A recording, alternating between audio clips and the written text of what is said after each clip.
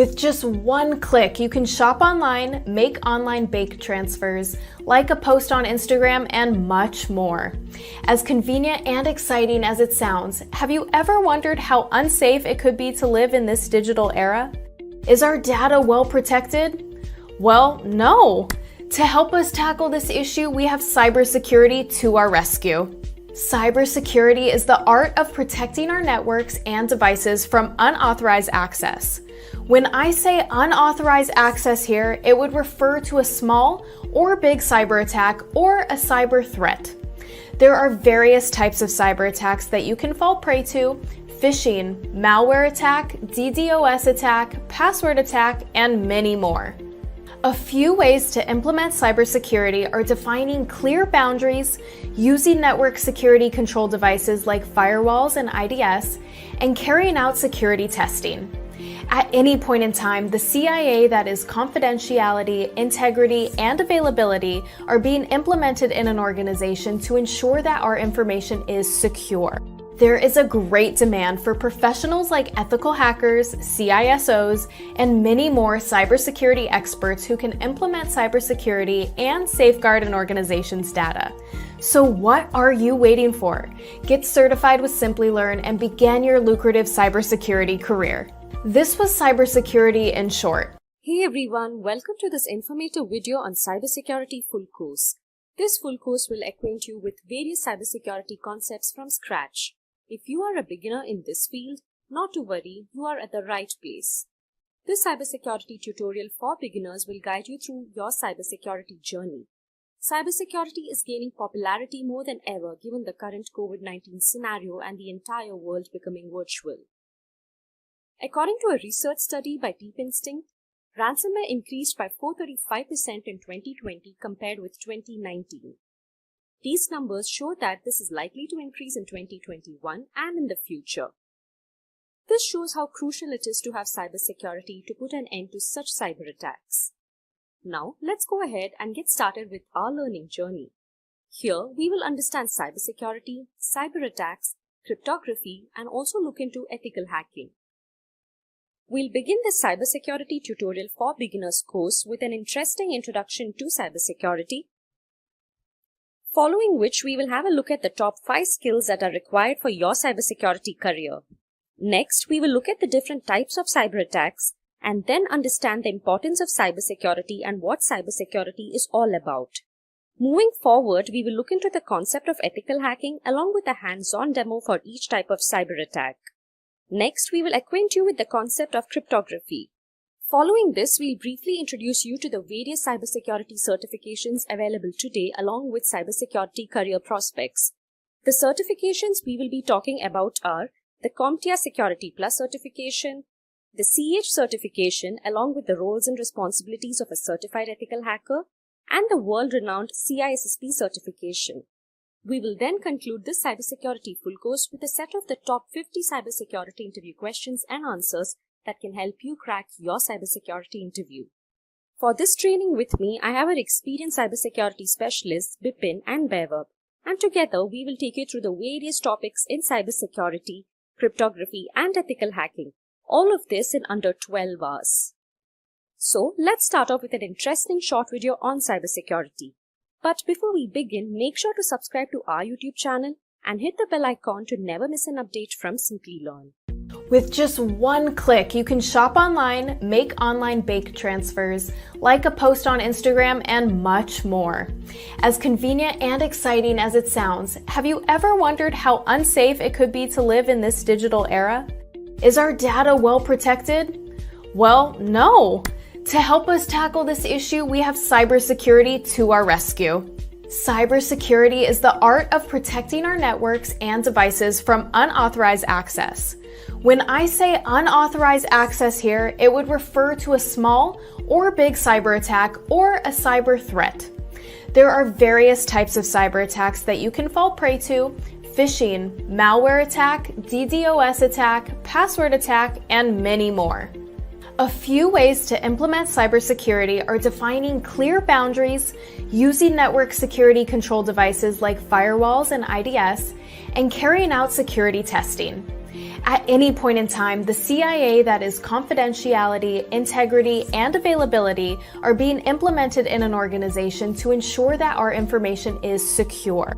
There is a great demand for professionals like ethical hackers, CISOs, and many more cybersecurity experts who can implement cybersecurity and safeguard an organization's data. So what are you waiting for? Get certified with SimpliLearn and begin your lucrative cybersecurity career. This was cybersecurity in short. Meet Anne. She often shops from www.shoppingcart.com. She has her information like email ID, address, and credit card details saved on the website to enable a faster and hassle-free shopping experience. The required information is stored in a server. One day, Anne received an email which stated her eligibility for a special discount voucher from shoppingcart.com. In order to receive the coupon code, she was asked to fill in her shoppingcart.com account credentials. This didn't seem fishy to her at the time, as she thought it was just an account verification step. Little did she realize the danger she would be facing. She was knocked off her feet when a substantial amount of money was wiped off her account. How do you think this happened? Well, yes, the email she received was fake. Anne's shoppingcart.com account witnessed unauthorized access from a third party. This type of attack is known as a cyber attack, and the person who carries it out is called a hacker. Could Anne have prevented this attack? Indeed, she could have, with the help of cybersecurity. Cybersecurity involves techniques that help in securing various digital components, networks, data, and computer systems from unauthorized digital access. There are multiple ways to implement cybersecurity, depending on the kind of network you are connected to and the type of cyber attacks you are prone to. So, let's take a look at the various cyber attacks that Anne could have been exposed to. One of the most common types of cyber attacks is a malware attack like Trojan, adware, and spyware, to name a few. Had Anne downloaded any suspicious attachments online, her system could have gotten corrupted by certain malicious viruses embedded within the attachments. Next is a phishing attack, the type of cyber attack which Anne experienced. Here, the hacker usually sends fraudulent emails, which appear to be coming from a legitimate source. This is done to install malware or to steal sensitive data like credit card information and login credentials. Another type of attack is the man-in-the-middle attack. Here, the hacker gains access to the information path between Anne's device and the website's server. The hacker's computer takes over Anne's IP address. By doing so, the communication line between Anne and the website is secretly intercepted. This commonly happens with unsecured Wi-Fi networks and also through malware. Password attack is one of the easiest ways to hack a system. Here, Anne's password could have been cracked by using either common passwords or trying all possible alphabetical combinations. To prevent future cyber attacks, Anne sought to implement a few cybersecurity practices. First, she installed a firewall. As the name suggests, it is a virtual wall between Anne's computer and the internet. Firewalls filter the incoming and outgoing traffic from your device to safeguard your network, and they can either be software applications or hardware reinforcements. Secondly, Anne implemented honeypots. Just like how flowers attract bees, dummy computer systems, called honeypots, are used to attract attackers. These systems are made to look vulnerable in order to deceive attackers, and this, in turn, defends the real system. In addition to these, she also decided to use unique alphanumeric passwords, antivirus software, and started avoiding mails from unknown senders. That was Anne's story. Cyber attacks are not just confined to individuals, but also to public and private organizations. The cyber attacks carried out in such places are more deadly, and they result in colossal losses. Motives of such attacks are many, starting from tampering with crucial data to monetary gains. Let's have a look at a few of the cyber attacks that companies are subjected to. Various public sector organizations and large corporations face the Advanced Persistent Threat, APT. In this form of attack, hackers gain access to networks for a prolonged period in order to continuously gain confidential information. Companies also witness the denial of service attack, where networks are flooded with traffic, which in turn leaves legitimate service requests unattended. A variant of this is the Distributed Denial of Service (DDoS) attack, when multiple systems are used to launch the attack. When a hacker manipulates a standard SQL query in a database-driven website, it is known as a SQL injection attack. By doing so, hackers can view, edit, and delete tables from databases. Amidst a plethora of cyberattacks, it is indeed a challenge for organizations with several networks and servers to ensure complete security. This is not an easy task, and to help with this, cybersecurity professionals are hired to work on identifying cyber threats and securing a company's network. There are multiple job roles in the field of cybersecurity. If hacking fascinates you, then the role of an ethical hacker is something to be explored. Such professionals try to exploit a network's vulnerabilities, just like how a hacker would do, but only to identify those vulnerabilities and resolve them for protection against an actual cyber attack. But if you are looking to design robust security structures, then the role of a security architect is more apt. A Chief Information Security Officer, CISO, plays a crucial role in enterprise security and is entrusted with the overall safety of the information in an organization. With the increase in the production of global digital data, it is anticipated that cyber attacks will quadruple in the near future.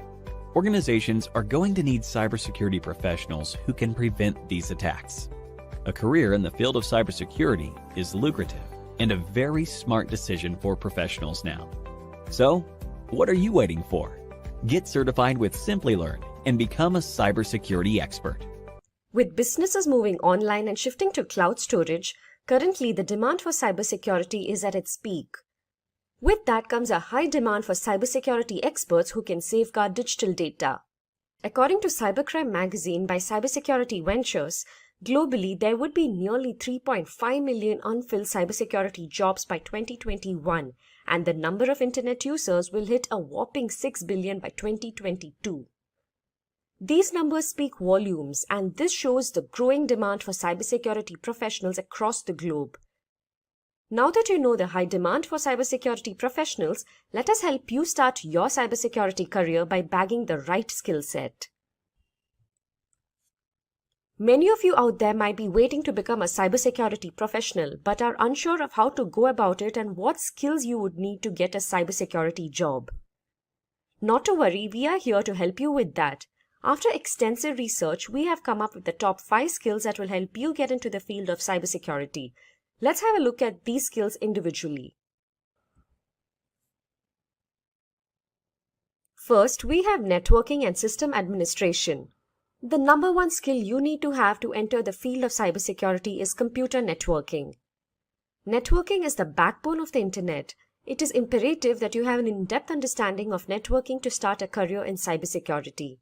A network is a group of interconnected devices, and networking is the art of understanding how data is sent, transmitted, and received amongst these devices. You need to know various routing protocols. The TCP/IP and OSI models govern networking. The OSI model is comparatively newer. Basically, in these models, all the protocols are grouped into layers and work together to help you receive data on your device sent from a server. Learning networking will help you understand the technical aspects of data transmission, which will help you secure your data. You can take up networking certifications like Security+ and Cisco CCNA to gain a strong networking foundation. Another skill that will be beneficial for you is to master system administration. If you think about it, all of us are sysadmins at some level. System administration is all about configuring and maintaining computers. You must be curious to know every aspect of your computer features and settings and play around a bit. Carry out a trial and error method and give yourself small tasks like recovering deleted files or monitoring old viruses on a VM. Explore new techniques, put them into use, and expand your knowledge. Let us now move on to our second skill: knowledge of operating systems and virtual machines.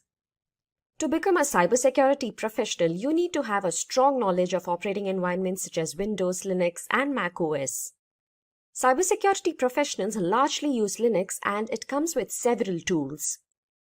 To learn operating systems, go ahead and set up and use virtual machines, that is VMs, and play around with them. This will help you gain hands-on experience. As a cybersecurity expert, you should be comfortable working on any OS. VMs allow you to train and research in an isolated environment and help you maximize your skills. The next point to remember is to know Kali Linux.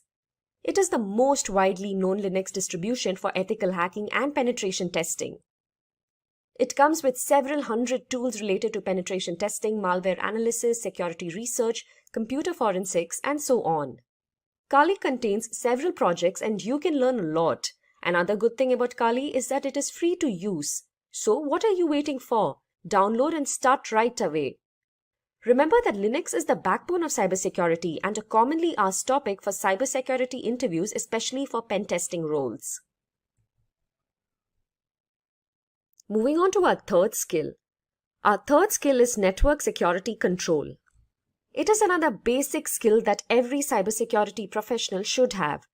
Network security control refers to the different measures which are employed to enhance the security of a network. It is simple. You can only safeguard your network if you know how it works, how routers, firewalls, and other devices work. A firewall is a hardware or software that blocks incoming or outgoing traffic from the internet to your computer. Firewalls are required to secure a network. As a cybersecurity expert, you must be able to leverage a firewall to filter and prevent unauthorized traffic onto the network. In addition to that, as a cybersecurity expert, you must know about intrusion detection systems, intrusion prevention systems, virtual private networks, and remote access. An intrusion detection system, IDS, is designed to detect unauthorized access to a system. It is used together with a firewall and a router. You should be able to operate the IDS and recognize any security policy violations and malicious traffic on the network. As many of you may have used, a VPN is a connection between a VPN server and a VPN client. It is a secure tunnel across the internet. Moving on, next up we have an interesting skill. Any idea what that is? If yes, pause and leave a comment as to what you think the next skill will be. If getting your learning started is half the battle, what if you could do that for free? Visit SkillUp by SimpliLearn. Click on the link in the description to know more. And before we jump into this skill, if you find this video interesting, make sure to give it a thumbs up. Fourth skill on our list is coding. So you might be wondering if coding is really required to become a cybersecurity professional. Well, it is true that not all cybersecurity professionals have or need coding skills. However, having zero coding knowledge may limit your opportunities in the future. Knowing a couple of programming languages will help you identify the plan behind an attack and defend against deadly hacking techniques. So as seen on your screens, these are the best programming languages to learn to make your cybersecurity career worthwhile. We have C and C++. The C programming language is the backbone of most operating systems. C and C++ are low-level programming languages that you need to know as a cybersecurity professional. On the other hand, Python is a high-level programming language that is becoming popular among cybersecurity experts today. Knowing Python will give you an upper hand in your career. It will help you identify and fix vulnerabilities. JavaScript is another high-level programming language that adds interactivity to web pages. A good advantage of knowing JavaScript is that you can prevent cross-site scripting attacks from occurring. As in these attacks, the attacker implants malicious code in a web application. Speaking of PHP, because most of the websites are created using PHP, learning it will help you defend against intruders. Similarly, HTML is another language cybersecurity professionals should understand as most websites use it, and it is one of the easiest languages to learn. Another programming language that you can use is Golang. It is great for cryptography. You can solve various cybersecurity problems with it. Then we have SQL, that is Structured Query Language. Attackers use this language to damage the stored data. One such example is the SQL injection attack. Hence, having a good understanding of SQL will be highly beneficial. Another point we'd like to highlight is to have knowledge of assembly language. This will help you become a cybersecurity engineer. Assembly will help you understand how malware functions and thereby help you defend against it. In the cybersecurity domain, you can't just lock into a single language, and hence it is advised that you're acquainted with a couple of them. You can also do a crash course for these languages and learn them. Hence, determine the best programming language for your cybersecurity role and get familiar with the basics. Moving on, our fifth skill on the list is cloud security. There is a growing demand for cybersecurity professionals with cloud security skills in the coming years. Companies are on the lookout for professionals with security skills applicable to public and hybrid cloud platforms such as Amazon Web Services and Azure. More organizations look to cloud infrastructure to store data and run applications. This includes the implementation of policies and technologies that protect cloud-based systems and devices.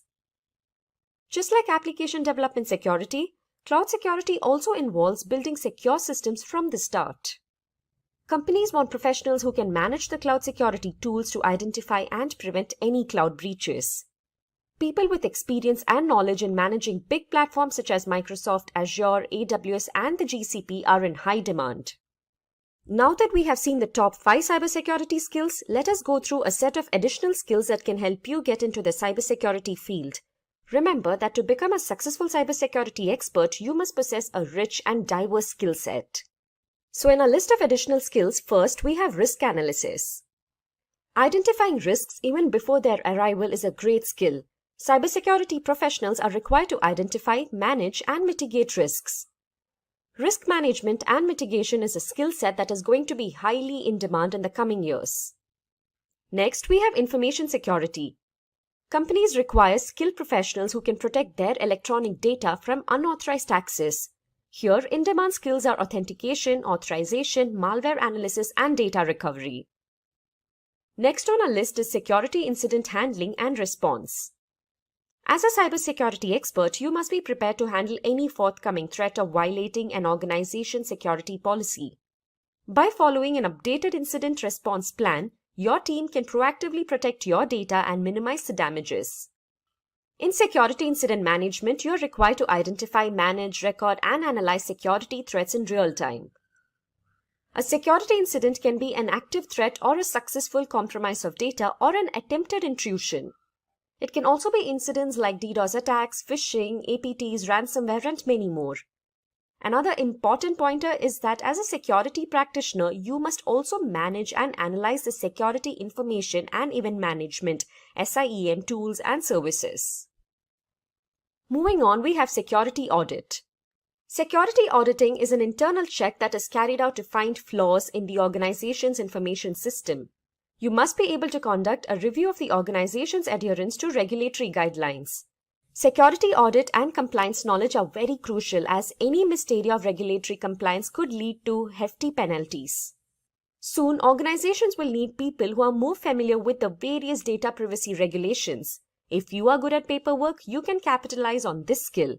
Companies will need people who can understand what paperwork to file and which security protocols to use to comply with the regulations. Finally, we have laws and regulations, an often overlooked cybersecurity aspect.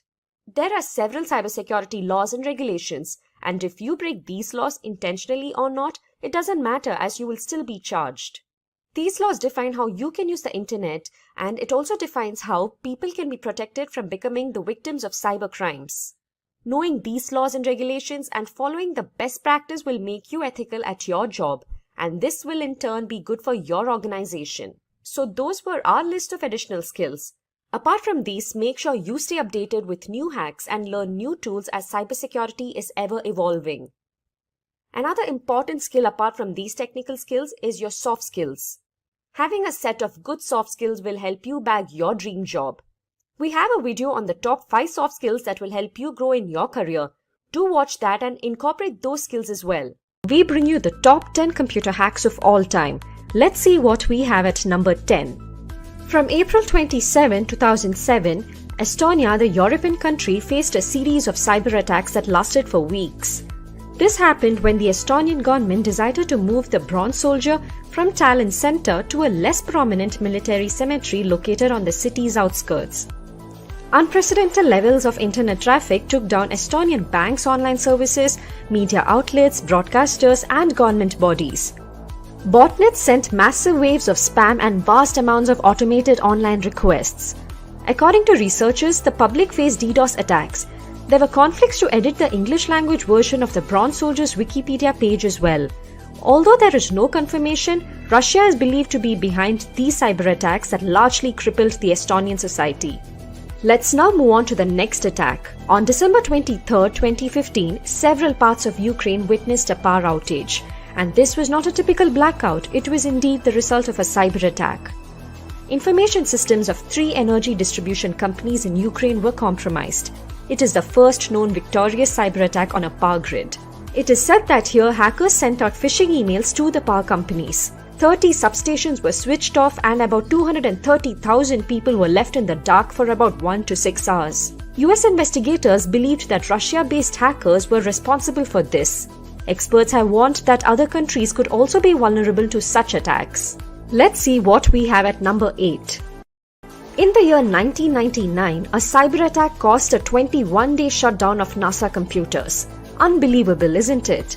The hacker was none other than the then 15-year-old Jonathan James. He first penetrated US Department of Defense Division's computers and installed a backdoor on its servers. This allowed him to intercept more than 1,000 government emails, including the ones containing usernames and passwords. This helped James steal a piece of NASA software and crack the NASA computers that support the International Space Station, which cost the Space Exploration Agency's $41,000 as systems were shut down for 3 weeks. He was the first person to carry out a computer hack against the American Space Agency. Let's now move on to the next attack. In late November 2014, there was a leak of confidential data from the film studio of Sony Pictures. Information about Sony Pictures employees, their emails, copies of the then unreleased Sony films, future propositions, and other crucial data were leaked. This cyber attack was carried out by a hacker group named Guardians of Peace. So what did the hackers want? Well, they demanded that Sony withdraw its then upcoming movie, The Interview. This movie was a comedy storyline to assassinate the North Korean leader Kim Jong-un. Sony then decided to cancel the film's theatrical release due to the threats at cinemas screening the movie. It is indeed hard to trace the roots of a cyber attack. In this case, after evaluation, the US intelligence officials arrived at the theory that the attack was in a way related to the government of North Korea. However, North Korea had denied the same. Moving on to our number 6. In December 2006, TJX, the US retailer company, identified that 45.6 million debit and credit card details were stolen. This happened from one of its systems over 18 months by an unknown number of intruders. It was one of the first, largest ever cyber attacks involving the loss of personal data. As a result, banks in the affected regions had to reissue and block thousands of payment cards. A group of hackers did this, Albert Gonzalez being the mastermind. The group was from Miami, the place where the TJX heist was believed to have originated. Reports said that the TJX data breach occurred because of weak web encryption at 2 of its Marshall stores in Miami. Next, moving on to our top 5, let us see what we have at number 5. The year 2010 witnessed the discovery of the deadly computer worm Stuxnet. This malware's motive was unlike any other usual cyber attacks. It aimed at destructing the equipment the computers controlled. Stuxnet came with the deadly purpose of damaging Iran's nuclear infrastructure. It infected more than 200,000 computers, including 14 industrial sites and a uranium enrichment plant in Iran. Stuxnet initially spread via Microsoft Windows and targeted Siemens industrial control systems. Although it was discovered only in 2010, it is believed to have been silently sabotaging Iran's nuclear facilities. It was one of the first discovered malware that was capable of hampering hardware systems. It largely damaged the centrifuges of the Iranian reactors. This is believed to be a cyber weapon created by the US and the Israeli intelligence, although there is no documented evidence or acceptance by either of the countries for the same. Moving on to number 4. In the year 2014, Home Depot was the victim of one of the deadliest cyber attacks. 56 million payment cards were compromised along with 53 million customer email addresses stolen. This security breach happened from April to September 2014. Criminals were believed to have used a third-party vendor's username and password to enter the perimeter of Home Depot's network. The attackers were then able to deploy custom-built malware on its self-checkout systems in the US and Canada. Moving on to our top 3. As you might be aware, the PlayStation gaming system is one of Sony's most popular products. Unfortunately, in April 2011, Sony executives witnessed abnormal activity on the PlayStation network. This resulted in the compromise of approximately 77 million PlayStation users' accounts and prevented users of PlayStation 3 and PlayStation Portable consoles from accessing this service. This forced Sony to turn off the PlayStation Network on April 20th. On May 4th, Sony confirmed that personally identifiable information from each of the 77 million accounts had been exposed. The outage lasted for 23 days. Sony released almost daily announcements concerning the system outage. In the end, Sony is believed to have invested approximately $170 million to improve the network security, to investigate the attack, and to cover the expenses of caring for the consumers that had been affected. Let's now move on to the next attack at number 2. In May 2017, one of the most dangerous cyber attacks took place. It was known as the WannaCry ransomware attack caused by the WannaCry crypto worm. The victims were the users that used the unsupported version of Microsoft Windows and those who hadn't installed the new security update. This did not take place through phishing like other attacks, but through an exposed vulnerable SMB port. The attack originated in Asia and then eventually spread across the globe. In a day, more than 200,000 computers were infected across 150 countries. The WannaCry crypto worm locked the users out of the targeted systems and encrypted their data. The users were asked for a ransom of $300 to $600, which had to be paid via Bitcoin in exchange for their data. This attack took a toll on both private and government organizations. It resulted in damages from hundreds of millions to billions of dollars. In a matter of few days, the emergency patches released by Microsoft halted the attack. Also, the discovery of a kill switch prevented the infected computers from spreading the crypto worm. Security experts in a few countries believed that North Korea was behind this attack. And finally, let's see what we have at number 1. More than 2 decades ago, in March 1999, the Melissa virus, a mass-mailing macrovirus, was released. It targeted Microsoft Word and Outlook-based systems and created considerable network traffic. Melissa virus infected computers via emails. The email would look like an important message? Well, yes, it was fake. If the recipient opens the attachments in the mail and downloads the document and then opens it with Microsoft Word, a virus was released on their computers. This would then mass mail itself to the first 50 people in the victim's contact list and then disable multiple safeguard features on Microsoft Word and Microsoft Outlook. This began spreading like a wildfire across the internet. David L. Smith released the virus. The virus caused nearly $80 million worth of damages. It did not steal data or money, however, it caused a havoc. Almost 1 million email accounts were disrupted worldwide, agencies were overloaded, and some had to be shut down entirely, and internet traffic in some locations was slowed down. Do you agree with our list? If you're aware of any other great interesting computer hacks in history, do let us know in the comment section below.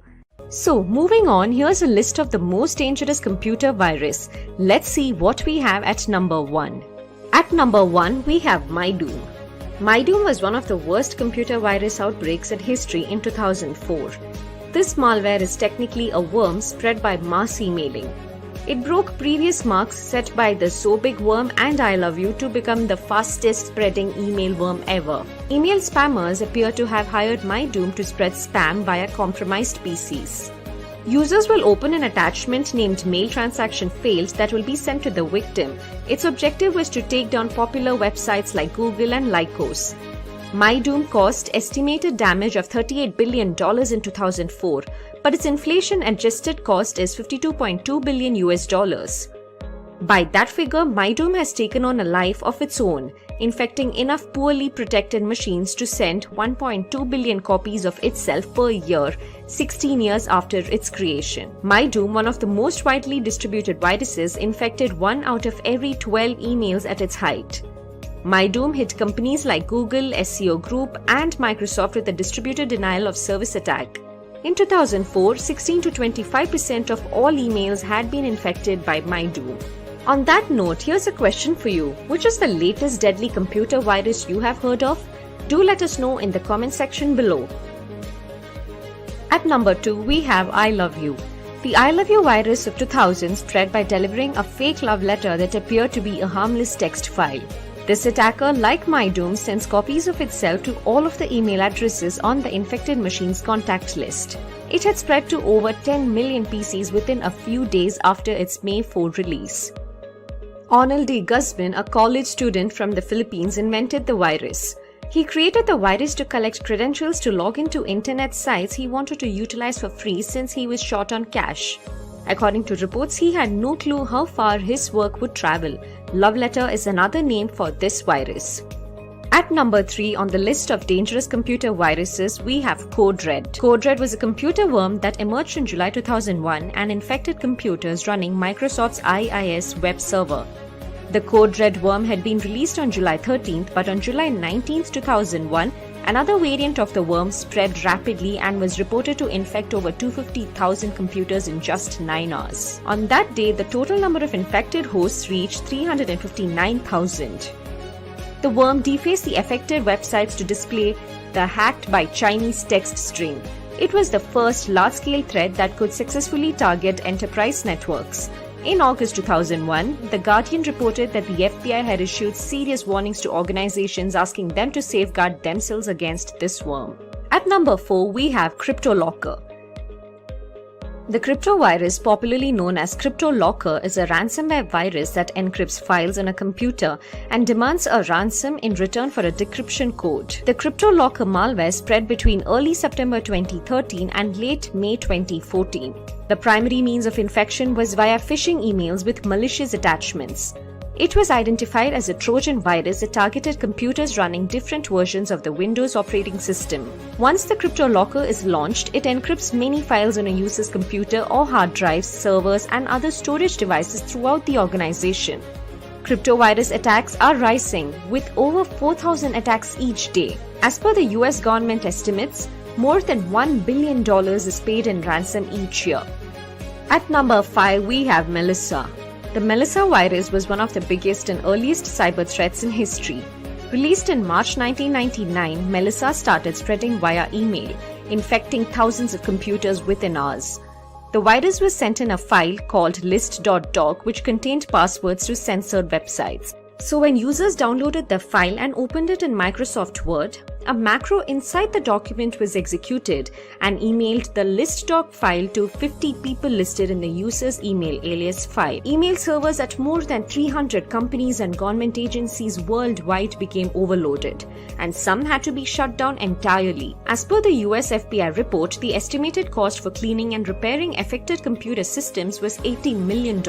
And finally, at number 6 on the list of most dangerous computer viruses, we have Slammer. On Saturday, January 25, 2003, the internet was hit by a vicious computer worm known as SQL Slammer. It brought down most of the world's SQL servers and slowed down internet traffic. Bank ATMs were down. Slammer was 376 bytes of malicious code that attempted to connect to every computer it could find over MS SQL UDP port 1434. Causing heavy network traffic. It is believed to have infected over 75,000 systems within 10 minutes. SQL Slammer was the fastest spreading computer worm in history. The New York Times reported that Microsoft admitted that some of its machines had gone unpatched and that its MSN internet service also had significant slowdowns due to the Slammer worm. According to Cybersecurity Ventures, the global cybercrime cost is expected to grow and reach $10.5 trillion by 2025.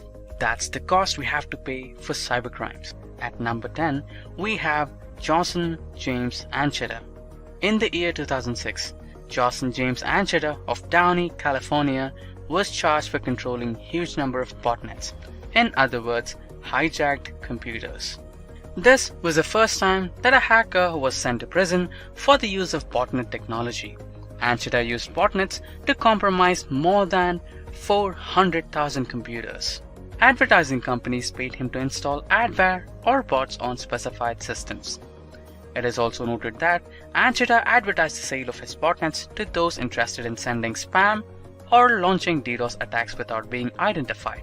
He was also pleaded guilty for infecting machines at 2 US military sites, which earned him more than $61,000. Johnson James Ancheta was captured in a well-planned and elaborate sting operation when FBI agents coaxed him in their office on the pretext of collecting computer equipment. He was sentenced to nearly 60 months of imprisonment and was ordered to pay $15,000 to the US federal government for hacking their military computers. At number 9, we have Andron Lamo. Lamo began his hacking journey by hacking games. He was more likely a grey hat hacker who wanted people to understand the importance of internet security. However, it went far ahead when he hacked the New York Times intranet in 2002. He was called the homeless hacker for his transient lifestyle, and he often had no fixed address. He used to hack top-notch accounts by sitting in cafeterias, libraries, and so on. He was convicted for compromising security at the New York Times, Microsoft, and Yahoo, to name a few. He later gained the badge of an American threat analyst. He also appeared on Good Morning America, Fox News, Democracy Now!, etc. as an expert on net-centric crime and incidents. Lamo died in the year 2018 at the age of 37. At number 8, we have Kevin Paulson, a former American black hat hacker. In the hacker community, he is better known as Dark Dante. At the age of 17, he hacked the US Department of Defense, but he was left with a warning as he was a minor. Later in 1990, he propelled to stardom for infiltrating a radio show call-in contest and guaranteeing that he will be the 102nd caller to win the brand new Porsche 944 S2. The FBI started pursuing Paulson and was soon arrested and sentenced to 5 years of imprisonment. He was also barred from using a computer or internet for 3 years post his release. Later, he took into white hat hacking and journalism. In the year 2005, he became a senior editor of Wired News. At number 7, we have the famous American hacker, Jonathan James, better known as Comrade. He was the first juvenile in the United States to be sent to prison for hacking. This famous hack was his intrusion into the Defense Threat Reduction Agency, or DTRA computers, a division of the United States Department of Defense. He installed a backdoor on its servers. This enabled him to access over 3,000 messages from government employees, various usernames, passwords, and other confidential data. This helped James steal a piece of NASA software, and this forced NASA to shut down computers for 3 weeks to fix the issue at an estimated cost of $41,000 American. He was sentenced to 6 months arrest in 2000. He carried out his hacking using the alias Comrade. He specialized in hacking high-profile government systems. However, he had a bitter ending in 2008. Moving on to our hacker at number 6. At number 6, we have Anonymous. The Anonymous Group is an international decentralized hacktivist movement that is widely known for its cyber attacks against several governments, its agencies, and the Church of Scientology. This group is focused on the concept of social justice. The members of this group, known as Anons, are recognized in public by wearing Guy Fawkes masks. However, some members cover their face without using the well-known masks as well. They are known as being the digital Robin Hood amongst its supporters. One of the noted incidents was in the year 2008 when the group took up issue with the Church of Scientology and began to disable their websites. They are also known for hacking Vatican, the FBI, PayPal, Sony, the CIA, MasterCard, Visa, the Israeli, Chinese, Tunisian, and Ugandan governments. While the law enforcement agencies and FBI have tracked down a few of the group's members, the lack of any proper hierarchy makes it almost impossible to distinguish or eliminate the anonymous groups as a whole. At number 5, we have the British duo, Matthew Bevan and Richard Price. In 1994, the duo hacked into multiple US military systems, including the Defense Information System Agency, Griffiths Air Force Base, and the Korean Atomic Research Institute. They infiltrated into foreign systems by transferring critical data of Korean Atomic Research Institute into the United States Air Force system. In 1996, Bevan was arrested for hacking incidents related to US Air Force defense manufacturer Lockheed, NASA, and NATO. The Pentagon described Bevan as the #1 threat to US security and possibly the single biggest threat to world peace since Adolf Hitler. However, Bevan claims he was looking to prove a UFO conspiracy theory. In 1997, Price was fined £1,200 after pleading guilty to 12 offenses of gaining unauthorized access to computer systems in March and April 1994. Having malicious purposes or not, Bevan and Price displayed that even military networks are vulnerable. Now, moving on to our hacker at number 4. At number 4, we have Astra. This hacker is a tad bit different from the others on this list, as he has never been publicly identified. The pen name of this hacker, Astra, is a Sanskrit word for a weapon. In 2008, it was reported that the authorities apprehended him. At that time, he was known as a 58-year-old Greek mathematician. He hacked into France's Dassault Group systems and got his hands on vulnerable weapons technology data and then sold it to different countries for a long period.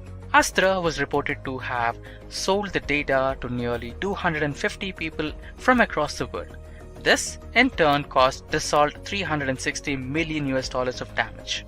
While the Astra's real identity was never discovered, officials have said that he had been wanted since the year 2002.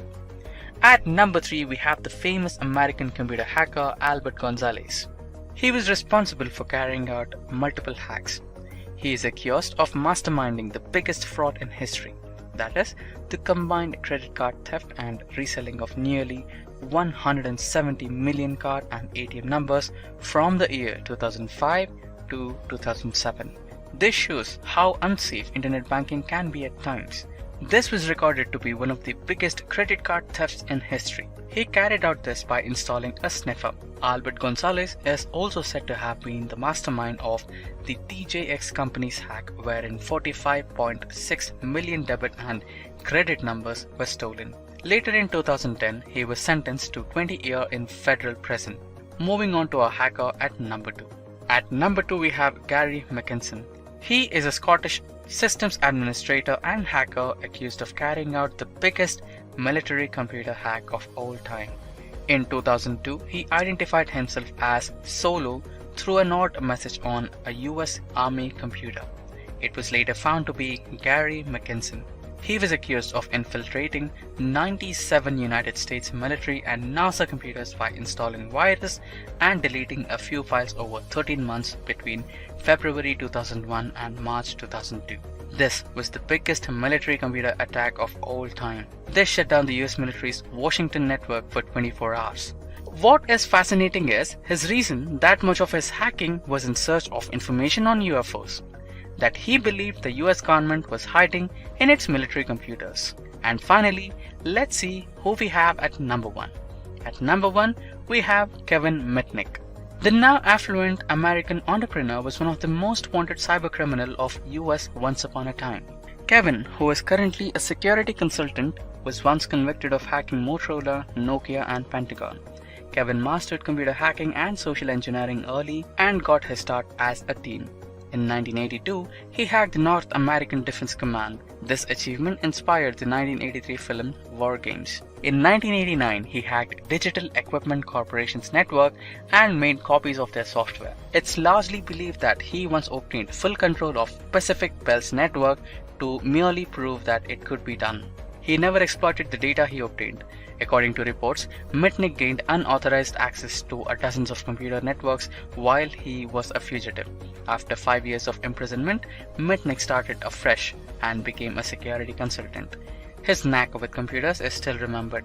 All of these hackers were unbelievably skilled in cybercode. Few of them faced jail and time. A few of others ever since put their cyber skills to better use by becoming security advisors and helping humankind. Hacking skills aren't a form of criminal behavior if it is put to good use. Where organizations have faced cybercrimes in the recent past, the different types of cyber attacks, the reasons for these cyber attacks, and then we are going to delve into what exactly is cybersecurity, what is expected out of us as cybersecurity experts to provide as a cybersecurity solution. Then we're going to look at some basic network terminologies which will help us understand cybersecurity and some of the terms that are utilized by experts when we deal with cybersecurity. The goals that we want to achieve. When I say I want to be secure, what exactly do I mean? When I want to secure an organization, what kind of security parameters are we looking at? Then we are going to look at different ways of tackling cybercrime in today's world. And lastly, we've got a very interesting demo on Metasploit where we are going to test a vulnerable machine and try to hack it. Now, Metasploit is a penetration testing tool widely used by security experts and hackers to test and try to penetrate different systems. So we have a very good demo on that, and we'll be looking at the end of this particular video. Let's begin with the rise in cybercrimes. So let's talk about WannaCry. This is something that happened way back in 2017. Let's not say way back, it's just 2019, 2 years back, and it took the world by storm. So it was a cyber attack which encrypted the data of organizations, and then the hackers held that organization ransom by demanding money from them to decrypt their own data. So what exactly happened? The attack originated in Asia and then spread across the rest of the world. Note the date. And how did this happen? There was a vulnerability that was identified in Microsoft Windows, the SMB vulnerability. SMB, which is server message block, is essentially the file sharing and the printer sharing services that you use in a LAN environment on Windows operating system. By default, these are enabled on your desktops, and there is a hardening guide that people utilize to either upgrade the version of SMB to a more secure version or to disable SMB and utilize something else. Now, this was a known vulnerability, and this was targeted. Within days. More than 230,000 computers were infected across 150 countries. Now, when we say this was identified, Microsoft knew of this vulnerability, and in fact, they had released a patch in April of 2017 to mitigate this vulnerability.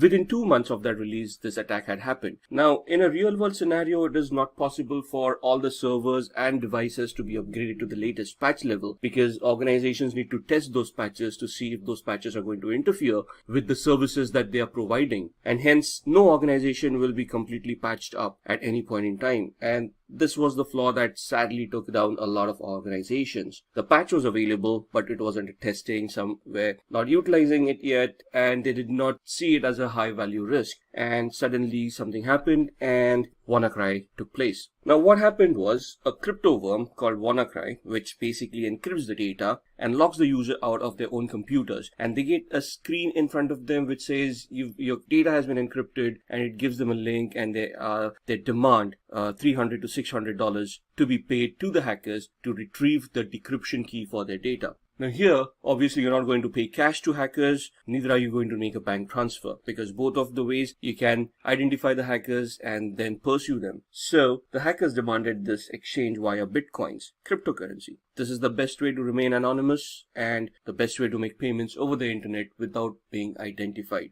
So what was the impact of the attack? Around 200,000 to 300,000 computers were infected. Now it sounds like a small number of computers when we're talking about global. However, the services that it affected were huge. In UK, the National Health Service got affected, all the databases got encrypted, surgeries and treatments of patients were postponed. FedEx, Renault, Nissan, all of these organizations got compromised, and their production lines basically shut down for a few days till they retrieved data from backup, started to restore, and then tried to bring back everything to normal. Then, in February 2019, Dunkin' Donuts announced that the users of their reward programs were targeted by a credential surfing attack. That means that the attackers stole the credentials, usernames, and passwords of customers of Dunkin' Donuts. Now we think Dunkin' Donuts, they sell donuts, how much could it impact anyone? But if you have an online account with Dunkin' Donuts, you also have your personal identifiable information stored in those accounts. For example, your name, address, credit card information, maybe your social security number or your national insurance card or something like that, which can lead to identity theft. People can misuse that information, pretend to be you, and then take out loans or do transactions in your name where you are going to end up paying those bills. So stealing of such kind of data is going to impact all the users adversely. So the first name, last name, and email IDs were stolen. That is still good enough to launch social engineering attacks and target these victims to phishing attacks or similar attacks. So now let's look at the different types of attacks in cyber. So we are going to discuss these 6 malwares. We are going to talk about social engineering attacks, man-in-the-middle attacks, denial of service, SQL injections, and password attacks. Now if you look at this, malwares basically target hosts, operating systems. Social engineering attacks would address or attack the gullibility of a human being with the help of a computer. For example, sending a fake mail or hosting a fake website. Man-in-the-middle attack would target a network and then try to capture data packets within the network, thus compromising your credentials. A denial of service attack would crash a service. SQL injection attacks would attack an application, and a password attack would attack the usernames and passwords of accounts, thus taking advantage of weak passwords and getting access to your accounts. So let's start with malwares. Malware basically refers to malicious software. The first part of malicious, mal, and the ware out of software becomes malware. Malwares are nothing but vehicles in which hackers embed payloads. Payloads could be viruses, worms, ransomwares, trojans. So they hide these kind of malicious softwares within legitimate looking softwares and they post them on the internet. People who are interested in those kind of softwares will obviously download them, and since they are looking very legitimate, they will try to install them, thus accidentally and unknowingly installing a Trojan, virus or a ransomware on their machine. Now, most of us have done this at one point in time where we have looked at pirated software because we did not want to pay for it. And then we probably go to torrents and then search for those softwares, download them, and there's a keygen.exe over there which we have to execute. And then we have to copy that code, the exe file that comes out of the keygen, and then we have to replace it. And I mean, it's a very convoluted process. But the fact that you have to restore some code with some other code would basically mean that there is something wrong with that file. So 99% of the time, these programs would have viruses or trojans embedded within them, and it is going to affect the security posture of your computers. If you scan keygen.exes with any antivirus across the globe, they will always report them as malwares, and they will probably want to delete those kind of files. So how do these get infected? It gets infected into a system when the user clicks on a suspicious link. Now, obviously, if you think it is a suspicious link, you're not going to click on it. But you trust the link or you're compelled to click on it just out of curiosity. Let's say you click on that link, there's a redirector, it downloads an attachment from a malicious server and it gets installed on your machine. Most of the common ways a virus or a worm is spread is through USB devices. People pass around USB devices like nobody's business, and you have no idea where that device has been used before, and you plug into your machine, and if there is a virus on that USB device, it will get infected on your machine as well. Malwares are nothing but malicious softwares that pose as legitimate softwares but will have a virus, trojan, or a worm embedded within it, right? It could also be a keylogger. A keylogger is nothing but another software that is created to catch all the keystrokes that the user is making, create a copy of it, and store hacker. So whatever the user is typing, it will now be known to the hacker. It could be bank details, passwords, any personal information that the user might want to keep secret. We are going to look at 3 different demos here. This demo is just to showcase a couple of things. We are going to look at a keylogger, how a keylogger works, this virtual machine here, and I've already downloaded a keylogger and installed it. The idea of this demo is to showcase how a keylogger functions, right? So you can see online on the screen, we are using a free keylogger.en.softonic.com. We are on this site and you can download the free keylogger right from here. What I've done using my demos is that I've always have a keylogger running in the background to capture all the keystrokes that I've been doing whenever I'm doing any demos. So this keylogger here can actually be hidden in the taskbar, but for our demo purposes, I've kept it visible. When you click on it, it will open up and give you a basic screen where you can start navigating about the keylogger. Now you can see that on 8th, which is today, it already shows some keystrokes, applications, and some visited websites. As you can see, already been browsing using the browser over here, and which has been recorded by the keylogger in the background. And just to give you an example, if I click on this file, you will see all the keystrokes that I have been doing so far. And you can see I've gone to this, I've opened up my Mozilla Firefox, I've typed in a search keyword of free keylogger. Then I've gone onto the website howsecure.ismypassword.net, in which I may have tried out a few passwords myself. And then I've gone and copy pasted this URL into the browser window, and you can see all of this has been recorded. And just to emphasize on that, let's go on to another website, and let's go to facebook.com. I'm not actually going to log in. I'm just going to type in a random username. So someone at SimpliLearn.com and a password like ASD@1234.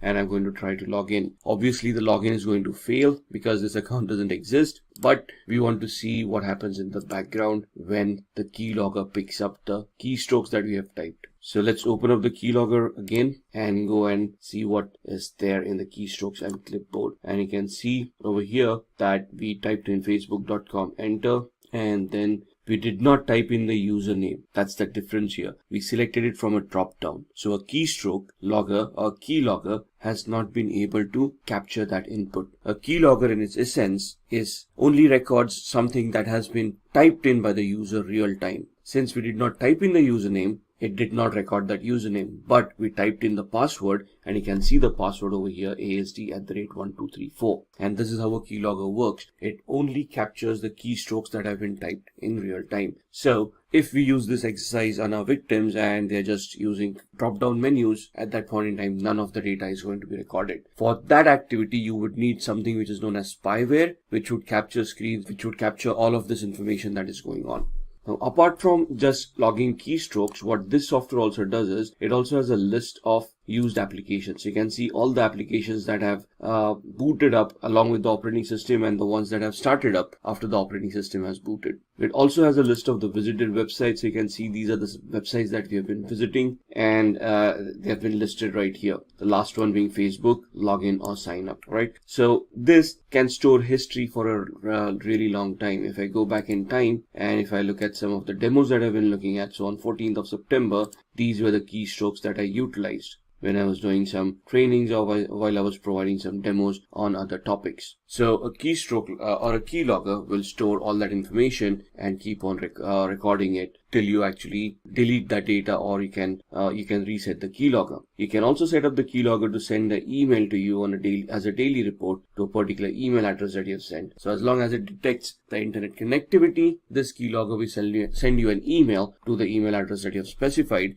with all the keystrokes that it has logged. Now this is the free version. There's again a paid version for it. So you can go and visit this site and see how this keylogger functions. If I press on the X button over here, it will ask me if I want this to be hidden in the system tray. If I click on yes, it only using this shortcut will I be able to invoke this screen. So just for demo purposes, I do not want this to be hidden. So I'm going to click on no, and you can see that the keylogger is still visible over here. So that was the first demo that we are seeing. Viruses, as we all know, are destructive programs that once executed would destroy data or harm the hard disk or the partition tables. Worms, on the other hand, would be softwares that would be more of a nuisance value, where they're going to replicate themselves in such a way that they would consume the resources of a computer, thus crashing the computer and then requiring a reboot. A Trojan horse is another software that will allow a backdoor entry or a covert channel to the hacker, where the hacker in this case would then be able to gain access to the victim's machine through the covert channel or the backdoor without the knowledge and the authorization of the user themselves. Let's talk about social engineering attack. Now this is where your people skills come into the picture. This is the art of manipulating people and convincing them to give up confidential information, either knowingly or unknowingly. So most likely, we trust our friends, right? And we talk to them a lot, and we give out some confidential information which we would not give out to others. What if somebody is pretending to be our friend just to get this information out of us? And we trust this person, we give out that information, and we suddenly get affected because of that. Now, I'm not saying that everybody in the world does that, but it is one of the most common attacks that is experienced in the computing world. Now, social engineering attacks can be broken down into three categories. First is a phishing attack. Don't worry about that figure over there. We're actually not going to go phishing. It's basically what known as a phishing attack. Then there is a spear phishing attack, and then there's a veiling attack. All of these are types of social engineering attacks where you're targeting a user by sending out fake mails or fake websites, and their gullibility into clicking on those links and then giving out information. So what is a phishing attack? It is a practice wherein a hacker usually sends fake mails which look really genuine, or hosts fake websites which also look genuine and looks like they're from a trusted source. Once you click on those links, there would be embedded scripts or embedded malwares which would then be executed and then get installed on your machines, compromising the security of your device. These utilities could be used to steal credit card information, steal data from your computer, upload data to your computer, use your computer as a bot, and anything and everything that the hacker might want to do. Spear phishing is a variation of phishing. Now, phishing is a non-targeted attack. It is to the whole world at large. Whoever becomes a victim becomes a victim. However, spear phishing is a targeted attack. It is to a specific individual or to a group of individuals in an organization. So it becomes a customized attack. You identify the victim, you identify the flaws that are existing over there in the organization, you identify the gullibility of the victim, create that fake mail to suit that particular situation, send it across to them. They'll click on that link and get infected by whatever payloads that you have embedded within it.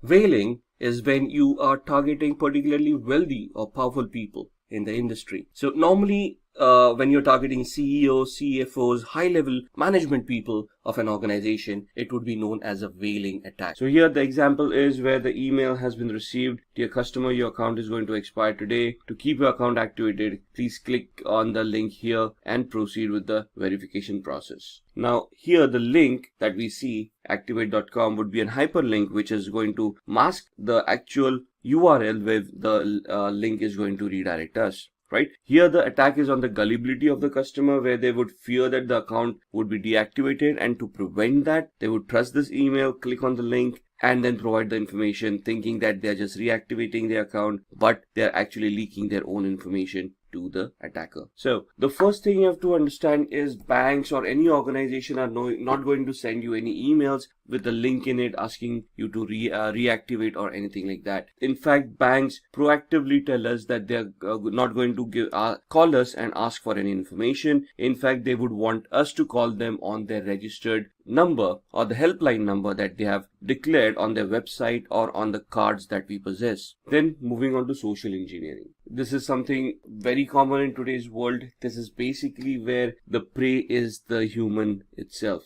And the reason social engineering attacks are very successful is because of the gullibility factor that a human has. For example, human has something called emotions that a machine wouldn't. You could plead with a human for a password to be reset by gaining sympathy or empathy. But try doing that with a machine, those attacks are going to fail. Social engineering attacks are not only limited to those, but we can talk about phishing. Phishing is also a part of social engineering attack, where the gullibility of the user to click on that link is being exploited. In this scenario here, this is Clark. He is calling from the IT security team. That means that he is impersonating probably, and then telling the victim that the system has been compromised. Please share the password with me. The victim, on the other hand, thinks that the person is trying to help her, probably doesn't verify that person, trust that person, and then provides the password over the phone. Now here, it is fear that is being exploited, because the password being compromised would clearly upset the end user for loss of data or for the computer revealing out confidential information. Thus, here she's trusting the IT security team for the password to be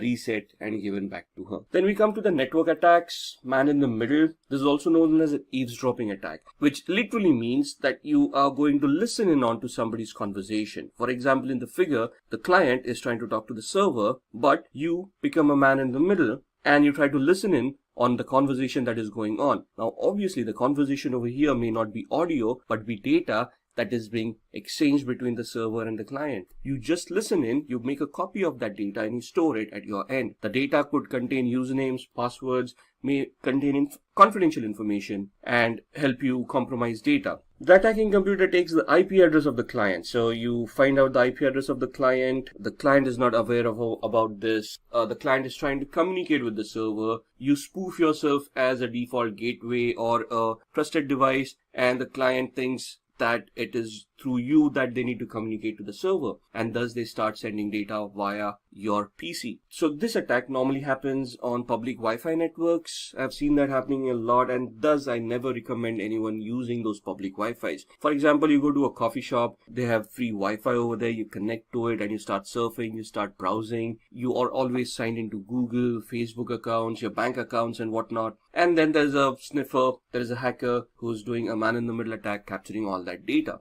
Now, it's not an easy attack, but it can be done. So this diagram shows where the man-in-the-middle attack has become successful, and now that the client and the server both are sending information via the attacker without knowing that the attacker is capturing all that data.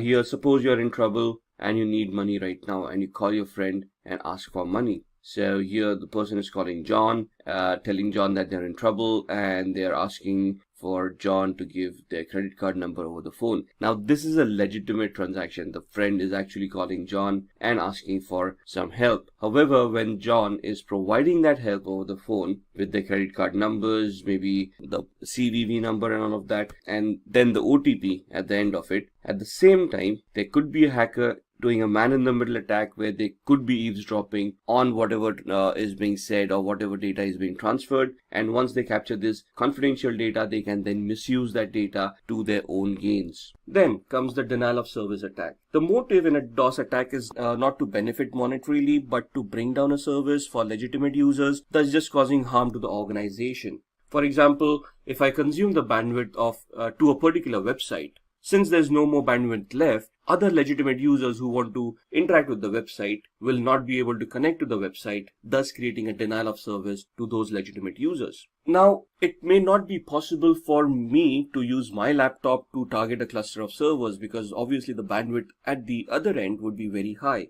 So I would distribute my attack across multiple devices, thus creating a distributed denial of service, also called a DDoS attack. Then we come to the SQL injection, or SQL. SQL stands for Structured Query Language, which is the de facto language that is used by applications to interact with databases. So let it be a Microsoft SQL database, MySQL database, Oracle SQL. The syntax may be a little bit different, but it is still the structured query language that applications utilize to interact with the database. Now, the queries that are created by the applications need to be sanitized at the application level itself. So developers need to be very careful of how they are going to create those queries, what queries are allowed to go to the database, because a database is designed to answer queries. It doesn't know what is a legitimate query and what is a illegitimate query. If it receives a query, it is going to try to execute it and give out information. Thus, a hacker may insert malicious queries or malformed queries into a SQL server through the vulnerable application, causing a security event. So,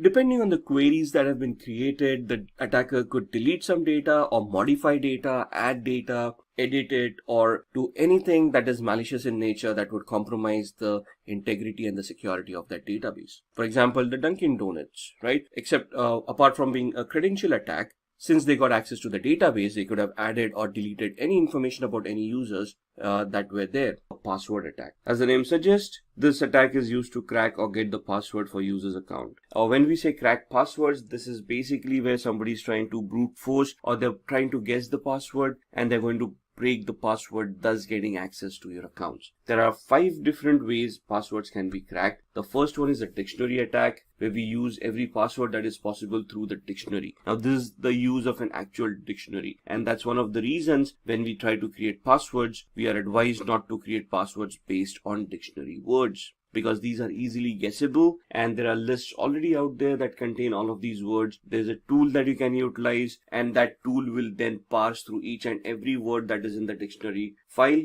and then compare it to a possible password. If one of the words matches, the password has then been compromised. So if you are observing a little bit higher security where we have created a password that is not based on a dictionary word, then we want to look at other attacks like brute force. It is a trial and error method. So basically what we do is we identify how the passwords were created. For example, in today's world, the policies would be to consume in a password any of the alphabet characters A through Z, uppercase or lowercase, 0 through 9, and then special characters. And then we want to randomize the usage of these characters so that they are not easily guessable. But a brute force attack at the same time would then try every permutation and combination there is possible in the entire character set and then try to figure out the password. Now this takes a really long time and does take a lot of compute and storage power, and that's where the botnet example comes back in, the one that we saw earlier, which was used for DOS attack. But similarly, if I've infected multiple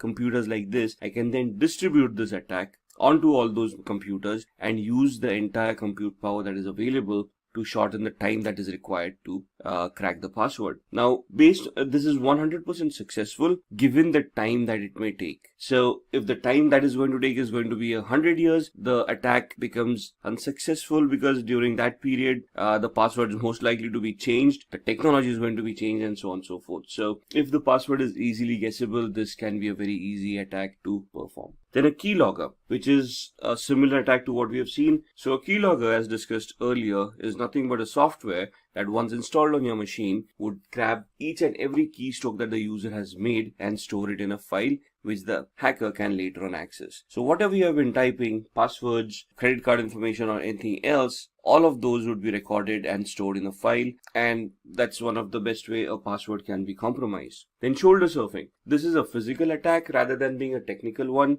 Here you need to physically be present when the user is typing in their password, and you actually look over their shoulder to see what they're typing and try to figure out what the password is. If they're quick typers, it is going to be a little bit more difficult. If they're slow typers, it's going to be that much more easy. And the last one is called a rainbow table. Now, passwords, when applications store them, are stored in hash format. Hash is nothing but a one-way signature that is created of the password file, of the word that is used for the password, and it is based on an algorithm. So the input could be of variable length. For example, a password could be 7 to 14 characters, but the output of a hash value would be fixed based on the algorithm that you're consuming. So most common algorithms in today's world that we utilize are SHA, secure hashing algorithms. Before that, we used MD5 or message digest. So all of these convert the passwords from plain text into a hash value and store it into a database. So if you actually attack that database to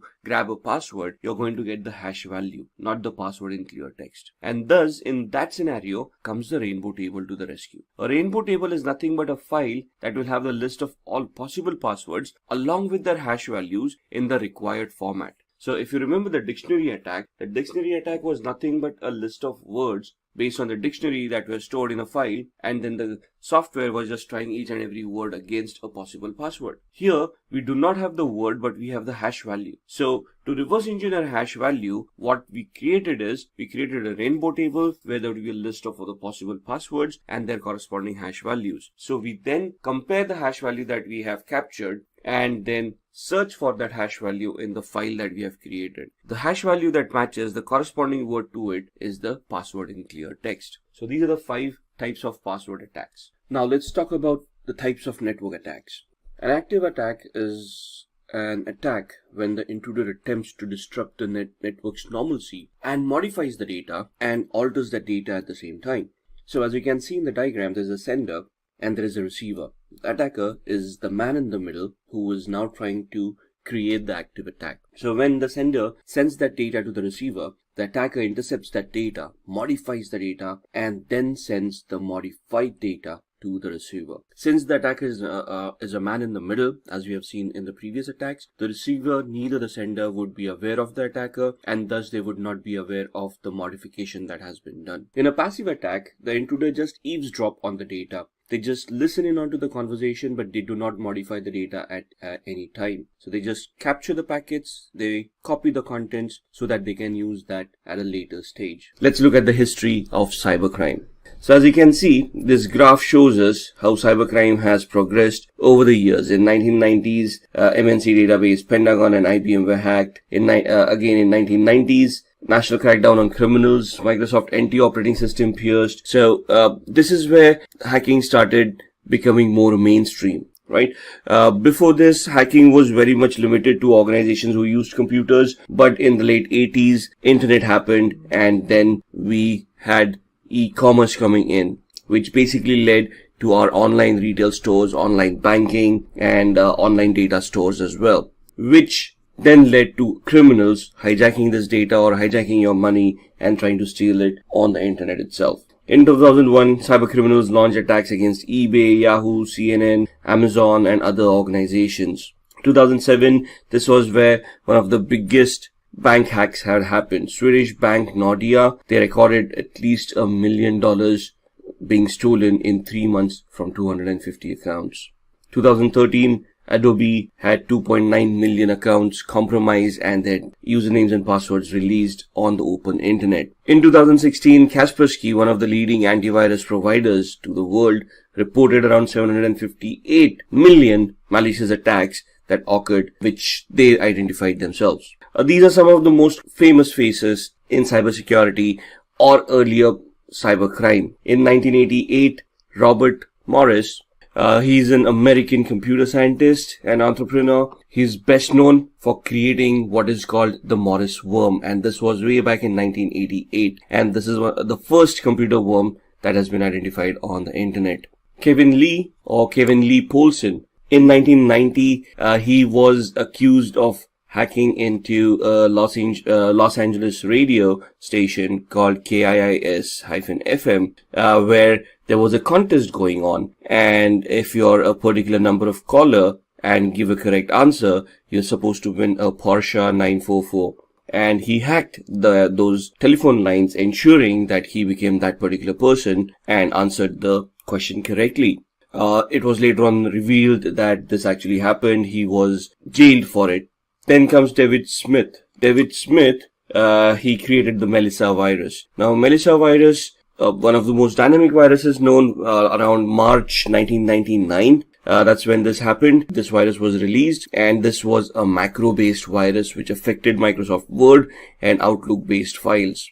Adam Botbill, in 2004, he's also an American computer hacker from Michigan. He gained unauthorized access to Love's corporate computer network via an open, unsecured, wireless access points. Now, these access points back then were not that much secured. These people were able to identify it. What they tried to attempt by doing that was gain access to the company's network and install a software which would then help them capture credit card information of that organization, right?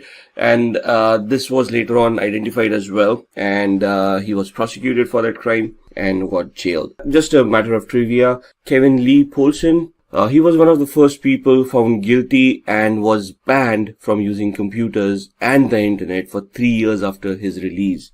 In today's world, we cannot even imagine living without the internet. This guy lived for 3 years without it. Now let's go a little bit further and see what would motivate people for committing such cybercrimes.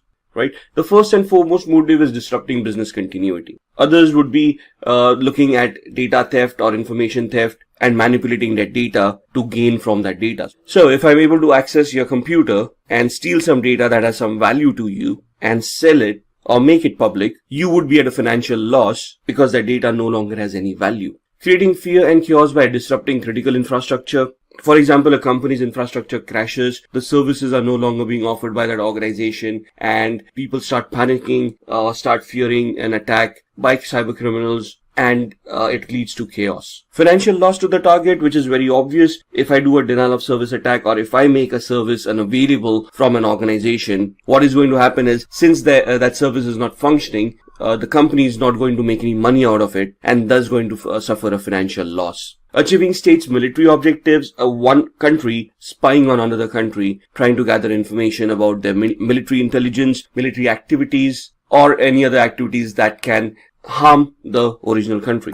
Demanding ransom, hackers can encrypt your data and then demand a ransom from you in lieu of decrypting the data again. Damaging reputation of a target, impersonating a user on the social media platforms, making false statements, thus damaging the reputation of that person, and propagating religious or political beliefs. Religious fanatics, promoting whatever cultures that they want to promote, trying to gain more followers, thus bringing more unrest to the world. Any of these could become motives for cybercrime. So, this is why we want cybersecurity. Cybersecurity should be in place to prevent these kind of attacks. So, what exactly is cybersecurity? It refers to the practice of protecting networks, programs, computer systems, and their components from unauthorized digital access and attacks. So, whatever your digital footprint, could it be servers, computers, switches, routers, web servers, web applications that you're hosting over there, services that you're consuming from the cloud or providing to other customers, you need to secure all of these to ensure that the integrity and the confidentiality of these services is intact and none of these services are affected by any cyber attacks which could lead to disastrous results. So the main difference we want to understand here is the difference between cybersecurity and information security. Information security is data within the organization where they handle sensitive information or proprietary information, copyrighted or patented information, and they want to secure it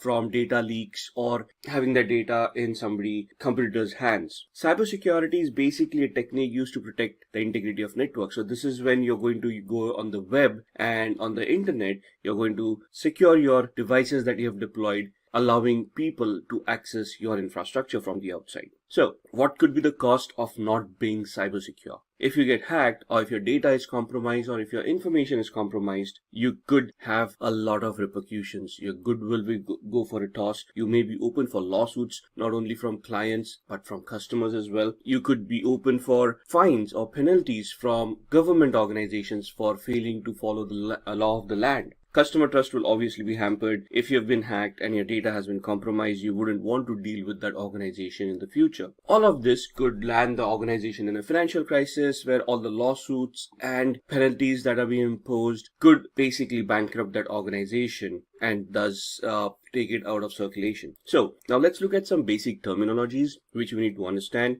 to go further in the cybersecurity world. First and foremost, network. What is a network? Network is nothing but a group of interconnected devices. Could be servers, could be workstations, could be laptops, could be any devices, file printers and whatnot to be interconnected with each other. As you can see in the diagram, it is used for communications. It's primarily used for data transmissions and to communicate between various terminals so that the business can go on. It is also used to share data and information. It could be wired or wireless. So you got a wired LAN, or at home we all have wireless networks where we connect all our devices. We use them for streaming videos. We use them to connect to the internet, surf websites, work from home. So we've got office also set up on our Wi-Fi. So a network is nothing but a collection of interconnected devices that are allowed to communicate each other freely so that the business can be continued in a proper manner. Server. A server is nothing but a hardware device that is supposed to handle requests of data information, allow network services to function from other computers and devices. So this is where we build a client-server relationship, where on the server we've got the major software, we got the data that is stored over there, and clients then interact with the server to consume that data in a particular manner that would help them make sense and analyze that data and generate business out of them. Then the internet. Internet is nothing but the collection of multiple networks globally. So all the networks that we have across the globe, when they are interconnected with each other, that is what internet is. And if we just go back and we talk about servers, this is what allows the internet to be formed. So every organizations, when they publish their servers on the internet and they allow everyone to interconnect through those servers, that is where the internet comes in, being the servers being the backbone of the internet. Obviously, for the servers to communicate with each other, we will need switches, routers, and other devices for the data transmissions to happen. So these are the multiple networks, could be individual networks, interconnected together would form the internet across the globe. For the internet to work, there would be a set of protocols for transmissions to be allowed across the globe. Now, this is where TCP/IP, or the Transmission Control Protocol over Internet Protocol, comes into the picture. So if you remember, we use communication channels like TCP, or the Transmission Control Protocol, and UDP, User Datagram Protocol. When we connect to web servers, we talk about the HTTP protocol and HTTPS protocol if we want it secure. Then we'll talk about IMAP, POP3, and all of these protocols. Now, where do these protocols come from? It is nothing but a suite of the TCP/IP software which contains all of these protocols which allow computers to communicate with each other. If TCP/IP wouldn't have been there, our network would have collapsed. Now, when we have TCP/IP and we want to communicate across the globe, how would we identify devices on the internet or even on the intranet? Because the devices don't know us. They are not going to use our usernames and passwords to communicate with each other. But when I want to connect to a website or a device, how do I identify it on the intranet or the internet? I obviously use IP addresses. Now, IP addresses are nothing but the internet protocol addresses, which are 32-bit addresses, which look exactly like the one shown on your screen, 172.16.254.1. Now, there is a lot of classification of IP addresses, and some of these IP addresses work on the internet. Some of them are supposed to work on private LANs, but we'll reserve that for a later topic. Then the second way that we are identified on the internet or the intranet are with MAC addresses. So media access controls or MAC addresses are hard-coded addresses that are given to our network interface cards. These cannot be modified physically at any point in time. However, there are techniques to spoof MAC addresses which we can then obfuscate our existing address and give us a new one. That would again be discussed in a later lecture. A router. We've been talking about routers and switches. A router is nothing but a device that passes packets back and forth across networks. It routes the data in the appropriate path. So it is an intelligent device. It can understand IP addresses and MAC addresses. It can identify different paths of reaching a particular network. For example, if I'm sitting in India and I want to communicate across the world to America, there would be a specific path that needs to be followed for my data packet to reach the other side of the world. It is the routers that would map this path, store it in their cache. So when I try to connect to that server, they would retrieve it from the cache and send the packet across the globe. So the home router that we use at home on Wi-Fi is our default gateway to connect to the internet, and thus it allows our internal devices to communicate with each other using internal IP addresses. And when we want to go to the internet, it will then route the traffic on the internet and send the packet to other servers that we want to communicate with. Now, what is a domain? A domain is referred to as a group of computers and other devices that are interconnected and treated as a whole. Now, a domain is used by an organization. So let's say if I am XYZ, XYZ being the name of the organization, and I want to create a domain which will allow me to create a group of interconnected computers for my employees to interconnect with each other and send and manage data. I'm going to create a domain for my organization and attach all the devices, create users and interconnect them using a domain. So this is where you're going to have a centralized approach of a server-client relationship where you're going to have a main domain and you're going to have devices connected to the domain.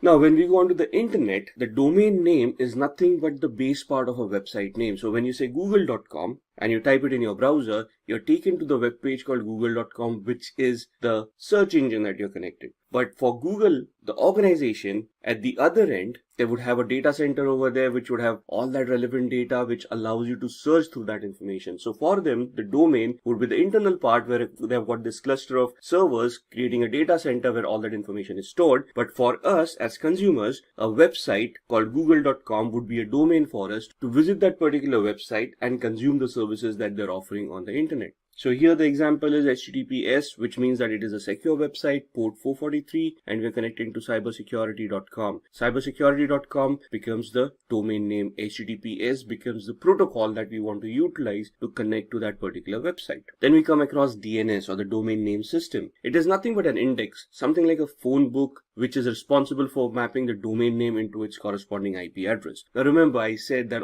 there are only two ways we are identified on the internet or the intranet, either the IP address or the MAC address. If it is devices, if it is computers who are talking to each other, it would obviously be IP addresses. But if I type in google.com, I'm giving it a domain name. The internet does not understand domain names. So there is a DNS, a server, which is an index or works like an index or more like a phone book, which will have a list of all the domains with their corresponding IP addresses. So whenever I type in google.com, the request goes to a DNS server. The DNS server is queried. The IP address of google.com is identified, pasted onto the packet, and then the packet is routed through the router to the path that it has determined to reach the google.com server. Here, replace google.com with cybersecurity.com. So, as you can see on the screen, the local PC queries the DNS server. The DNS server replies back with the IP address. Now, if you're wondering how does this work, if we're going to take an example of home networks, the ISP or the internet service provider gives us a default gateway or a router with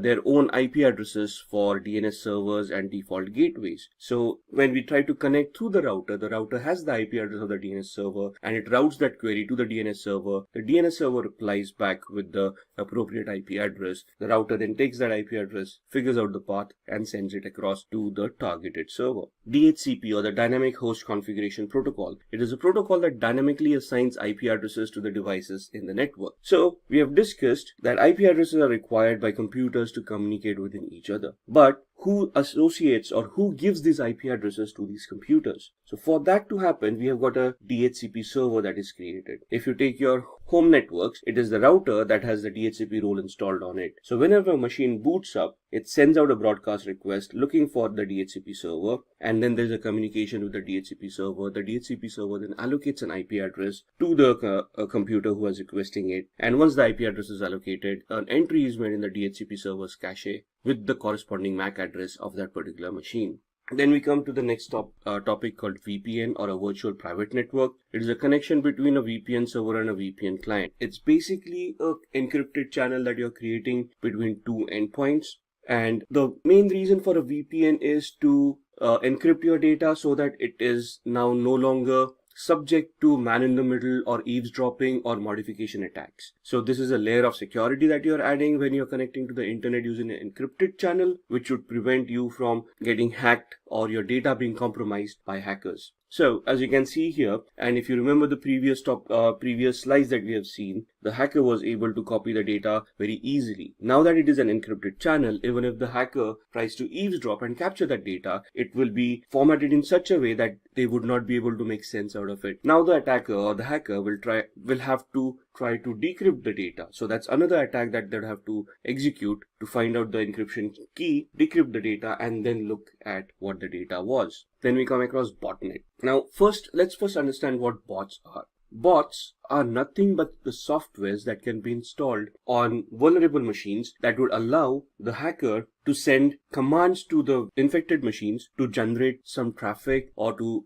do what the command tells them to do. So most of the botnets are used for distributed denial of service attack. If you remember the DOS and DDoS that we discussed a while back, this is where we tie it up with how they are executed. So a bot master or a hacker, let's call them a hacker, would try to identify vulnerable devices across the internet and try to install the bot onto those devices. The bot essentially is a software that would revert back to the bot master and advertise their availability whenever they have been powered on. A collection of such infected devices would essentially be called a botnet. When there are enough number of machines that the attacker feels are good enough to launch that attack on the targeted servers, the hacker will then initiate those devices, send the commands through the bot master to the bots, and the bots would then generate that kind of traffic, whatever they have been configured for, and then attack the targeted server. Now, this is also done to mask the identity of the hacker. Since the attack is being generated through the botnet, the IP addresses of the botnet computers would be reported to the targeted server, not the actual hacker's IP address. So to figure out who the attacker was would be very much difficult depending on the size of the botnet. So this, you can see, is the attack that has been created over the victims, and the malicious traffic has been generated through the botnet and the victims have been targeted through that. So as said, once that traffic has been done, to forensically investigate at the victim's end, they would find the IP addresses of the botnet and not the attacker. Alright, let's start talking about network security controls. Network security controls are nothing but implementations of various devices to enhance the security of a particular network. These could be firewalls, intrusion detection systems, or intrusion prevention systems, honeypots, unified threat management systems, and so on and so forth. The next gen firewalls that we talk about, right? So let's look at a review of what these devices are. Now, a firewall can be a hardware or a software that is responsible for allowing or disallowing a certain amount of traffic to or from your computer. So these are basically created to enhance the security posture of your network, where you can configure them for certain level of traffic to be allowed or some traffic to be disallowed. Now, a firewall is not going to decide by itself what is a good amount of traffic or what is bad traffic. You're going to configure the firewall by creating rules based on IP addresses, port numbers, protocols, and and based on this, the firewall will then analyze the traffic coming in or going out to the inbound or the outbound rules, and if the traffic is allowed, it will allow the traffic to go through. If there's an explicit rule which says deny the traffic, it will drop the packets or it will delete the packets. It will not allow the packets to go past it. So if it is good traffic, that means it matches a rule that has been created packet that allows that traffic to go through, the firewall will allow it. If it's bad traffic, that means that there is a rule which denies that traffic to pass through. It will get blocked at the firewall level itself. The firewall will not allow it to enter the network. Similarly, an intrusion detection system. It is designed to detect unauthorized access to systems or intrusion attempts as well. Now, it works along with the firewall, and the main thing is that here there's a database against which it can compare the traffic. So most of the attacks that we've talked about, there are some distinct signatures that would cause concern or that would highlight that kind of an attack. Most of the organizations try to develop these kind of signatures, have them in a database and store them on the IDS so the IDS can analyze the incoming traffic, look at patterns from the traffic coming in or going out, compare it to the database of the signatures that it has, and if it matches any of the signatures, it will then detect that as an attack and send an alert to the administrator, where the administrator will then have to manually come in and check it out. An intrusion prevention system, as described earlier or as mentioned earlier, can be configured to react to that particular event. So if it detects something that can be classified as an intrusion, an administrator can pre-configure it to react to that particular packet in a particular manner.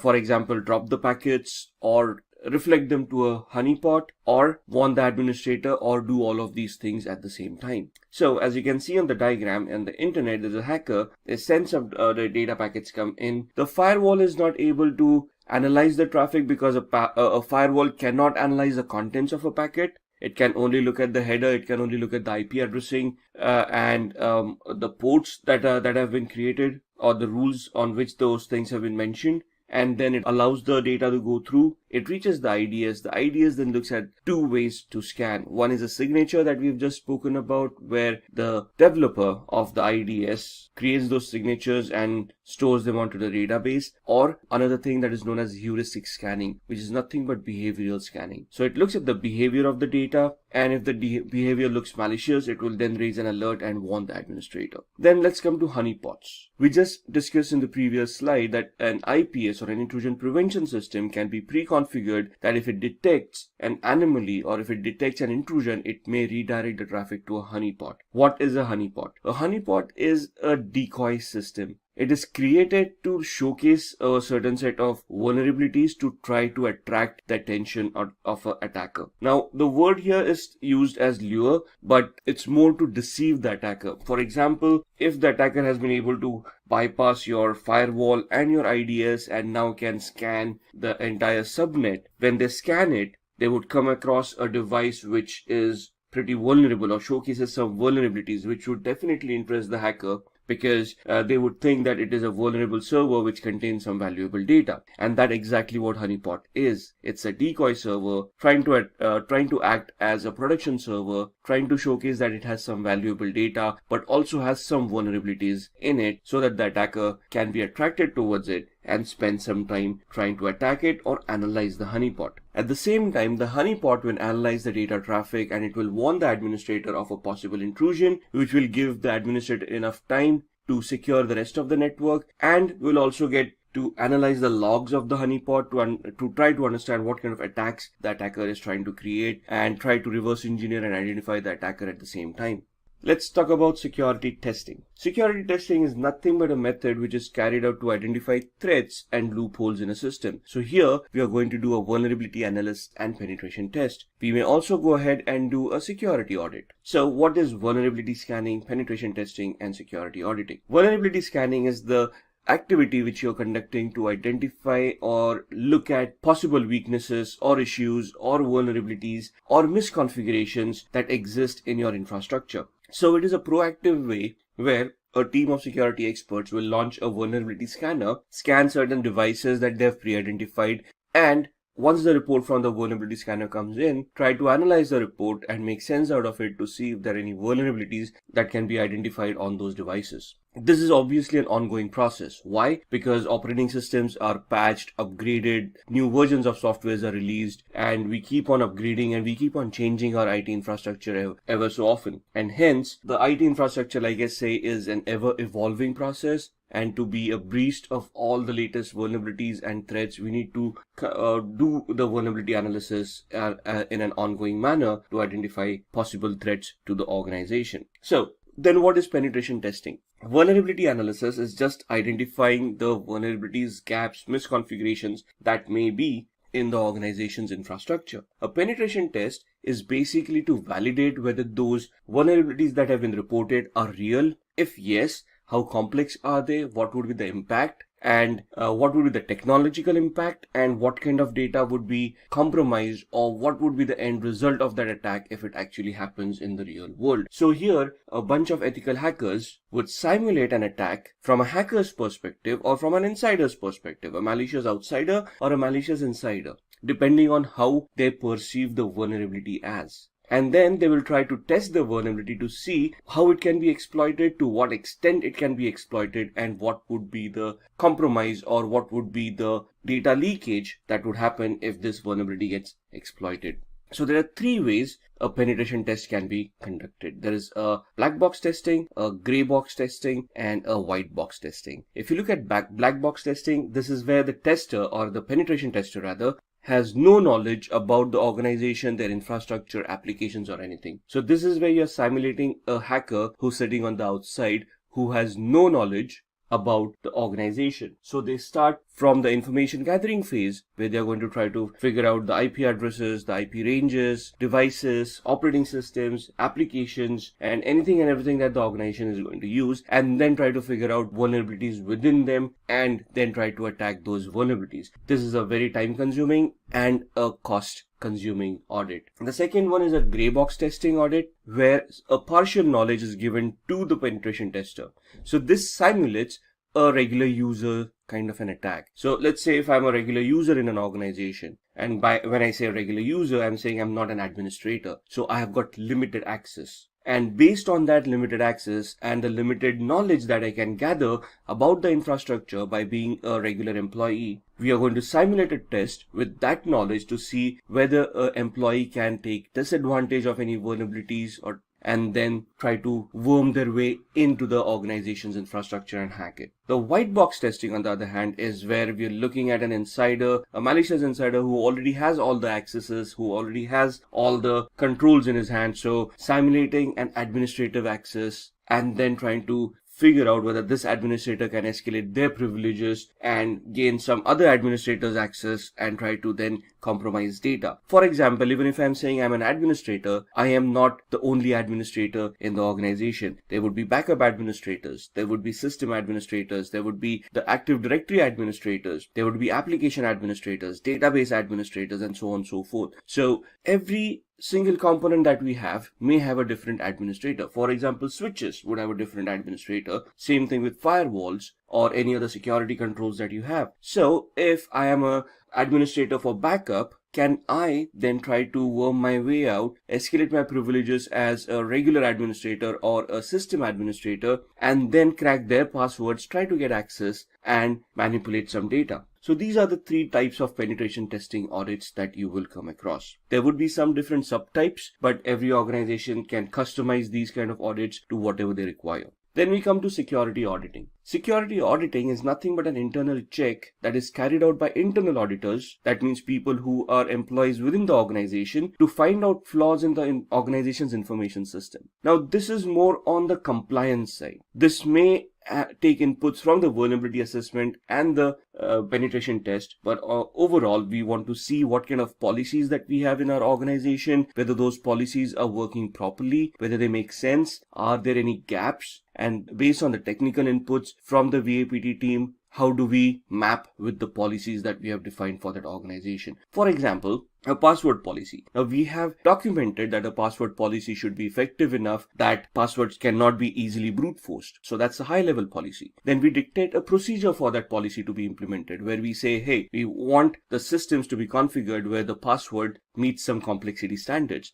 For example, should be uppercase and lowercase A through Z, 0 through 9, should use special characters, and should be randomized password, should not be dictionary based or based on the user's name. Now, this is the policy that we have created and the procedures that we have defined. Are they being actually implemented in the real world? So a vulnerability analysis would determine whether the passwords are probably weak or not. So if the vulnerability report comes back and says the passwords are probably weak, then a penetration tester would go in and then try various attacks to see if passwords can be compromised. Now, first and foremost, what is cybersecurity? There are three main pillars of cybersecurity that we deal with since the inception of computers. And they're known as the confidentiality, integrity, and availability triad. Also known as CIA, not to be confused with the American Intelligence Agency. But here we're looking at three different pillars where we want our data to remain confidential, the integrity of the data to be intact, and the data to be made available at all points in time. So let's talk about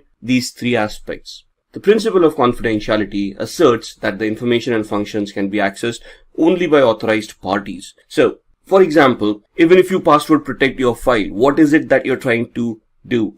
You're trying to prevent other users accessing your data and peeping into your files so that your data remains confidential. It is only shared with people who know the password. Integrity. This is where the trustworthiness of that data comes into the picture, where if the data is going to be changed, for example, you have a spreadsheet which has a lot of information about users and their login activities and whatnot, and you want to ensure that that data is not modified by any unauthorized user. So you're going to verify that the information is correct and is not modified by anybody who's unauthorized.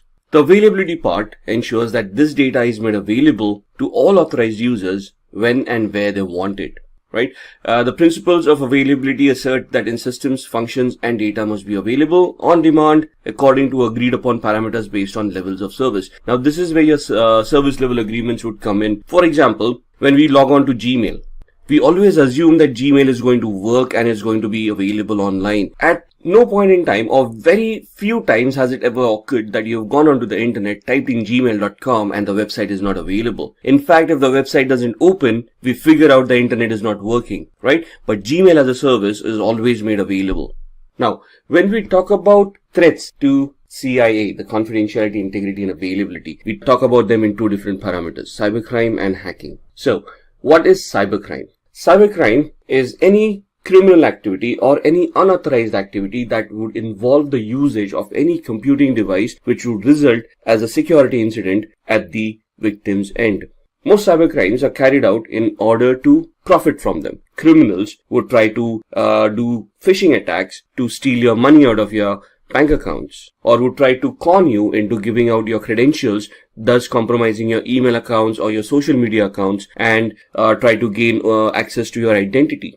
Cybercrimes are generally carried out against computers or devices directly to damage or disable them, spread malware, steal secret information, etc. So, this talks about the motivation part of cybercrimes. What would be the motivational aspect for a person to conduct such an activity, right? So, basically to cause damage, like WannaCry happened in 2017. The perpetrators, those used WannaCry, probably gained a lot in the ransom that they demanded for that data to be decrypted, but it also cost the world a lot of money in profits that were lost. Right, let's move on to tackling cybercrime. So, what do we mean by cybercrime? Now, again, if you remember a few slides back, or a few topics back, we talked about information security and we talked about cybersecurity, and we talked about the difference between both of them. Information security could be about anything, normally contained within the organization, the data that the organization has, and us securing those data by introducing the security controls that we talked about. Cybersecurity would be something that is on the internet or on the web. So any web application that I have deployed on the internet, any databases that I have, that would talk about cybersecurity. So if your Facebook account gets hacked or your OneDrive gets hacked, that's where cybersecurity comes into the picture. But if your physical computer gets hacked because your password got cracked by a physical attack, that's where your information security is. So some of the basic ways of preventing cyber attacks on us. Use unique and strong passwords. We've just discussed the complexity of the passwords. We want to keep them random. They should not be guessable. They should not be based on dictionary words, and they should be randomized in such a way that they cannot be predicted or guessed. The length of the password should be very good. Should at least the bare minimum should be 8 characters. Even that is not suggested in today's world. It has to be at least 12 to 16 characters. An operating system, I think, in today's world will support up to 24 or 26 characters. If you go into encryption softwares, they support up to 60 odd characters of passwords. So you want to keep those unique. You want to recycle those passwords on a regular basis. You do not want to reuse old passwords again and again. Avoid public Wi-Fi. That's a must. We always look for free Wi-Fi. We go to coffee shops, because they advertise free Wi-Fi. That's nowadays a unique selling point for coffee shops and establishments. And we go there, we connect to the Wi-Fi because we get free internet and we get to serve whatever we want. The problem is we have no idea who else is connected to that Wi-Fi and what kind of attacks they are creating. We would discuss Wi-Fi attacks later on in one of the later videos where I can demonstrate how these attacks work. But for now, just remember that public Wi-Fis are very risky. And if your security is not up to the mark, you might just end up getting hacked like nobody's business. Ignore and delete mails from unknown senders. Phishing attacks, very common attacks in today's world. You get an email saying you've won a lottery or you've been chosen for something, or please click here to download your free software and something like that. And those emails are plenty nowadays. I received an email yesterday where there was a Nigerian prince who had died, and he had left around $500 million behind. And there was this accountant who wanted to smuggle that money out. And it was a huge email giving me all the details. And out of 7 billion people on this planet, they identified my email address. And they wanted to share half the money with me so that they can masquerade the money and avoid paying taxes, inheritance taxes and whatnot. It was a ridiculous scheme. I mean, being chosen out of 7 billion, 1 out of 7 billion, I mean, our luck can't be that good, can it? So you have to be wary about these attacks. Always ask the question, if you won a lottery, did you purchase the ticket? No. So there's never a free lunch, right? So always keep on questioning the things that you've been getting. I'm not saying ignore them, because some of them may actually come true. There's always that 1% hope, but always investigate those things to see whether they are spam, if there is a fraud going on. And if yes, you yourself can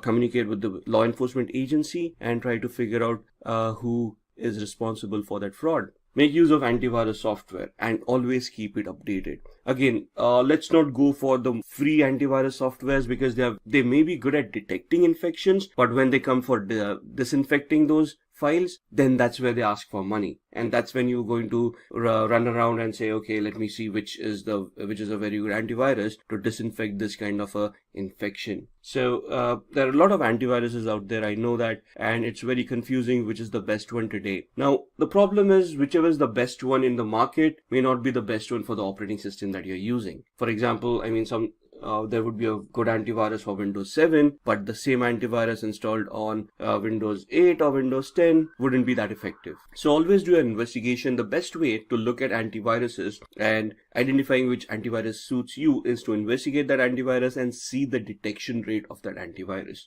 See how often does it detect the infections that you're looking at. What you can do is you can head on to a website called virustotal.com. That's virustotal.com. It's a Google owned website. They have around 60 to 70 odd scanners on that website. Most of the known antivirus scanners are there. Try to figure out, try to see if you can get hold of an infected file. Be very careful. You don't want to get infected yourself, or your computer. You can upload it to that particular website and analyze that file and see which antivirus detects those kind of viruses. A few files, a few infections over here and there, and you will come to know which antiviruses would work for you. Use multi-factor authentication or two-step processes for authentication. Just don't rely on a username and password. Register devices, get OTPs either on your email or on your devices.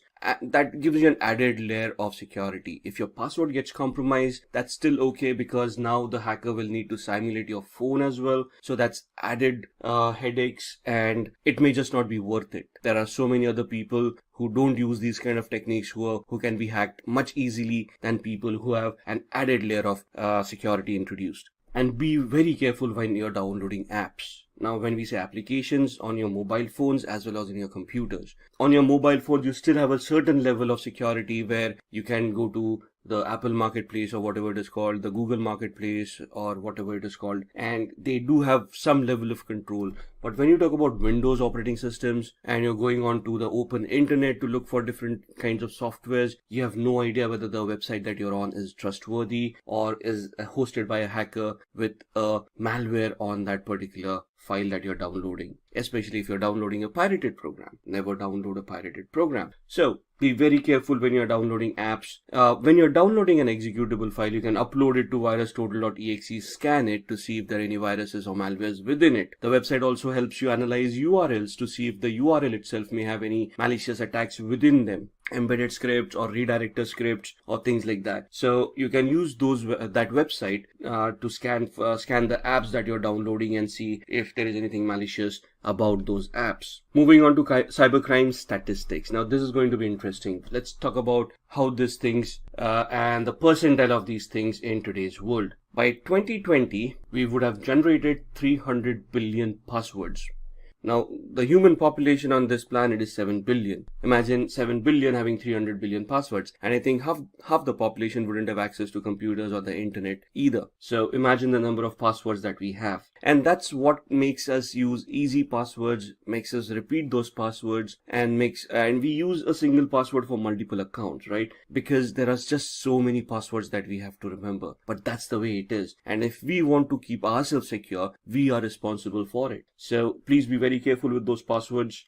24,000 malicious mobile apps blocked daily. In fact, the latest example that I can give you, I use an Android phone, and there's an application that I've always used called Cam Scanner. And recently, just 3 days back, my mobile phone started telling me that it is a malicious app, right? I've been using it for years now, probably 3 or 4 years, maybe more. What is the software? You can click pictures of a document, it will automatically convert it, it will beautify it, if that's a word, convert it into a PDF, and I can then send it as an attachment via email. A very handy app for me, or was an handy app for me. It worked beautifully, but 3 days back, suddenly the Android operating system and my antivirus on my Android phone started reporting it as a malicious software. So I went online and I checked into it, and it seemed that over a period of time, the developers changed their vision of that software, made it spyware, and then there was a dropper involved within that application which would then download a malware from a third-party server, install it, and start spying on you and start showing you malicious advertisements, right? So this was an existing app which was trusted over a period of years, and over a period of time, slowly, they modified it into a spyware. Kaspersky was an organization that detected it in the first place and then pointed it out to Google.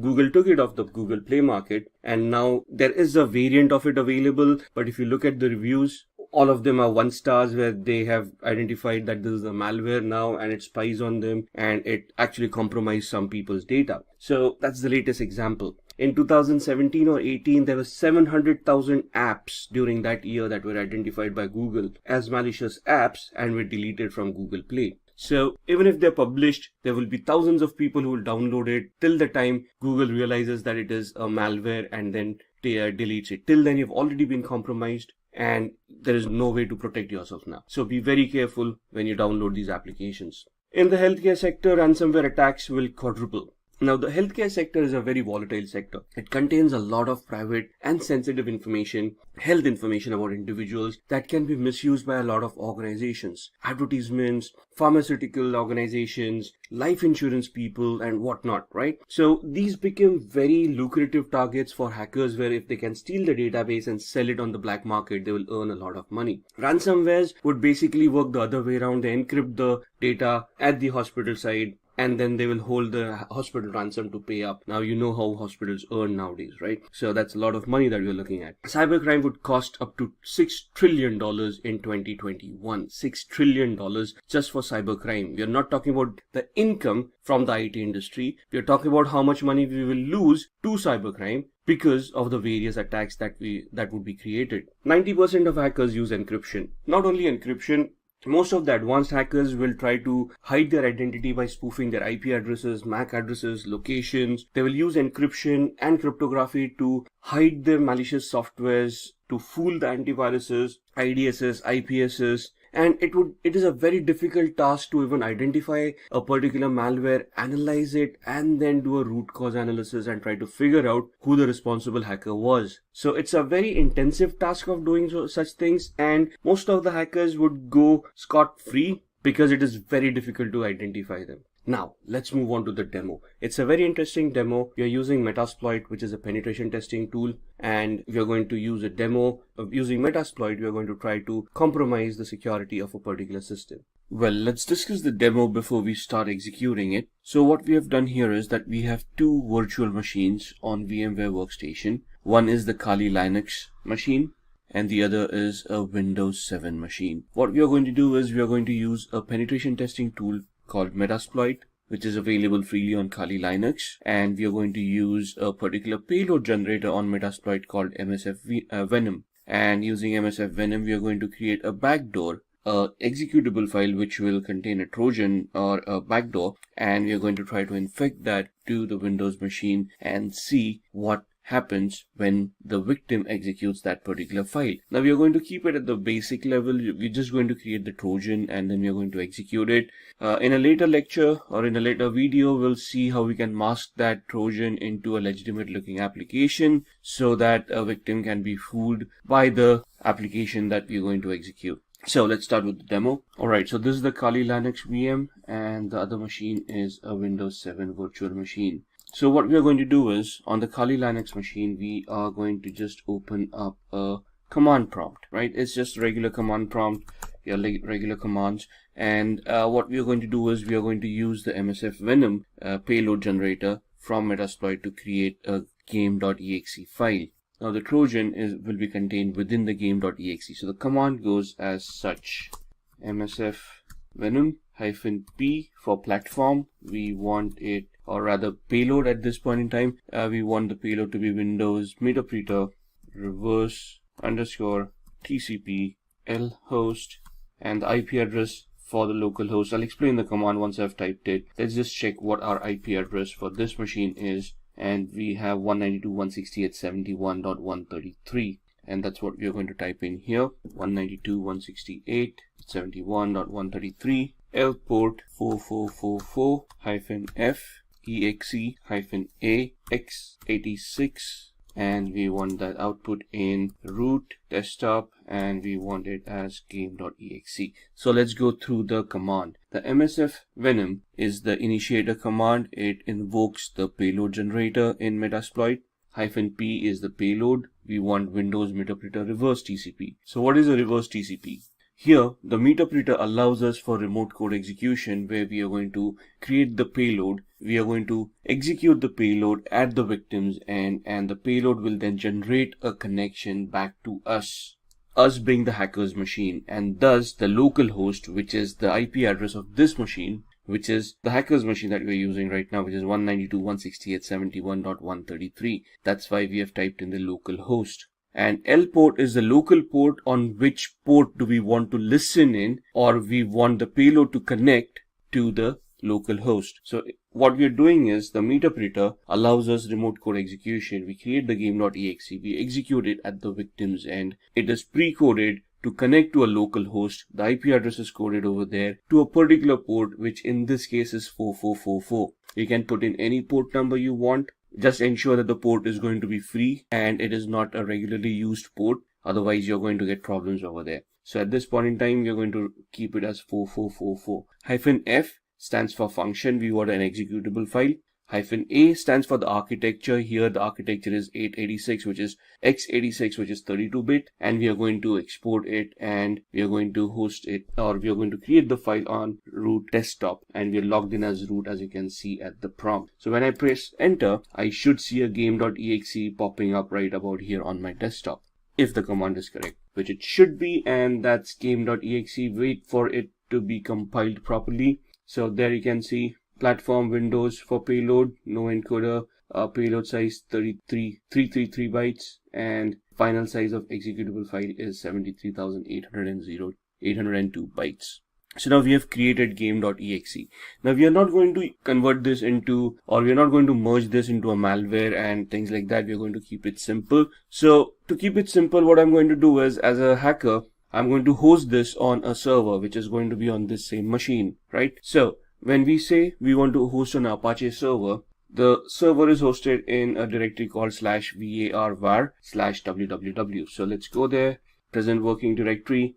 We can see that we are in root cd var www. and there we are, cd html, and that is where our web servers would be. So what we are going to do is we are going to create a directory mkdir shared, right, to an ls, and you can see the shared folder right here. ls-al will give you the list and the attributes, and we can see these attributes. We want to change these attributes, so we are going to use a chmod recursive command, give the permissions as 755 to the folder shared. Since we are in the same directory, we do not need to give the path for shared. Let's just verify it, and you can see the permissions being changed. And now what we are going to do is we are going to change the ownership from root to www-data for the web hosting. So ch own for change ownership, recursive www-data :www-data to shared. Alright, let's check if that's been done properly, and you can see that earlier it was root, and now it is www-data, right? And so that's the directory that we have created. Let's go back. What we want to do is we want to copy game.exe into this folder. So cp root desktop game.exe var www-html shared, and cd shared. Let's see, we have game.exe right there. There it is. And now what we want to do is service apache 2 start. So essentially what we have done is we have created a directory in the HTML folder to host this file, and we have copied it from our desktop into the shared folder. And I'm going to pause here for a minute. Alright, so we have started the service for the Apache 2 server. That means we have started the web server. We have hosted the game.exe on the web server in the shared folder. We have changed the permissions and the ownership for the shared folder. Now we are going to go on to the Windows 7 machine, and we are going to open up the browser and see if the web server is now accessible. So if you remember, the IP address of that machine was 192.168.71.133, and we were in the shared folder. 192.168.71.133 shared, and if this is done properly, we should see the game.exe right here. And once we click on it, it's going to ask us whether we want to save the file. 72.1 KB, we're going to save it, and I'm going to save it on I think it just saved it here. And now before we execute it, we are going to go back into Kali Linux, and we are now going to start the listener. Right, so we have created the exploit, we have created the payload rather, we have hosted it onto a web server, which means that when somebody double clicks on it, the machine is going to try to create a reverse connection to our hacker's machine. But our hacker's machine needs to be configured to handle that incoming connection. So we are going to start off with msf console. Now msf console is the command which starts up Metasploit. Right, so we're just going to take a minute over here. You can see it's Metasploit framework console. It's going to start. It's does take a little bit of a while, and we're just going to wait it out. Let me turn this into full screen. I can see at the bottom left, we are on MSF on the MSF prompt. We are using Metasploit with 1,699 exploits. Now this is not the completely updated version. The latest one would have around 1,800 exploits, but the one that we want is exists in this version, so we are good to go. So we start off with the configuration of Metasploit to listen in onto that particular connection. So we say use exploit multi-handler. And when we say multi is basically something that affects multiple operating systems. And we're going to use that exploit, and you can see it's now opening up the handler which we need to configure. And here we're going to set the payload that it is going to expect. The payload being Windows meter reverse underscore TCP. And you can see that the payload has been configured. We are going to say show options, and you'll see it is going to ask us options for the payload, which means the local host, the listen address, and the listen port. And you can see we had by default given 4444, which is the default port for this exploit within Metasploit. If you want to change, if you have changed the port when you created game.exe, you need to change the port over here as well. And the commands here, let's say set lhost equals 192.168.71.133. Enter, and I think I did a typo, so there's no equal to, that's it. And you can see now it shows the equal to mark, and we have now set the local host. If we want to set the L port, that's how we do it. We had 4444 and There it is. So if you have changed the port in the game.exe, ensure that you change the port here as well. Show options, and you'll see now the data is populated over here.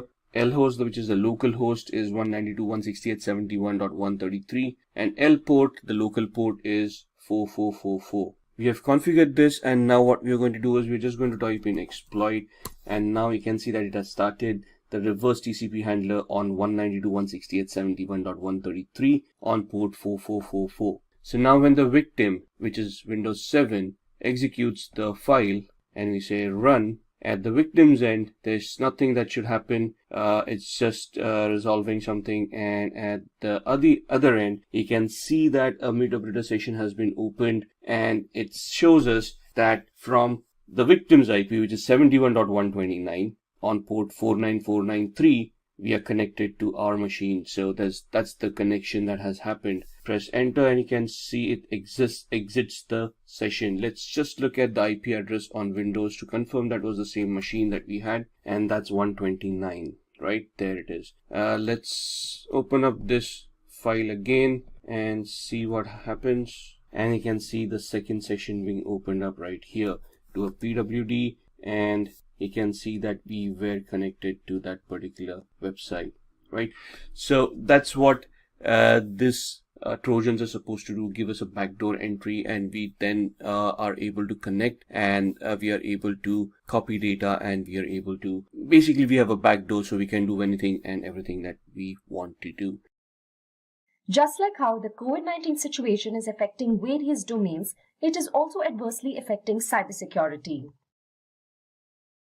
Interpol states that attackers are attacking computer networks and systems of businesses, individuals, and big global organizations. Due to the shift of focus to the COVID crisis, cybersecurity is taking a huge brunt. Even WHO has stated that from the beginning of this pandemic, it has witnessed a sky-high increase in the number of cyber attacks. There are fake emails doing the rounds in which scammers are impersonating WHO. Reports also state that the financial services sector is increasingly being targeted during the COVID-19 coronavirus pandemic. Various banks and financial institutions have witnessed a spike in the number of cyber attacks in the last few months. Several banks are increasing cyber attack awareness amongst their customers and also asking them not to disclose any confidential information to a third party. Now that we have an idea as to how cyber attacks can affect us, let's go ahead and understand the meaning of a cyber threat.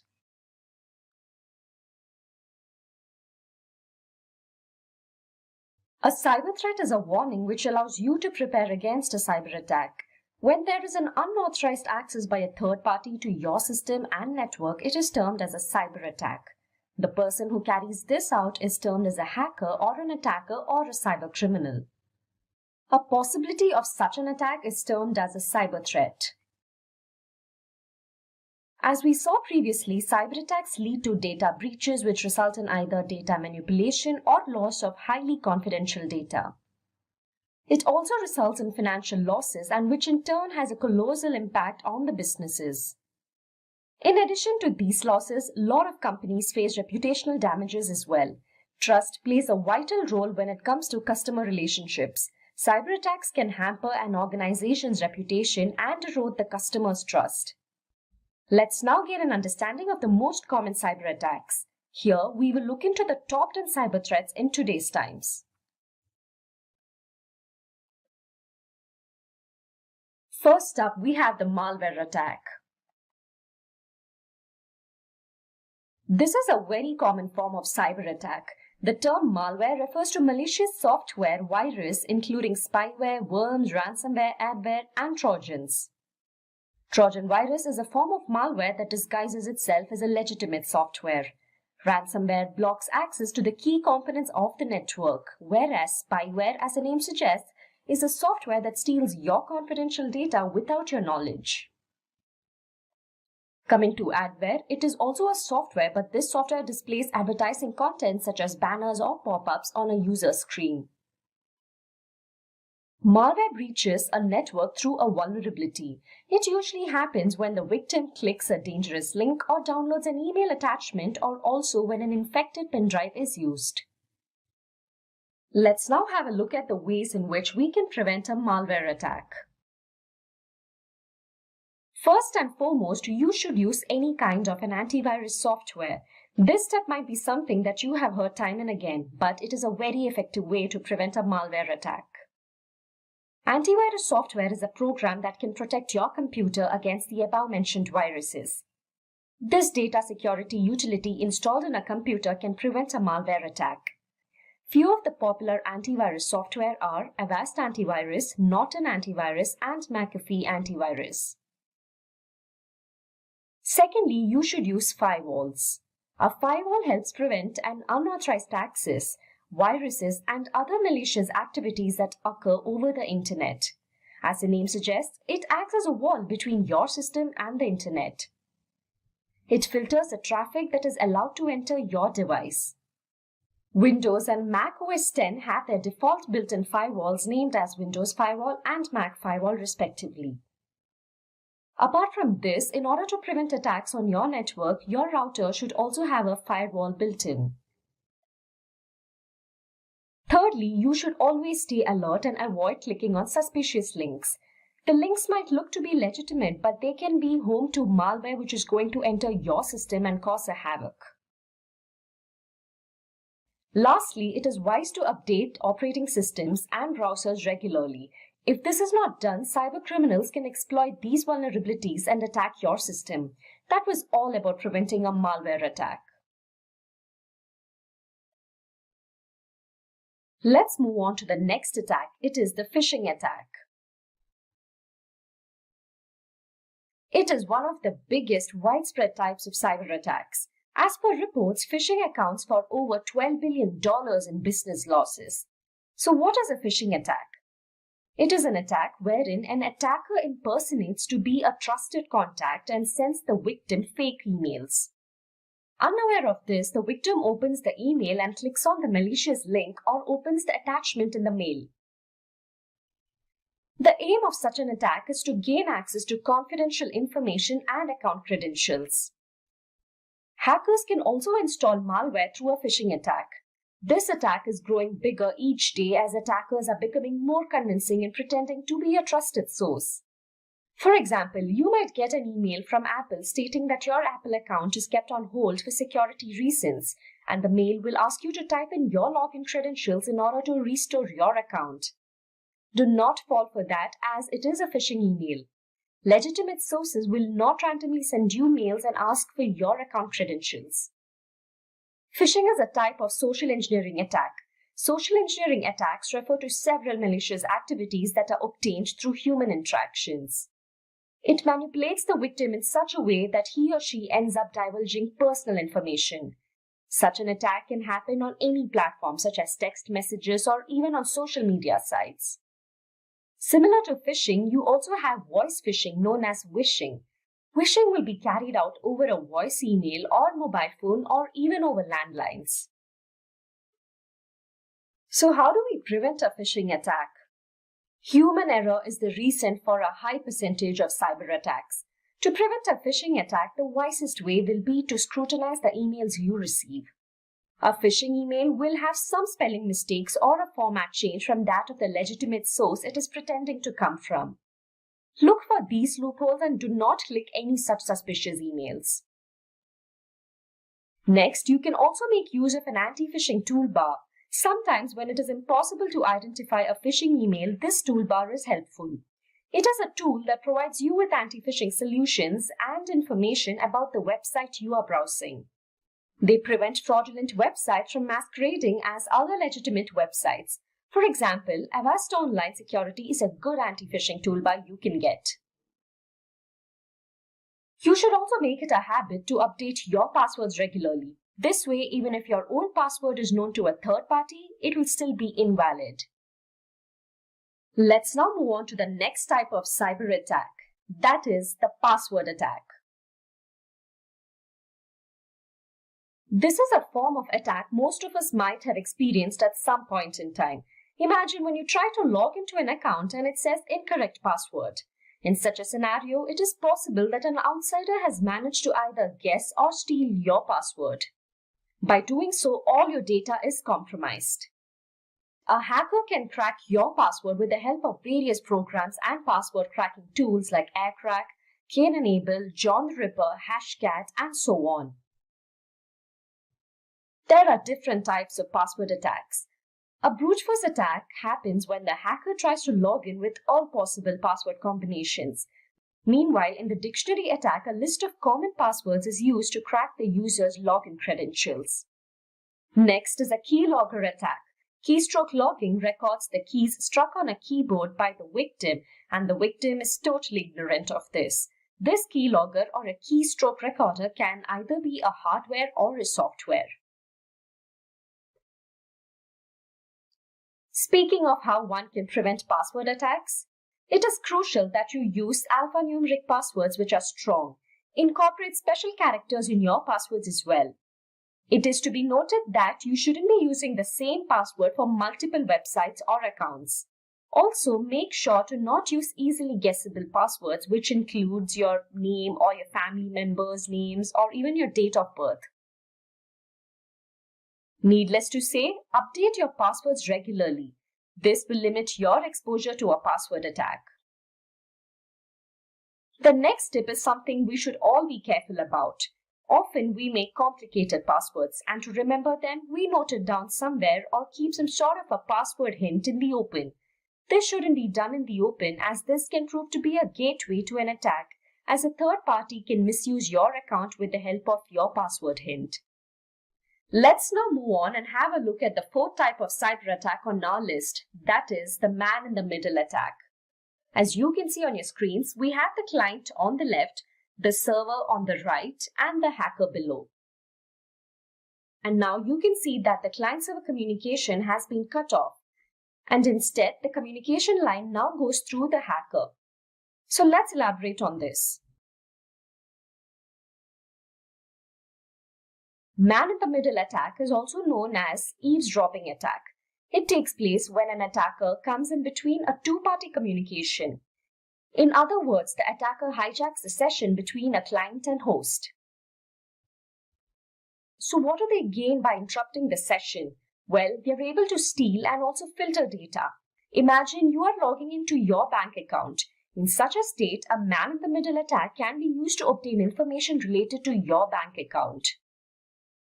Let's now have a look at how we can prevent man-in-the-middle attack.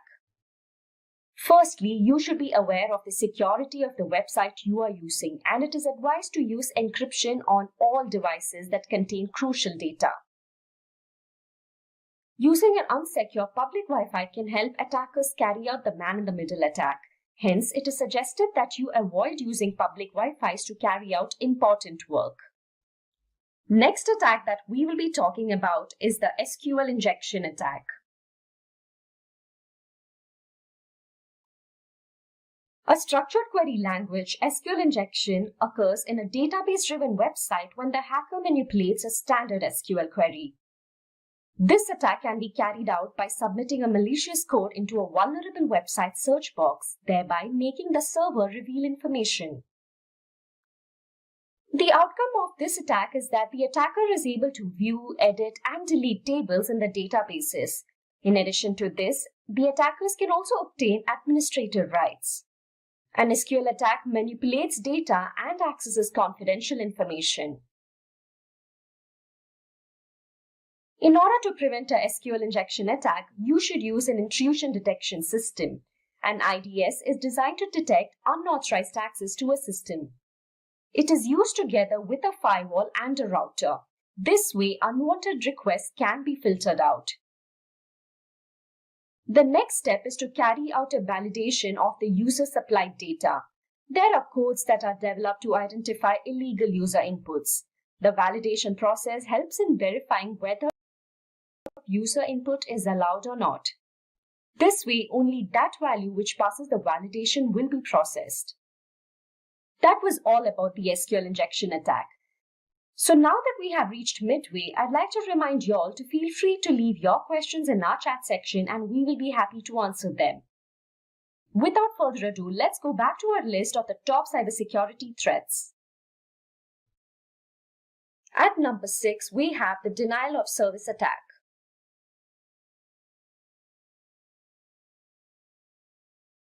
This is a type of attack that proves to be a major threat to companies. In this attack, malicious parties target systems, servers, or networks and then flood them with traffic so as to exhaust their resources and bandwidth.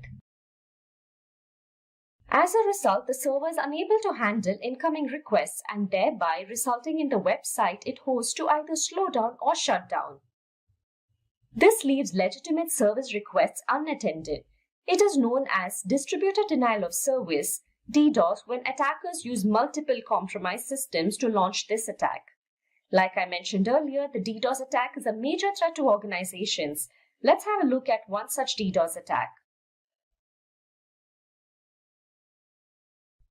In February 2018, the famous United States-based global company GitHub revealed that it was hit with the distributed denial of service attack, DDoS attack. This DDoS attack is considered to be the world's largest DDoS attack. As you might be aware, GitHub is a developer platform used by millions all over the world. Hence, it always has high traffic and usage. But this time, it wasn't just high traffic, but a whopping 1.35 terabits per second, sending packets at a rate of 126.9 million per second. These figures speak for itself. Fortunately, GitHub was running a DDoS protection service which was automatically alerted within 10 minutes of the start of the attack. This attack only took GitHub systems down for about 15 to 20 minutes. GitHub was able to stop the attack quickly only because it utilized a DDoS mitigation service that helped in detecting the attack and which further helped in quickly taking the necessary steps to minimize the impact. Let's now have a look at how to prevent a DDoS attack. Firstly, to stop a DDoS attack, you're required to identify the malicious traffic. This can be made possible by running a traffic analysis. Also, remember to comprehend the warning signs. Few symptoms of a DDoS attack include network slowdown, intermittent website shutdowns, etc. If anything seems irregular and unusual, then the organization should do the needful. Secondly, understand that every organization can face a DDoS attack and be ready with a prevention plan, as there won't be any time to prepare one when it hits. For this purpose, develop an incident response plan, have a checklist, and make sure your team and data center is prepared. If you are well prepared, you can tackle a DDoS attack smoothly like how GitHub did. Lastly, the conventional DDoS mitigation solutions oversize the network bandwidth and require complex hardware, which proves to be costly and also ineffective. Whereas cloud has greater bandwidth and resources. It is also to be noted that cloud-based apps can absorb malicious traffic way before it reaches its intended destination. Hence, it is good to outsource DDoS prevention to cloud-based service providers. That was all about the DDoS attack. Now, let's look at number 7, and here we have the insider threat. An insider threat, as the name suggests, is one that does not involve a third party but an insider. It could be someone from the organization who knows everything about the organization. It could be current employees, former employees, contractors, or even associates. These threats have the potential to cause huge damages. Researchers show that insider threats are growing in small businesses as employees have access to multiple accounts that have a lot of data. The individuals who misuse this data can put everyone else at risk. Reasons for such security breaches are many. It can be due to malice, greed, or even carelessness. Such a threat is quite tricky as these attacks are hard to predict. In order to prevent the insider threat attack, thorough preparation is required. Organizations should make sure that they have a good culture of security awareness. Businesses can limit the IT resources a user can have access to depending on their job roles. This way, the damage, if caused, can be minimized. All the employees should be trained to identify insider threats, and this way, employees can understand when an attacker has manipulated or is attempting to misuse the company data. Next up in our list is cryptojacking, which is at number 8. I'm sure most of you are aware of the word cryptocurrency. Cryptojacking is related to cryptocurrency. You must be wondering how. let's understand what is cryptojacking.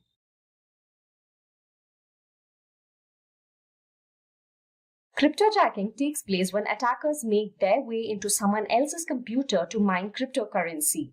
This is done by infecting a website or by manipulating the victim to click on a malicious link, which in turn loads crypto mining code on the computer. It is also done through online ads with JavaScript code that will auto-execute once loaded in the victim's browser. Victims are unaware of this as the crypto mining code works in the background. The only sign they might witness is a delay in the execution.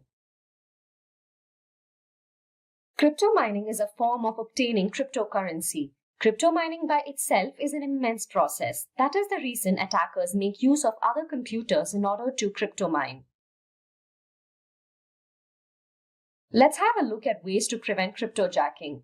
It is advised that you keep all security apps and software updated to the latest versions, as cryptojacking can infect the most unprotected systems. It is also good to have a cryptojacking awareness training and give tips to employees as to how to detect cryptojacking threats. Make sure to inform them about the risks of opening emails from unknown senders and clicking on attachments. Ads are a primary source of cryptojacking scripts. Therefore, it's good to install an ad blocker and also have extensions like MinerBlock, which is used to detect and block crypto mining scripts. Moving on to the number 9 on our list, we have the zero-day exploit. A zero-day exploit occurs after the announcement of a network vulnerability. Usually, the vendor becomes aware of a vulnerability, but a solution to it is still not available for the same.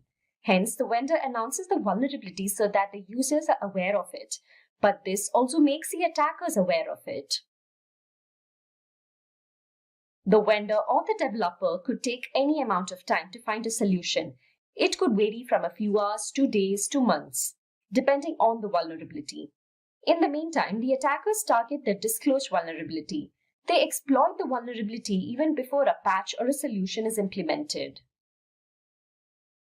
Speaking of ways to prevent zero-day exploit, organizations should have a well-communicated patch management process.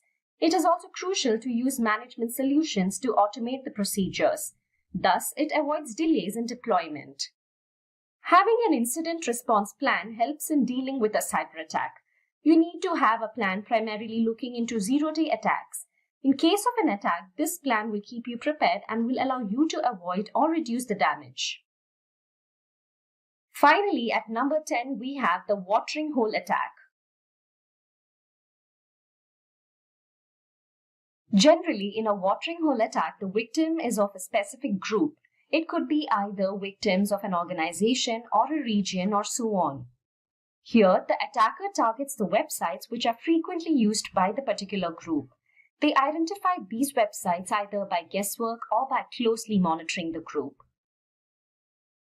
After which, the attackers infect a few of these websites with malware, and anyone who happens to visit the infected website will have their computers automatically loaded with malware. This attack loads the victim's system with malware similar to the phishing attack. The malware in such an attack targets personal information of the victim. There is also a possibility that the hacker will actively take control of the infected computer. Let's have a look at how we can prevent the watering hole attack. Just like most other cyber attack prevention methods, in this attack as well, it is strongly suggested that you regularly update your software. By doing so, you can reduce the risk of this attack, as this attack most often exploits vulnerabilities. Also, make sure to regularly check for any security patches. Make use of your network security tools to detect watering hole attacks. Intrusion prevention systems work finely when it comes to detecting a suspicious act. Similarly, you can conduct regular security checks using various network security tools. To prevent a watering hole attack, it is good to conceal your online activities. This can be done with the help of a VPN and also through your browser's private browsing feature. A virtual private network, often called a VPN, provides a secure connection to another network over the internet. It acts as a cover to your browsing activity. NordVPN is an example of a VPN that can be used to provide a secure connection. So those were all about the different types of cyber threats. Cybersecurity is implemented in order to put a curb on these cyber attacks. Cybersecurity refers to the practice of protecting networks, computer systems, and their components from unauthorized digital access. According to the Gartner forecast worldwide, it is stated that the worldwide spending on cybersecurity is forecasted to reach $133.7 billion in 2022. And according to the University of Maryland, hackers attack every 39 seconds, that is, on an average, 2,244 times a day. Although we had a look at multiple methods to prevent a cyber attack, let's once again have a look at a few personal tips and ways in which you can prevent a cyber attack on the whole.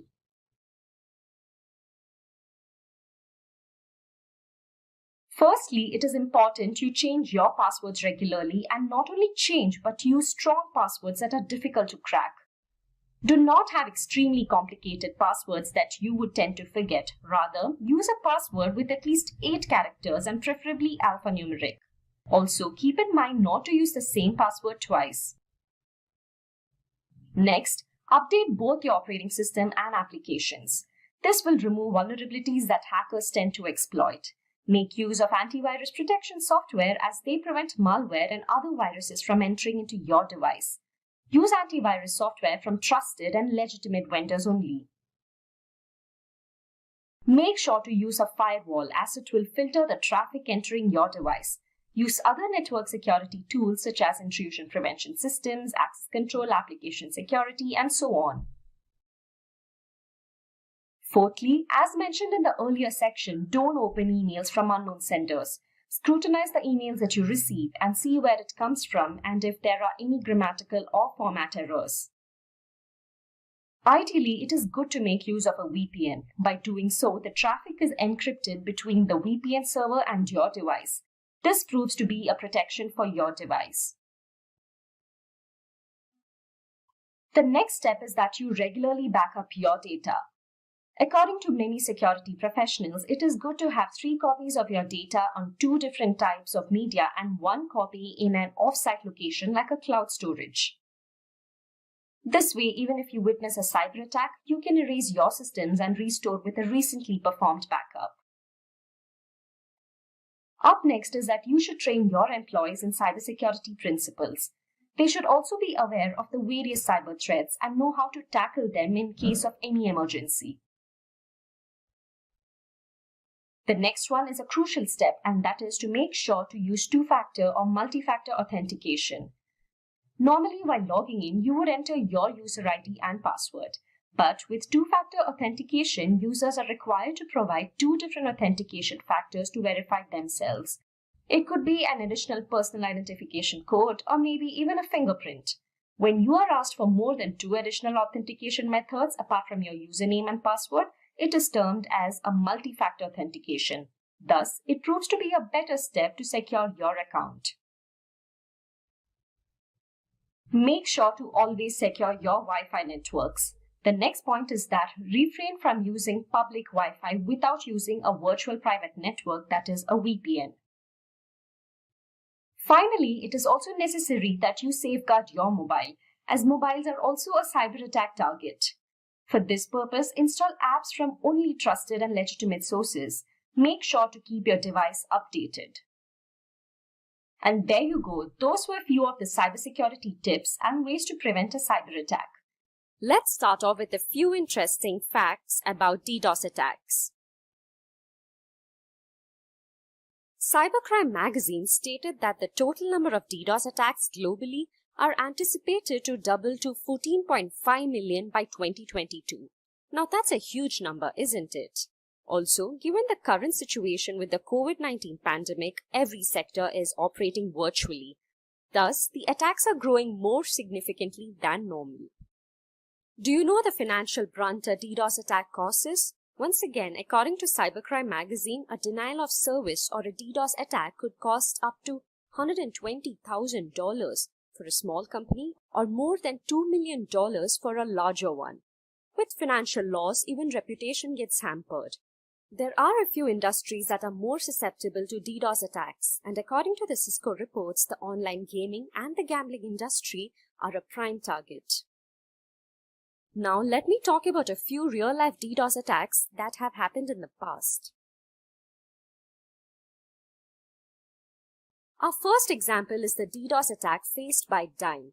Dyn is an internet performance management and web application security company that was acquired by Oracle in 2016.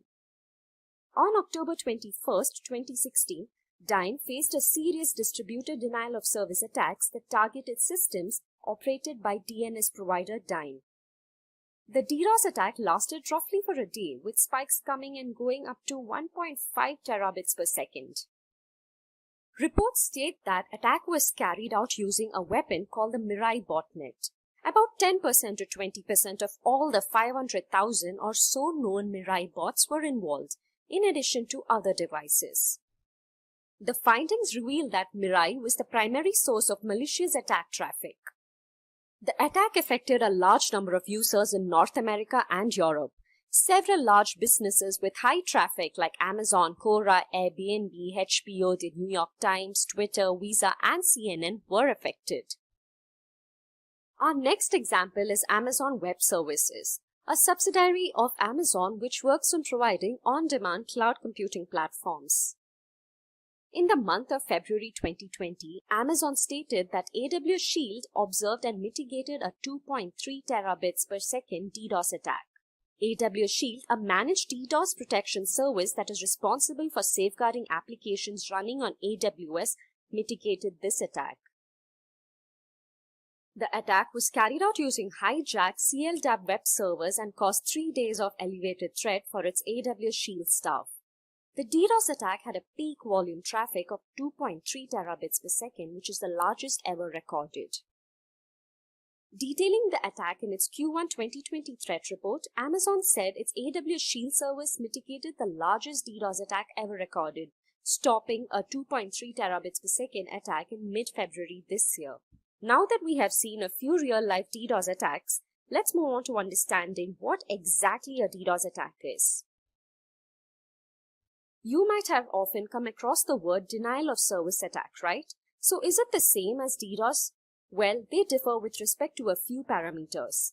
A denial of service attack takes place when a computer is used to flood the target server or network with traffic. By doing so, its resources and bandwidth are exhausted. The motive of the attack is to deny normal legitimate service requests and user access. As you can see in this image, we have the attacker's computer sending traffic to the target server here. Now, let's speak a bit about the DDoS attack. A DDoS attack works closely like a denial of service attack. The only difference is that here, multiple systems are used to launch the attack. You can call DDoS attack as a large-scale attack operation based on a denial of service attack. DDoS stands for Distributed Denial of Service. Here, several systems target a single system with malicious traffic. When multiple systems are used, the attacker can put the system offline more easily. DDoS attack is faster than a normal denial of service attack, and DDoS attacks are difficult to trace. From this image, you can see that multiple systems are used to launch this attack. The systems together flood the target system with massive traffic. Now that we know what a DDoS attack is, let's try and understand the motive behind these attacks. The first reason can be guessed well by all of you, and that is for ransom. Just like any other cyber attack, the primary reason is monetary gain. A website owner can be asked to pay a ransom for attackers to stop a DDoS attack. The ransom prices to stop the DDoS attacks vary from small amounts to hefty amounts of money. In most cases, the ransom is usually charged in bitcoins. The second reason is hacktivism or protest. Hacktivism occurs with the intention of spreading a message. The aim of this is to usually protest against an ideology or a political agenda. The target of many hacktivism DDoS attacks are government, financial, or business websites. Attackers launch DDoS attacks to shut a website, say for a political reason, thus trying to make a statement. A person with a financial or an ideological motive is capable to damage an organization by launching a DDoS attack against it. Lastly, these attacks can be carried out for a specific reason. called targeted attacks. For example, it can be done to damage an organization's reputation. It is to be noted that DDoS attacks can be deployed against big or small sites and can be driven by either competition or pure boredom, or also for the need for challenge. The magnitude of these attacks can vary from small to big. Let's now move on and understand a little more about the working of a DDoS attack. An attacker is required to gain control of a network of online machines in order to carry out a DDoS attack. Computers and various other IoT devices are infected with malware, and these turn into a bot, also known as a zombie. A group of such bots is called a botnet. Once a botnet is created, the attacker takes over the remote control access. A DDoS is usually launched through a network of remotely controlled bots or hacked computers. Botnets can range from hundreds to thousands of computers controlled by hackers. It is possible that your computer could be a part of a botnet without even you knowing it. The next step is to target the IP address of the victim by the botnet. Once this is done, each bot will bombard the target with fake service requests. The botnets send more connection requests than a server can handle. In some cases, they send huge volumes of data that exceed the bandwidth range of the victim. By doing so, the targeted server or network will overflow, and thus resulting in a denial of service to normal traffic. It is not possible to identify the bot as it looks like a legitimate internet device. A successful DDoS attack slows a website, prevents users from accessing it, resulting in financial losses and performance issues. So now that you know how a DDoS attack is carried out, let's have a look at the types of DDoS attacks. Different DDoS attack vectors target the different components of a network connection. DDoS attacks can be divided into three types. They are volume-based attacks, protocol attacks, and application layer attacks. Let's have a look at each one of these attacks. First up, we have the volume-based DDoS attack.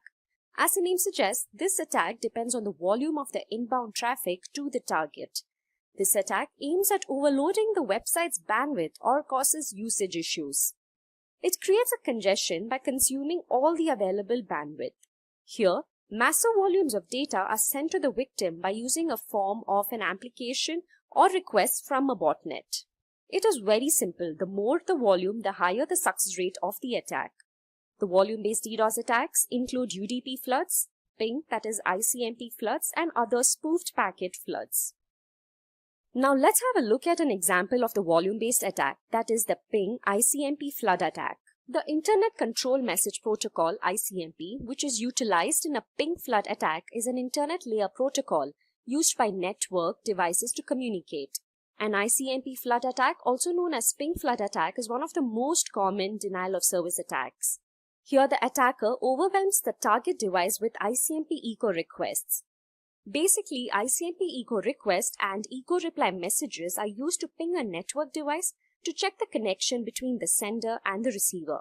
An ICMP request requires resources and bandwidth to process and reply to the requests. By flooding the target with request packets, the network is forced to respond with an equal number of reply packets, thus making it unserviceable to normal traffic. Attackers would usually spoof in a bogus IP address in order to mask the sending device. The next type of DDoS attack we will be discussing about is the protocol-based attack. When you learn networking, you will know that the internet is based totally on a set of protocols. Protocol attacks cause a service disruption by consuming intermediate communication equipment like firewalls and load balancers. DDoS attacks based on protocols exploit weaknesses in Layer 3 and Layer 4 protocol stacks. Protocol-based attacks exploit your network by sending either more packets than what your server can manage or more bandwidth than what your network ports can hold. This attack includes SYN floods, ping of death, and Smurf DDoS, to name a few. Here, we will have a look at an example of the protocol-based attack, that is the SYN flood attack. Here, the attack exploits the TCP handshake. In a regular TCP IP network transaction, there is a three-way handshake, namely the SYN, the acknowledgement, and the SYN acknowledgement. The SYN is a service request. The ACK, that is also known as the acknowledgement, is a response from the target, and the SYN acknowledgement is the original requester replying with something like a thanks in return. Whereas in the SYN flood attack, the SYN packets are created with fake IP addresses by the attackers. The target, as per the protocol, then sends an acknowledgement to the dummy address. Unfortunately, this dummy address never responds. This is carried out a number of times. The target waits for the final step in the handshake and in turn, it exhausts its resources in the process. Next up, we have the application layer attack. The main motive of this attack is to bring down an online service or a website. These attacks are comparatively smaller but silent.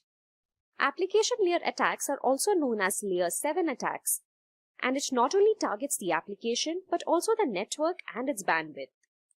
Application layer attacks include get and post floods, low and slow attacks, and more. Let's have a look at the famous HTTP flood attack as an example. HTTP flood is a type of distributed denial of service attack in which the attacker exploits legitimate-looking HTTP GET or POST requests to attack a web server or an application. Here, large numbers of HTTP requests flood the server, resulting in denial of service. HTTP has generally two types of requests, GET or POST. A GET request is used to retrieve information, while a POST request is often used when submitting a completed web form or when uploading a file. Usually, HTTP flood attacks are harder to detect and block. A HTTP flood attack sends what appears to be legitimate HTTP GET or POST requests to attack a web server or an application. These flooding attacks often rely on a botnet. Now that we had a look at the types of DDoS attacks, let's understand the measures we need to take up in order to prevent these attacks. The first step is to acquire more bandwidth. You must make sure that you have ample bandwidth to handle any spikes in traffic caused due to malicious activity. Currently, with attackers being more careful, having more bandwidth raises the bar which the attackers have to overcome before launching a successful DDoS attack.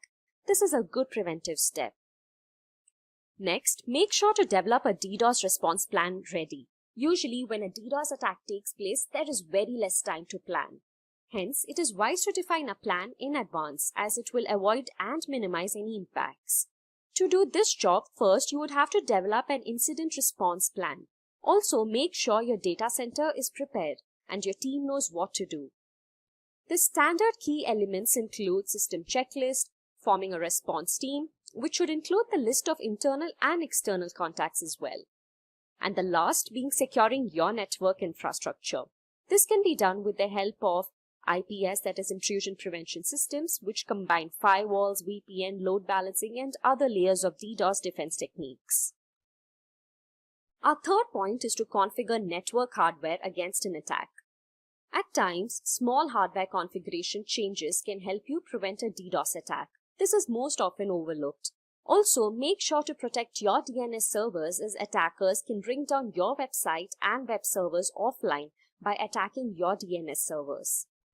Next point is to leverage the cloud. The conventional DDoS mitigation solutions oversize the network bandwidth and require complex hardware, which proves to be costly and also ineffective, whereas cloud has greater bandwidth and resources. Cloud-based apps can absorb malicious traffic way before it reaches its intended destination. Therefore, it is good to outsource DDoS prevention to cloud-based service providers. Our fifth point involves monitoring your website traffic regularly for unusual activities. It is a great thing if your website gets millions of new visitors in an hour, but isn't that also suspicious? A sudden increase in traffic is an alarming situation. Hence, have alerts set up in the event you exceed a threshold specific to the number of requests targeting your site. Considering the time and place of the inbound traffic is also a good step.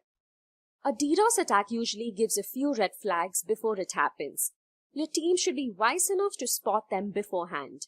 The signs of such an attack, for example, will be your website being unresponsive or responding slowly, intermittent website shutdowns, or probably the user having problems accessing the website. If these issues are prolonged, then the network is likely experiencing a DDoS and an action should be taken immediately. The next step is to keep everything up to date. This might sound basic, but it goes a long way. All the systems should be kept up to date to make sure that any issues or bugs are fixed.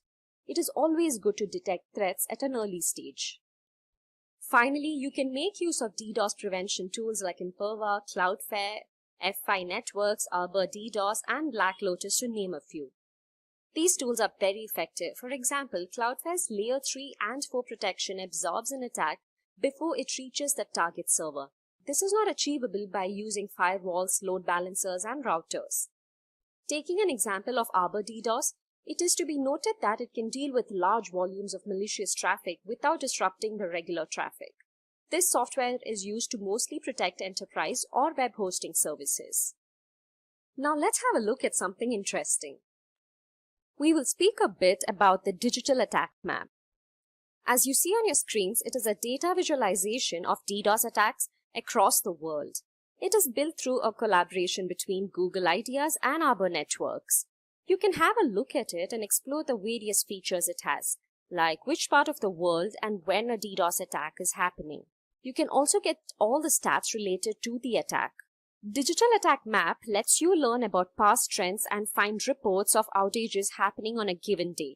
Make sure to check this out. Now that you know all about a DDoS attack, and if you're interested in becoming a cybersecurity expert and want to work on designing security systems and prevent cyber attacks, then SimpliLearn can help you achieve your dreams. SimpliLearn provides a cybersecurity expert master's program with foundational, intermediate, and advanced security skills through leading certification courses, including Security+, CEH, CISM, CISSP, and CESSP. With the increasing number of job opportunities in the field of cybersecurity, this certification course will provide to be an advantage. There are no prerequisites for this program. However, knowledge of any programming language is recommended, but again, not mandatory. Let's see, how do we become a cybersecurity expert? So, essentially, who is a cybersecurity expert? A cybersecurity expert is an individual employed by an organization to protect their infrastructure. Right? So this person is responsible to identify potential flaws, identify what threats the organization faces, and then streamline or create or design or architect methodology which is going to protect all the assets that the organization has. So this is going to happen through a variety of techniques such as finding weaknesses, so vulnerability management, where you run vulnerability scanners, identify potential flaws in the organization's infrastructure. Could be applications, could be servers, could be desktops, could be operating systems, could be anything, could be network-based flaws as well. And then you're going to monitor these systems. You're going to look at the data flow that is going through the internet, through the network, through the intranet rather, and then you're going to check if there is anything malicious going on in that network. So over these techniques, you're basically going to monitor it on a day-to-day basis, on a regular basis, and you're going to try to identify if anything out of the ordinary is happening, right? After you find the weakness, you're going to test those weaknesses to identify the complexity of those weaknesses, to validate those weaknesses actually exist, and then you're going to repair them, you're going to patch them, you're going to install updates, or you're going to you're going to install mechanisms like firewalls or antiviruses to mitigate those weaknesses, and you're going thus resulting in strengthening the areas where an attack may have occurred. Let's see the domains in cybersecurity. Now, when we say domains in cybersecurity, in the previous slide we were discussing where these attacks may happen, like applications, infrastructure, network. So let's see these domains in details. Asset security. Now, when we say assets could be applications, could be networking devices, could be computers, could be routers, could be wireless access points. And these, all these devices have their own operating systems, they have their own functionality, and it is important that we look at the security of each and every asset that the organization owns. Security architecture and engineering. Now, not everyone can just walk in an organization and then say, let's start implementing security in a particular manner. We have to standardize the security in such a way where the security is constant for a long period of time and is consistent, right? So for that to happen, there is an architecture, an engineering phase where we are going to create a plan of how this security needs to be implemented. For example, if I determine to install a particular antivirus, I have to ensure that the same antivirus is installed on all the systems in the organization. I cannot have different kind of antiviruses installed that do not talk to each other or do not report properly to the proper owner. So we have to create policies, procedures, and we have to implement them in a standardized manner for our security to work properly. Communication and network security. Now, with cloud computing coming in and hybrid clouds happening, where you got a deployment of a physical infrastructure talking to something that is on the cloud, let's say AWS or Microsoft Azure, right? And data flows are happening globally these days. You have to be very careful how these data are going to be transmitted across the network. Thus, you have to create those paths and ensure that those paths are monitored properly, are regulated properly, and do not have any data leakages. Similarly, identity and access management. Who is accessing my data? Are they authorized to access my data? And if yes, how am I going to authenticate them? How am I going to track them? How am I going to hold them accountable for whatever they have done? Even if a person is authorized to do something, we have to hold him accountable for that activity so that if something happens later on, we can identify who made that change. So the identity and access management module will consist of us creating groups, policies, users, roles, and interlinking them with the assets to ensure that only authorized people are able to access those devices. Security operations. On a day-to-day basis, we need to monitor the security of the organization. For example, if today I start facing a denial of service attack, or somebody starts a password attack on my organization where they're trying to crack somebody's password, there should be some internal mechanisms that are in place which will try to identify these attacks, warn the appropriate administrator, and that administrator will walk in and try to investigate that attack. So day-to-day operations are a must.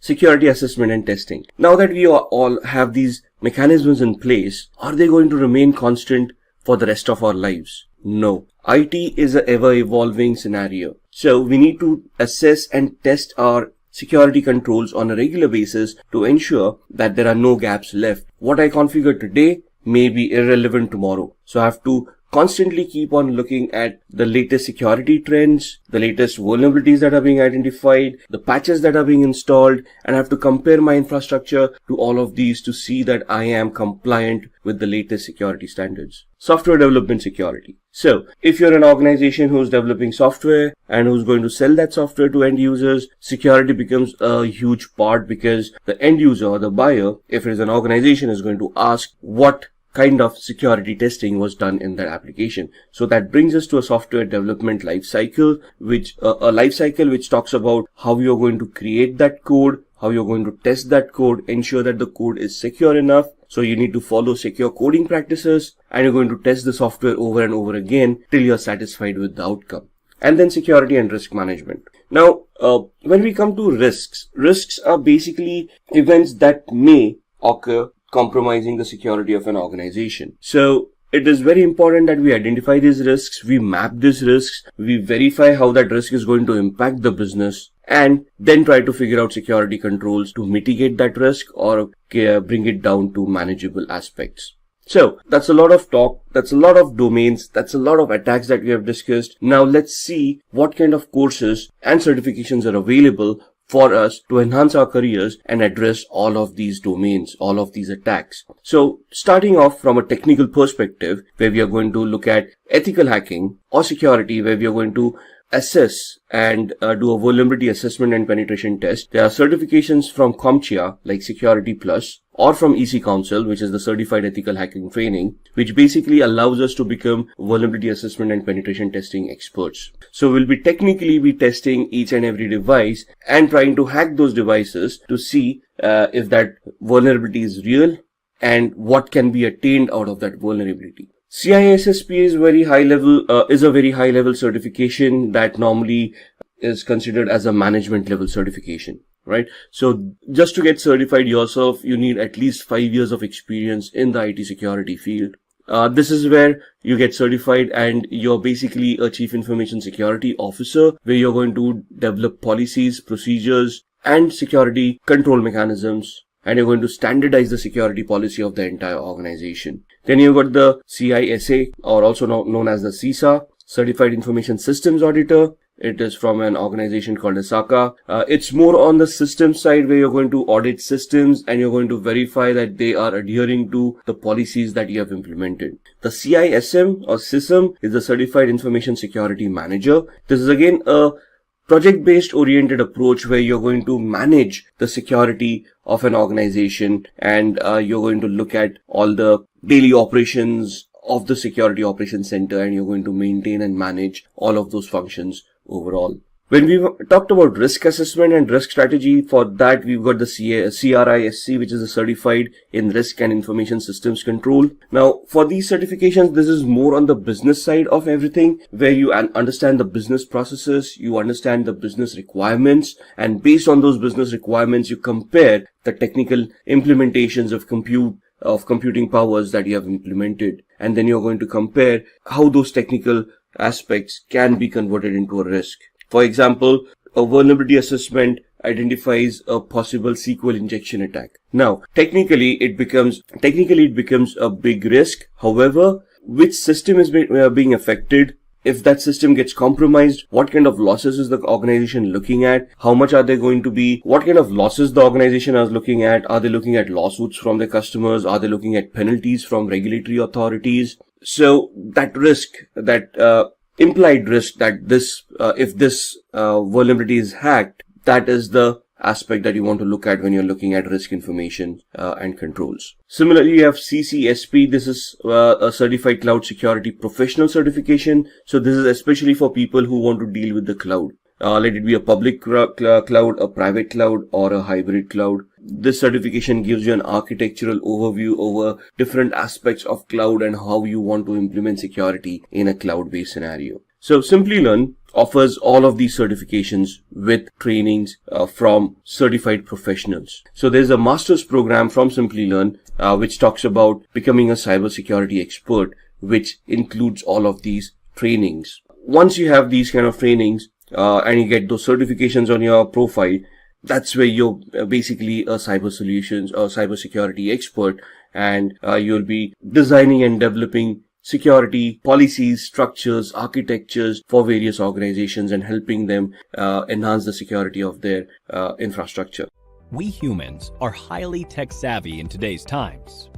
With the extensive use of the internet and modern technologies, there is a massive challenge in protecting all our digital data, such as net banking information, account credentials, and medical reports, to name a few. Have you heard about the deadly WannaCry ransomware attack? The attack happened in May 2017 in Asia, and then it spread across the world. Within a day, more than 230,000 computers were infected across 150 countries. The WannaCry cryptoworm encrypted the data and locked the users out of their systems. For decryption of the data, the users were asked for a ransom of $300 to $600 in Bitcoin. The users who used the unsupported version of Microsoft Windows and those who hadn't installed the security update of April 2017 were targeted in this attack. The WannaCry attack took a toll on every sector.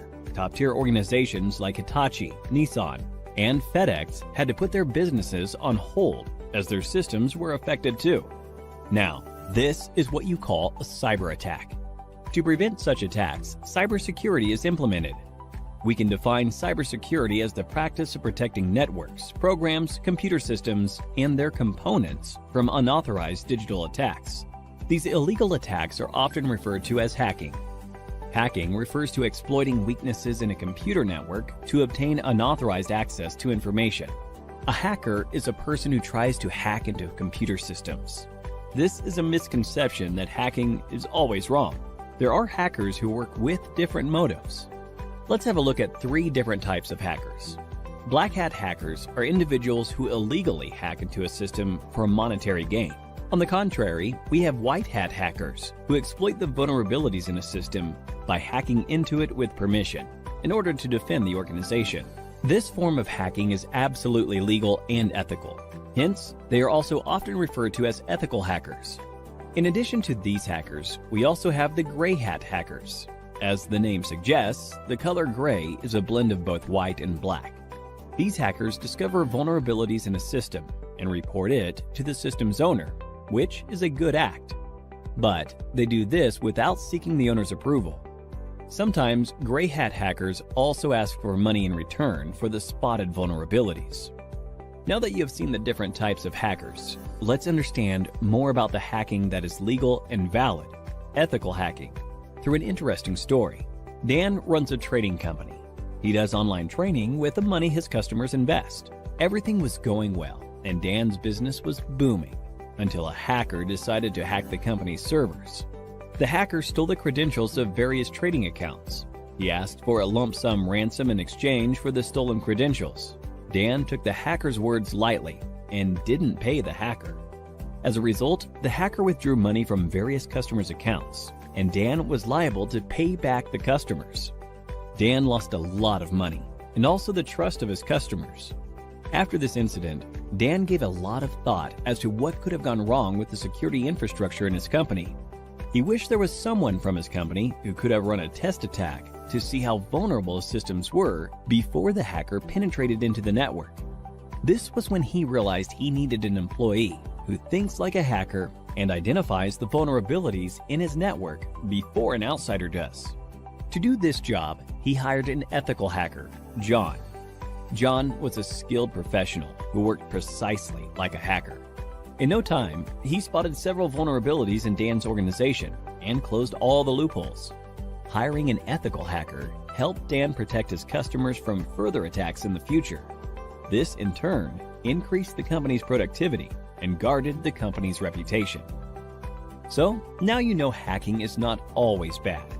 John, in this scenario, exposed the vulnerabilities in the existing network, and such hacking is known as ethical hacking. Ethical hacking is distributed into 6 different phases. Let us look at these phases step by step with respect to how John, our ethical hacker, will act. Before launching an attack, the first step John takes is to gather all the necessary information about the organization's system that he intends to attack. This step is called reconnaissance. He uses tools like Nmap and hping for this purpose. John then tries to spot the vulnerabilities, if any, in the target system using tools like Nmap and Nexpose. This is the scanning phase. Now that he has located the vulnerabilities, he then tries to exploit them. This step is known as gaining access. After John makes his way through the organization's networks, he tries to maintain his access for future attacks by installing backdoors in the target system. The Metasploit tool helps him with this. This phase is called maintaining access. John is a brilliant hacker. Hence, he tries his best not to leave any evidence of his attack. This is the 5th phase, clearing tracks. We now have the last phase, that is reporting. In this phase, John documents a summary of his entire attack, the vulnerabilities he spotted, the tools he used, and the success rate of the attack. Looking into the report, Dan is now able to take a call and see how to protect his organization from any external cyber attacks. Don't you all think John is an asset to any organization? If you want to become an ethical hacker like John, then there are a few skills that you need to acquire. First and foremost, you need to have a good knowledge of operating environments such as Windows, Linux, Unix, and Macintosh. You must have reasonably good knowledge of programming languages such as HTML, PHP, Python, SQL, and JavaScript. Networking is the base of ethical hacking. Hence, you should be good at it. Ethical hackers should be well aware of security laws so that they don't misuse their skills. Finally, you must have a global certification on ethical hacking to successfully bag a position of an ethical hacker like John. Few examples of ethical hacking certification are Certified Ethical Hacker Certification, CEH, CompTIA Pen Test Plus, and Licensed Penetration Tester Certification, to name a few. SimpliLearn provides a cybersecurity expert master's program that will equip you with all the skills required by a cybersecurity expert. You could have a look at it by clicking the link in the description. The endless growth of technologies in this area is directly proportional to the number of cybercrimes. Cybercrimes are estimated to cost $6 trillion in 2021. Hence, to tackle these cybercrimes, organizations are continuously on the lookout for cybersecurity professionals. The average annual salary of a certified ethical hacker is $91,000 in the US and approximately rupees 7 lakhs in India. So, what are you waiting for? Get certified. and become an ethical hacker like John and put an end to the cyber attacks in the world.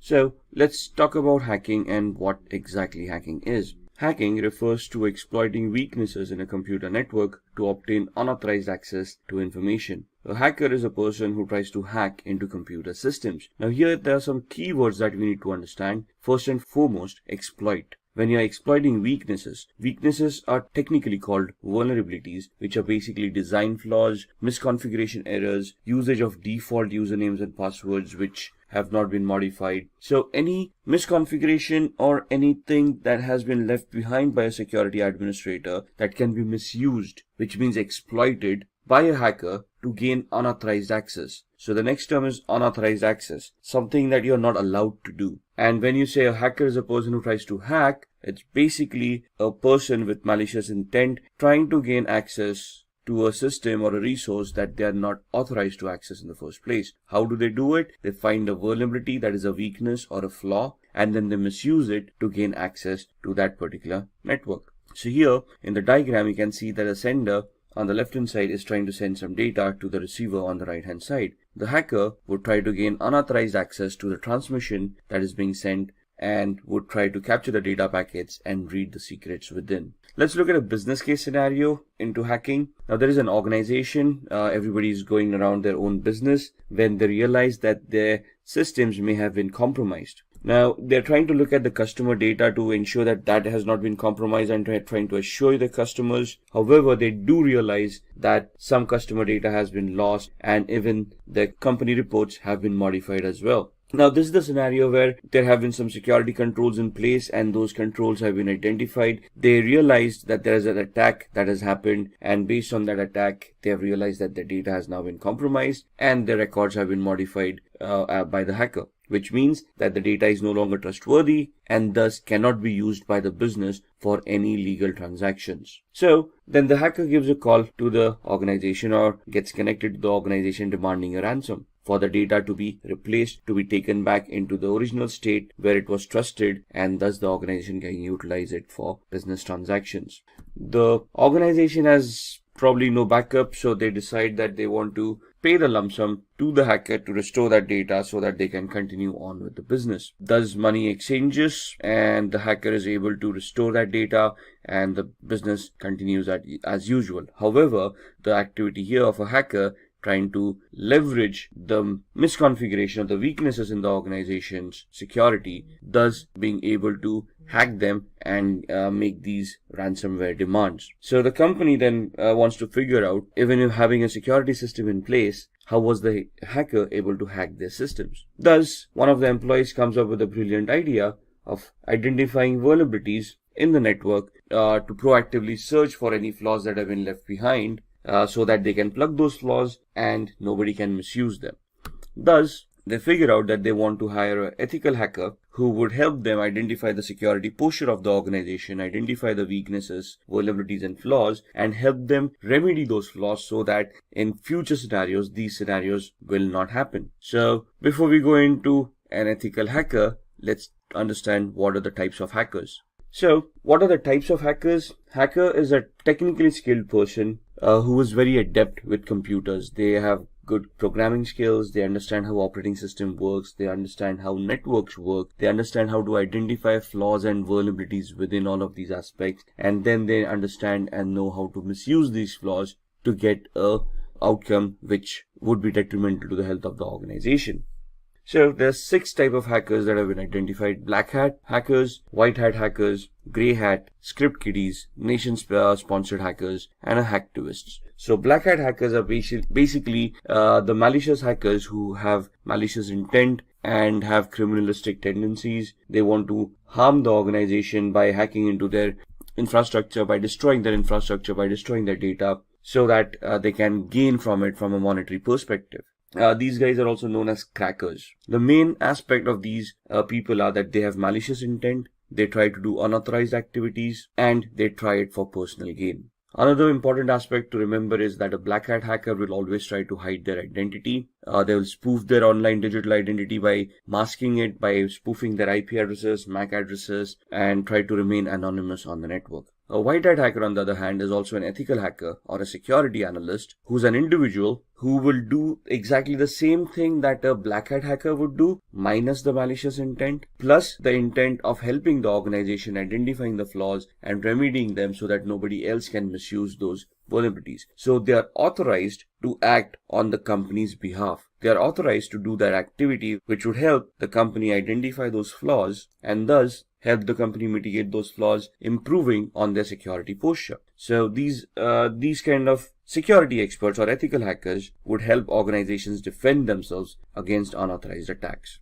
Grey hat hackers is a blend of both white hat and black hat hackers. So here they can work defensively and offensively both. They can accept contracts from organizations to increase their security posture. At the same time, they can also get themselves involved in malicious activities towards other organizations to personally gain or benefit from them by doing unauthorized activity. Script kiddies are people who are technically not much aware about what hacking is. They rely on existing tools that have been created by other hackers. They have no technical knowledge of what they're doing. It's just a hit or miss for them. So they just get their hands on a tool. They try to execute those tools. If the hack works, it works. Otherwise, it doesn't. So these people are basically who are noobs or newbies who are trying to learn hacking, or just people who with malicious intent who just want to have some fun or trying to impress people around. Then we have the nation or the state-sponsored hackers. As the name suggests, these hackers are sponsored by their government. Now, this may not be a legitimate job, but most of the governments do have hackers enrolled in their on their organizations to spy on their enemies, to spy on various countries and try to figure out the aspirations of those countries. So this is basically a spying activity where you're technically trying to get access to other countries' resources and then try to spy on them to figure out what their activities have been or what their future plans have been. And then we have the hacktivists, who is an individual who has a political agenda to promote, and they promote it by doing hacking. So these guys, what is the difference between a black hat hacker and a hacktivist? The black hat hacker may try to hide their identity. A hacktivist will claim responsibility of what they have done. So for them, it's a political agenda, a political cause, and they will try to hack various organizations to promote their cause. They would probably do this by defacing the website and posting the messages that they want to promote on these websites. So what exactly is ethical hacking then? We have discussed the types of hackers. We have identified a malicious hacker as a black hat hacker with the intent of doing harm to an organization's network for personal gain. We have discussed what the ethical hacker is. So an ethical hacker would be doing the same activity but in an authorized manner. So they would have legal contracts that they would be signing with the organization, which would give them a definite scope of what they're allowed to do and what they are not allowed to do.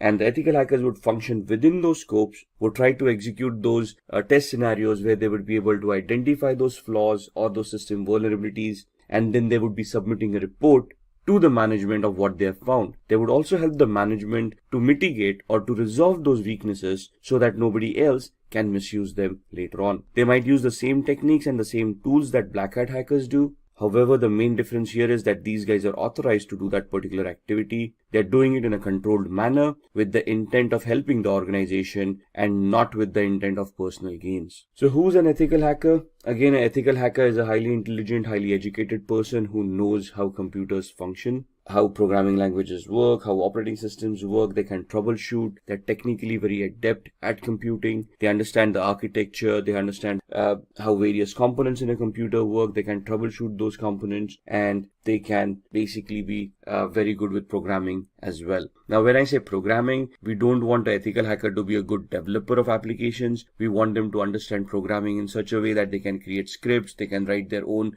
short programs like viruses, worms, trojans, or exploits which would help them achieve the objective that they have set out for. So here you can see the ethical hacker. They are individuals who perform a security assessment of their companies with the permission of concerned authorities. So what is a security assessment? A security assessment is finding out the exact security posture of the organization by identifying what security controls are in place, how they've been configured, and if there are any gaps in the configurations themselves. So an organization will hire an ethical hacker. They would give the ethical hacker the information about what information is or what security controls, what firewalls, what IDSS, IPSS, intrusion detection or intrusion prevention systems, antiviruses are already in place, and then they will ask the ethical hacker to figure out a way to bypass these mechanisms and see if they can still hack the organization. What is the need of an ethical hacker? The need of an ethical hacker is proactive security. The ethical hacker would identify all the existing flaws in an organization and try to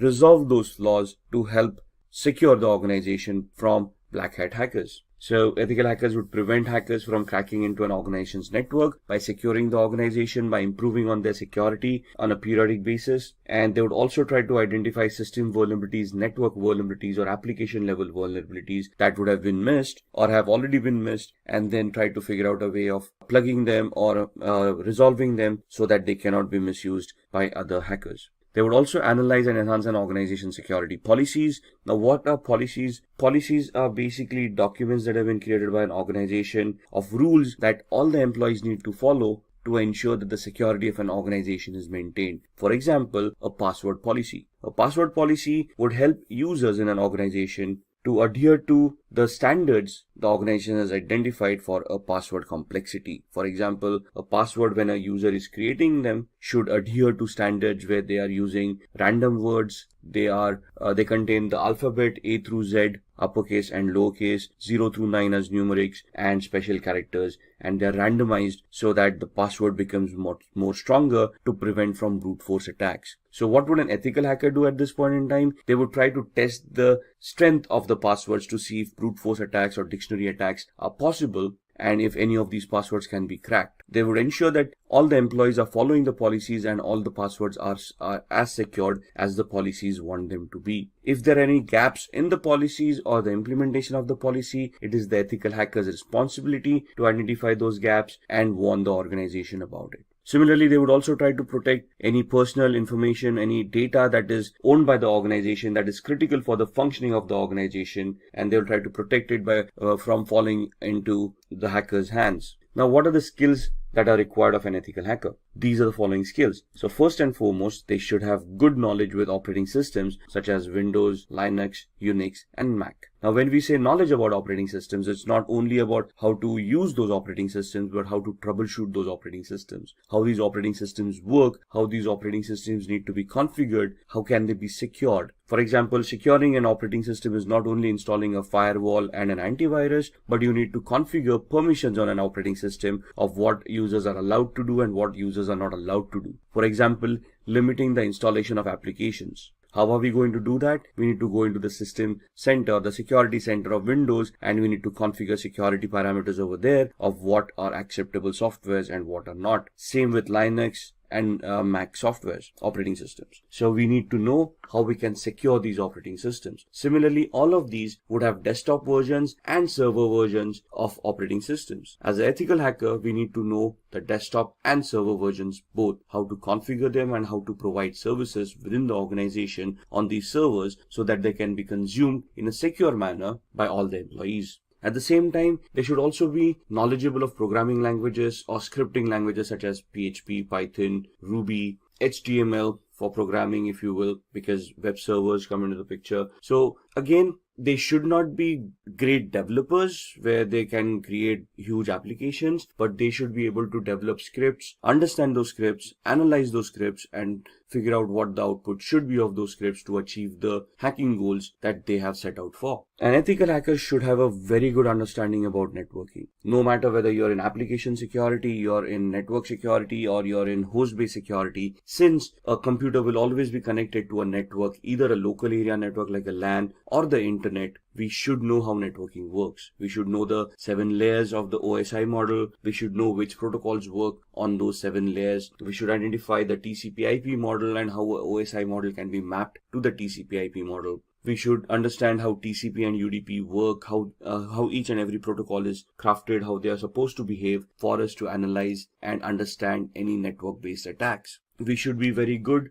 in security measures. So we should know where those vulnerabilities would lie, what are the latest exploits available in the market, and we should be able to identify them. We should be able to know the techniques and the tools of how to deal with security, how to analyze security, and then how to implement security to enhance it as well.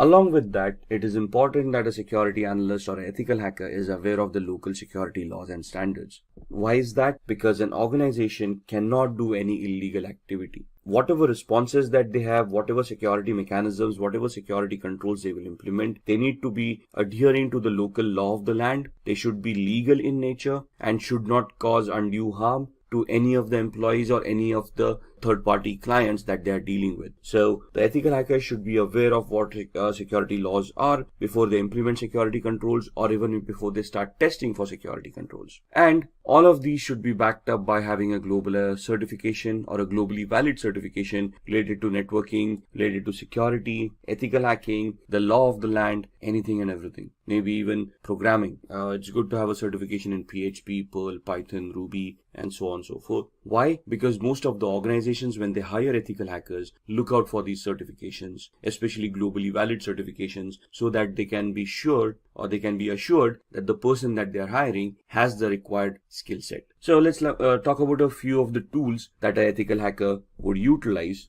in their testing scenarios. To be honest, there are hundreds of tools out there. What you see on the screen are just a few examples of them. Nessus is a vulnerability scanner. What is a vulnerability scanner? It is an automated tool that is designed to identify vulnerabilities within hosts, within operating systems, within networks. So they come with their ready-made databases of all the vulnerabilities that have already been identified, and they scan the network against that database to find out any possible flaws or any possible vulnerabilities that currently exist on the host or the operating system or on the network. Similarly, there would be application scanners like Acunetics or Arachne that would help you scan applications and identify flaws within those applications as well. Now, all of these are automated tools. The essence of ethical hacker is when these tools churn out the reports, the ethical hacker can understand these reports, analyze them, identify the flaws, and then craft their own exploits or use existing exploits in a particular manner so that they can get access, or they can bypass the access security controls mechanisms that are already in place. How can they do that? With the tool called Metasploit. You see that big M there on the right hand side? That M logo is for a tool called Metasploit, which is a penetration testing tool. What is a penetration testing tool? It is that tool that will allow an ethical hacker to craft their exploits or choose their exploits for the vulnerabilities that have been identified by Nessus. Since we are interacting with computers, we will always be interacting using tools, right? So the first tool, Nessus, identifies the flaws and the possible list of vulnerabilities. We do a penetration test using Metasploit to validate those flaws and to verify that those flaws actually exist, and try to figure out the complexity of those flaws. And that's where Metasploit helps us do that. Wireshark would be used in the background while we are doing both the activities using Nessus or Metasploit to keep a track of what packets are being sent and received on the network, which will help us analyze those packets. So whenever I run a Nessus scanner, I would run a Wireshark in the background. It will capture the data packets, and I can go through those data packets and analyze that data packets to identify what Nessus is actually trying to do. Similarly, when I try to attack a machine using exploit on Metasploit, I will keep on Wireshark running in the background to capture the data packets that have been sent and the responses that I've received from the victim, so that I can also go through those packets and analyze the responses and analyze the attack, whether it was successful,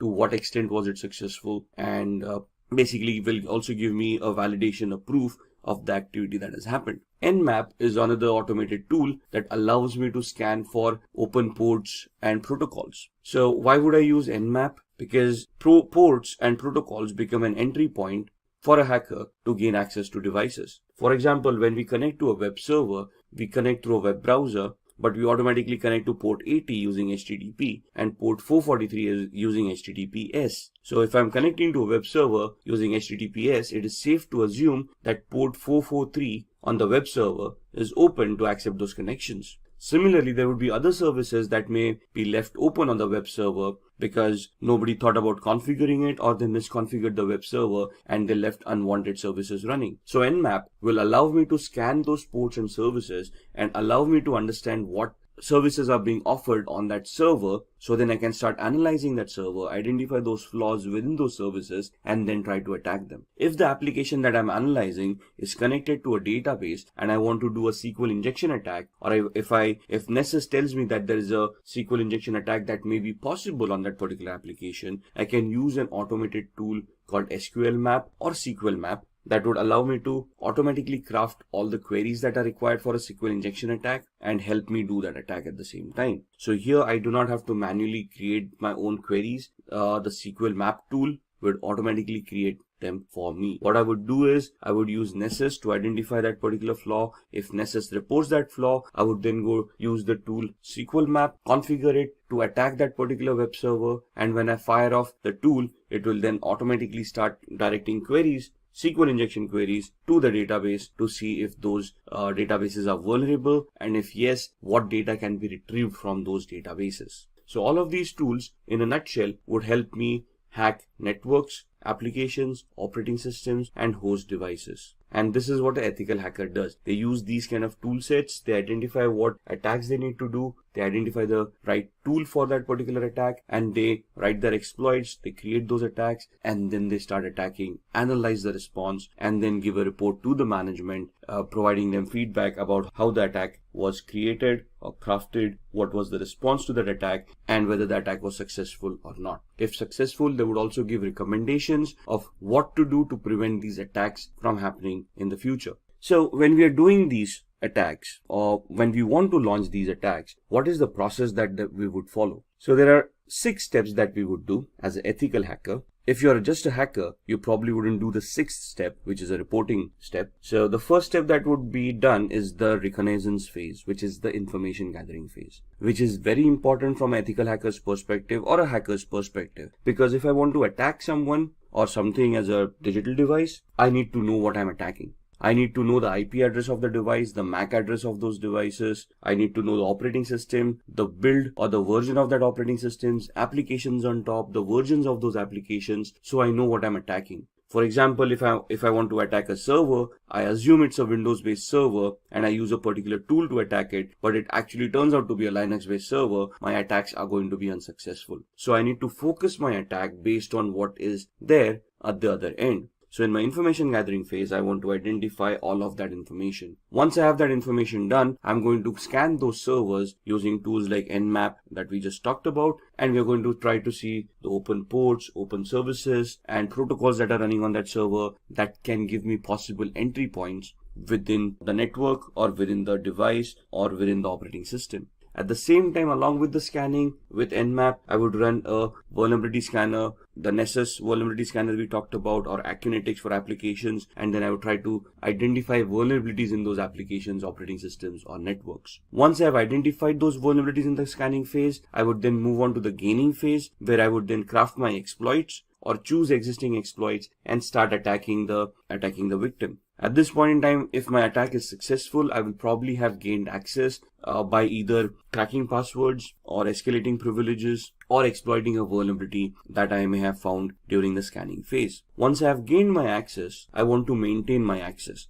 Why? Because the vulnerability may not be there for long. Maybe somebody updated the operating system and hence the flaw was no longer existing, or somebody changed the password that I may have cracked, thus I no longer have access. So what do I do to maintain my access? I install Trojans or backdoor entries to those systems using which I can secretly, in a covert manner, get access to those devices at my own will, at my own time, as long as those devices are available over the network. So that's where I maintain my access. I have hacked them. Now I want to maintain my access, so I install a software which would give me a backdoor entry to that device no matter what. Once I have done this, I want to clear my tracks. So whatever activity that I've been doing, for example, installing a Trojan. A Trojan is also a software that would create directories and files once installed on the victim's machine. So I want to hide that. If I have accessed data stores, if I have modified data, I want to hide that activity, because if the victim comes to know that something has happened, they would start increasing their security parameters. They might start scanning their devices. They may take them offline. Thus my hack would no longer be efficient.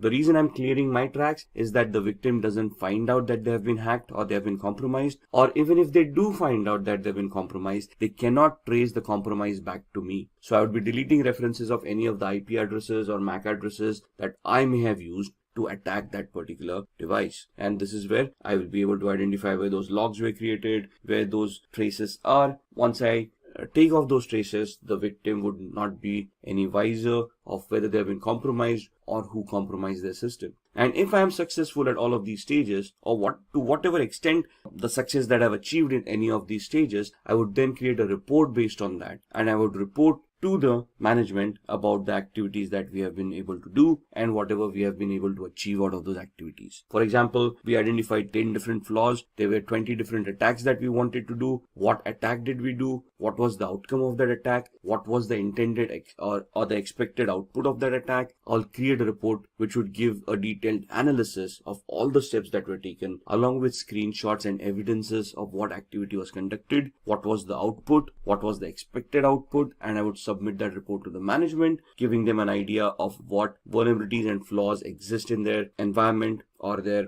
devices that need to be mitigated so that the security can be enhanced. So these are the 6 steps that the ethical hacking process would take. Just going through this, the reconnaissance is where you're going to use hacking tools like Nmap, HPing to obtain information about targets. There are hundreds of tools out there depending on what information you want. Then in scanning, again, Nmap, Nexpose, these kind of tools to be utilized to identify open ports, protocols, and services. In gaining access, you're going to exploit a vulnerability by using the Metasploit tool that we talked about in the previous slides. In the maintaining access, you're going to install backdoors. You can use Metasploit at the same time. You can craft your own scripts to create a Trojan and install it on the victim's machine. Once you have achieved that, clearing tracks is where you're going to clear all evidences of your activity so that you do not get caught or the victim doesn't even realize that they have been hacked. And once you're done all of this, we are going to create reports that are going to be submitted to the management to help them understand the current security evaluation of their organization. So now let's see how we can hack using social engineering. Now, what is social engineering? Social engineering is the art of manipulating humans into revealing confidential information which they otherwise would not have revealed. So this is where your social skill and your people skills come into the picture. If you are able to communicate effectively to another person, they would probably give up more information that they intended to give out. Let's look at examples, right? If you see on the screen, phishing activity. What is phishing? We receive a lot of fake mails on a regular basis. We have always received those emails where we have won a lottery of a few $1 million, but we have never realized that we didn't purchase a lottery to win a lottery in the first place. We have always had those Nigerian frauds where a prince died in some South African country and you out of 7 billion people on the planet have been identified where they want to transfer a few $100 million through your account and they want to give you 50% of that money in return as thank you. So some very basic attacks where you go onto websites and there's a banner flashing at you saying congratulations, you're the 1 millionth visitor to this website,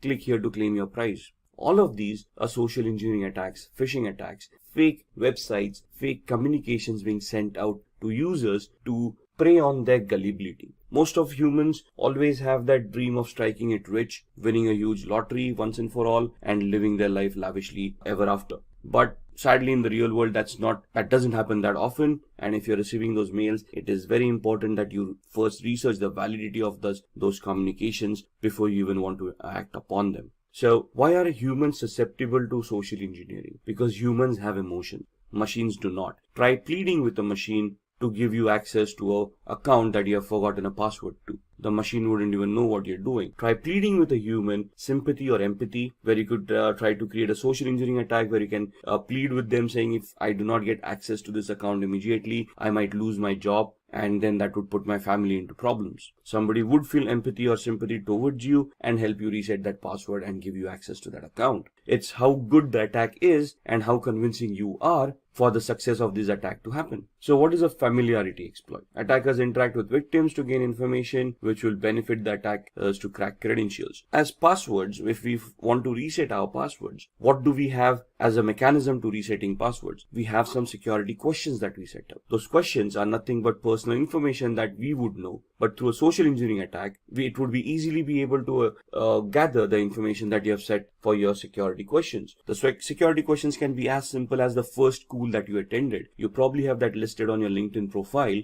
where a person can just go in there and see your academic qualifications and identify the school that you were in, right? Similarly, it might also be a question, what was your mother's maiden name? That's a very good attack, and that's, if a person can interact with you, let's say they are trying to take a survey and they approach you for a feedback on a particular product that you have been utilizing, and they ask you these questions, you wouldn't think twice before giving those answers. As long as the request sounds legitimate to us, we are able to justify that request, we do answer those queries. So it's upon us to verify the authenticity of the request coming in before we answer it. Phishing, as discussed, would be fraudulent emails which appear to be coming from a trusted source. So email spoofing comes into mind, fake websites, and so on and so forth. Exploiting human curiosity. Curiosity killed the cat, right? So there's so many physical attacks where hackers just keep pen drives lying around in a parking lot. Now this is a generic attack. Whoever falls victim will fall victim. So if I just throw around a few USBs in the parking lot, obviously with Trojans implemented on them, some people who are curious or who are looking for a couple of freebies might take up those pen drives, plug them in their computers to see what data is on the pen drives. At the same time, once they plug in those pen drives on their computers, the virus or the Trojan would get infected and cause harm to their machine. Then exploiting human greed. We just talked about the Nigerian frauds and the lotteries, those kind of attacks, the fake money-making gimmicks. Now, basically, this is where you prey upon the person's greed kicking in, and they are clicking on those links in order to get that money that has been promised to them in that email. So one of the safest mechanism to keep data private and to keep yourself secure is using encryption. Now, encryption can happen through cryptography. What is cryptography? Cryptography is the art of scrambling data using a particular algorithm so that the data becomes unreadable to the normal user. The only person with the key to unscramble that data would be able to unscramble it and make sense out of that data. So we're just making it unreadable or non-readable by using a particular key or a particular algorithm, and then we're going to send the key to the end user. The end user using this same key would then decrypt that data. If anybody compromises that data while it is being sent over the network, since it is encrypted, they would not be able to read it. So the encryption algorithm would be something like this. Now, if you see the computer word once made into unreadable format would look like EQORXVGT. For an end user, it wouldn't make any sense, but the person who has a key to unscramble that would be able to convert it back to computer and then understand the meaning of that word. So this is just a substitution cipher that is being shown on the screen. So what is the alphabet? The key is alphabet plus 3. So C plus 3 alphabets, that becomes E. O becomes Q. M becomes O. So the key that is utilized to scramble the data is the character that you are at. The third character from there would be the corresponding key. So the encrypted message is also known as a cipher.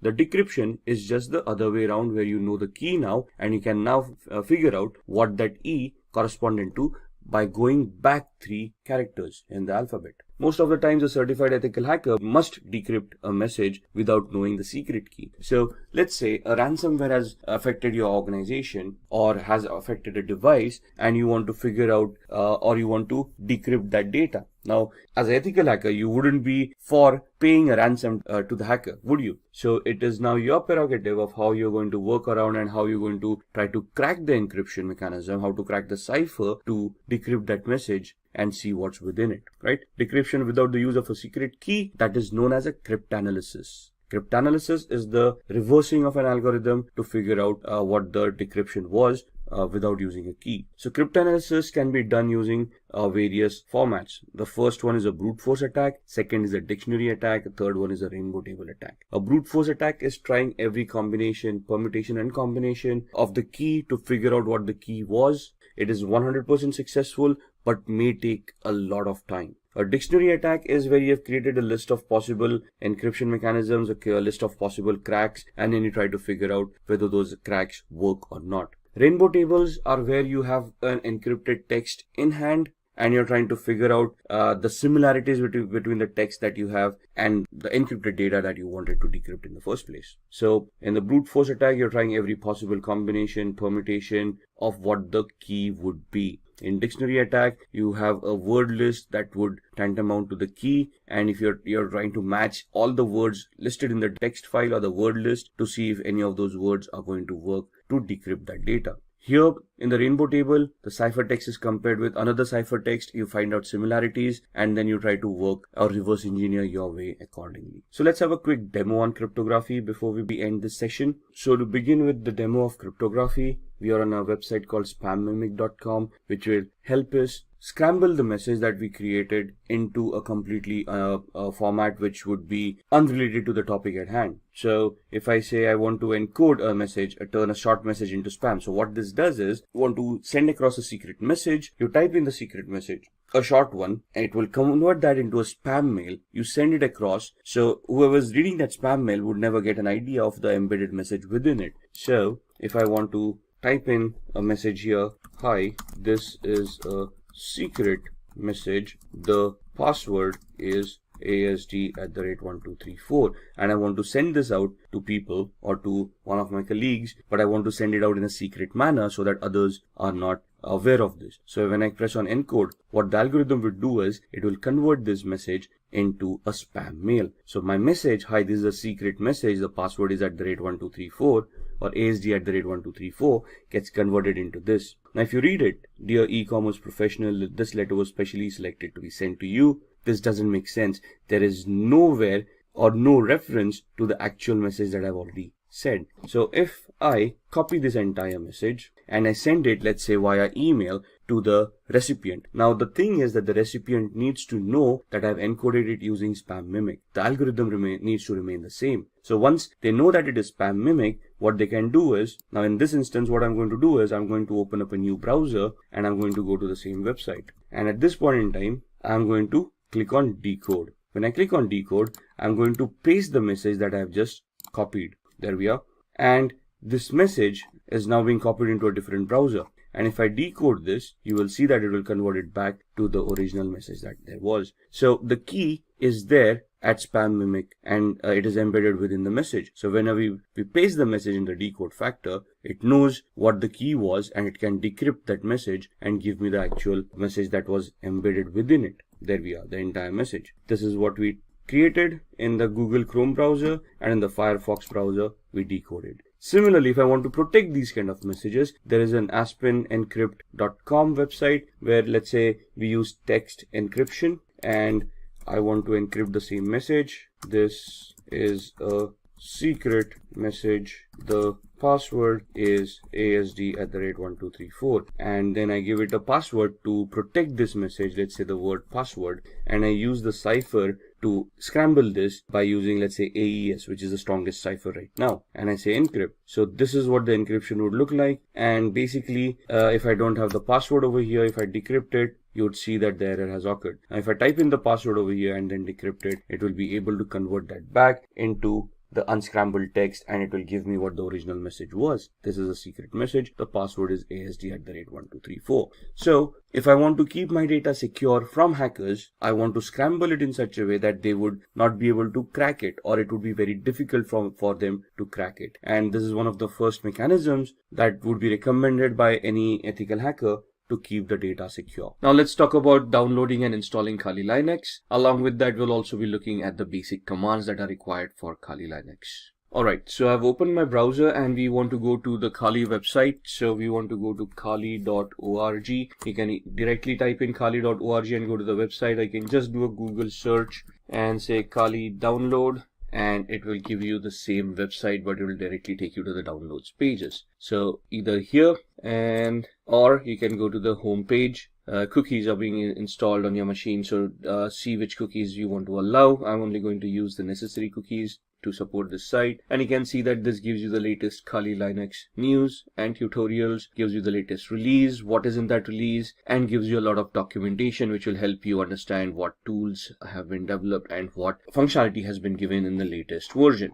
If you want to download, you can directly go here and you can download Kali Linux. Now, Kali Linux is a 2.6 gigabyte download, so it's going to take time, the latest version being 2019.4. And we click over here. I'm using a download manager to manage all these huge downloads, and you can see it's pointed to the operating systems folder, and it is going to be a 2.57 GB download. So we click on download, and in the background, you can see this is going to be downloaded, and we're going to minimize this. And it will take a few minutes for that to download, but this is an ISO image, so we need to install it on a virtual machine. So what we need is we need to use a hypervisor which will allow us to create virtual machines. So we can either use VMware Workstation, which you can download from here. However, this is paid version, so you can see it is around $250 or something for this software, but it is a very good software to have. So if we click on download now, it is going to start the download. It's a 30-day trial period if you want to use it. After 30 days, you'll need to enter the key, which you will get after purchasing the software. If you do not want to utilize this,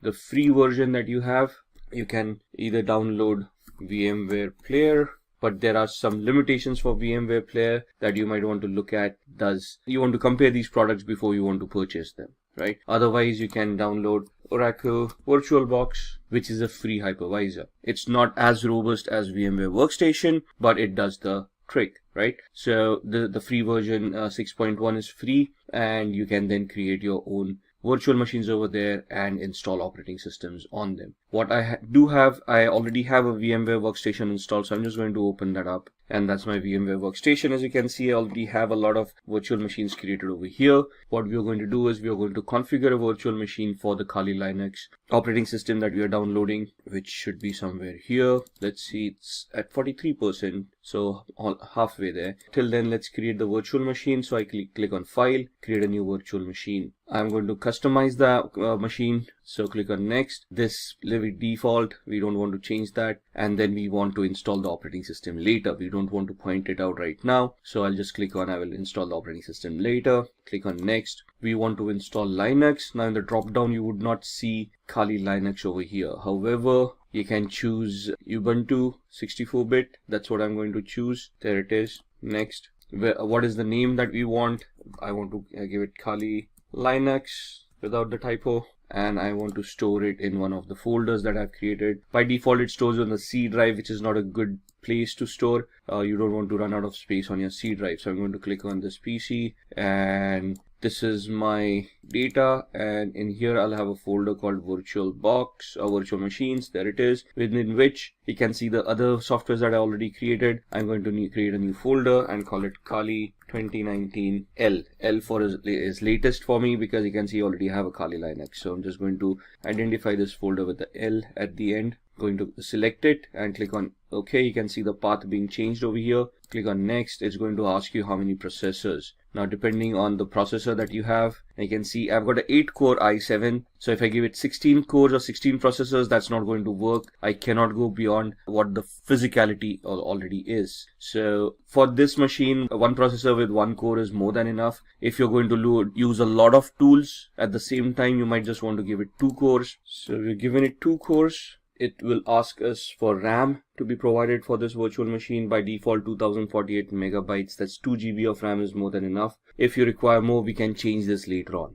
So click on Next. We want to use NAT for now. Leave this default. Next. Whatever is recommended, keep it the way it is. We do not want to change it. Next. Create a new virtual hard disk for this machine. And it is going to ask us the size. 20 GB is more than fine. Store it as a single file. We don't want to use multiple file options. Click on Next. And then click on Browse, where we want to store the VMDK file or the virtual hard disk file. And we go back again to the same folder that we had created, virtual machines, and we look at the Kali Linux, Kali 2019 L, and we want to store the VMDK file over there. Once we save it, we want to click on Next, and then we want to click on Finish. So this is the virtual machine that has been created right here, right? Now, this is the basic configuration. Now, where are we at with the operating system? And you can see the operating system has been downloaded, and it is stored in this particular folder. So we go to E drive. So we are looking for the operating system that we have downloaded. We downloaded it in the operating systems folder.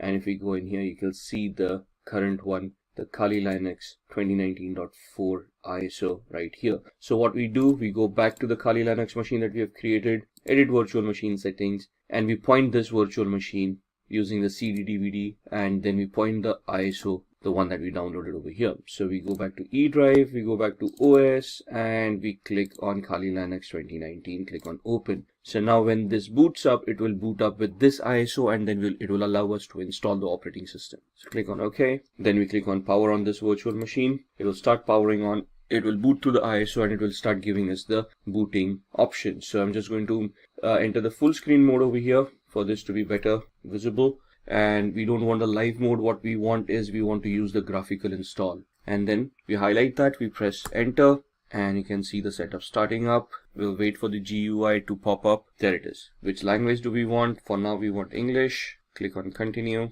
Where are we located? Click on continue. And the configure your keyboard. We want the US keyboard, American English.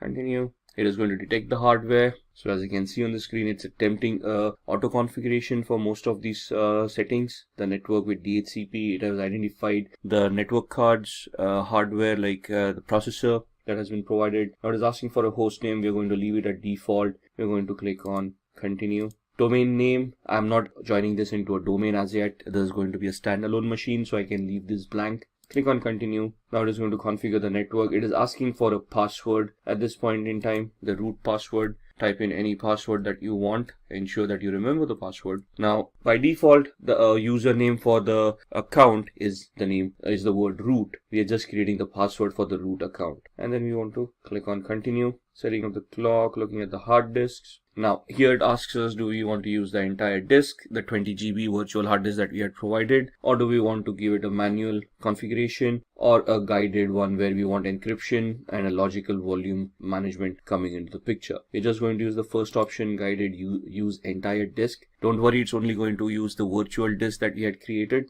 Click on continue. It will give us that it's a 21.5 GB VMware virtual disk that we had. And click on continue. All files in one partition, that's what we want, recommended for new users, whatever it is. We don't want to change these folders. Continue. And this is what we have configured. Once we click on continue, it is going to say, are you sure you want to make these changes? Click on yes. Click on continue, and it will start installing Kali Linux on your device. Now this is going to take a few minutes for the installation to work. Alright, so that's the installation that's completed. Now it's asking us to configure a package manager. A network mirror can be used to supplement the software that is included on the installation media. This may also make newer versions of software available. Do you want to use a network mirror? We can click no for now, and then click on continue. Now this is going to install the grub bootloader. This might take a few minutes as well. Install the grub loader to the master boot record. Yes. Click on continue. Click the hard disk that we have just utilized. This is the one. Click on continue. It will install the grub bootloader, running through the last phases of the installation. And now it says the installation is complete. We want to click on continue, finishing the installation, and then it will do a reboot.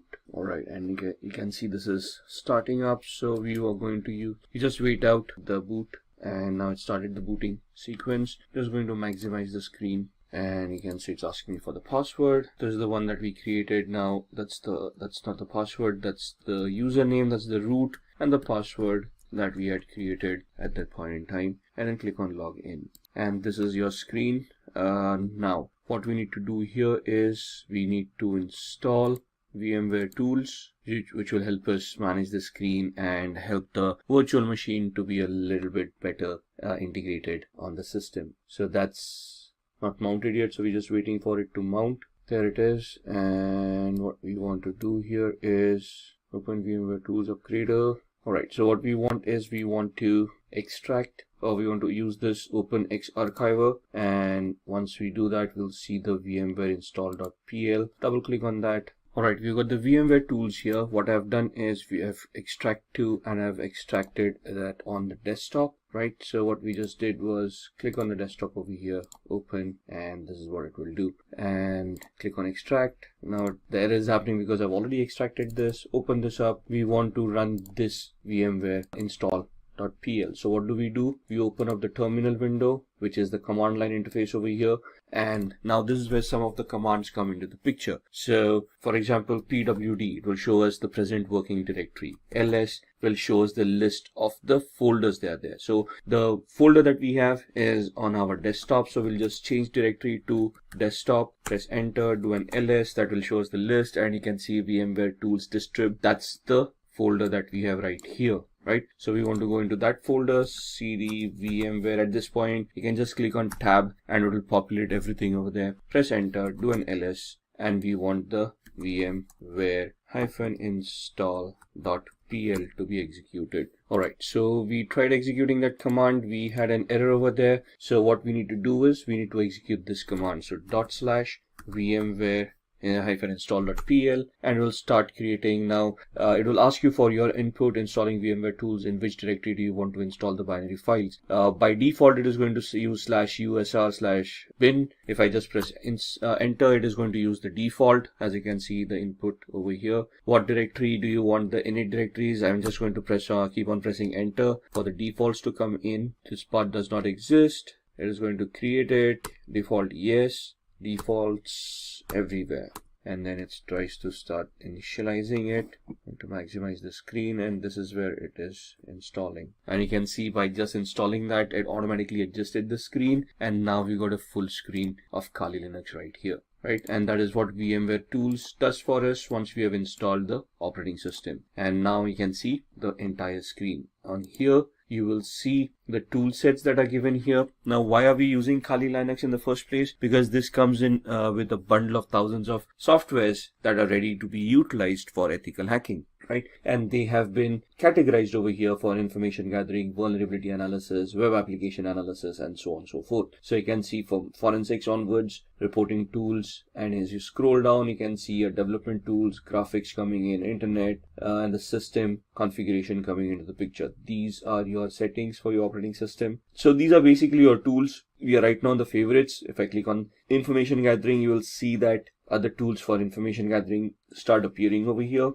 For vulnerability analysis, we have got Sparta, Nmap, fuzzing tools, web application analysis, we have got comics, Skipfish, SQL map, database assessments, password attacks, and so on and so forth. So if you just go in the favorites, this was the terminal emulator that we utilized. This is the command line that we saw. We used the cd command.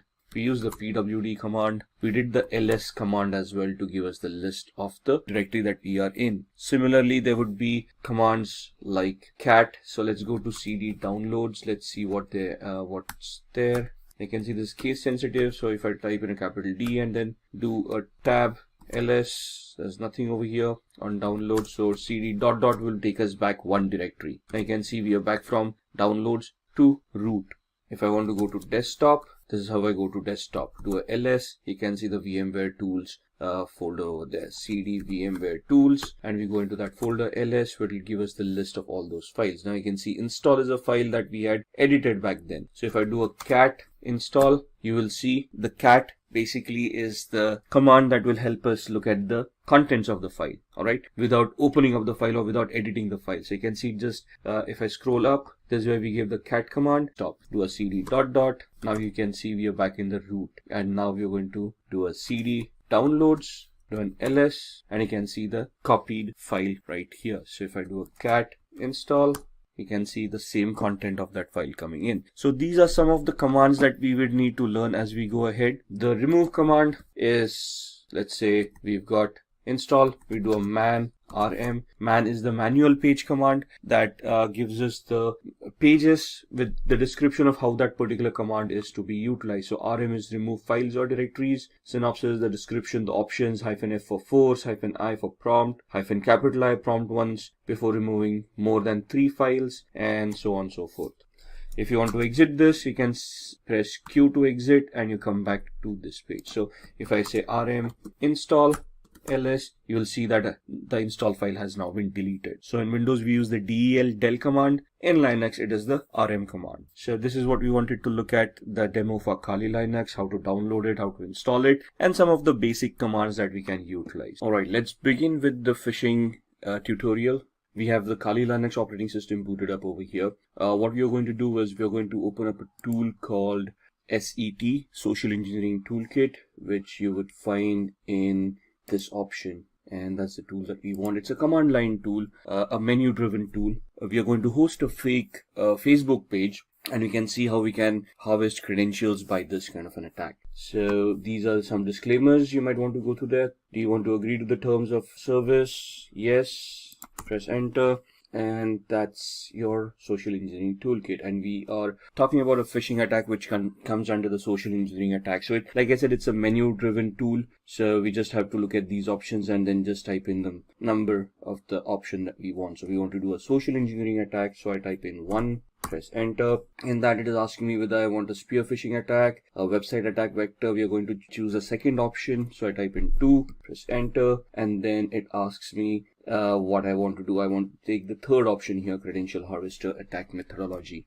and we want to do the third attack. Now it is asking whether we want to use the in-house website templates that it already has, or do we want to clone a site, or do we have a customized site that we have prepared that we want to migrate into this tool. We're going to do the site cloning option, so we're going to type in 2, press enter, and then it is going to ask me the IP address where it wants to capture and store the credentials. By default, this is the IP address that I'm using, so if I leave it blank, it will take my default IP address. So I'm just going to press enter, and now it is asking me the URL to clone. So I type in https://www.facebook.com. What it is going to do, it is going to connect online, and it is now it has cloned the website, Facebook login.php. The best way to use this attack is that if the username and password form are in the same field or the same page. Regardless, this captures all posts on a website. So you may need to copy www into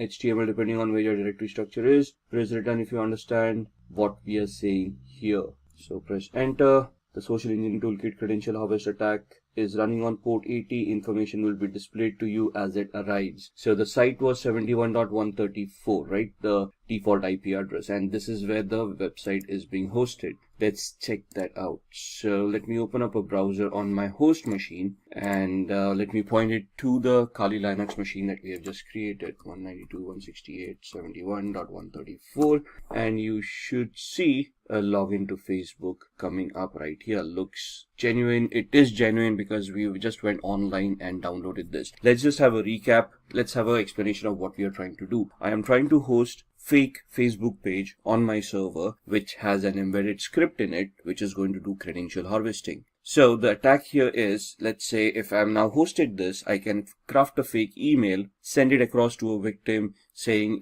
your Facebook account has seen some unforeseen activity, create a hyperlink using HTML coding. Within that, click here to access your account and verify that the account is secured. And when they click on that link, they will be redirected to my fake page, which is here. You can see the IP address is my virtual, the username and password. The page just refreshed and gave us the login page again. But now if you look at the URL, I'm actually on Facebook's login page, which is exactly the same that I was hosting. So a layman wouldn't probably figure out they've been hacked by now. They just would figure out, okay, they probably typed in the incorrect password and the page refresh or something like that, and they're just going to log in and they're actually going to access the Facebook page. Thus, they might not even realize that something went wrong. But if I go back to my virtual machine, you can see that it has captured some data and it is reporting over here of what has happened. So if I just scroll up, let's see what happened here and if we have been able to capture anything. So we got a hit printing the output. This is the HTTP 1.1.200. Okay, response coming in, password field found, and we're just looking. There it is. Email someone@somewhere.com, and password that I typed in ASD@1234. So it has captured the username and the password right here. Once we are done, I mean, this is the way attackers work. Now, this is a very basic attack. Again, in the actual trainings, you would then look at how you would host this on a real website, make it a global attack. Right now, it's a virtual machine with a class C IP address. So here, the thought process is, where can we get a free hosting where we can host this kind of sites? Maybe I'll have to purchase a domain which looks like similar to Facebook or the victim that I'm trying to attack. So this is just a POC. So we just wanted to find out if we can, how phishing is done. And this is exactly how it is done. Right. So pressing Ctrl C would exit this tool and takes you back to the actual menu. Press 99 to exit, and there it is. close the window, and that's the phishing practical. After phishing, let's talk about SQL injection. SQL injection stands for structured query language injection, which is a database attack, though it resides within the application. So it's the application vulnerability that we are trying to look at to try to bypass authentication. As the name suggests, a SQL injection vulnerability allows an attacker to inject malicious input into a SQL statement. What is a SQL statement? A query that is used by an application and is fired off to the database. Database executes that query, gets that information that is required, and sends it back to the user if the user is authenticated. So we're going to look at the SQL injection attack demo here. And what we are going to do is we are going to go back to our VMware workstation. And I've got a tool over here called OWASP, Broken Web Application, which is a utility that has been created for people like us to test our skills, to learn on how we can develop our skills further. So this has a lot of vulnerable applications built within it. We're just going to try to access it, and we're going to see if we can create a SQL injection attack.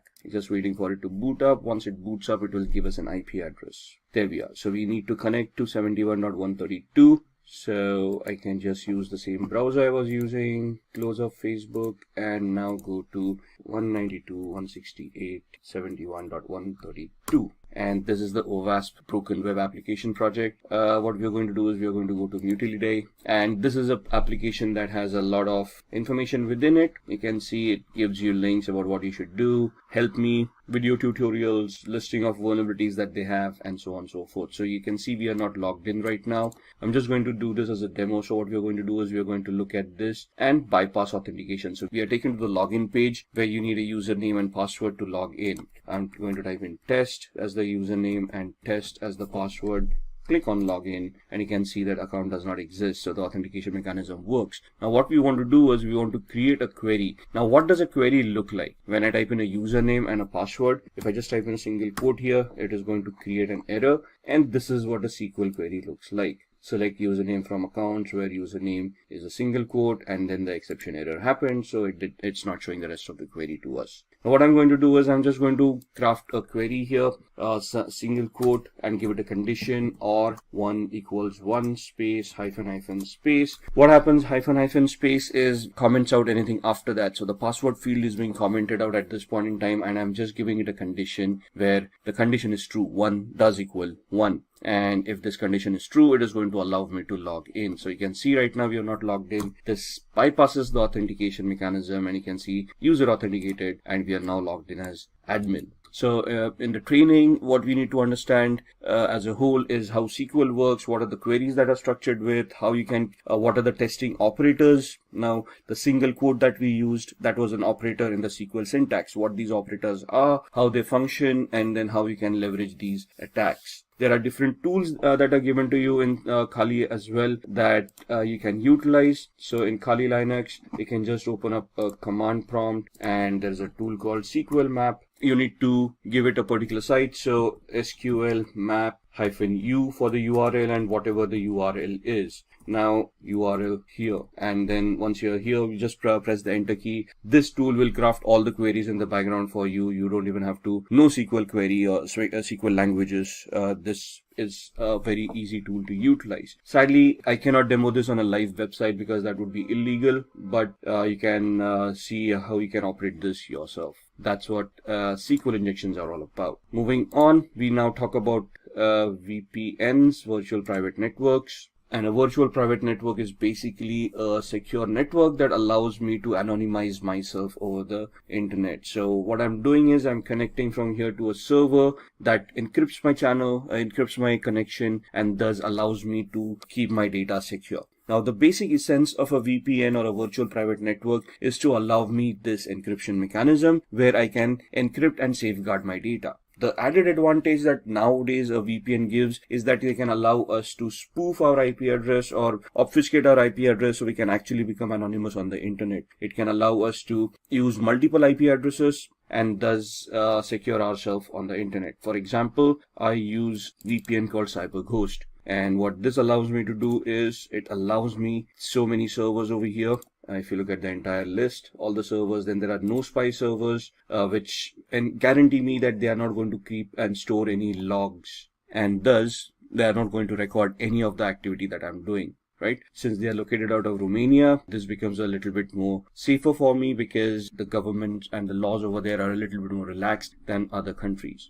They give me different links for torrenting, for streaming, for connection features. So there are a lot of VPNs out there. So for example, let's go to the website cyberghost.com. So you can see there's a sale going on, 76% sale, or you can go on to ExpressVPN, which is also a very good VPN. Then there is NordVPN. It depends on what you want and how you want to utilize it. So just purchasing a VPN or getting a free VPN is not enough. It depends on which country the VPN originates from and which server you're connected to. For example, most of the countries have a pact where they share information amongst themselves even if you're connected to a VPN. That means that these companies that provide these services have to generate and store logs, and these logs have to be reported to the government if they ask for it. Now, if there's a list of 14 countries that actually focuses on this practice, so you have to find out VPN that and a server that is not a part of those 14 countries and ensure that those logs are not going to be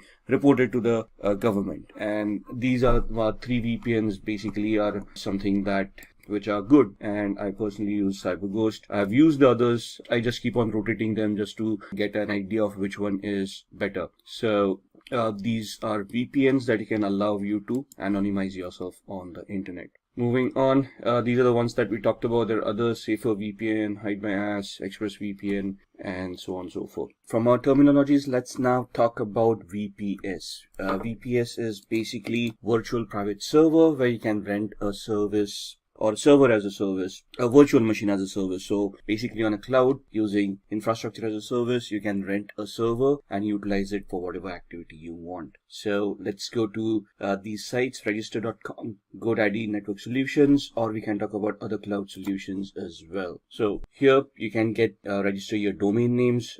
So in the previous exercise, for let's say when we talked about the phishing exercise, what we want is we can go on to register.com or we can go on to GoDaddy.com and we can purchase a particular domain. For example, something like this. Instead of the O's, I'm typing in a couple of zeros for the Facebook and let's see if anything of that is available. Now, something.photo is available, or facetips.com is available. There are other options that are making over here that they're giving us over here. And once we purchase this, we can then have our own hosting with a web hosting as a service. And we can have a Linux-based hosting or a Windows-based hosting depending on what you want, and that's where your shared hosting comes into the picture. If you just want, if you want to look at a virtual server and you want to rent a server over there itself, you can move on to rackspace.com, and here in your services, you can have physical server or a virtual server in a public cloud.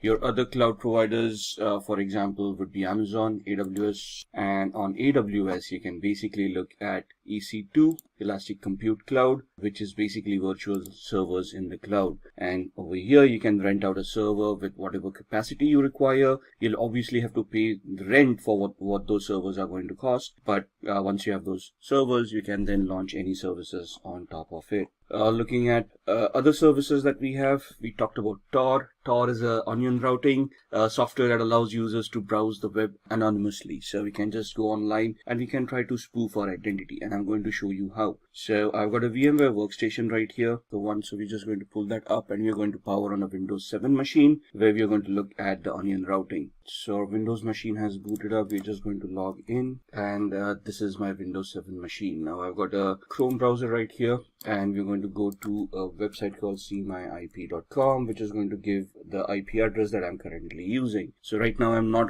connected to any VPN or anything, and you can see that's my IP address that I'm utilizing. Now if I want to anonymize myself, what I'm going to do is I am going to use Tor, and that's the Tor browser that's set up right there. If I click on it, it's going to open up the software and it's going to create a new network, and it's going to connect to the Tor network and allow me to anonymize myself. Right, so that's the Tor browser opening up and giving me a new browser over here. So I've got one, which is the old one, which is my current IP address. If I just refresh that, you'll see that I'm still on the same IP address as far as this browser is concerned. there's a refresh and it's still showing me the same IP address. Where if I go on to Tor right now and if I go to cmyip.com, you will see that it is going to give me, and you can see the amount of time it is taking to reach that site. That's because I am using a VPN and there's a lot of encryption running off, and you can see now I'm certainly connected via Hong Kong. And even to reach this site, what Tor does is it gives me a proxy chain. A proxy chain is where it creates multiple hops to hide my identity, and before I reach cmyip.com, I am using 3 different IP addresses over here, one in France, one in Germany, and one in Hong Kong. So if I do something over here to trace back my steps to my actual IP address, the law enforcement agencies or anyone who's going to search, like a forensic investigator, would have to go through these IP addresses before they come back to me. Now, it's not impossible, but the effort and time that's going to be taken to come across 3 different countries is going to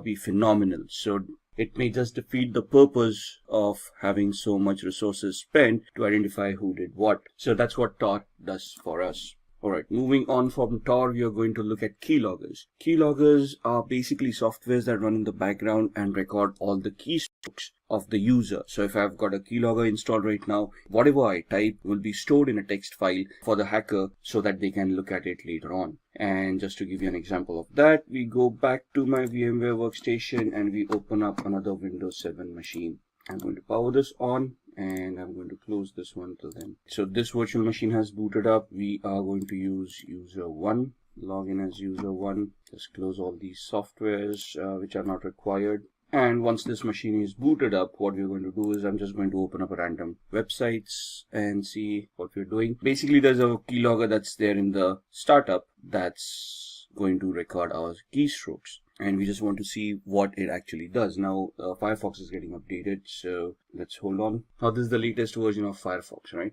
And we're just going to go to, let's say, facebook.com.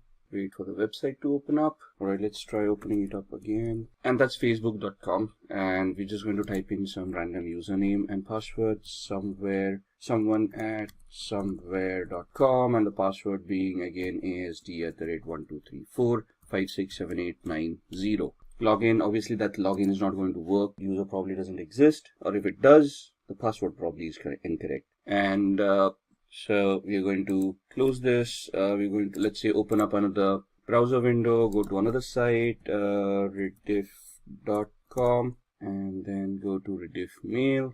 Try the same thing over here, someone at somewhere.com. Password ASD@12345667, whatever it is. Don't say, we can see the combination is incorrect. Now there's a keylogger running in the background, and what we want is we now want to open up the keylogger. Now it is visible here because I've kept it visible. You can hide it in the start menu, and there's a shortcut key for you to pull it up later on. So this completely becomes invisible. And what it can do is it basically creates a record of whatever you have been doing so far. So you can see these things populating on the 25th of December. So if I look at the visited websites, you can see I opened up Mozilla Firefox, the first where there was a problem loading the page. Then we opened up Facebook. Then we opened up rediffmail.com, and so on and so forth. So it just gives me the list of visited websites. Whereas if I look at keystrokes and clipboard, you will see whatever we have typed in. So we first typed in facebook.com. Then again, the second time I try to type in, then I hit backspace. Then I type in facebook.com. And then you can see I typed in someone at somewhere.com, and in tab ASD@1234567890. We closed up the browser. We opened up a new one, and we went on to rediffmail.com. And then you can see me typing this one, then going back one space, then the rest of what I typed, and then the password coming in. So that's what a keylogger does. If you look at the taskbar, it's not going to show you a keylogger running in the background. It's in the processes, you're not going to see anything at all, but it's going to mask itself as a service. So if you look into the properties, you can see that icon coming in over here, which matches this one. And so you can see that this is masking itself as a service.exe. If this gets hidden as well, it would be very difficult for a user to even identify this. Alright, so that's what a keylogger is. Moving on, let's see what else we want to talk about. So we've talked about Tor, we've talked about keyloggers, and now we want to talk about firewalls. Now, for keyloggers to be prevented, we need antiviruses, right? So we need a good antivirus program that's going to be installed, updated, and run on a regular basis. to protect ourselves from malwares. But what about network connections? And you need a firewall and a system to prevent or to detect what kind of connections are going on in the first place.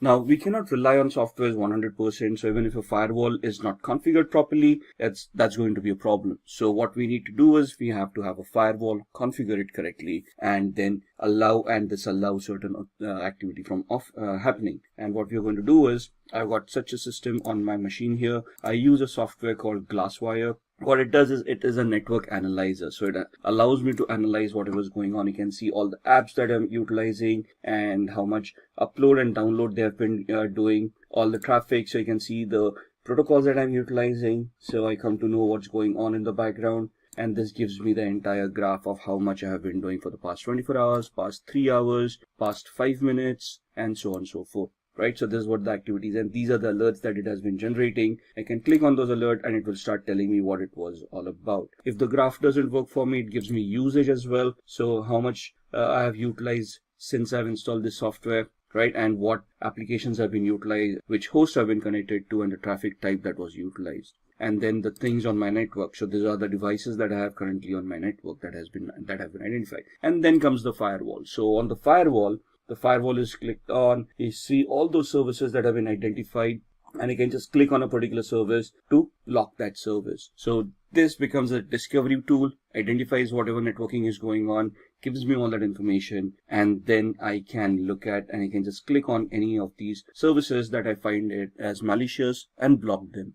I can create different profiles for different applications as and when I want them. And these are the alerts. So you can see that this was the first time a network connection was looked at from VMware. And what this allows me to do is whenever I execute a file, it can upload it to virustotal.com and scan it as a third-party antivirus to ensure that there is nothing malicious on it. So I already have an antivirus over here, but if this ever gets compromised, I still can rely on a third-party service where in real time when I execute my applications, they would be verified and I would be assured that nothing is wrong with my system. And this software that I'm utilizing, Glasswire Basic, is free, and then there are paid versions as well. It's just glasswire.com is where you're going to find this. Moving on, rootkit. Rootkits are also malicious softwares that you allow an unauthorized user to have access to a computer to restrict areas of its software. Now, a rootkit in its sense is a malicious software that infects a machine and prevents some functionality from it, like hiding data or preventing users from running antiviruses.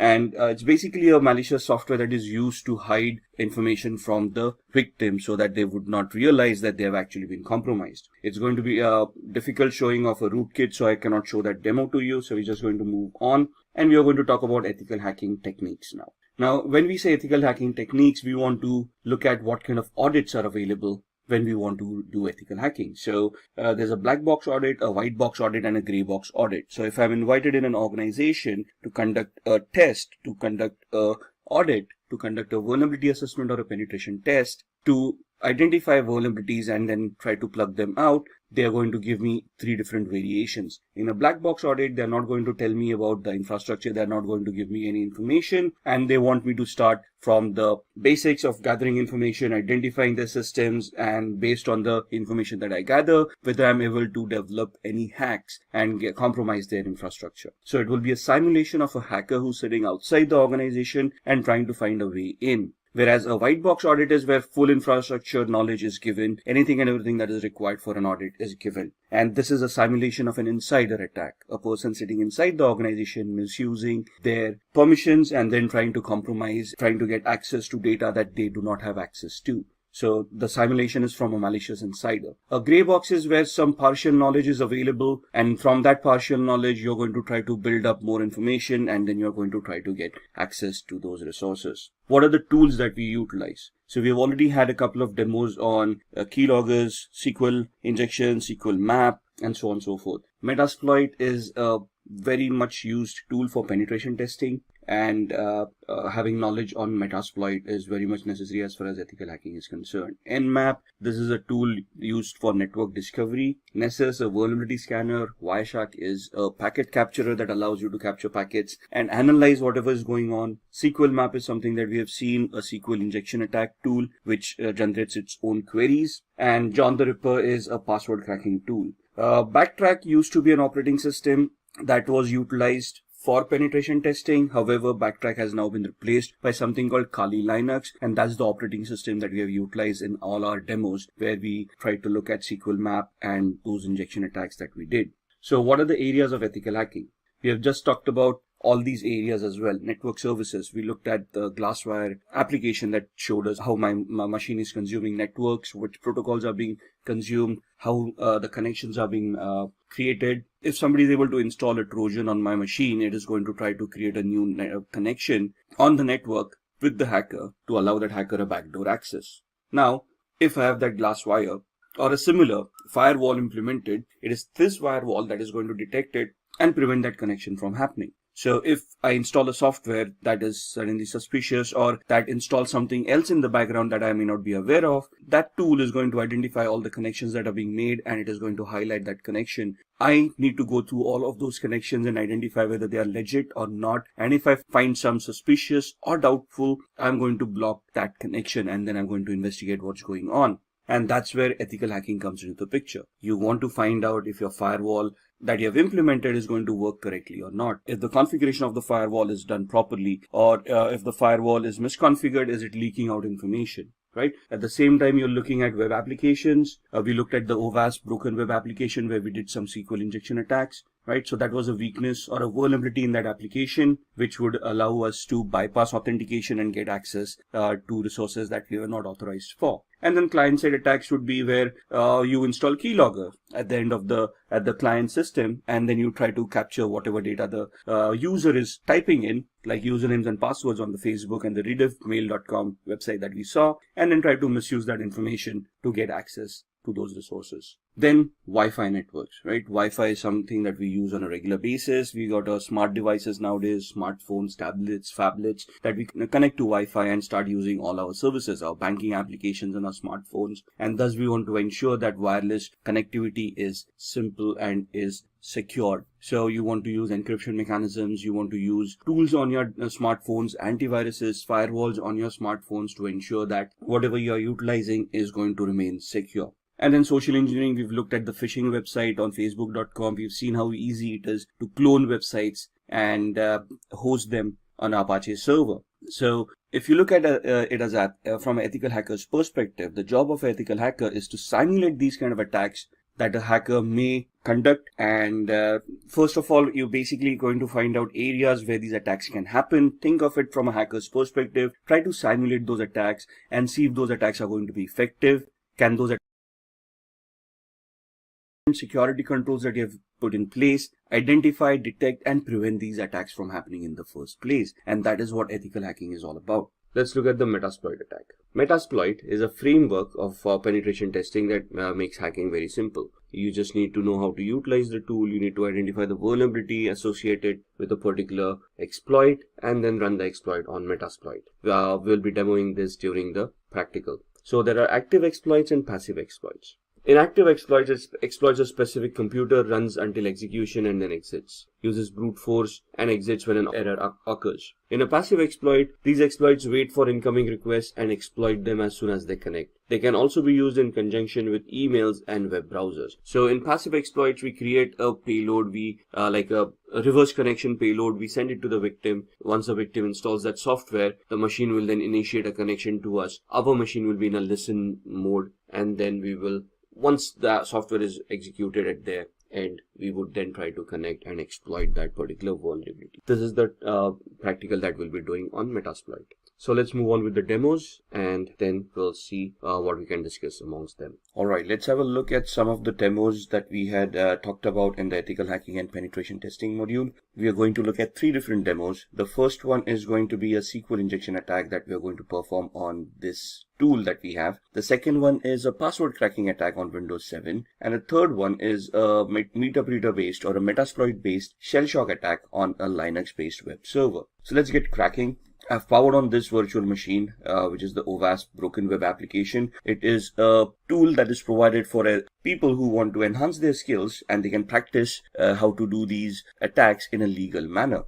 So we are going to go to this site. I'm just going to open up my browser. The IP address is 71.132, and that's the OWASP broken web application that we want to utilize. we're going to head off to Mutility 2, and we are going to look at a SQL injection attack where we want to bypass authentication. Now this takes us to the login screen, so we can just try our luck here and see that the authentication mechanism works. The account does not exist, so the username and password that we have supplied is not the correct one. So we want to ensure that there's a SQL database, and we can try to attack it and see if we can bypass the authentication. Now what we want to do is we want to create a SQL based malformed query that can give us a different output. So I'm just going to type in a single quote over here and type login, and you can see that this is now suddenly recognized as a operator, and there's an error that is given out compared to the login that we tried earlier. When we used a proper text-based login mechanism, it gave us the account does not exist, but here the single quote gave us an error, and it shows us how SQL works. This is the query that we had created. Now in the trainings that you have for ethical hacking, there would be explanations of what these queries are all about, how the syntax works. Here we're just going to see if we can create a malformed query to log in as a user in this case. So what I'm going to do is create the query over here, and we're going to give it a comparison. So we're going to give it a OR 1 equals 1 space hyphen space. And if you now click login, you should be able to bypass authentication, and you can see user has been authenticated, and we now have admin access to this application. Now here the SQL queries need to be crafted in such a perspective that they're going to work. So there would be a lot of exercise in identifying what the database is. There's a Microsoft database, an Oracle database, and so on and so forth, and then you have to choose those proper commands. But identifying that would come in the training. Right now we're just looking at a demo. This is how a SQL injection attack works. Now let me log out here. Similarly, now we are in a login page. The same query worked wonders where it allowed us to bypass authentication. So it also depends on what kind of a page I am and what query would be accepted at this point in time. So here application understanding would also come into the picture, where which function we are calling upon when we are connected to a particular page. Now this is a user lookup function, right? So again here we try the same method, test. That's not going to work. Authentication error, bad user on password. And if we type in the same query over here, single quote or, and give it a condition, single quote or 1 equals 1 space hyphen space. Now here it is not going to log us in because this is not a login page. This is a user lookup form. So here it would instead give us a dump of all the databases that it has. So you can see all the usernames and passwords coming in that are stored in the user lookup field. So this is where the understanding comes in of which query to create at what page, depending upon the function that is being called, right? So that's the SQL injection attack that we wanted to look at. Let's move on to password cracking. Now this is a Windows 7 machine that we have. I'm just going to do a very basic password cracking example. We're just going to log in. Now here the assumption is that we are able to log in. We have access to a computer, and we want to check out other users who are using this computer and see if we can find out their passwords, so that we can log in as a different user, steal data if required, and we wouldn't be to blame if there are any logs that are created. So here we've got a tool called Enable that is installed right here. Now I'm already an administrator on this machine. I'm checking out other administrators who share the same privileges, or any other user who may be on this system whose password I can crack, and thus I would be able to get access through their account and then do any malicious activity, right? So this allows me to go into a cracker tool, and it allows me to enumerate this machine and identify all the users and passwords that are there in this particular machine. Right? So I'm just going to click on the plus sign, and I'm going to import hashes from a local system. So where are these files stored? Where does Windows store its passwords? In what format are they stored? And what this tool does to retrieve those? That's something that we all need to know as an ethical hacker, right? So import the hashes from the local system. Click on next. It's going to enumerate that file, and it is going to give you a list of all the users that are there. So you can see the users are HackerAdmin, test, the one that we are logged in as, and then there's a user called virus as well. And you can see that this is the hash value of the password that is being utilized. Now there's a particular format for a hash value for Windows and how it stores. But once we have these hash values, let's say if I want to crack this password, there are various attacks that we can do. For example, a dictionary based attack or a brute force attack. Let's try a brute force attack, right? NTLM is the hashing mechanism that is used by Windows. So we're going to try to create an NTLM hash attack. And here we are going to use a predetermined rule set For example, we are not sure what characters are being utilized over here, so we just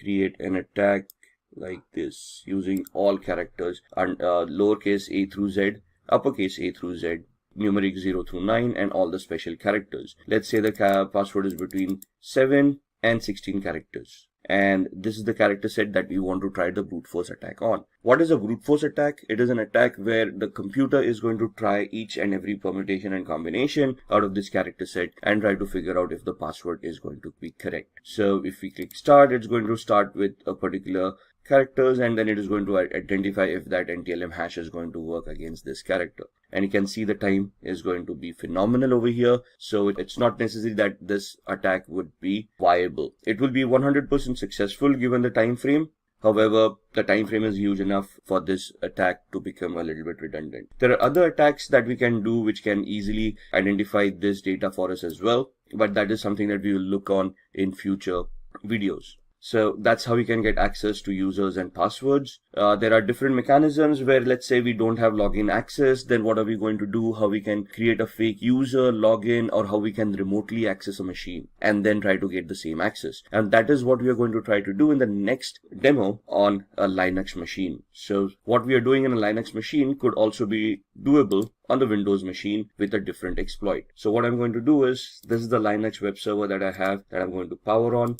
I'm going to use a Kali Linux machine to hack that device, and I'm going to just power off my Windows 7 machine. Give it a minute till it boots up. Now this is also a demo machine that we have which has its own pre-configured vulnerabilities. So here we've got something from the pen testers lab and has a shell shock vulnerability implemented inside. Shell shock vulnerability affects Linux, Mac, and Unix based operating systems for a particular version of the bash shell. Bash is the born again shell, which is the command line interface in these operating systems. So what we are trying to do here is we are going to use the Kali Linux machine, try to find out the vulnerability over here, and if it exists, we are going to use Metasploit to attack this machine. Now the first and foremost thing is we want to identify the IP address. We have no idea what the IP address is. We are in the same subnet, so we are assuming that we are able to connect to this machine. So what I'm going to do is I'm going to open up a tool called ZenMap.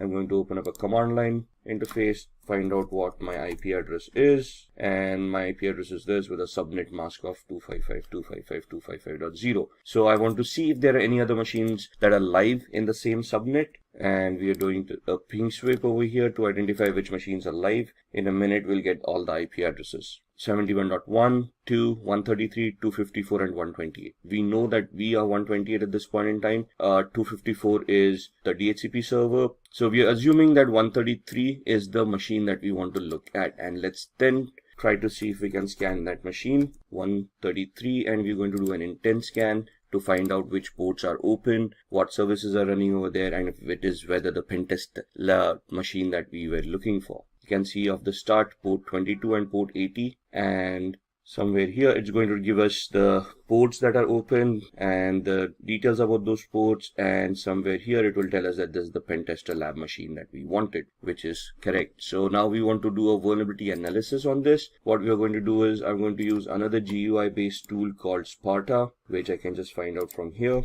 Sparta uses two tools in the background, Nmap tool and a tool called Nikto. So we're just going to start scanning. 192.168.71.133 was the IP address. Add to scope, and over a period of time you can see all of these will start populating with information. There we are. That's the Nikto tool coming in, scanning on port 80, which means that it's a web server using HTTP. It tells us it's an Apache HTTPD 2.2.21, and gives us the 22 port number as well. If we head over to the tab of Nikto, or let's look at the screenshot first. This is what the website would be looking like, and Nikto gives us the options over here. It tells us that there is a vulnerability over here for shell shock, and this is the path where the vulnerability is going to exist. So what we are going to do, we go back to the command line, we open up a new one, minimize all these other windows, and we are going to open up Metasploit.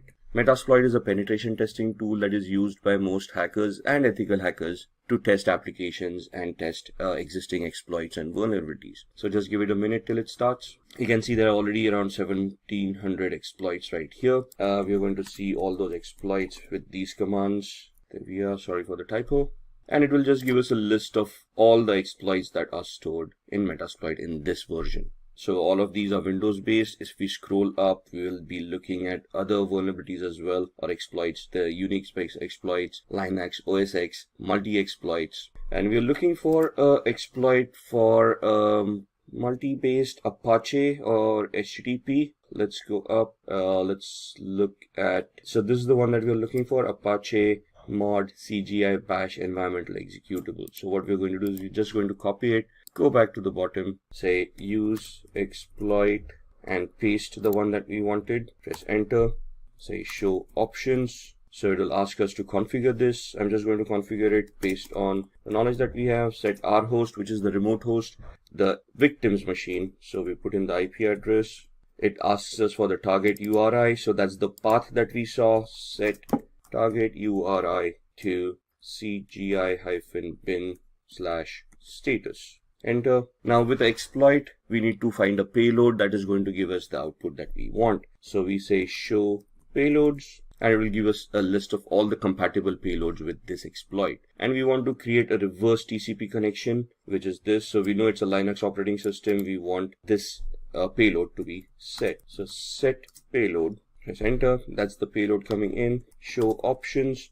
Now that we have set the payload, this is the options for the exploit. And now we want to set our options for the payloads as well. So we are creating a reverse TCP connection, which means we are remotely executing code at the victim side and making the victim connect back to our machine, which means we need to set up a listener. So I need to put my IP address over here, set localhost or lhost 192.168.71.128, which was our IP address. Show options again, just to ensure everything is fine, which looks like it is, and we then type in the word exploit so that it will start this attack. I can see that it has created a meterpreter session at the victim side, and it has opened up a session. So if I do a pwd, now pwd is a Linux command for present working directory, and it will show us that we'll connect it to var www cgi-bin. Do an ls, it will list all the files. That's the status file over there. Do a cd /, it will take us to the root of this machine. Now remember, we saw the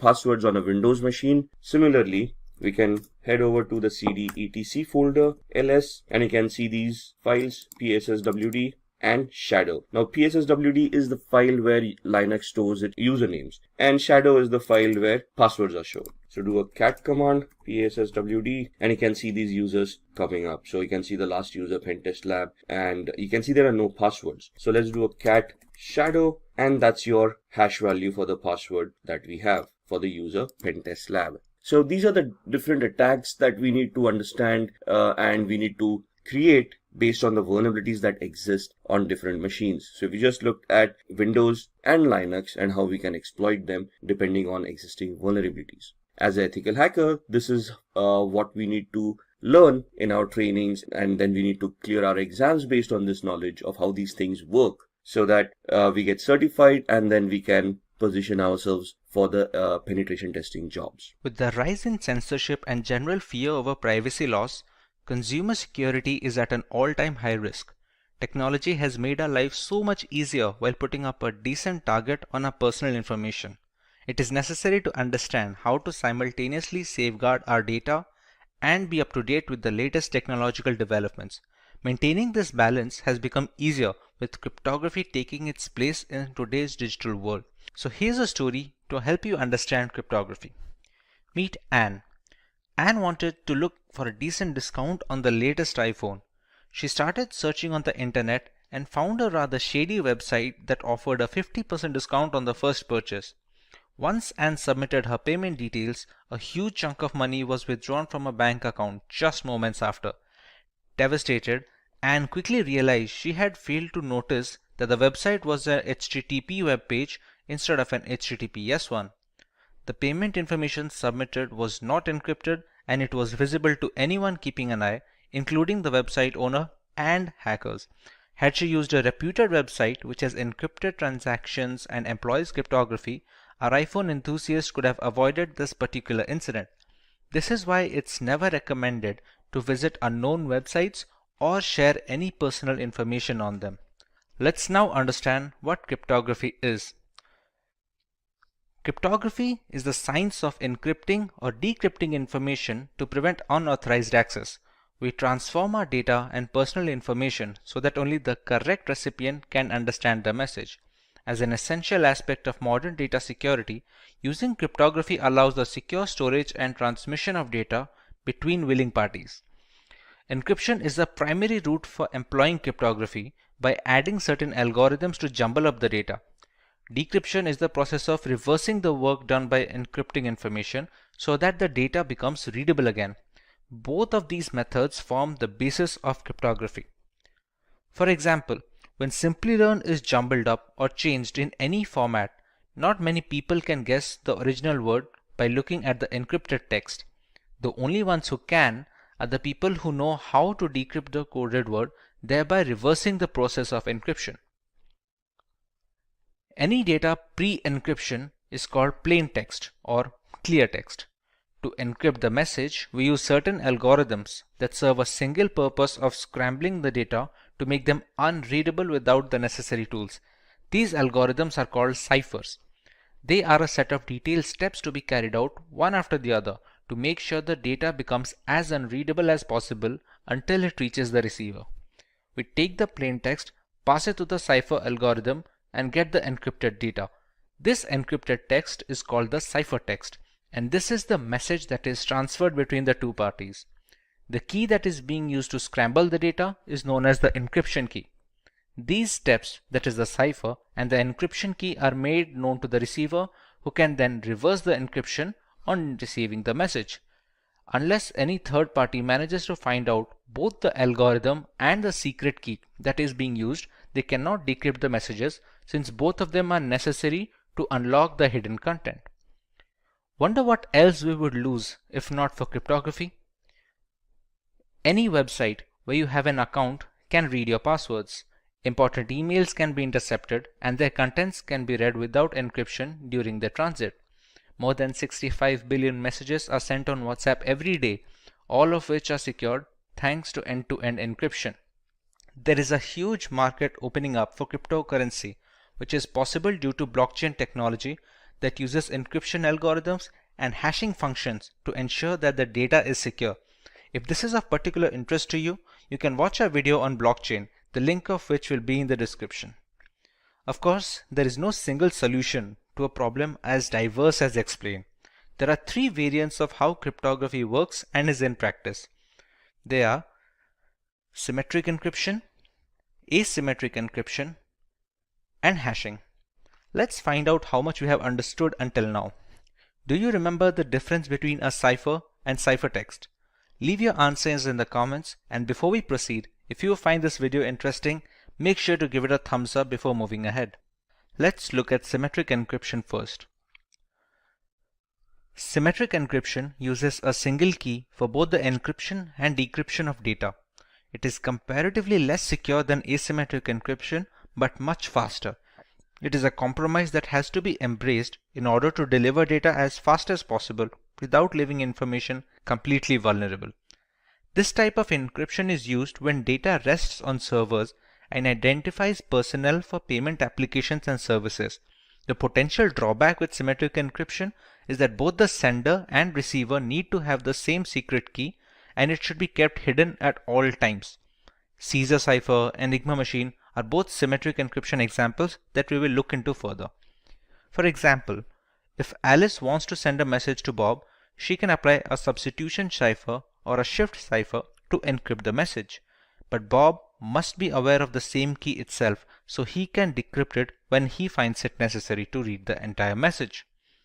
Symmetric encryption uses one of the two types of ciphers, stream ciphers and block ciphers. Block ciphers break the plain text into blocks of fixed size and use the key to convert it into ciphertext. Stream ciphers convert the plain text into ciphertext one bit at a time instead of resorting to breaking them up into bigger chunks. In today's world, the most widely used symmetric encryption algorithm is AES 256, that stands for Advanced Encryption Standard, which has a key size of 256-bit with 128-bit and 196-bit key sizes also being available. Other primitive algorithms like the Data Encryption Standard, that is the DES, the Triple Data Encryption Standard 3DES, and Blowfish have all fallen out of favor due to the rise of AES. AES chops up the data into blocks and performs 10 plus rounds of obscuring and substituting the message to make it unreadable. Asymmetric encryption, on the other hand, has a double whammy at its disposal. There are two different keys at play here, a public key and a private key. The public key is used to encrypt information pre-transit, and a private key is used to decrypt the information post-transit. If Alice wants to communicate with Bob using asymmetric encryption, she encrypts the message using Bob's public key. After receiving the message, Bob uses his own private key to decrypt the data. This way, nobody can intercept the message in between transmissions, and there is no need for any secure key exchange for this to work, since the encryption is done with the public key and the decryption is done with a private key that no one except Bob has access to. Both the keys are necessary to read the full message. There is also a reverse scenario where we can use the private key for encryption and the public key for decryption. A server can sign non-confidential information using its private key, and anyone who has its public key can decrypt the message. This mechanism also proves that the sender is authenticated and there is no problem with the origin of the information. RSA encryption is the most widely used asymmetric encryption standard. It is named after its founders Rivest, Shamir, and Edelman, and it uses block ciphers that separate the data into blocks and obscure the information. Widely considered the most secure form of encryption, albeit relatively slower than AES, it is widely used in web browsing, secure identification, VPNs, emails, and chat applications. With so much hanging on the key's secrecy, there must be a way to transmit the keys without others reading our private data. Many systems use a combination of symmetric encryption and asymmetric encryption to bolster security and match speed at the same time. Since asymmetric encryption takes longer to decrypt large amounts of data, the full information is encrypted using a single key, that is, symmetric encryption. That single key is then transmitted to the receiver using asymmetric encryption, so you don't have to compromise either way. Another route is using the Diffie-Hellman key exchange, which relies on a one-way function and is much tougher to break into. The third variant of cryptography is termed as hashing. Hashing is the process of scrambling a piece of data beyond recognition. It gives an output of fixed size, which is known as the hash value of the original data, or just hash in general. The calculations that do the job of messing up the data collection form the hash function.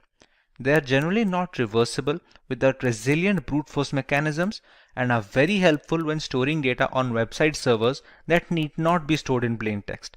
For example, many websites store your account passwords in a hashed format so that not even the administrator can read your credentials.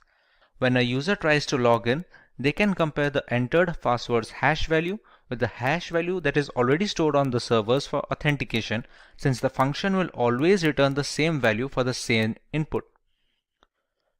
Cryptography has been in practice for centuries. Julius Caesar used a substitution shift to move alphabets a certain number of spaces beyond their place in the alphabet table. A spy can't decipher the original message at first glance. For example, if he wanted to pass confidential information to his armies and decides to use the substitution shift of +2, A becomes C, B becomes D, and so on. The word attack, when passed through a substitution shift of +3, becomes DWWDEFN. This cipher has been appropriately named the Caesar cipher, which is one of the most widely used algorithms. The Enigma is probably the most famous cryptographic cipher device used in ancient history. It was used by the Nazi German armies in the World Wars. They were used to protect confidential political, military, and administrative information, and it consisted of 3 or more rotors that scrambled the original message depending on the machine's state at that time. The decryption is similar, but it needs both machines to stay in the same state before passing the ciphertext so that we receive the same plain text message. Let's take a look at how our data is protected while we browse the internet thanks to cryptography. Here we have a web-based tool that will help us understand the process of RSA encryption. We see the entire workflow from selecting the key size to be used until the decryption of the ciphertext in order to get the plain text back. As we already know, RSA encryption algorithm falls under the umbrella of asymmetric key cryptography. That basically implies that we have two keys at play here, a public key and a private key. Typically, the public key is used by the sender to encrypt the message, and the private key is used by the receiver to decrypt the message. There are some occasions when this allocation is reversed, and we will have a look at them as well. In RSA, we have the choice of key size. We can select any key from a 512-bit to 1024-bit all the way up to a 4096-bit key. The longer the key length, the more complex the encryption process becomes, and thereby strengthening the ciphertext. Although with added security, more complex functions take longer to perform the same operations on similar size of data. We have to keep a balance between both speed and strength, because the strongest encryption algorithms are of no use if they cannot be practically deployed on systems around the world. Let's take a 1024-bit key over here. Now we need to generate the keys. This generation is done by functions that operate on passphrases. The tool we are using right now generates these pseudo-random keys to be used in this explanation. Once we generate the keys, you can see the public key is rather smaller than the private key, which is almost always the case. These two keys are mathematically linked with each other. They cannot be substituted with any other key, and in order to encrypt the original message or decrypt the ciphertext, this pair must be kept together. The public key is then sent to the sender, and the receiver keeps the private key with himself. In this scenario, let's try and encrypt the word SimpliLearn. We have to select if the key being used for encryption is either private or public, since that affects the process of scrambling the information. Since we are using the public key over here, let's select the same and copy it and paste over here. The cipher we are using right now is plain RSA. There are some modified ciphers with their own pros and cons that can also be used, provided we use it on a regular basis and depending on the use case as well. Once we click on encrypt, we can see the ciphertext being generated over here. The pseudorandom generating functions are created in such a way that a single character change in the plaintext will trigger a completely different ciphertext. This is a security feature to strengthen the process from brute force methods. Now that we are done with the encryption process, let's take a look at the decryption part.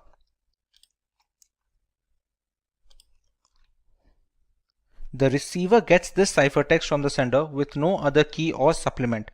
He or she must already possess the private key generated from the same pair. No other private key can be used to decrypt the message since they are mathematically linked. We paste the private key here and select the same. The cipher must also be the same used during the encryption process. Once we click decrypt, you can see the original plain text we had decided to encrypt. This sums up the entire process of RSA encryption and decryption. Now some people use it the other way around. We also have the option of using the private key to encrypt information and the public key to decrypt it. This is done mostly to validate the origin of the message. Since the keys only work in pairs, if a different private key is used to encrypt the message, the public key cannot decrypt it. Conversely, if the public key is able to decrypt the message, it must have been encrypted with the right private key and hence the rightful owner. Here we just have to take the private key and use that to encrypt the plain text and select the same in this checkbox as well. You can see we have generated a completely new ciphertext. This ciphertext will be sent to the receiver, and this time we will use the public key for decryption. Let's select the correct checkbox and decrypt, and we still get the same output. Now let's take a look at practical example of encryption in the real world. We all use the internet on a daily basis, and many are aware of the implications of using unsafe websites. Let's take a look at Wikipedia here. Pretty standard HTTPS website where the H stands for secured. Let's take a look at how it secures the data. Wireshark is the world's foremost and most widely used network protocol analyzer. It lets you see what's happening on your network at a microscopic level, and we are going to use this software to see the traffic that is leaving our machine and to understand how vulnerable it is. Since there are many applications running in this machine, let's apply a filter that will only show us the results related to Wikipedia.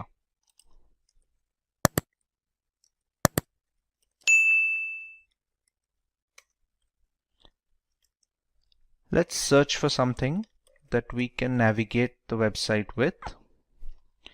Okay, once we get into it a little, you can see some of the requests being populated over here.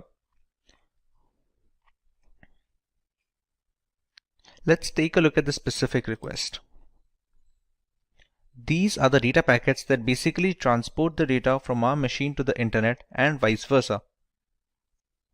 As you can see, there's a bunch of gibberish data here that doesn't really reveal anything that we searched or watched.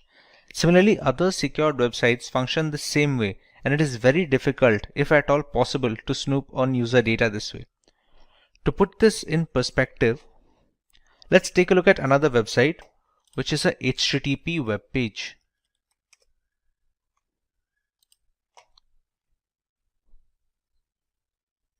This has no encryption enabled from the server end, which makes it vulnerable to attacks. There is a login form here, which needs legitimate user credentials in order to grant access. Let's enter a random pair of credentials.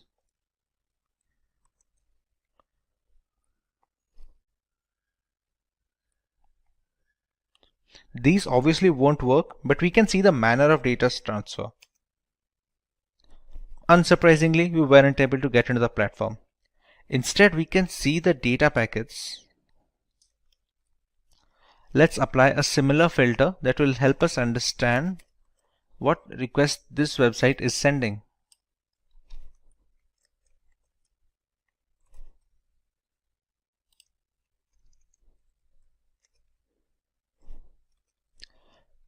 These are the requests being sent by the HTTP login form to the internet. If we check here, see, whatever username and password that we are entering, we can easily see it with the Wireshark. Now, we used a dummy pair of credentials.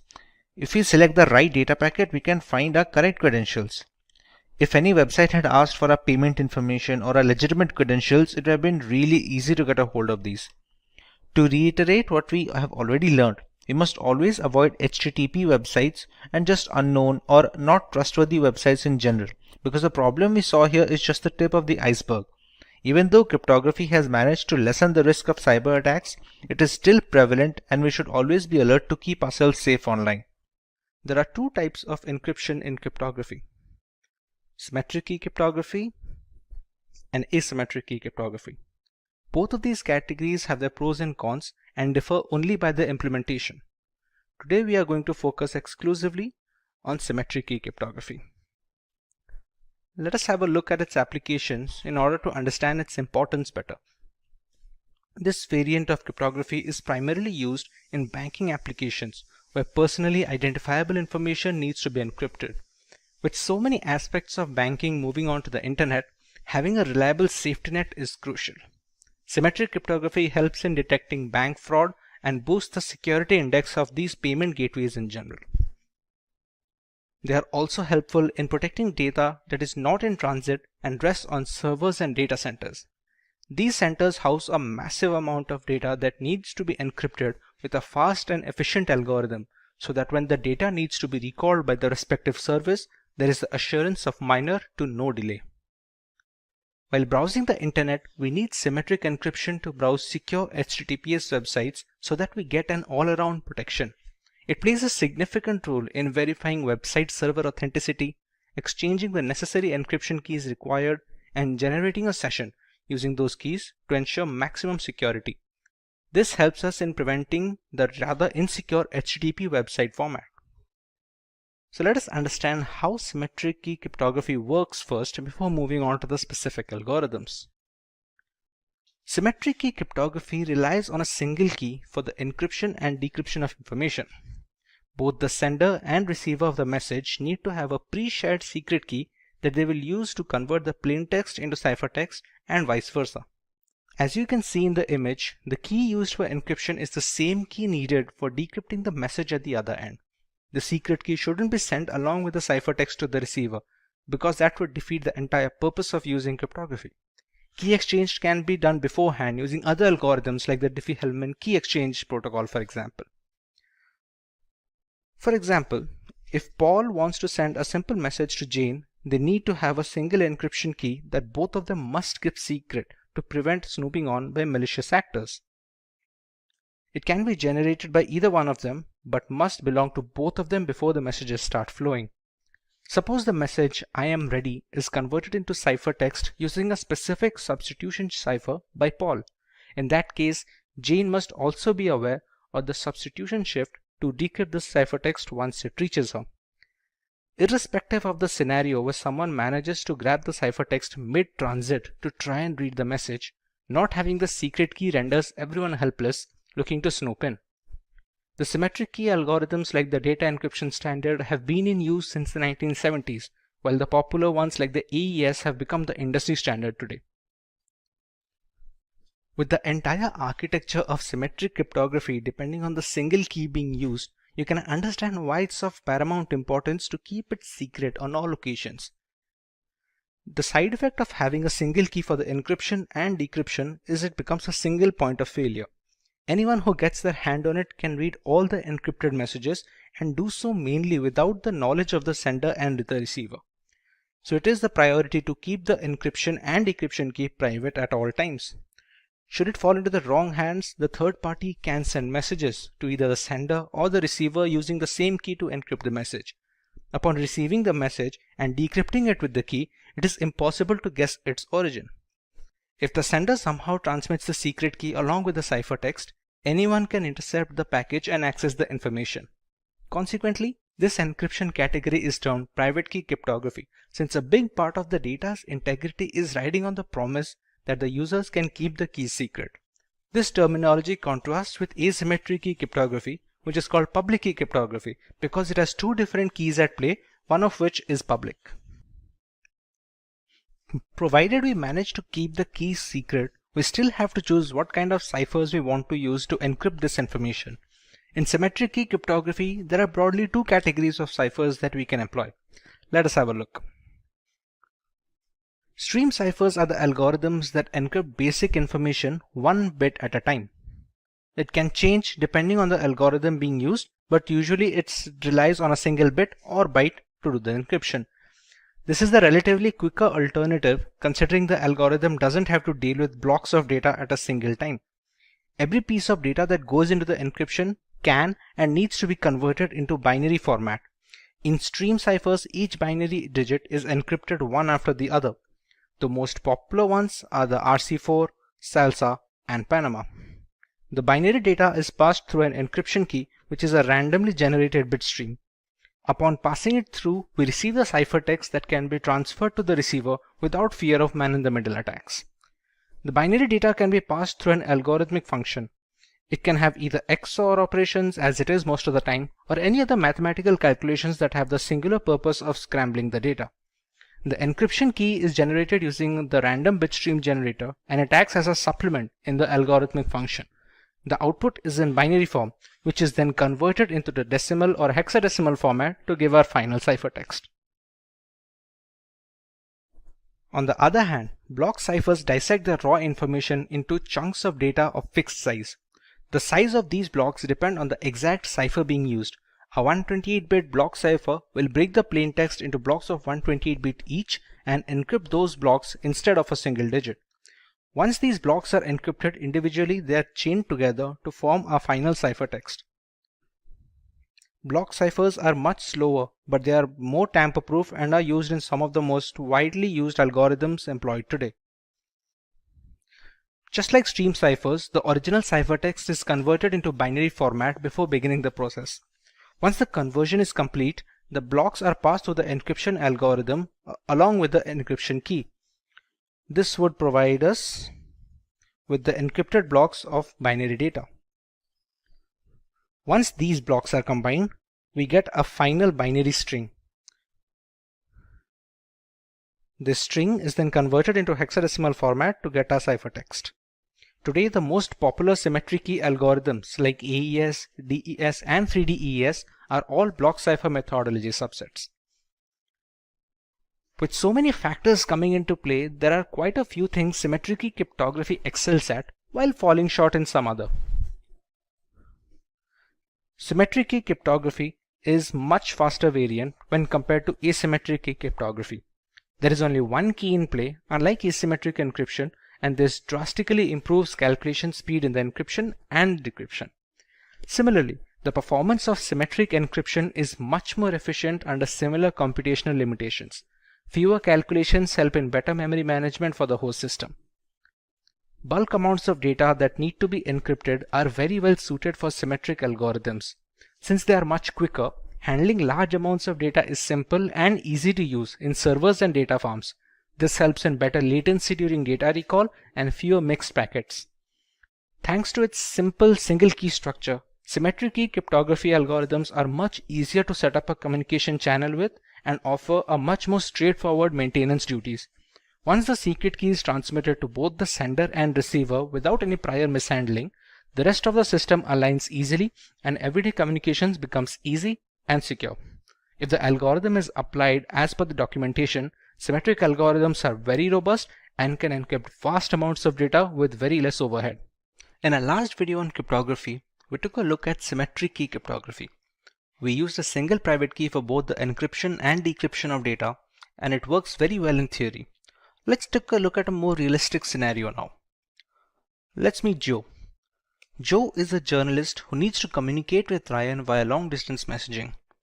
Due to the critical nature of the information, people are waiting for any message to leave Joe's house so that they can intercept it. Now Joe can easily use symmetric key cryptography to send the encrypted data, so that even if someone intercepts the message, they cannot understand what it says. But here's the tricky part. How will Joe send the required decryption key to Ryan? The sender of the message as well as the receiver need to have the same decryption key so that they can exchange messages. Otherwise, Ryan cannot decrypt the information even when he receives the ciphertext. If someone intercepts the key while transmitting it, there is no use in employing cryptography since a third party can now decode all the information easily. Key sharing is a risk that will always exist when symmetric key cryptography is being used. Thankfully, asymmetric key encryption has managed to fix this problem. Let's understand what asymmetric key cryptography is. Asymmetric encryption uses a double layer of protection. There are two different keys at play here, a private key and a public key. A public key is used to encrypt the information pre-transit and a private key is used to decrypt the data post-transit. These pair of keys must belong to the receiver of the message. The public keys can be shared via messaging, blog posts, or key servers, and there are no restrictions. As you can see in the image, the two keys are working in the system. The sender first encrypts the message using the receiver's private key, after which we receive the ciphertext. The ciphertext is then transmitted to the receiver without any other key. On getting the ciphertext, the receiver uses his private key to decrypt it and get the plain text back. There has been no requirement of any key exchange throughout this process, therefore solving the most glaring flaw faced in symmetric key cryptography. The public key known to everyone cannot be used to decrypt the message, and the private key which can decrypt the message need not be shared with anyone. The sender and receiver can exchange personal data using the same set of keys as often as possible. To understand this better, take the analogy of your mailbox. Anyone who wants to send you a letter has access to the box and can easily share information with you. In a way, you can say the mailbox is publicly available to all, but only you have access to the key that can open the mailbox and read the letters in it. This is how the private key comes to play.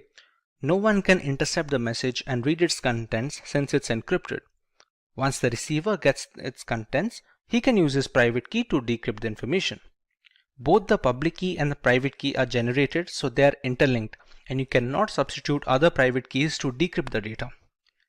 In another example, if Alice wants to send a message to Bob, let's say it reads "Call me today," she must use Bob's public key while encrypting the message.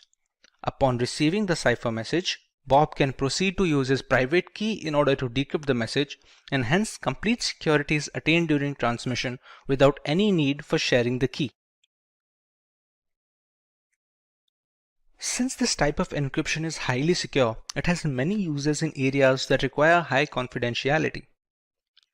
It is used to manage digital signatures, so there is valid proof of a document's authenticity.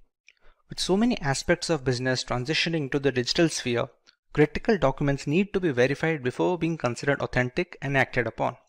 Thanks to asymmetric key cryptography, senders can now sign documents with their private keys. Anyone who needs to verify the authenticity of such signatures can use the sender's public key to decrypt the signature. Since the public and the private keys are linked to each other mathematically, it's impossible to repeat this verification with duplicate keys. Document encryption has been made very simple by today's standards, but the background implementation follows a similar approach. In blockchain architecture, asymmetric key cryptography is used to authorize transactions and maintain the system. Thanks to its two key structures, changes are reflected across the blockchain's peer-to-peer network only if it is approved from both ends. Along with asymmetric key cryptography's tamper-proof architecture, its non-repudiation characteristic also helps in keeping the network stable. We can also use asymmetric key cryptography combined with symmetric key cryptography to monitor SSL or TLS encrypted browsing sessions to make sure nobody can steal our personal information when accessing banking websites or the internet in general. It plays a significant role in verifying website server authenticity, exchanging the necessary encryption keys required, and generating a session using those keys to ensure maximum security instead of the rather insecure HTTP website format. Security parameters differ on a session-by-session basis, so the verification process is consistent and utterly essential to modern data security. Another great use of the asymmetric key cryptography structure is transmitting keys for symmetric key cryptography. With the most significant difficulty in symmetric encryption being key exchange, asymmetric keys can help clear this shortcoming. The original message is first encrypted using a symmetric key. The key used for encrypting the data is then converted into the ciphertext using the receiver's public key. Now we have two ciphertexts to transmit to the receiver. On receiving both of them, the receiver uses his private key to decrypt the symmetric key. He can then use it to decrypt the original information on getting the key used to encrypt the data. While this may seem more complicated than just asymmetric key cryptography alone, symmetric encryption algorithms are much more optimized for vast amounts of data on some occasions. Encrypting the key using asymmetric algorithms will definitely be more memory efficient and secure. You might remember us discussing why symmetric encryption was called private key cryptography. Let us understand why asymmetric falls under the public key cryptography. We have two keys at our disposal. The encryption key is available to everyone. The decryption key is supposed to be private. Unlike symmetric key cryptography, there is no need to share anything privately to have an encrypted messaging system. To put that into perspective, we share our email address with anyone looking to communicate with us. It is supposed to be public by design so that our email login credentials are private and they help in preventing any data mishandling. Since there is nothing hidden from the world if they want to send us any encrypted information, this category is called the public key cryptography. There are quite a few algorithms being used today that follow the architecture of asymmetric cryptography, none more famous than the RSA encryption. RSA encryption is the most widely used encryption or public key encryption standard using asymmetric key approach. Named after its founders, Rivest, Shamir, and Edelman, it uses block ciphers to obscure the information. If you are unfamiliar with how block ciphers work, they are encryption algorithms that divide the original data into blocks of equal size. The block size depends on the exact cipher being used. Once they are broken down, these blocks are encrypted individually and later chained together to form the final ciphertext. Widely considered to be the most secure form of encryption, albeit relatively slower than symmetric encryption algorithms, it is widely used in web browsing, secure identification, VPNs, emails, and other chat applications. With so many variables in play, there must be some advantages that give asymmetric key cryptography an edge over the traditional symmetric encryption methodologies. Let's go through some of them. There is no need for any reliable key sharing channel in asymmetric encryption. It was an added risk in private key cryptography that has been completely eliminated in public key architecture. The key which is made public cannot decrypt any confidential information, and the only key that can decrypt doesn't need to be shared publicly under any circumstance. We have much more extensive key lengths in RSA encryption and other asymmetric algorithms like 2048-bit key and 4096-bit keys. Larger keys are much harder to break into via brute force and are much more secure. Asymmetric key cryptography can use as a proof of authenticity, since only the rightful owner of the keys can generate the messages to be decrypted by the private key. The situation can also be reversed. Encryption is done using a private key and decryption is done by the public key, which would not function if the correct private key is not used to generate the message, hence proving the authenticity of the owner. It also has a tamper protection feature, where the message cannot be intercepted and changed without invalidating the private key used to encrypt the data. Consequently, the public key cannot decrypt the message, and it is easy to realize the information is not 100% legitimate when and where the case requires.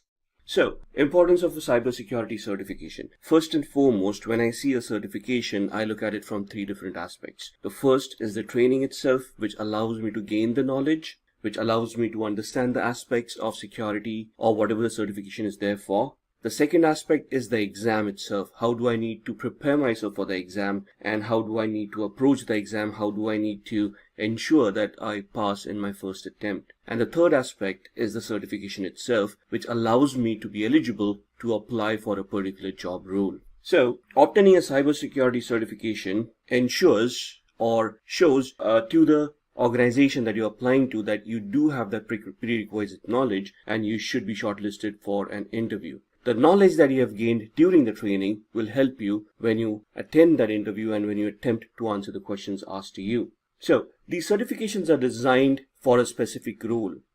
For example, a forensic investigation certificate will teach you how to investigate a crime scene forensically, a digital crime scene for a matter of fact. A certified ethical hacking course will teach you about penetration testing. So, it is you who's going to decide which certification you require and then get certified on it. Of course, a fresher with a cybersecurity certification will have better employment opportunities because they can showcase their knowledge with the certification that they already have. Even professionals who want to enhance their careers can get into managerial or advanced certifications to improve on their knowledge and get promoted in their job profiles. So, cybersecurity certifications can be classified in three different aspects. The first one being the foundational level, then the managerial level, and the advanced level. In the previous video, we just had a small overview. Here we are going to discuss about what the certification covers, how the exams are conducted, and the price points for each and every exam. So let's start with the foundational certifications. We start off with CCNA, which is the basic certification for networking. So the CCNA routing and switching certification, basically it helps you build your networking career. You will join an organization as a networking engineer where you can help the organization establish the routing, the pathing of how data packets will travel across the network. This certification covers all the basic concepts that you require to understand networking. The basic requirements for this certification are that the candidate must have a bachelor's degree, but apart from that, there are no other prerequisites. So it's just that you need a bachelor's degree and then you can apply, you can study for this, you can undergo a training, and then you can attempt the exam. The certification provider obviously is Cisco, so the knowledge that is limited to this training and certification is for Cisco devices only. The exam fees for this certification is approximately $325. The exam, when it is conducted, it has around 50 to 60 odd questions which need to be answered in 90 minutes. The type of questions that you're going to get is multiple choice questions, where you have a question and 4 answers and you have to choose the correct answers among those. Drag and drop, where you have to click on an object and drag it to its appropriate place, probably an architectural diagram, and you have to, let's say, pick on a router and place it into a particular position. If you place it correctly, you answer the question correctly, otherwise it's wrong. And a simulator, where there could be a configuration. You need to configure it in a particular manner and then check whether the configuration is correct or not. The pass mark is around 800 to 850 out of a possible 1000 marks. So each question will have a different weightage depending on the depth of the question, depending on the difficult level of the question or the difficulty level of the question, which would then count towards your marks. And if you score 800 to 850, that's when you clear the exam. The job roles, as we have discussed over here, would be more on the network administrator side or a network engineer side, depending on the level of experience that you have. The salaries that are expected from this job roles in the US are around $55,000 to $90,000 annually. The next one is the CompTIA certification called Security Plus. CompTIA is also a global certification authority for InfoSec courses. So this certification teaches candidates on how to secure applications, networks, and devices. It focuses on hands-on practical skills in the field of network security. I have trained people on this certification myself, so I know this certification is quite hands-on. It deals with the concepts to the core. It helps you understand the concepts, and then in the practical hands-on demo, you need to execute the practical yourself so that you can gain that knowledge. The recommended level for a candidate to attempt this training would be at least around 2 years of experience in the IT sector. In addition, if you have already been certified for Network Plus certification from CompTIA, which is the baseline networking certification, this is also a preferred way to go for this certification.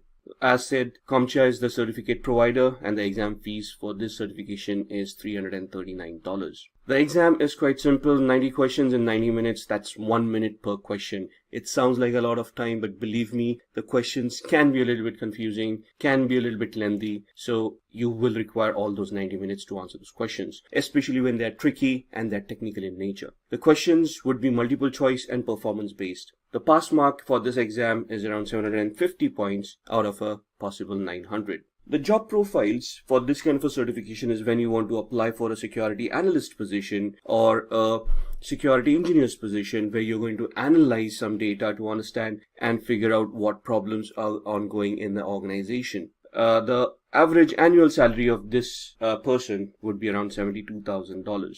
Then comes the CEH, or the Certified Ethical Hacker training from EC Council. Now, this is a very well-known course. And also, EC Council is a global certifying authority, very well accepted across a lot of countries. This is an offensive certification. So here you're basically trying to become a penetration tester. You're taught how to hack. You're taught how to attack a particular organization from an ethical hacker's perspective. So the job profiles that you'll be looking here are of a pen tester, where you go into an organization, you test their security controls or you test their devices, find out flaws within them, and then provide recommendations of how to plug those flaws or mitigate those flaws and improve the security of that organization. It is recommended that you have 2 years of experience at least in networking or security for these to attempt this kind of trainings and certifications. Again, a basic understanding of networking, maybe a little bit of applications, operating systems would be necessary before attempting this certification. The certification provider is EC Council, and the exam fees for this certification is $500. So the exam here would be 125 questions, which needs to be attempted in 4 hours, and you will only get multiple choice questions in here. Now for CEH, there are 2 exams. One is the multiple choice questions, and the second is a practical exam where you need to solve some given problems to you in an iLab scenario, and if you are able to solve them properly, you then get certified for CEH practical. The cutoff varies from 65 to 85% depending on the questions that you have answered and the weightage associated with each and every question. As said, the job roles would be as a penetration tester or a security engineer, and your salaries would start from around $90,000 annually. Then comes the CND, or the Certified Network Defender, also from EC Council. Now this is more on the network defense side. So here again the job roles would be where there's a network that you have and you're going to try to secure the network and the communications that are going to travel over the network. So you need to be a network administrator, a network security engineer, or in a similar profile to understand how networks work, and then you're going to attempt to secure those networks. The certificate provider again is EC Council, and the certification is placed a little bit below CEH. So it becomes network, defense, then CEH, where you're going to become a penetration tester. The exam fees for this certification is $350. The exam is of 100 questions to be answered in 4 hours. Again, it's just a multiple choice questions. So you get a question with 4 options, you answer the correct one, and you move on to the next question. The pass percentage again varies from 60 to 85% depending on the questions answered and the weightage of that question. Job roles to be applied: network defense technician, CND analyst, or a security analyst from a network perspective. Salaries would range from $65,000 to $75,000 per annum. Then comes the forensic investigator course, which is exactly what it is, digital forensic investigator. This will help you understand how computers work, where data is stored, and how you can retrieve that data to investigate a crime that has taken place. So the candidate must have at least 2 years of experience in the information security sector. They need a good understanding of how networks work, how computers work, how operating systems work, how they store data, the location where that data is stored, how databases work, how those databases store those data, and so on and so forth. This certification is sought after mainly in the law enforcement areas, but there are a few corporates that offer forensic investigation as a service, especially when a corporate gets compromised and they want to conduct their own investigations. The certification provider for this is also EC Council, and the exam fees are $500. This is an advanced level certification, so understanding of applications, networks, and operating systems is a must before you attempt this. The exam is quite similar, 150 questions in 4 hours. Again, it's just a multiple choice question exam. The cutoff again is from 60% to 85% depending on the questions and the weightage of each and every question. Job roles: IT security specialist, network security pro. The job roles: forensic investigators, law enforcement agencies, security specialists, homeland security jobs, and your salaries would be around $88,000 and above. Alright, now let's talk about the managerial level certifications. COBIT stands for Control Objectives for Information and Related Technologies. It's a certification that will give a candidate an in-depth knowledge of the framework which COBIT is all about, and the framework helps you manage and govern enterprise IT environments. Now this is an advanced certification, so around 8 years of managerial experience is suggested before you attempt the COBIT 5 certification to understand all the aspects and to help you implement the framework properly. The certification certificate provider is ISACA. The exam fees are around $175. Now this is a small exam, 50 questions, but in 40 minutes. So you really have to be on your toes. You have to know the knowledge. There's very limited time to think, and you have to be fast in your answers. The pass percentage is 50%. The job roles associated with this certification would be to when you apply for information security manager or as a security consultant or a cybersecurity manager, and your roles and responsibilities would be to govern the IT space that the organization owns. So all the servers, desktops, the network, the data flows, the databases, everything, and how it needs to be managed and how it needs to be governed in a secure manner. Annual salaries would be around $100,000 plus.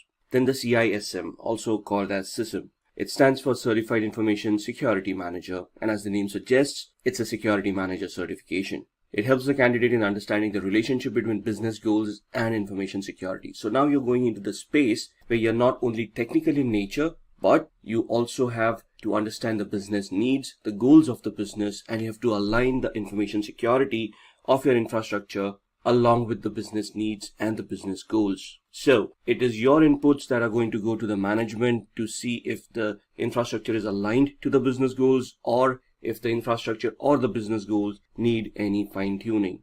Around 5 years of work experience is recommended in the information security field for attempting the CISSP. Out of the 5 years, the candidate must have a background as an information security manager for 3 years. So you have some experience as a manager, you have implemented those things yourselves, which will give you a better understanding, and then you attempt the certification. Again, providing by ISACA, and the exam fees for ISACA members is $575. For non-members, it is $760.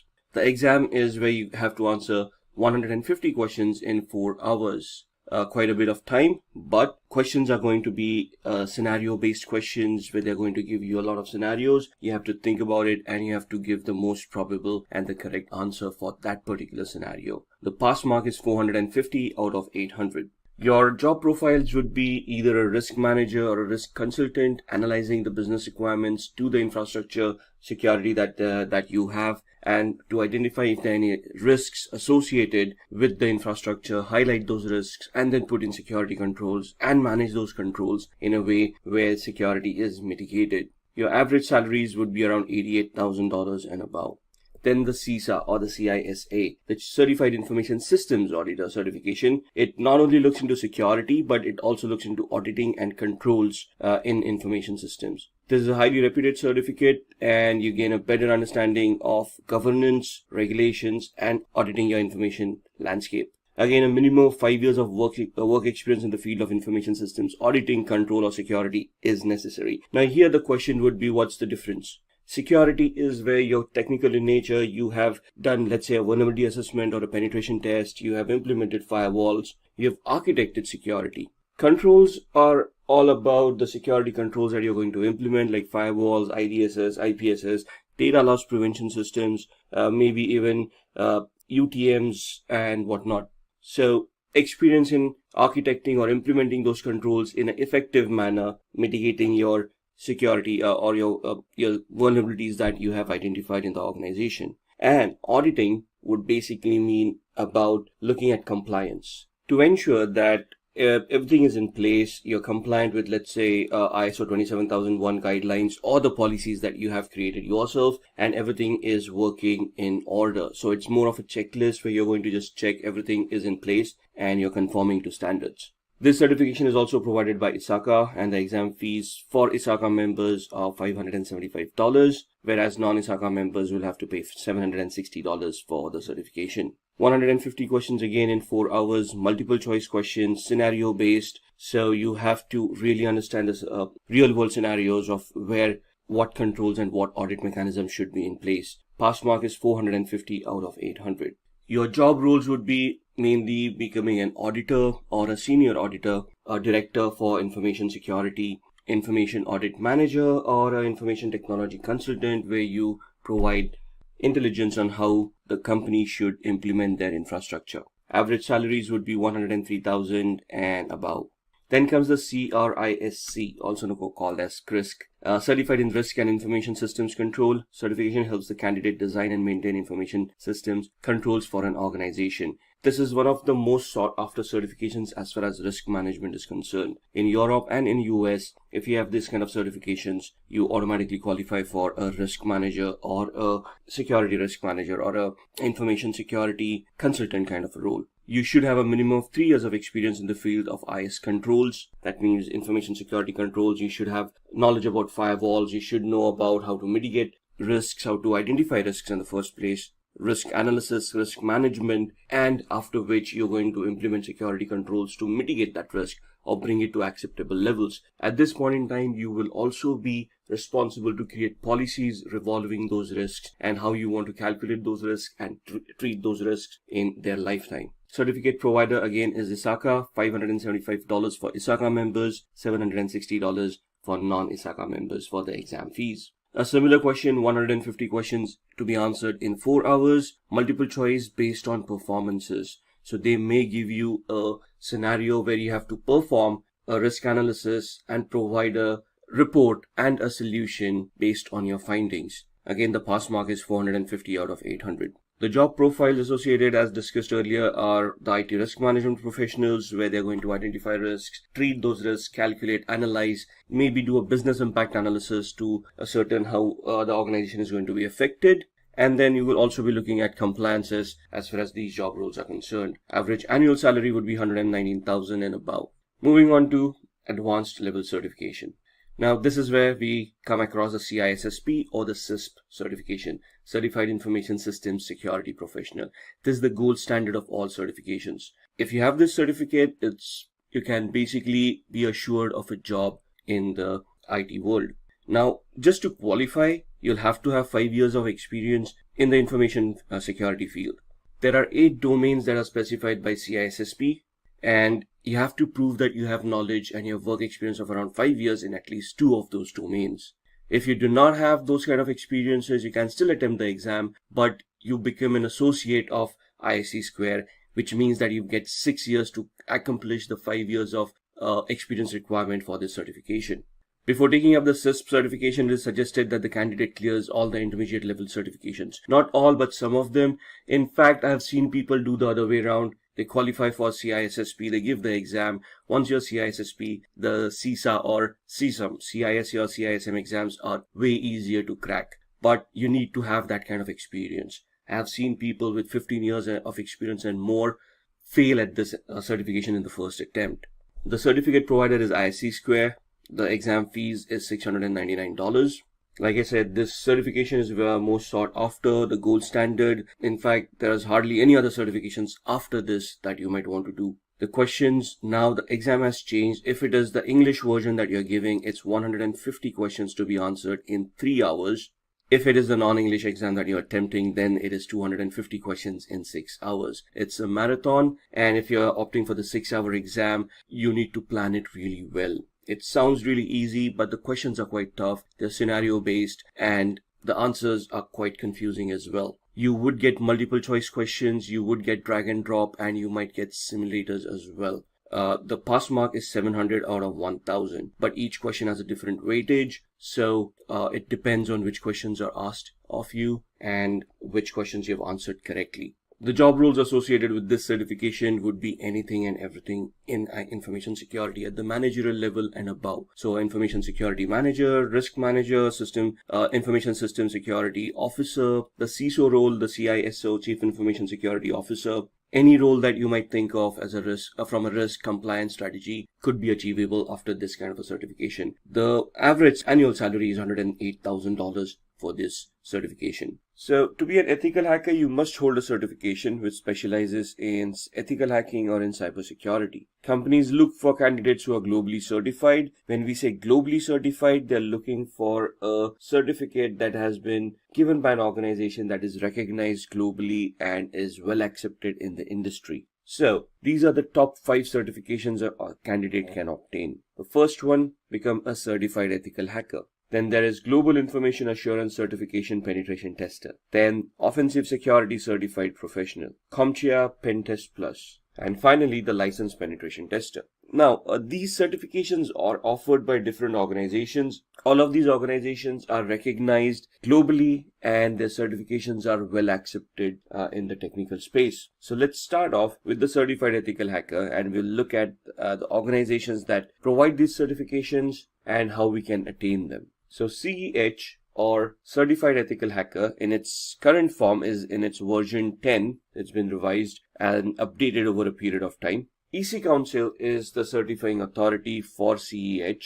They have their own authorized training centers through which you can attend trainings, give those exams, get yourself certified, and thus become globally certified and can be eligible to apply for security related jobs. It is a very well-known certification and is widely accepted at the same time. It would test the candidate's knowledge of security threats and preventive measures. Now, there are 2 types of exams that you can give with CEH. One is a multiple choice question exam, which is theoretical in nature. They ask you questions and you answer the correct you select the correct answers. If you clear, you get certified. The second certification nowadays is where there's a practical exam associated with it. That's you'll have to purchase the voucher for that exam and give that exam. The practical exam is held in a virtual lab where you're given scenarios, and based on those scenarios, you have to resolve the questions given to you and give proof of the resolution, which would then get you certified as an ethical hacker. The theoretical exam in this scenario is the fees is around $500. This is for the multiple choice question exam where you can pay the fees and you can attend through a online portal and you can give the exam directly. The exam is 4 hours long, in which you have to answer 125 questions. Now 4 hours for 125 questions seems a long time, but it isn't. It's a very technical exam. There are scenario based questions and it would take some time for you to analyze and understand the question and then identify the equivalent correct answer. So it's a very competitive exam and you'll have to study really hard to clear this exam as well. The cutoff for passing varies from 60 to 85%. So there is no exact grade and all the questions have different weightages. So depending on the questions that have been given to you and the way that you have answered them, you would pass at either 60% or you would pass when you've scored 85%. Once you are CEH certified, which is a very technical certification, you will be qualified to apply for job roles as a penetration tester or a security engineer. These are job roles where you would be responsible of ethically trying to attack applications, servers, switches, and try to find out vulnerabilities within them. The training of this certification will make you adept in most of these tools that are required. There are a lot of practicals in this training, and if you successfully completed those practicals, clearing the exam is a easy task. With the practicals comes your knowledge and would help you understand how you would be performing penetration tests in the real world. An average annual salary in the USA for a CEH certified person is around $91,000 and in India is around 4,76,000 odd rupees. The salaries would vary as far as organizations are concerned. More established organizations can afford to pay a little bit more, but these are averaged out salaries that we have seen across the market. The next certification is the GPEN, also known as the Global Information Assurance Certification Penetration Tester. This certification looks into the different pen testing practices and methods, also focuses on the various problems and pen testing. So again, this is where you're getting certified as a penetration tester. So it's again a technical certification where your knowledge on networking, applications and security of which will be tested. You will be trained on this, of course. So the training will include all these areas where you need to focus, identify those problems, and thus be ready for the real world scenarios. The candidate will have to understand networking concepts and operating systems such as Linux and Windows, and you should be very well aware of the TCP/IP protocols. This is true for any of the technical certifications for ethical hacking. GIAC is the certification provider. It's again a very well-renowned and well-accepted certification authority across the globe. The exam fees are $1,899. 82 to 115 questions to be answered in 3 hours. Now, why 82 to 115? It depends on the test that has been associated, and depending on how you're answering those questions, you would be given those many number of questions to begin with. But all of these need to be answered in 3 hours. 74% is the pass percentage that is required to clear this exam. The average annual salary in the USA is around $96,000, while in India it is around similar to certified ethical hacking. Then looking at the next certification from Offensive Security called the OSCP, Offensive Security Certified Professional. This is another penetration testing certification, highly technical in nature, and it is an entirely hands-on certification. The previous two certifications that we saw, we talked about CEH, where there are two different exams. You could either take the theoretical exam and give your MCQs, or you could take the practical one. Here you don't have an option. This is a practical exam. So the test is conducted on a virtual network. So they send out instructions to you. There's a virtual lab that is given out to you, and they give you the questions, and you have to perform those assessments, create those reports, and provide it to the certifying authority, in this case Offensive Security. If you match their criteria of whatever you have identified in those reports, you get certified. Here, the requirements of good understanding of networking protocols, how systems function, how Kali Linux operating system functions, and the candidate must complete Offensive Security's penetration testing with the Kali Linux course and pass the hands-on exam. So this focuses purely on Kali Linux. Kali Linux is an operating system that is freely distributed over the internet and comes structured with around 300 plus tools used for ethical hacking. So this course totally relies on Kali Linux for you to use as a tool set for penetration testing. The certificate provider, as stated, is Offensive Security. The name of the course is OSCP, Offensive Security Certified Professional. Exam is around $800 to $1,550. Now understand that this exam is technical and is hands-on. So for you to prepare for this exam, they come up with virtual labs where you can start practicing and honing your skills. Depending on the number of days for which you have purchased the access to that particular labs, the amount will vary from $800, which would be the minimum access days available, to $1,550, where the maximum number of days would be given to you for practicing. Once you're ready, even during the time span of where you have that access, once you're ready for the exam, you can attempt the exam and clear. The average annual salary is similar, around $91,000 for the US market and 905,000 rupees in the Indian market. Then looking at the CompTIA Pen Test Plus. CompTIA is another certification authority or a certification provider, a training provider that will help you get yourself certified in the ethical hacking space. So they have certification called Pen Test Plus, which is focused towards penetration testing. So it is an intermediate level certification. It assesses the vulnerability assessment and the penetration testing skills of a candidate. Here, the training will provide you with all the essentials where it will help you identify how to do vulnerability assessments, how to identify those vulnerabilities, and then which tools to utilize for what kind of a penetration test. For the requirements, a minimum of 3 to 4 years of hands-on experience in the information security field. Also, a CompTIA Security Plus or a Network Plus or equivalent knowledge is required. So in the Network Plus, they talk about securing networks, and they help you understand the OSI layers, the TCP/IP layers, and help you understand the protocols and all of those things. So having that knowledge is an added advantage. The certificate provider is CompTIA, and the cost of the exam is around $349. Maximum number of questions is 85, and I think it's a 3-hour exam. The passing percentage is scoring 750 marks out of a possible 900. So the scale is, the minimum you can ever score is 100. If you're completely unprepared, the maximum you can score is 900. You get a leeway of 150 marks for your certifications. So you have to score a minimum of 750 to clear the exam. Average annual salary for a CompTIA Certified Penetration Test Plus professional is $97,000 in the US market, and in the Indian market it would be around 5 lakh rupees. Then comes the licensed penetration tester. Now this is an advanced certificate again from EC Council. This is where EC Council gives you a license which certifies that you have undergone thorough training and have cleared your exam, in which you can conduct or lead an audit for vulnerability assessment and penetration testing. It is an expert level certification, comes after the CEH certification. It is the ultimate test which tests this candidate's penetration testing skills. So there are 2 certifications over here. One is the ECSA, EC Council Certified Security Analyst. Once you clear that, you can appear for the licensed penetration tester. Both of these are hands-on certifications. So you will be given a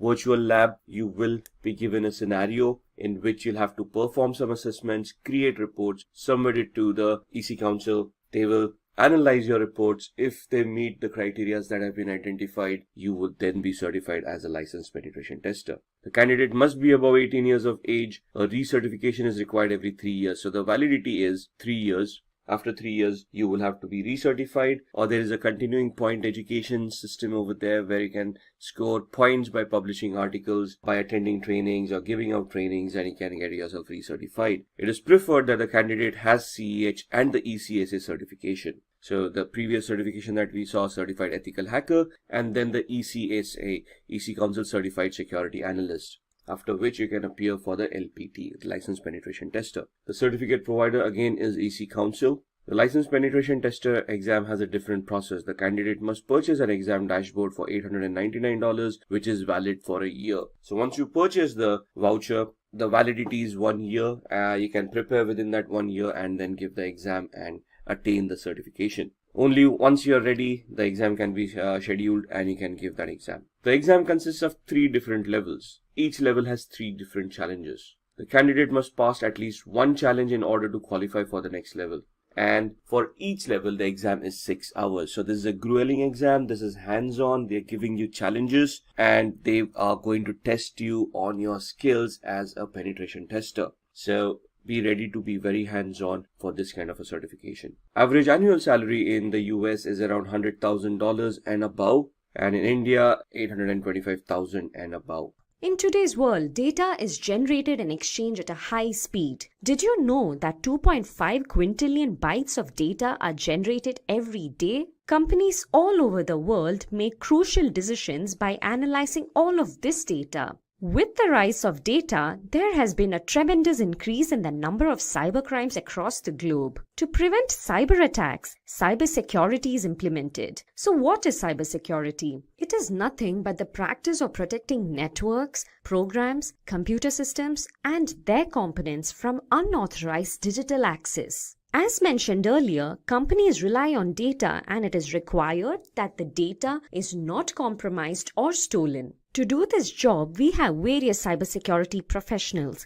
who are skilled to protect data from cyber attacks. There has been a sky-high growth in the number of cybersecurity jobs. This growth will only double in the near future, as companies will always be on the lookout for skilled professionals who can protect the confidentiality of the data. So now that we know why cybersecurity jobs are important, let us have a look at the various cybersecurity job roles. There are various kinds of cybersecurity job roles. Let's go through few of the top-paying job roles. Going in the descending order of the salary structures in the USA, we first have the Chief Information Security Officer job role, followed by the Security Architect, Penetration Tester.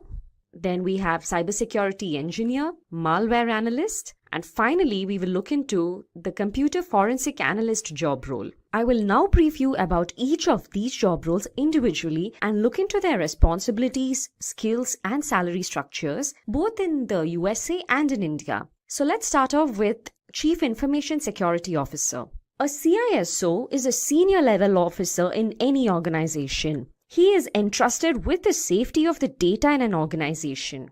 A CISO has various responsibilities. They are required to develop, implement, and maintain an organization's security and risk management program. They also communicate with their organization's stakeholders and brief them about various information-related security concerns. By doing so, they are able to implement a better security system for an organization. At times, a CISO would have to also recruit an IT team's members. They need to make sure that the candidate is knowledgeable and skilled. A company's risk and vulnerabilities have to be predicted beforehand. Prediction of such risks and vulnerabilities are taken care of by a CISO. They play a major role in preventing cyber attacks in any organization. Let's now look at the different skills required to be a Chief Information Security Officer. First and foremost, a candidate must have good communication and presentation skills. This is very important for any organization.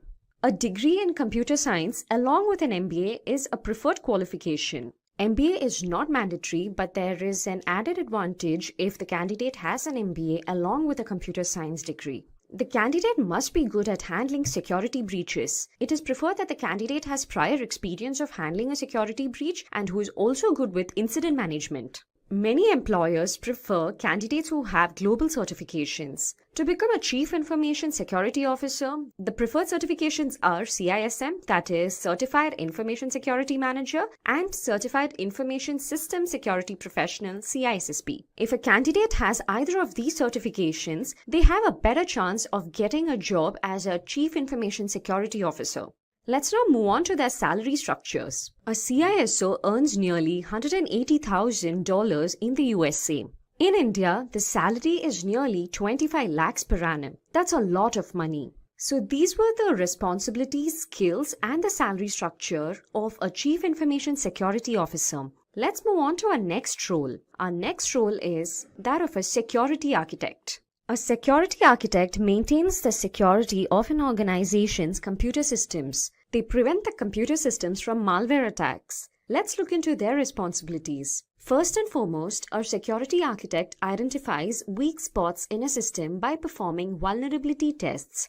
These tests are carried out on a regular basis. Along with vulnerability tests, risk analysis and security assessments are also done by a security architect. Installation of routers, VPN and firewalls are approved by a security architect. These devices are very important when it comes to the security of an information system. Well, a security architect rightly approves the installation of these devices. Digital signatures and public key infrastructures are designed. In addition to all the above responsibilities, a security architect also provides technical assistance and guidance to the other security team members. Let's now move on to the skills required to be a security architect. First and foremost, the candidate must have a computer science or an information technology degree. Coming to the experience, the candidate must have an experience in the field of risk management, as the role of a security architect is a lot to do with managing risks. Understanding of the network basics and various security protocols along with cryptography is required to be a good security architect. Lastly, the preferred certification to become a security architect is that of a CISSP, which is Certified Information System Security Professional. As mentioned earlier, this is only a preferred certification. A candidate who has this certification has a higher chance of bagging a security architect job. Let's now look into the different salary structures in the USA and in India. In the USA, a security architect earns nearly $123,000 per annum. In India, a security architect earns nearly 20 lakhs per annum. So that's all about security architect. Let's now move on to our next role, that is penetration tester. A penetration tester, also known as an ethical hacker, is a cybersecurity professional who tries to exploit a security system's vulnerabilities just like how a hacker would do. A penetration tester mimics the role of a hacker. Let's look into the various responsibilities of a penetration tester.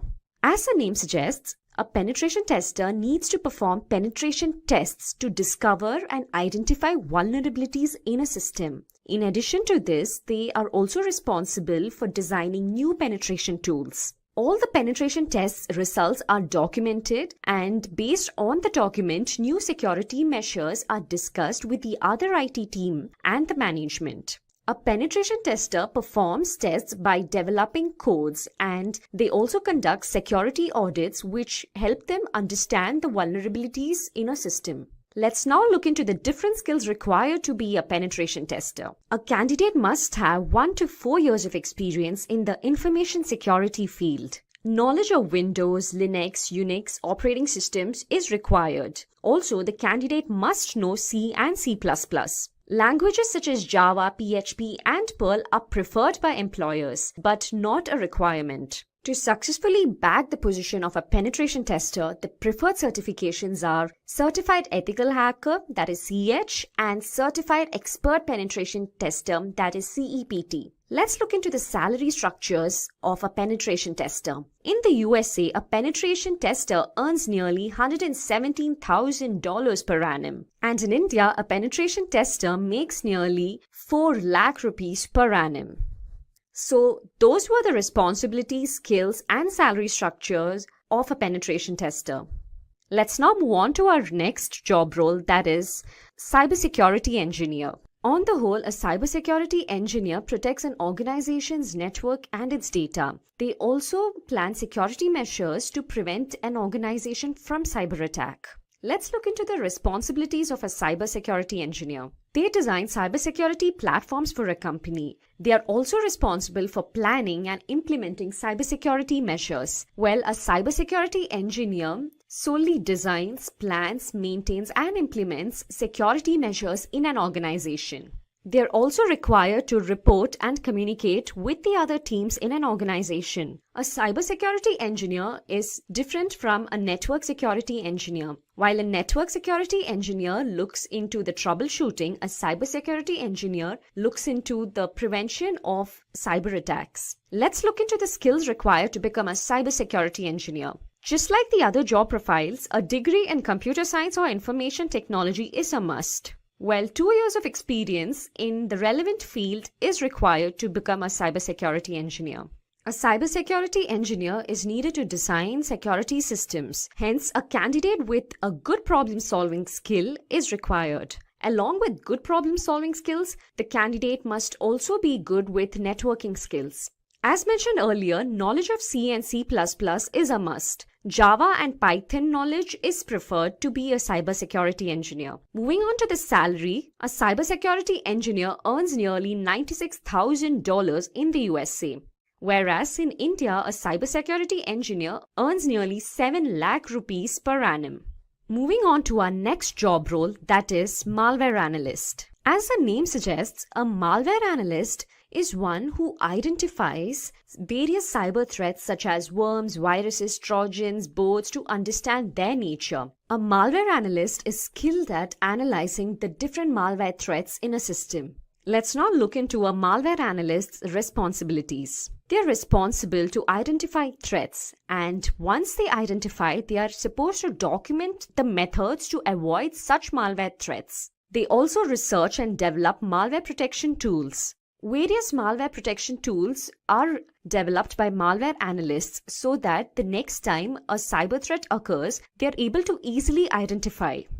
In addition to the above responsibilities, a malware analyst is also responsible to constantly be updated with the new malware threats. Moving to the skills required, a candidate must know Windows, Linux, Unix operating systems, and knowledge of C and C++ is a must. Usage of tools like IDA Pro, OllyDBG, RegShot, and TCP View is suggested. Having a GIAC reverse engineering malware certification is a plus point. The certification is only a preferred certification. It is not a must that the candidate must possess this certification. Moving on to the salary structure, a malware analyst earns nearly $80,000 in the USA and earns nearly rupees 6 lakhs per annum in India. So those were the skills, responsibilities and salary structure of a malware analyst. Let's move on to our last job role, that is computer forensic analyst. Previously, we have seen the job roles wherein they try to protect a company from a cyber attack. In this role, we will see how a computer forensic analyst works after a cyber attack. A computer forensic analyst works on cases following an attack. They collect digital evidences to retrieve information. Let's look into their responsibilities. With the help of various investigation tools, a computer forensic analyst gathers evidences from a system which was a victim of a cyber attack. Their main responsibility lies in recovering deleted, manipulated, or stolen data. A computer forensic analyst helps various officials in investigating a case by discovering evidences from data which was manipulated or compromised. There have been a lot of cases where a computer forensic analyst has come to the rescue of the police department. Moving on to the skills, the candidate must hold a bachelor's degree and work experience in the related field is required. For the post of a computer forensic analyst, it is not necessary that the candidate must hold a computer science degree, but the candidate must have relevant work experience. A candidate must have knowledge of networking, law, and criminal investigation, as they have to do a lot with investigating cases as well.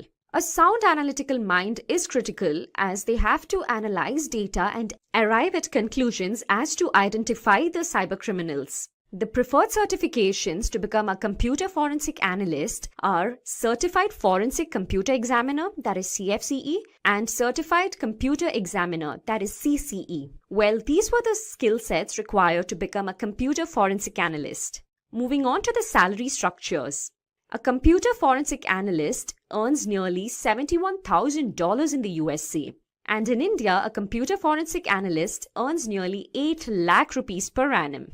That was all about computer forensic analyst. Well, those were the 6 top paid jobs in the field of cybersecurity. Now, I will run you through a sample resume of a cybersecurity engineer. This is only a sample resume of a cybersecurity engineer. You can alter it according to your own preference. Here, we first start off with the name and your email ID and phone number. Then a quick summary about yourself and what you're good at and what you are looking for in an organization.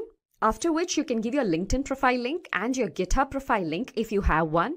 Moving on to the experience. Here you would have to give the company's name and the tenure. Ideally for a cybersecurity engineer, the minimum number of years required is 2.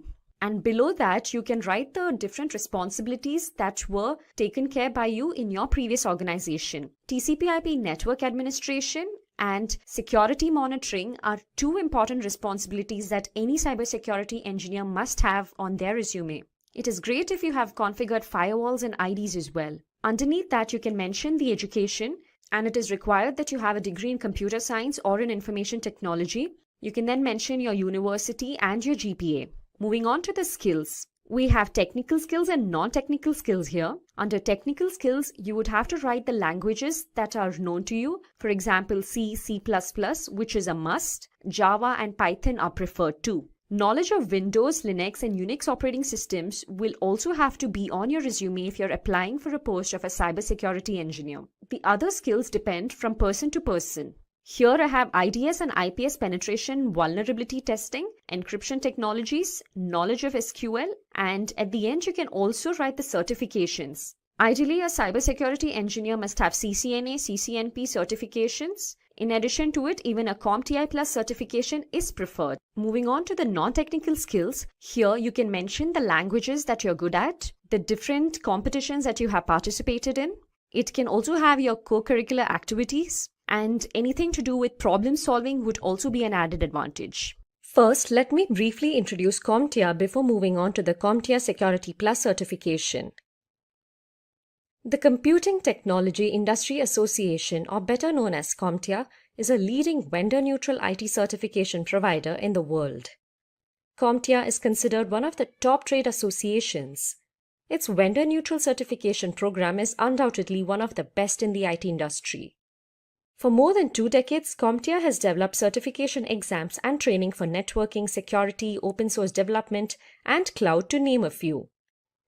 CompTIA certifications continue to address the requirements and necessities of today's technology challenges. CompTIA certifications are grouped by skill set. Presently, CompTIA certifications are classified into 4 areas: core, infrastructure, cybersecurity, and additional professional certifications. If you have a job that may involve some sort of certification, you must consider obtaining that certification. Certifications are very crucial. CompTIA certifications are a way for IT professionals to demonstrate their knowledge of computers. Let us now have a look at a few of the certifications offered by CompTIA. First, we have CompTIA A+. CompTIA A+ certification is an entry-level certification for IT technicians. This certification is designed for employees who are seeking a career as a support, service center, or networking technician. This certification tests a candidate's understanding of basic networking, troubleshooting, and security skills. It covers laptop and PC hardware, software installation, and configuration of operating systems. According to CompTIA, more than 1 million IT professionals hold the A+ certification. Next, we have CompTIA Network Plus. You can either start with the A+ certification. However, if you have the experience, you can move directly to the CompTIA Network Plus certification. This certification is for professionals who carry a minimum of 9 months of networking experience. Here, a candidate must be familiar with networking technologies, topologies, security installation and configuration, and troubleshooting of wireless and wired network devices. Next, we have CompTIA Security+. CompTIA Security+ covers network security concepts, threats and vulnerabilities, access control, identity management, cryptography, and much more. We will closely look at the CompTIA Security+ certification in this video. And finally, there's CompTIA Cloud+. The CompTIA Cloud+ certification finds its importance as the cloud computing market continues to grow by leaps and bounds. This certification targets IT professionals with 2 to 3 years of experience in storage, networking, or data center administration. The certification exam tests the candidate's knowledge of cloud technologies, cloud markets, and hybrid and multi-cloud solutions. Those were a few of the certifications offered by CompTIA. There are several other certifications like CompTIA Linux Plus, CompTIA Pentest Plus, and CompTIA Project Plus, to name a few. Now let us have a look at the CompTIA Security+ certification in detail. So what is the CompTIA Security+ certification? Well, the CompTIA Security+ certification is a leading entry-level IT certification. It is an essential certification for professionals working in the IT industry. It is one of the first security certifications that must be earned by IT professionals. It provides the core knowledge required of any cybersecurity role and provides a springboard to various intermediate-level cybersecurity jobs. This certification teaches you how to secure applications, devices, and networks. It also focuses on hands-on practical skills in the field of network security. This certification teaches you skills from spotting and mitigating risks to troubleshooting security incidents. It is to be noted that IT professionals with CompTIA Security+ know how to address security incidents and not just identify them. So now that you know what CompTIA Security+ certification is about, let us look at a few points as to why a professional must choose this certification. The first reason being it's a vendor-neutral certification. The CompTIA Security+ certification is vendor-neutral, which implies that you don't have to center on technology and security of a precise vendor. The skills and knowledge achieved through this certification make security professionals and network administrators become in demand in the IT marketplace. The CompTIA Security+ certification is globally acknowledged to be one of the fundamental security certifications in the field of cybersecurity. CompTIA Security+ certification is universally recognized and trusted across the world. Security+ provides hands-on skills, one of the few entry-level cybersecurity certifications that emphasizes on hands-on practical skills. This ensures a security professional is better prepared to solve several complex issues of the current times. The CompTIA Security+ certification is aligned with the latest techniques and trends. It covers core technical skills in risk assessment and management, incident response, forensics, and cloud operations, to name a few, thereby ensuring high performance on the job. Having this security certification provides you a wider breadth of career opportunities. The CompTIA Security+ exam is performance-based, which makes the knowledge and skills learned more applicable. There are numerous job roles that turn to Security+ to supplement baseline cybersecurity skills. Cybersecurity professionals are in demand by organizations from both private and public areas. With this certification, you can take up jobs related to compliance and operational security, threats and vulnerabilities, access control and identity management, and cryptography, to name a few. It is to be also noted that professionals with the Security+ certification have greater opportunities of receiving higher salaries than non-certified professionals. Another benefit of this certification is that if you wish to get a cybersecurity government job, obtaining the CompTIA Security+ certification will be an ideal starting point for you. So now that you know the perks of achieving this certification, what do you have to do to achieve this? Well, before you can achieve this certification, you have to clear the CompTIA Security+ exam. Let us now have an overview of the CompTIA Security+ exam. First and foremost, who can take up this exam? Although CompTIA does not have any set prerequisites, organizations recommend that candidates meet these two criteria. Let's have a look at the two criteria. Firstly, the CompTIA Security+ is for IT professionals who carry a minimum of 2 years of experience in the IT administration, focusing on security. The CompTIA Security+ is ideal for professionals who are looking to start or advance a career in security. Obtaining this certification prepares the professionals for job roles like system administrator, security administrator, network administrator, junior penetration tester, security engineer, and security consultant, to name a few. Though CompTIA Security+ is an entry-level certification, it is strongly recommended that you get the A+ and Network+ credentials before proceeding to the Security+ certification. This will ensure that you have the required technical skills like configuring, managing, and troubleshooting networks. Now let's move on and understand the CompTIA Security+ exam details. CompTIA Security+ SY0601 is the latest exam code that was launched on 12th November 2020. The SY0501 English language exam retires on 31st July 2021.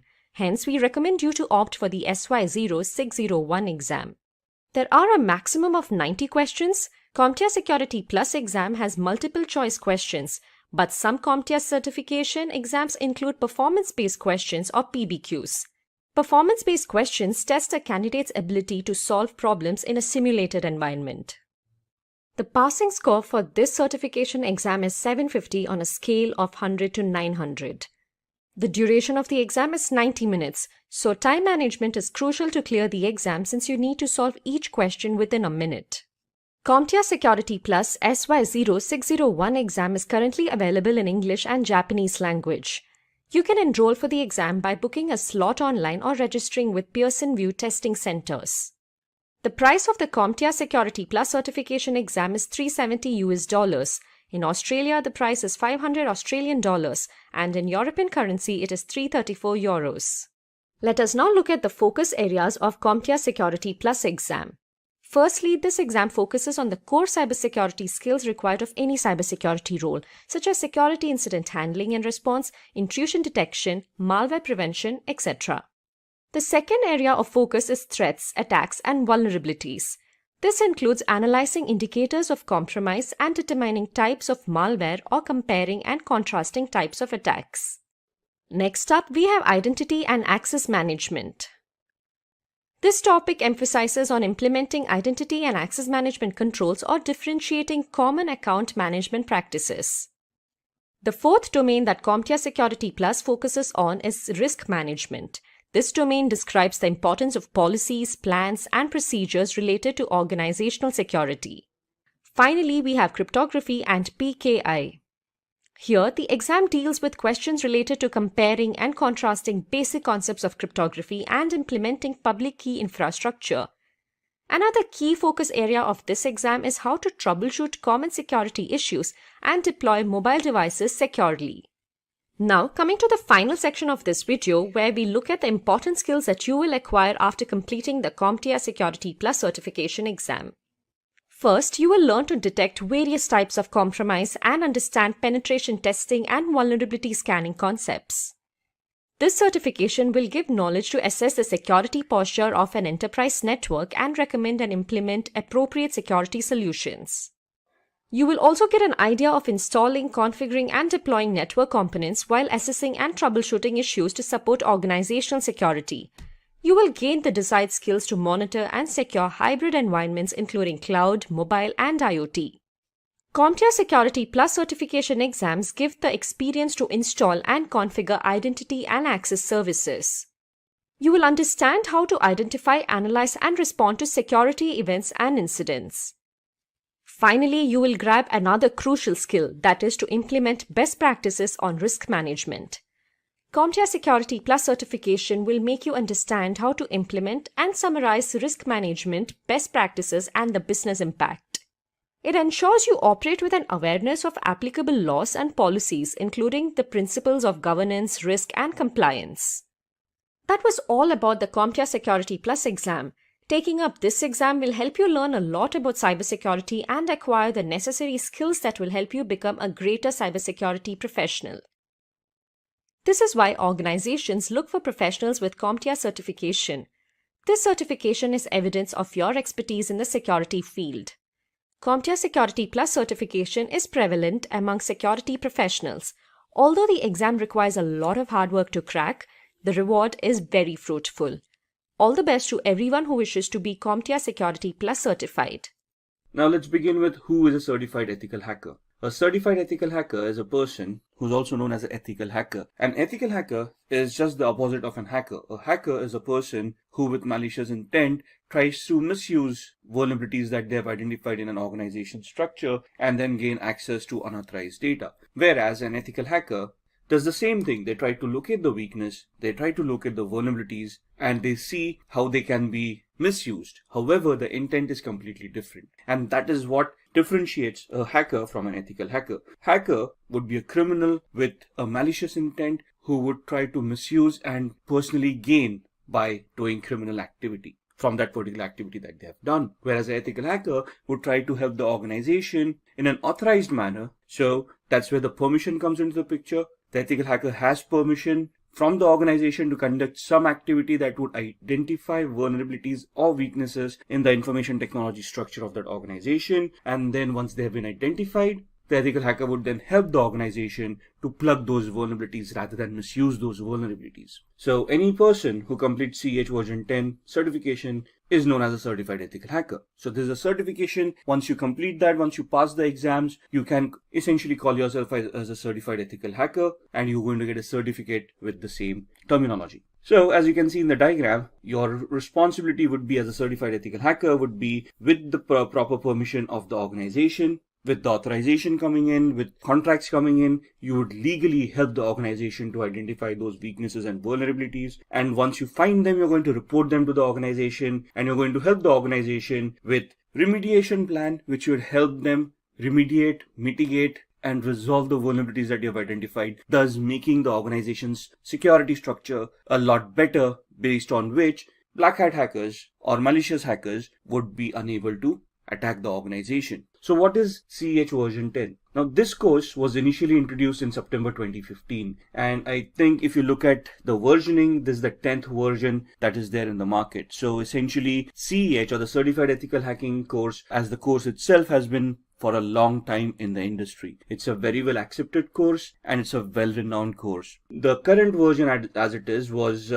introduced in September 2015 and is one of the toughest certifications in the cybersecurity field. This includes a lot of information that you have to learn, that you have to know, before you can attempt the certification. You will master all ethical hacking methodologies that are used in penetration testing and ethical hacking situations. What does that mean? That means that CEH version 10 is a structured course that will help you look at all the phases that are used in ethical hacking, all the terminologies that are utilized, all the tools that are utilized in such a manner that you can penetration test or a vulnerability assessment and identify and test the vulnerabilities for their complexity. And this course, once you complete the course, you would have mastered all the ethical hacking techniques that are required. There are two exams. One is a written exam and the other is a practical exam. Now you can opt for either or. The written exam is basically a multiple choice question exam where they'll ask you scenario based questions and you have to answer those questions. That is something that we're going to look into during this video. The practical exam is basically a simulation exam where they give you a scenario and you have to complete those tests and prove that you are a good ethical hacker. Based on the report that you give, if the report tallies to what the test was, you would be clearing that exam. So practical exam is a little bit tougher. It's more hands-on. It tests the actual skills that you would perform in a hacking scenario or an ethical hacking scenario. Thus the practical exam going to be that much tougher. The written exam, to give it credence, tests you a lot on your mentality, on your thought process, on your judgment characteristics. So they will give you a scenario and ask you what do you think is happening, what does this attack tantamount to, or would be what would be the next step in the particular attack that they're describing. Thus it's more of an intellectual test where when your thought processes are being checked and you are giving those exams. So what would be the difference between these exams? In a practical exam, you would be conducting all those steps yourself and you would be reaching a conclusion. So here essentially you're being tested on the skills that you have developed on the execution part of it and to see whether you can execute a test end to end. Whereas in a written exam, you would be put in the middle of a test where you have to assume something, where you have to understand what the steps would have been performed in the previous steps and what would be the expected result, and you're supposed to analyze that and then come to the correct answer. So if there is a question which exam is better, written or practical, the answer to that is from an intellectual perspective, a written exam would be a lot tougher than a practical exam, and from an execution perspective, a practical exam would be tougher than a written exam. So it depends on us which exam we want to give. Both of them are widely accepted and well respected in the information security field. So it's just the option that we choose which exam we want to give. Now, this course, the version 10 course, is purely attack-based course. Okay, it is an offensive course. There is no defensive mechanisms. So if you're looking for questions of how to secure yourself on the internet, how to securely configure an operating system, or how to securely configure a server, how to configure a firewall, this is not the certification. This basically talks about attacking those devices. So if you come across a firewall, how would you test a firewall? How would you identify vulnerabilities in those? And how would you bypass a firewall? Similarly, if you come across a server, how are you going to attack and hack the server? Let it be Windows or Linux based. So this basically becomes an attack based course. You're looking at offensive mechanisms over here and not defensive ones at all. So what's new in this version? In this version, there's a new module for IoT, Internet of Things. It focuses on emerging attacks, vectors like cloud, artificial intelligence, and machine learning. It basically talks about smart devices. And it talks about the vulnerabilities, the risks that the smart devices face in today's world. For example, it will tell you about the industries that are utilizing all these smart devices, why are they utilizing it for, what kind of devices they are utilizing, and what are the risks within those devices. It will also give you a lot of tools for you to practice upon to identify such IoT devices. What would constitute an IoT or an Internet of Things device? Any device which has an IP address and can connect to the internet and create data. So even your smartwatch, your smartphone, your cars that have internet connectivity nowadays, your Google Homes, Amazon Alexas, all of these devices would come under the IoT umbrella. And have you ever wondered about sitting at home, having a Wi-Fi, having all of these devices, even a smart TV, if you will, connected to the Wi-Fi? And have you ever questioned how a hacker would then be able to access your home through all of these devices, record information, and basically just spy on you? Similarly, an organization where they are utilizing IoT, they would be vulnerable for the same vulnerabilities. And this course does include IoT security to a certain extent, where we talk about vulnerabilities and how to identify those vulnerabilities in IoT. Then there's a new vulnerability analysis module where it gives you risk assessment. It talks about CVSS scoring systems. It talks about how to do a vulnerability management program in the first place. What are the steps required in a vulnerability management program? How should it be repeatable and how it should be measurable as a program? And what should be the outcome? So basically, it will give you a structured way of how to do a vulnerability management assessment, and how do you want to achieve the end goal, thus leading you to a penetration test. So all the modules are leveled up. What do you mean by leveled up? That means they've been updated to the latest tools, latest standards, latest technologies. So you've got cryptographic attacks, you have got attacks on applications like SQL injection, we'll be talking about packet sniffing using various tools. All of these are upgraded, which means they are up to the latest operating system. So even when we do this course, you'll be looking at operating systems like Windows 10, Windows 8, Windows Server 2012, Windows Server 2016, Kali Linux machines, Android machines, and Ubuntu desktop as well. So all of the operating systems are latest, the tools are latest, and you will be interacting with these tools. And then there's a mobile security toolkit as well, which will help you do a penetration test on a mobile device. So these are what is new in version 10. Now let's talk about the roles and responsibilities that an ethical hacker should have when they actually go into the world. Now, what are the responsibilities, roles, what are the capabilities that we should have? That we should be able to look at scripts that would test for vulnerabilities. So for example, a SQL injection attack, it's a script-based attack. Let's say a cross-site scripting attack, that is again going to be a script-based attack. So we maybe we want to go ahead a little bit, look at Windows systems and do a PowerShell attack and know about PowerShell scripting a little bit. If you look at Linux Windows, there's a bash shell where there is bash scripting, and you'll want to learn that scripting as well. Now the course doesn't include all these scripting languages. It does help you understand what these scripting languages are, and it does have some basic introduction to how these languages can be utilized to create those scripts. Then we also want to develop tools to increase security. You want to look at those commands that are utilized on all operating systems. You want to look at the capabilities of the operating systems, of how to create security parameters and ensure the operating systems and applications devices are secure. You should be able to perform risk assessment.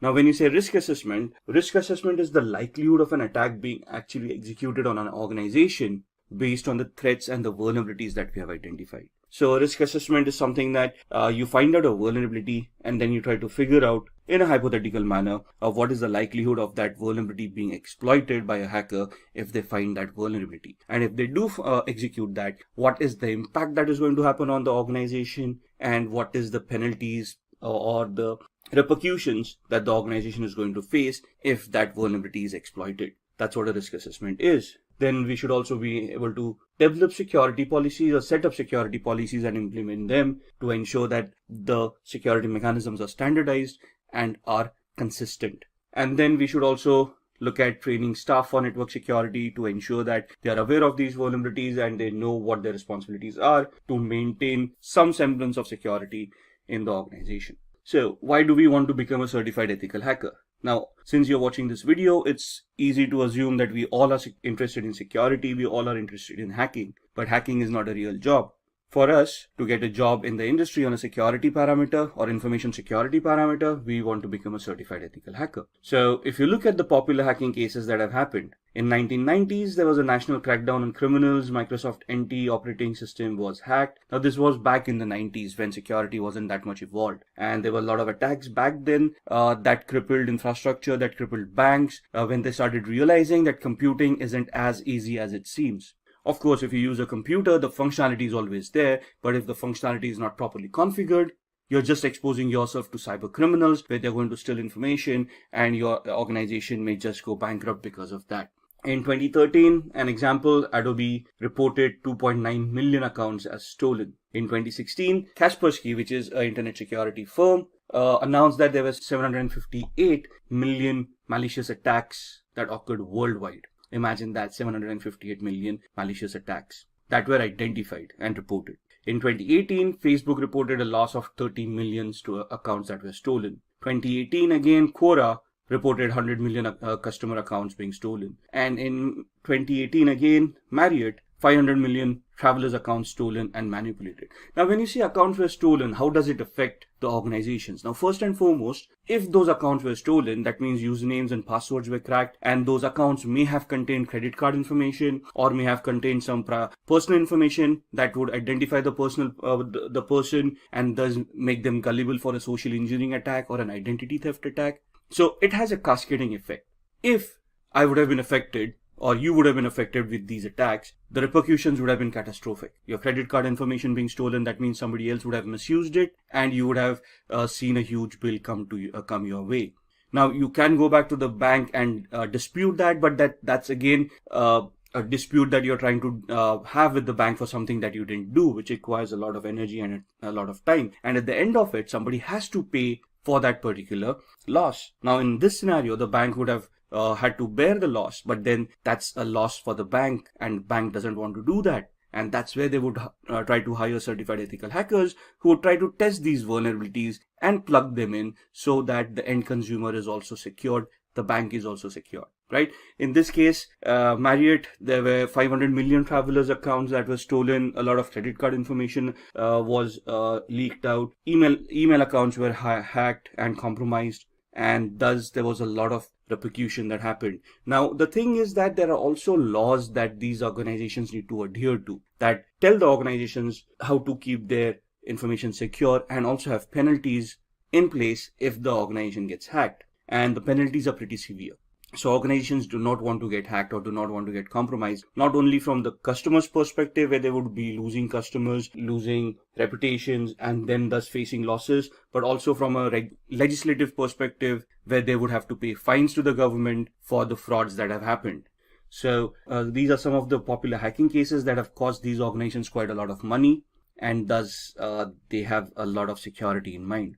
If you look at the news, in BBC News, there was something reported from a French police that there was a virus that infected more than 850,000 computers worldwide. Now, on the similar lines, if you remember ransomwares, and if you look at WannaCry that happened in 2018 or 2017, it also cost the world $4 billion in losses during that just one small month of its infection. Then Google basically disclosed that a large-scale hacking effort was targeted at Apple devices. And this has been, it has reported that there was a sustained effort to hack iPhones over a period of at least 2 years, which means that there's a specific target towards Apple consumers, and they are at a higher risk of getting hacked than others.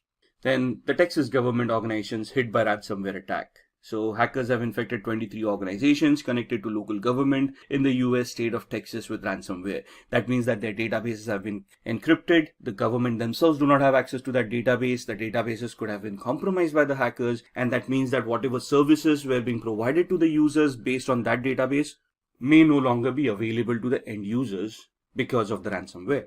Now, moving on with these, why do we want to become a certified ethical hacker? Increased attacks lead to more job openings. Now, if you look at ransomware, the WannaCry attack that happened in 2017, there was a knee-jerk reaction given by the rest of the world for IT security. Suddenly budgets started opening up. Suddenly people wanted more ethical hackers on their payrolls to test for vulnerabilities.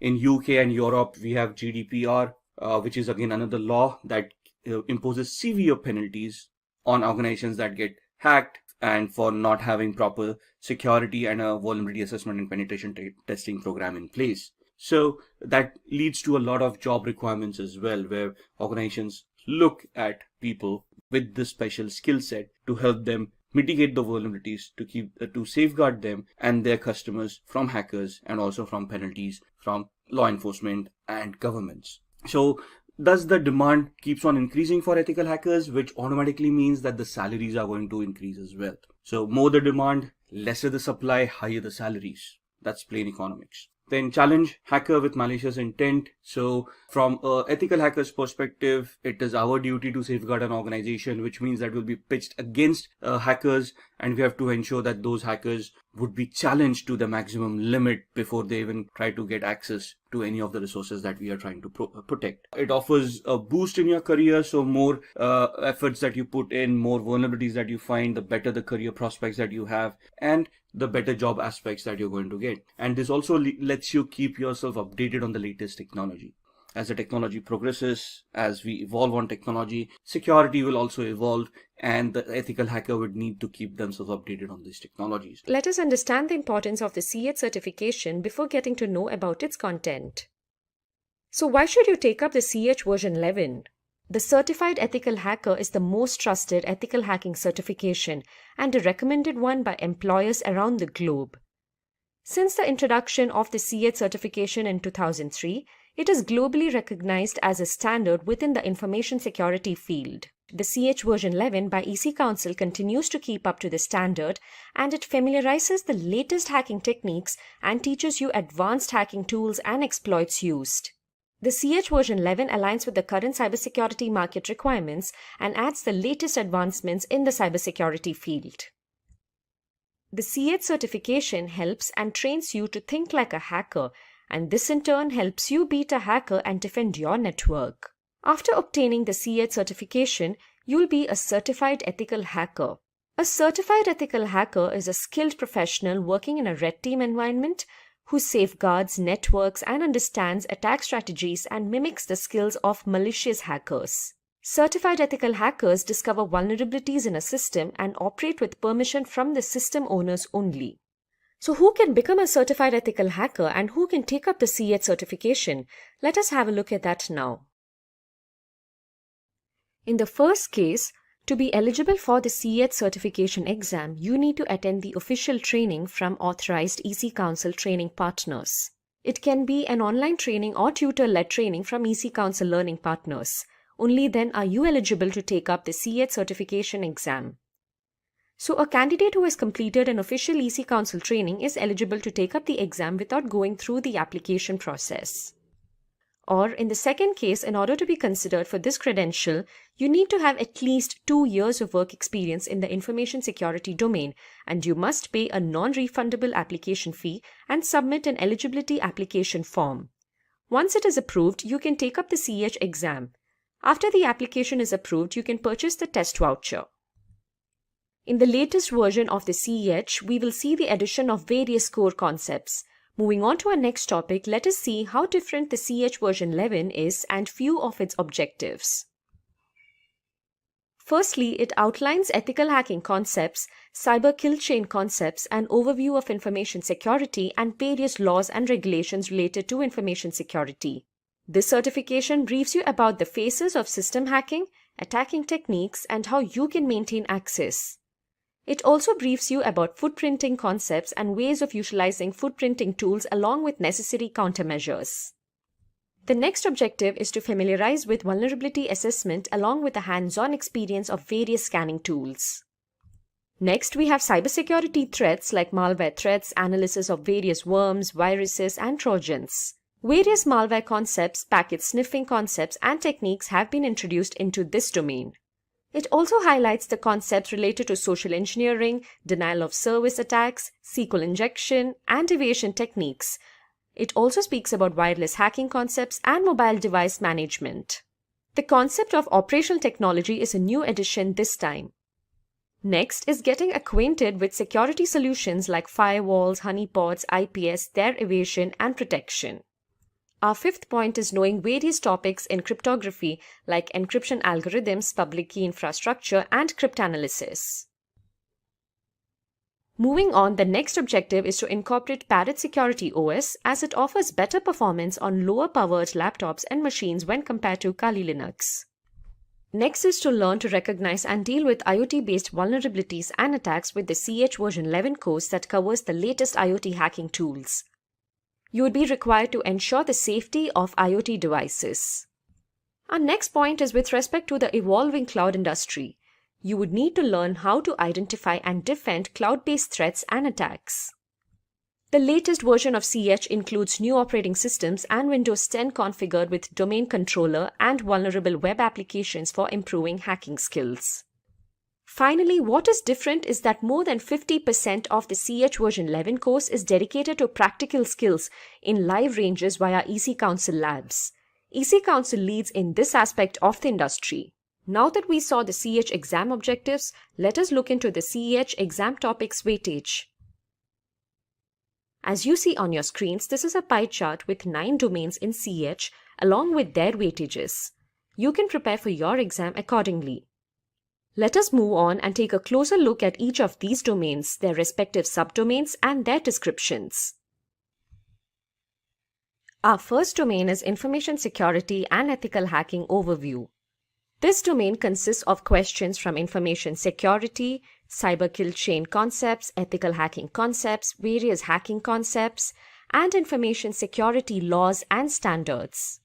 You can expect a total number of 8 questions from this domain. The weightage of this section is 6%. The second domain is reconnaissance techniques. Under the subdomains, we have footprinting and reconnaissance at first. This covers various topics like footprinting concepts, footprinting methodology, email footprinting, footprinting through web services, DNS footprinting, footprinting through social engineering, etc. The next subdomain in this section is scanning networks. Scanning networks covers various concepts like scanning tools, host discovery, port and service discovery, OS discovery, draw network diagrams, scanning beyond IDS, firewall, etc. And our third subdomain under reconnaissance techniques is enumeration. Various topics like SNMP enumeration, NTP and NFS enumeration, SMTP and DNS enumeration, and enumeration countermeasures are covered under this subdomain. A total of 26 questions will be asked from this domain. Under footprinting and reconnaissance, you will have 10 questions, and under scanning networks, another 10, and finally under enumeration, you will have 6 questions. A total weightage of 21% is given to this particular topic. Our third domain is system hacking phases and attack techniques. Under our third domain, our first subdomain is about vulnerability analysis. This subdomain covers topics on vulnerability assessment, vulnerability classification, vulnerability assessment solutions and tools, and various vulnerability assessment reports. Our next subdomain is about system hacking. You have concepts like gaining access, cracking passwords, vulnerability exploitation, escalating privileges, maintaining access covered under this subdomain. And finally, we have malware threats under this domain. Malware threats incorporate concepts like APT concepts, Trojan concepts, virus and worm concepts, malware analysis, and so on. A total of 21 questions will be asked from this domain. Under vulnerability analysis, there will be 9 questions asked, system hacking another 6 questions, and finally under malware threats, you will have 6 other questions asked. That sums up to a total 21 with a weightage of 17% for this domain. Our fourth domain is about network and perimeter hacking. Here you have various subdomains and one of it is social engineering. Under social engineering, you will be asked questions based on social engineering techniques, insider threats, impersonation on social, networking sites, identity theft, and so on.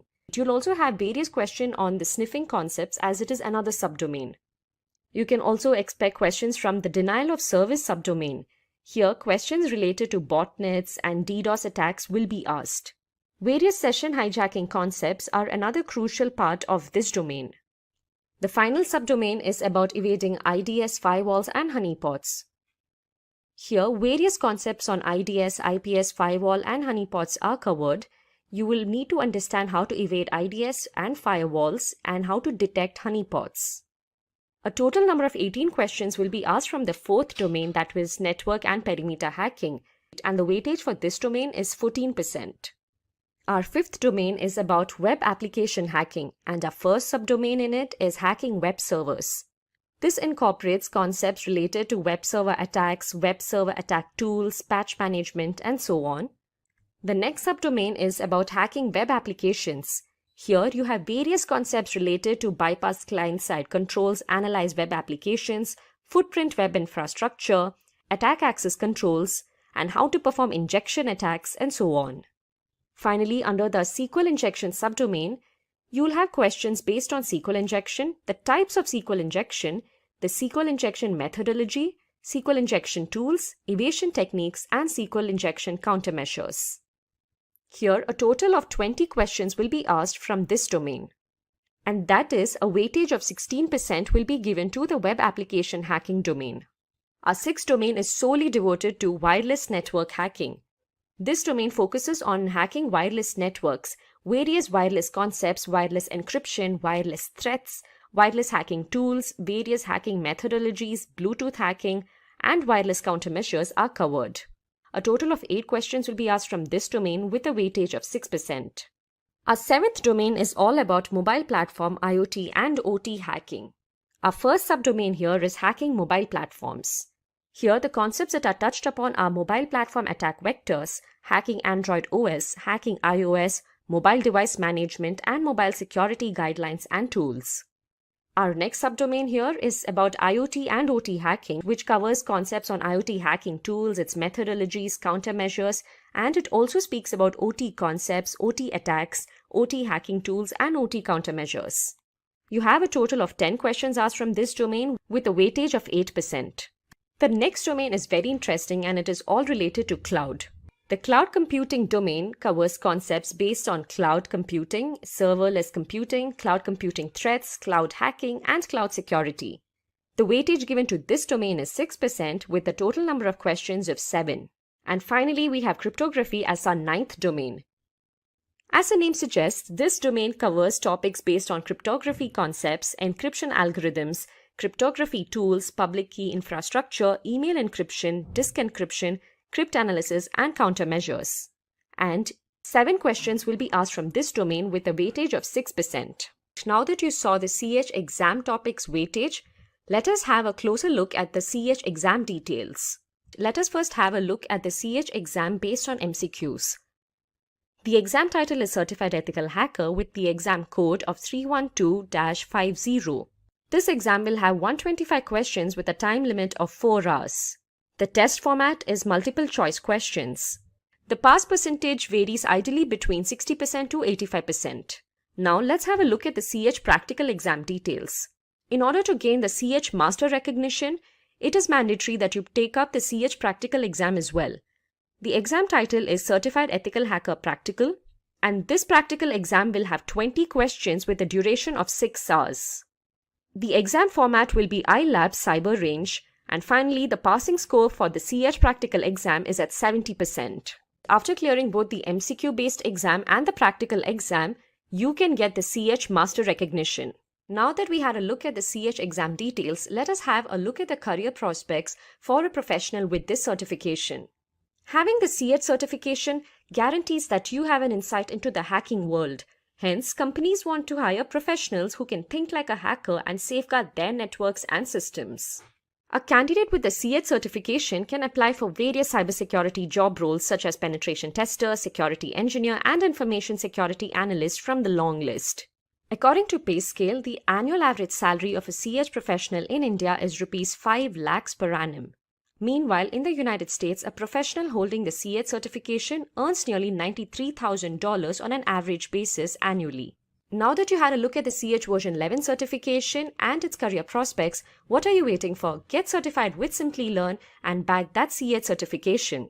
With the increase in the number of cybercrimes across the globe, there is also an increase in the number of cybersecurity jobs, and the role of an ethical hacker tops the list. Hi guys, this is Shruti from SimpliLearn, and today I will run you through this video on ethical hacking career. So let's get started and explore the world of ethical hacking. Let's begin with a few facts. Did you know that by the year 2021, there will be 3.5 million cybersecurity job openings? That is a huge number, isn't it? And also, according to the US Bureau of Labor Statistics, there will be 28% increase in the number of jobs from 2016 to 2026 for information security analysts, which includes ethical hackers. This proves that there is a great demand for ethical hackers at the moment. As I mentioned earlier, the number of cybercrimes across the world will increase as the digital era will only continue to grow.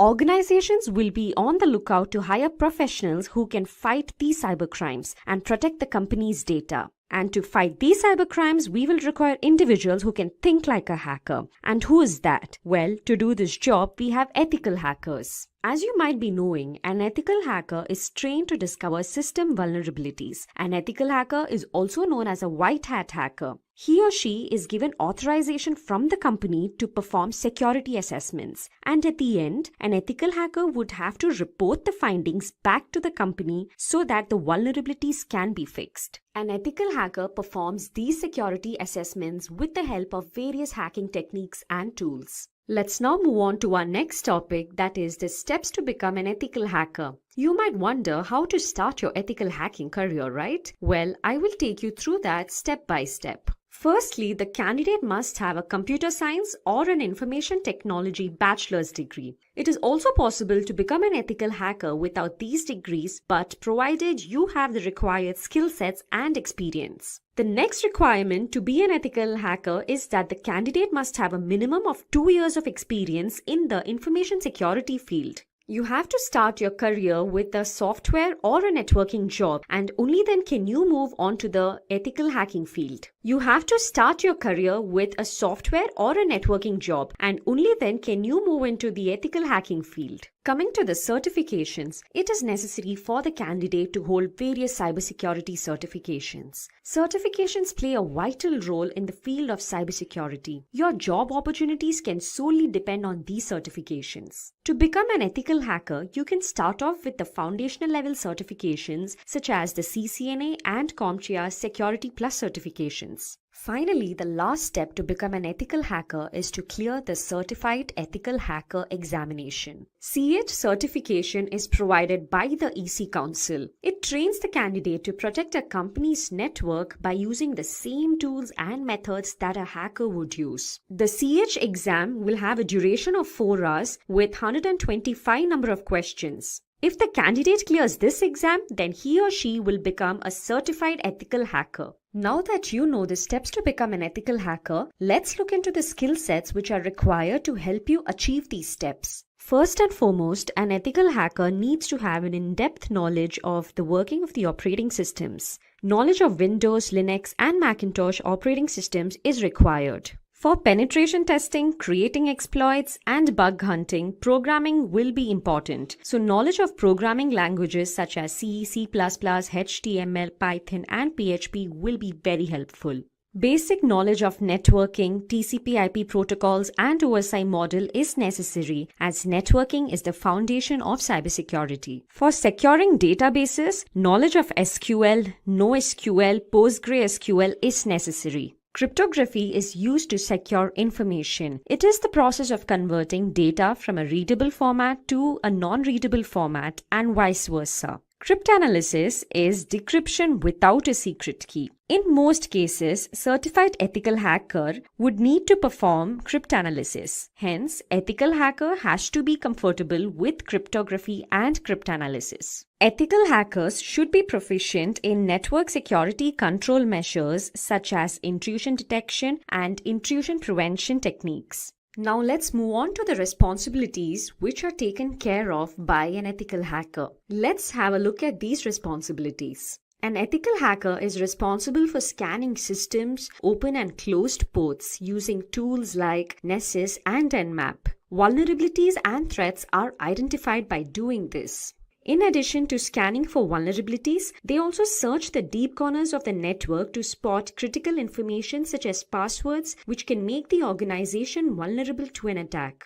In addition to building and maintaining IDS, IPS, and firewalls, they also try to evade these security measures to gauge the performance of the systems. A lot of times, a company's online fraud or online theft incidents are looked into by an ethical hacker. An ethical hacker also checks for sniffing networks and hijacked web servers and applications. Those were the responsibilities of an ethical hacker. Now let's look into the various job roles an ethical hacker can apply for. It is a misconception that an ethical hacker will perform only penetration testing. Well, there are a number of other jobs an ethical hacker can apply for. The different job roles such as that of a penetration tester, information security analyst, security consultant, and an information security manager. Let's have a look at each of these job roles one by one. A penetration tester performs the typical responsibility of an ethical hacker. That is, he or she tries to exploit a security system's vulnerabilities. This is carried out using different hacking tools and techniques. An ethical hacker can also apply for the role of an information security analyst. There is a difference between the job roles of a penetration tester and that of an information security analyst. Here, the candidate will be required to primarily design and protect the organization's network from various cyber attacks. Finally, the candidate is also required to document the identified security breaches so that it can be omitted the next time. The responsibilities of a security consultant is more or less similar to that of an information security analyst that we saw previously. As a security consultant, you will be responsible to design, implement, and maintain various security architectures. In addition to this, you're also required to upgrade the security systems as and when required. Finally, an ethical hacker can also apply to the role of an information security manager. As the name suggests, this role will require the candidate to possess managerial skills, as an information security manager is responsible to head the IT and the information security team. Now that we have seen the responsibilities, the skills, and the steps to become an ethical hacker, let's have a look at the different companies hiring ethical hackers. To name a few, we have Bank of America, Ernst & Young, KPMG, Urban Pro, and IBM.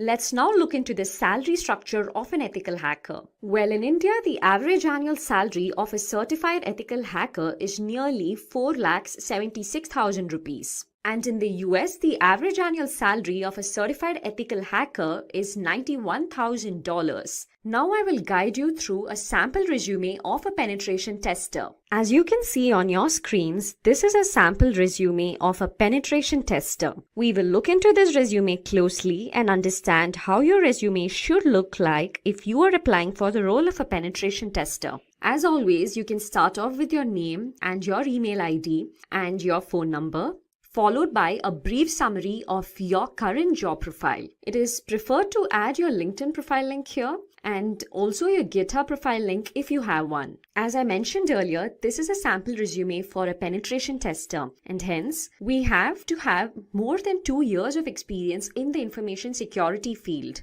As you can see under the experience section, the candidate has 2 prior experiences, out of which the first experience is that of a software tester and second is that of a penetration tester. You would have to mention your latest or current experience at the beginning. You can mention your job role and the company and the duration, under which you can list out the various responsibilities that you are looking into currently. If you are a penetration tester, you can mention responsibilities such as security monitoring, black box testing, documentation of the results, vulnerability scanning, and so on. Below this, you can mention your first company's experience with the roles and responsibilities that you have performed earlier. Here, the candidate was a software tester before becoming a penetration tester. Let's move on to the education section. Here, the candidate holds a bachelor's degree in computer science. You can mention your degree followed by the university name. Or if you're applying for any other role in the cybersecurity domain, it is recommended that you list out the certifications as well. To start off with, a CCNA certification will be preferred, followed by a certified ethical hacker certification, which is a must if you are applying for the role of a penetration tester. In addition to it, the Certified Expert Penetration Tester certification will also hold a great advantage. After mentioning the certifications, you can go ahead and mention your skill sets. Here we have the technical skills and non-technical skills. Under technical skills, you can mention the programming languages that you know. Here we have C, C++, Java, Perl. You can also mention the operating systems that you have worked on. For example, Windows, Linux, Unix. And in addition to the programming languages and the OS, you can also mention the tools that you know, such as Nmap, Metasploit tools, which will be helpful if you are applying for the role of a penetration tester. Then you can also mention encryption technologies, knowledge of SQL, and bug tracking systems if you have worked on them before. If you have participated in ecodathons, you can mention that here as well. Under the non-technical skills, you can mention various competitions that you have taken part in and the games that you like and other extracurricular activities. Finally, you can also mention the projects undertaken.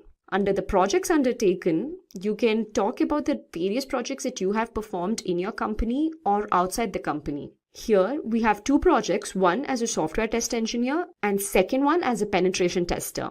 So this is how a resume of a penetration tester will look like. Before jumping into the best books for ethical hacking, let's speak a bit about cybersecurity. I'm sure you all already know what cybersecurity is, but here's a refresher. Cybersecurity refers to the practice of protecting networks, programs, computer systems, and their components from unauthorized digital access and attacks. Did you know that according to the University of Maryland, hackers attack every 39 seconds? That is, on an average, 2,244 times a day? Now that's a huge number. Speaking of hacking, let's define the term ethical hacking before diving into the books for it. So when a system's vulnerabilities are discovered and exploited with the motive of ensuring system security, it is known as ethical hacking. People who carry this out are termed as ethical hackers. Ethical hackers perform hacking with prior permission from the concerned authorities. In order to perform this and carry out penetration testing, various hacking techniques and tools are used. Now let's go ahead and have a look at how books can help you learn to hack. The books we are going to talk about in this live session will familiarize you with hacking on the whole. These books will introduce you to new ideas and help you solve problems. Reading in general is great as it helps with your thought process and keeps you mentally alert. It is important that you use the information in the upcoming books only for lawful purposes. So let's get started and see the best books which can help you with hacking. The first book we have is The Basics of Hacking and Penetration Testing. This book is written by Patrick Ingebretson. For all your beginners out there, if you're clueless about how to go about hacking, then this is a good read for y'all. Having said that, this book is not just for beginners, but even for those individuals who are only exposed to superficial penetration testing logic. This book dives deep into the tools and processes that are used by penetration testers to gain access to the systems. The Basics of Hacking and Penetration Testing book will help you achieve a better understanding of offensive security as well. You'll be acquainted with various phases of ethical hacking here. The book contains 7 chapters and it focuses on hacking tools such as Backtrack Linux, Google Reconnaissance, Nmap, Nessus, Metasploit, and Hacker Defender Rootkit to name a few. The fun part is that each chapter consists of hands-on exercises that help you interpret and implement results in each phase. This book is apt for students, beginning InfoSec professionals, and security consultants. The second book we have is Hacking, A Beginner's Guide to Computer Hacking, Basic Security, and Penetration Testing. It is written by John Slavio. This is yet another go-to book for beginners. This book can be your first step to a career in ethical hacking. It will cover all the basics with respect to hacking, security, and pen testing.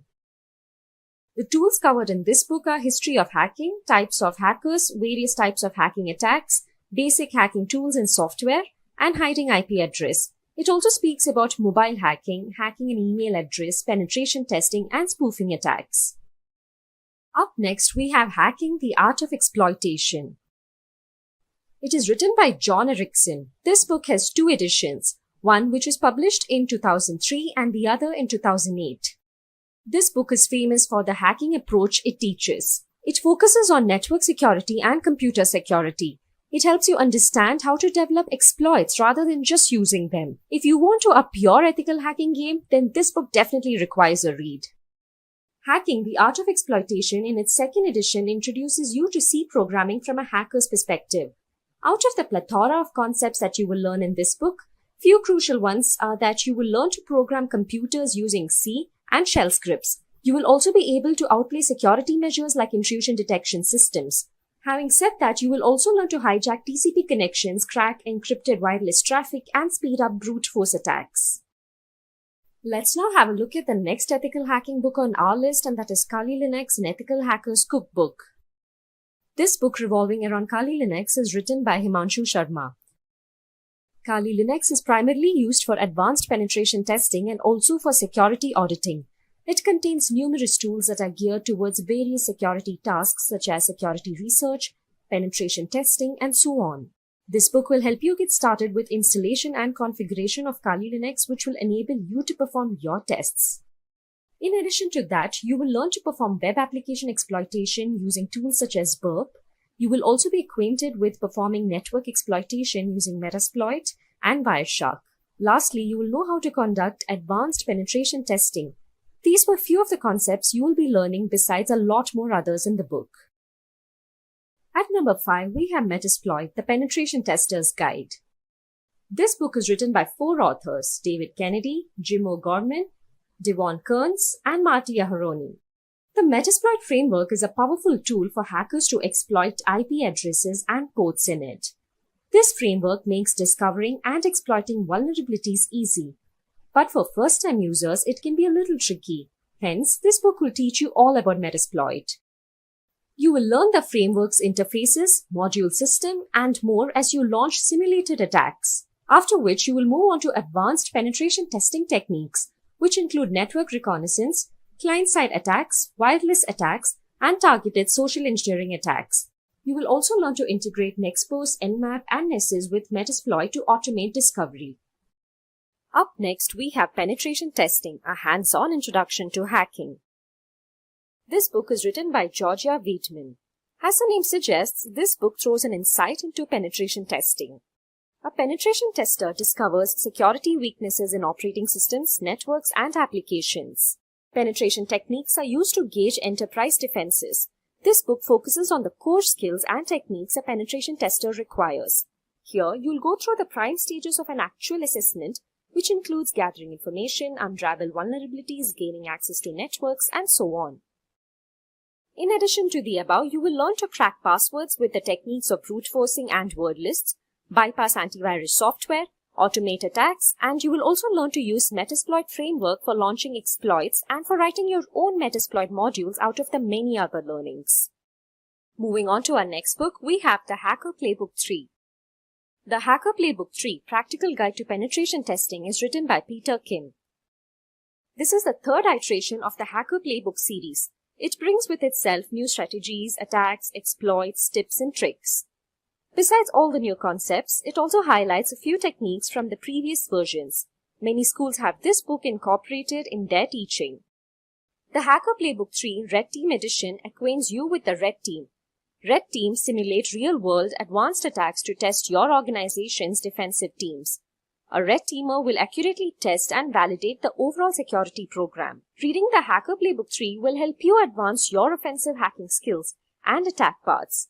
In addition to that, it also focuses on real-world attacks, exploitation, custom malware, persistence, and more. This heavily lab-based book will incorporate several virtual machines and custom the Hacker Playbook tools. At number 8, we have Black Hat Python. Python programming for hackers and pen testers. Justin Seeds is the author of this book. As you know, Python is a very strong programming language and it comes to great use when creating powerful and effective hacking tools. Python is the chosen language by many security professionals across the world, and many exploit frameworks are written in Python. In this book, you'll go through the darker side of Python's capabilities like infecting virtual machines, writing network sniffers, creating trojans, etc. This book covers some networking fundamentals, interesting network tooling, web applications, Windows privilege escalation tricks, and more. This book, as the author says, is a fun read. Moving on, at number 9, we have the Web Application Hacker's Handbook, Finding and Exploiting Security Flaw. It is written by David Stoddard and Marcus Pinto. This new edition focuses on updated web applications, exposing them to attacks, and executing fraudulent transactions. This Web Application Hacker's Handbook is updated to speak about the latest step-by-step methods for attacking and defending the large range of ever-evolving web applications. It also discusses new remoting frameworks, HTML5, UI redress, and hybrid file attacks, to name a few. It looks into attacking authentication, attacking the application server, finding vulnerabilities in source code, etc. If you have already mastered the first edition, you can focus on new concepts in this one. Now let's head to our last book on our list. At 10, we have Web Security Testing Cookbook, Systematic Techniques to Find Problems Fast. The author of this book is Paco Hope and Ben Walther. Security testing is quite often a neglected one when it comes to the tests performed on web applications. But it is a very crucial one. This book teaches you how to check for the most common web security issues. It also acquaints you with installing and configuring free and good security testing tools. You will also understand how your application communicates with users, and this book will help you build tests pinpointed at AJAX functions and help you automate the tests. With the knowledge of this book and the free tools used here, you can defend your site. So those were the top 10 books for ethical hacking. Now that you had a look at the books, let's move on and see how SimpliLearn can help you become an ethical hacker. SimpliLearn provides a Certified Ethical Hacker CEH version 10 course. This CEH certification training course provides you hands-on training that will help you master the techniques used to penetrate network systems and defend your system against it. SimpliLearn's ethical hacking course is aligned with the latest CEH version 10 by EC Council. Here, you will learn about Trojans, backdoors and countermeasures, IDS, firewalls and honeypots, advanced hacking concepts, network packet analysis, mobile and web technologies, and advanced log management. This course content includes an introduction to ethical hacking, penetration testing, and ethical hacking concepts. It also speaks about SQL injection, IoT hacking, and cryptography, to name a few. There are no prerequisites to take up this certification training course. First, let's understand the importance of knowing programming for hacking. You might wonder if programming is a necessity to become a hacker.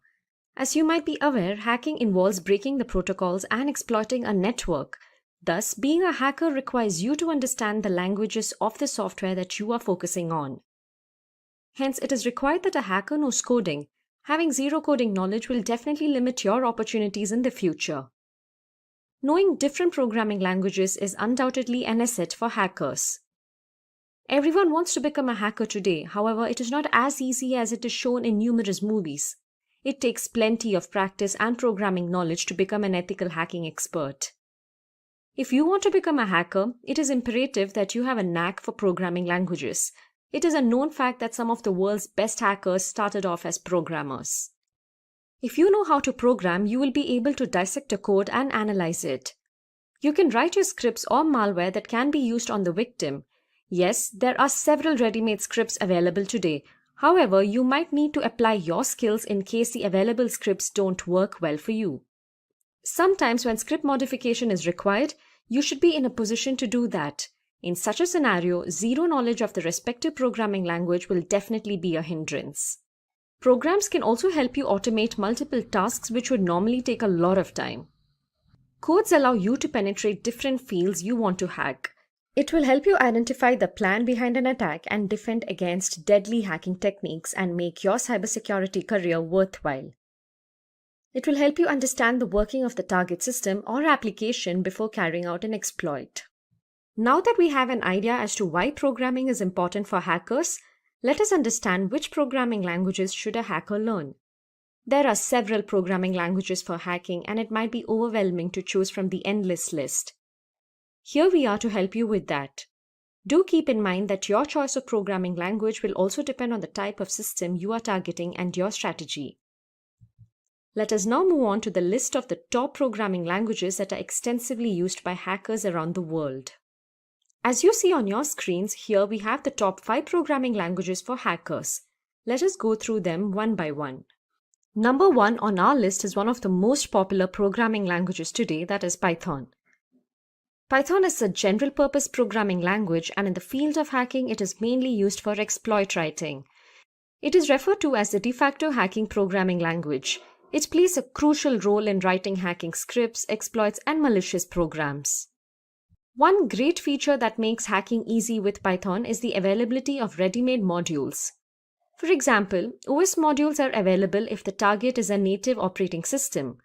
For networking, there is a socket module and a lot more. Python socket programming can be used for discovering vulnerabilities in a system, since Python code helps in checking the security integrity of systems, and it can also be used to exploit them. Python has a massive community that helps with third-party plugins every day. It is also an easy-to-read language with a simple syntax. This will be helpful for beginners. You can easily write automation scripts using Python, and it also makes prototyping much faster. Moving on to our second programming language, we have JavaScript. Currently, JavaScript is one of the best programming languages for hacking web applications. A good understanding of JavaScript allows a hacker to discover vulnerabilities and carry web exploitations, since most of the web apps use JavaScript or one of its libraries. Knowing JavaScript will help you discover flaws in web applications. JavaScript can be used to read saved cookies, and security experts also use JavaScript to develop cross-site scripting programs for hacking. JavaScript is known for carrying out attacks like cross-site scripting. JavaScript can also be used to spread and reproduce malware and viruses easily. Initially, JavaScript was a client-side scripting language. However, with the release of Node.js, it now supports back-end development. This implies a larger field for exploitation. A hacker can now use JavaScript to snoop the typed words, inject malicious code, and track browsing history, to name a few. Number 3 on our list is PHP. Hypertext Preprocessor or PHP is a dynamic server-side programming language that is used to build websites. Hackers should understand PHP as it will help them understand web hacking techniques better. Especially if you're into web hacking, then getting your hands on PHP would be an asset. PHP is used in server-side scripting. Using PHP, you could write a custom application that modifies settings on a web server and makes the target server susceptible to attacks. With the help of PHP, you can also eliminate any vulnerabilities in your code. PHP is one of the most powerful server-side languages used in most of the web domains. This shows how learning PHP can help you with web hacking and also help you fight against malicious attackers. Popular content management systems run on a foundation of PHP. Hence, having a strong knowledge of PHP can help you protect or compromise such websites. Next on our list of the best programming languages for hackers is SQL. SQL is the acronym for Structured Query Language. Although SQL is not a traditional programming language, it is a language used for only communicating with databases. Several systems like MySQL, PostgreSQL store their data in databases. SQL is used to interact with such databases in order to organize, add, retrieve, delete, or edit data from a database. Having an in-depth knowledge of SQL lets you comprehend the structure of a database, thereby helping you decide which scripts or tools to deploy. SQL is used for the purpose of web hacking. SQL is undoubtedly the best programming language when it comes to hacking into large databases. It will be impossible to counteract database attacks without a good understanding of SQL. Using SQL, hackers can perform an attack known as SQL injection attack. Such an attack enables hackers to access confidential information from databases. SQL is used by hackers to develop various hacking programs based on SQL injection. SQL injection is used to bypass web application login algorithms that are weak. Such an attack can also help a hacker view and modify confidential information from databases. Finally, at number 5, we have the C programming language. It is no surprise that we have C, the mother of all programming languages, on our list. It is used massively in the security field. It helps with exploit writing and development. The low-level nature of C provides an edge over other programming languages used for hacking. A hacker can use the C programming language to his or her advantage when it comes to accessing low-level hardware components such as the RAM. Security professionals mostly use C when they are required to manipulate system resources and hardware. C also helps penetration testers write programming scripts. Most operating systems and computer programs are coded in C language. Hence, learning C, you will help hackers get an overview of the structure of operating systems. C is also used to create shellcodes, rootkits, exploits, build undetectable malware, keyloggers, and much more. Sometimes it is also advisable to learn both C and C++ as they both come in handy for hackers. So those were our top 5 programming languages for hackers. Do keep in mind that the most important step of becoming a hacker is to learn various programming languages.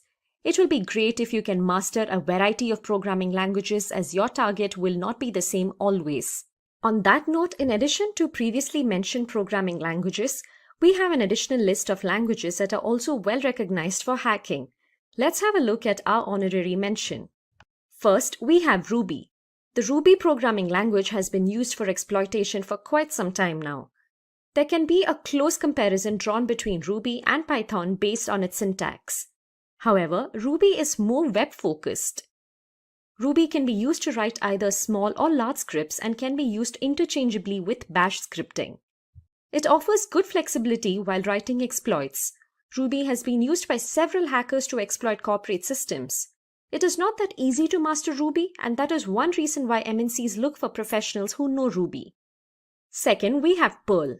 Although Perl has lost its old fame, it still holds value in the hacker community for exploit writing. There are systems that still run on Perl, as it was the go-to solution once.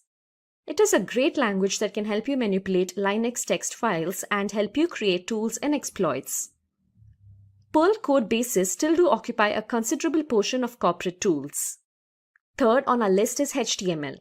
Many of you might have wondered why we didn't mention HTML yet. Yes, no programming list is complete without mentioning HTML. The hypertext markup language, HTML, is a standard markup language used for creating web pages. It glues the whole internet together, and it is the language of the web. This shows the importance HTML has. An understanding of HTML is vital to play with web applications. HTML also finds its use in developing hybrid mobile and desktop apps. HTML is a must if you want to master this field. Having said that, HTML is not that tough a language to learn. Hence, it is advised to master HTML if you want to compromise web applications. And finally, at 4 we have assembly level language. It is undoubtedly one of the most powerful yet hardest programming languages to learn. It is a complicated low-level programming language. For hacking primitive systems, assembly is one of the best programming languages. The best part of assembly is that you can instruct machine hardware or software using it. Assembly language helps a hacker manipulate systems straight up at the architecture level. It is also the most suited coding language to build malware like viruses and trojans. It is considered to be the best language for jobs that are time critical. Reverse engineers use assembly language. For example, if you're interested in software cracking and if you want to reverse engineer a piece of software that has already been compiled, assembly is the go-to choice. As complicated as a language sounds, the results it produces are highly fruitful. So those were the additional programming languages that can help you become a skilled and successful hacker. We should keep in mind that a strong understanding of programming languages helps cybersecurity professionals stay on top of cyber criminals. So let's start off this tutorial by understanding the need for the CISSP certification. If you have seen our previous videos, you would be aware of the various cybersecurity certifications like CCNA, CompTIA Security+, CISM, CISA, and CEH to name a few. You might have also come across the CISSP certification. Let me tell you, this is one of the toughest and most in-demand certification in the cybersecurity field. In the current times, managing information security in a company can be extremely challenging. With the advent of the internet and various other technologies, there is a large exposure to various security breaches. The presence of information security experts in-house helps organizations manage their IT processes in a better way. This is where a CISSP professional is in demand by employers. Compared to the other cybersecurity professionals, the demand for CISSP certified professionals has grown rapidly. There are nearly 50,000 job postings for the same. Now that you have an idea of the demand of CISSP certified professionals, let's move on to understanding what exactly is CISSP. CISSP stands for Certified Information System Security Professional. It is considered the gold standard in the field of information security. This certification is taken up by IT professionals. It trains a candidate to become an information assurance professional. Taking up the CISSP certification will help you define the design, architecture, controls, and management of highly secure business environments. You will also be called a CISSP professional only after you successfully pass the CISSP exam. So now let's have a look into the CISSP exam requirements. The primary requirement for any candidate is that they should have at least 5 years of work experience in the field of information security. In addition to this, it is also suggested that the candidate clears other certifications like CCNA, CompTIA Security+, CEH, CISM, and CISA to name a few. CISSP is considered as an advanced level cybersecurity certification. Hence, it is better if the candidate clears the basic level and the managerial level certifications before moving to the CISSP certification. As I mentioned earlier, this certification is suitable for professionals who have a minimum of 5 years of work experience. Professionals working as security consultants and managers, network and security architects, IT directors, security auditors, and chief information security officers can take up the CISSP certification. Let's now move on to our next topic, that is CISSP domains. This entire certification is grouped into a total of 8 domains. The broad spectrum of topics included in CISSP ensure its relevance across all disciplines in the field of information security. Successful candidates are competent in the following 8 domains. They are security and risk management, then we have asset security, security engineering, communications and network security, followed by identity and access management, then security assessment and testing, security operations, and finally we have software development security. These 8 domains deal with different aspects of information security. We will have a look into each of these individually and understand what each of these domains symbolize. First up, we have the security and risk management domain. As the name suggests, this domain mainly consists of the fundamentals of security policies, compliance law and regulations, professional ethics, risk management, and threat modeling. Cybersecurity and information security plays a major role in this domain. There is a difference between cybersecurity and information security which is more often missed out on by people. Cybersecurity refers to several techniques used to protect the integrity of networks, whereas information security refers to processes and tools deployed to protect sensitive information. To implement cybersecurity, we have a list of approaches like compliance-based, ad hoc, and risk-based. In compliance-based, security measures are decided based on regulations, while in ad hoc, security measures are based on no specific criteria. In risk-based, security measures are based on unique risks depending on the organization. Let's now have a look at the CIA triad. Here C stands for confidentiality, I for integrity, and A for availability. Confidentiality, integrity, and availability have served as the industry standard for computer security since the time of the first mainframes. Confidentiality means that information and functions can be accessed only by authorized parties, for example, military secrets. Integrity means that information and functions can be added, altered, or removed only by authorized people. And availability means that systems, functions, and data must be available on demand. Now that we have understood the CIA triad, let's have a look at the GRC trilogy. This trilogy is a structured approach adopted by organizations to align IT objectives with business objectives. First up, we have governance. Such a program has motives like ensuring goals are achieved, providing strategic plans, and so on. Governance is taken care of by the senior professionals of an organization. Next up, we have risk management. Here, the organization looks into mitigating all types of risks such as investment, physical, and cyber risks. Finally, we have compliance. As discussed previously, compliance refers to abiding by the defined laws and regulations. So who do you all think develops a security policy which is used to achieve the organization's goals? Well, it is done by the senior management of an organization. Let's have a look at the characteristics of these security policies. First and foremost, these policies should support the vision and mission of the company. All the business units should be integrated in these security policies. They should also be regularly updated. And finally, it is important that these security policies should be easy to understand so that everyone can abide by them without any problem. In addition to security policies, a risk analysis team is also formed in organization to perform the analysis of each known risk. There are various steps to perform risk analysis. Let's have a look at each of these. First, the team makes an assessment of the value of the company's assets. Then, there is an analysis made based on the risks to assets. And finally, the team discovers solutions to mitigate these risks. Now, that was all about the first domain of CISSP, security and risk management. Let's have a look at the second domain, asset security. Asset security deals with the collection and protection of assets such as data and devices. Here, we will be looking into data classification, data management, data remnants, and data loss prevention. So in data classification, the data owner classifies data. A data owner can be an individual or a group of people who created the information and are directly responsible for it. This classification is done based on a set of predefined criteria. At the end, the classification is annually reviewed to see if there has to be some change incorporated. Data management involves managing the information lifecycle needs of an enterprise in an effective manner. It also ensures that the data complies to the set standards. And finally, data management also ensures data validity and integrity. Moving on to data remnants. It is a term used for the residual of digital data that is present even after trying to erase the data.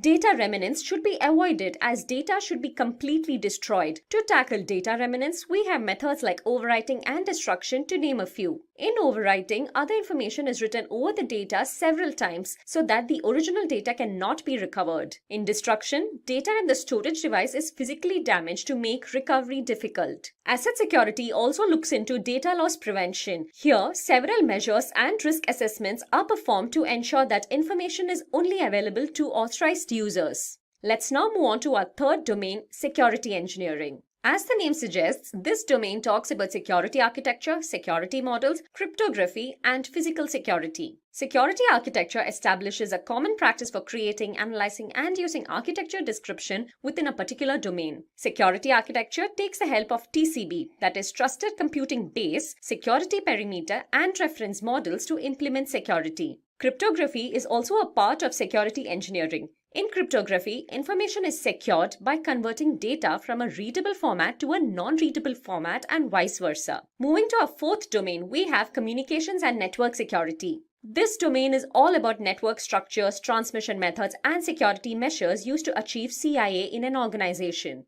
OSI model is the foundation of networking. This model, that is the Open Systems Interconnection Model, OSI model, describes how data is transferred from one computer to another. The OSI model consists of 7 layers, starting from physical layer, then data link layer, network layer, transport layer, session layer, presentation layer, and finally application layer. In the first layer, that is, physical layer transmits raw bit stream over the physical medium. Then data link layer defines the format of data on the network. Network layer provides logical addressing, and it also provides path determination using local addressing. The fourth layer, that is transport layer, provides end-to-end connections. In this layer, data is transmitted using transmission protocols including TCP and UDP. The session layer maintains connections, and it is also responsible for controlling ports and sessions. The sixth layer, that is the presentation layer, ensures that data is in a usable format.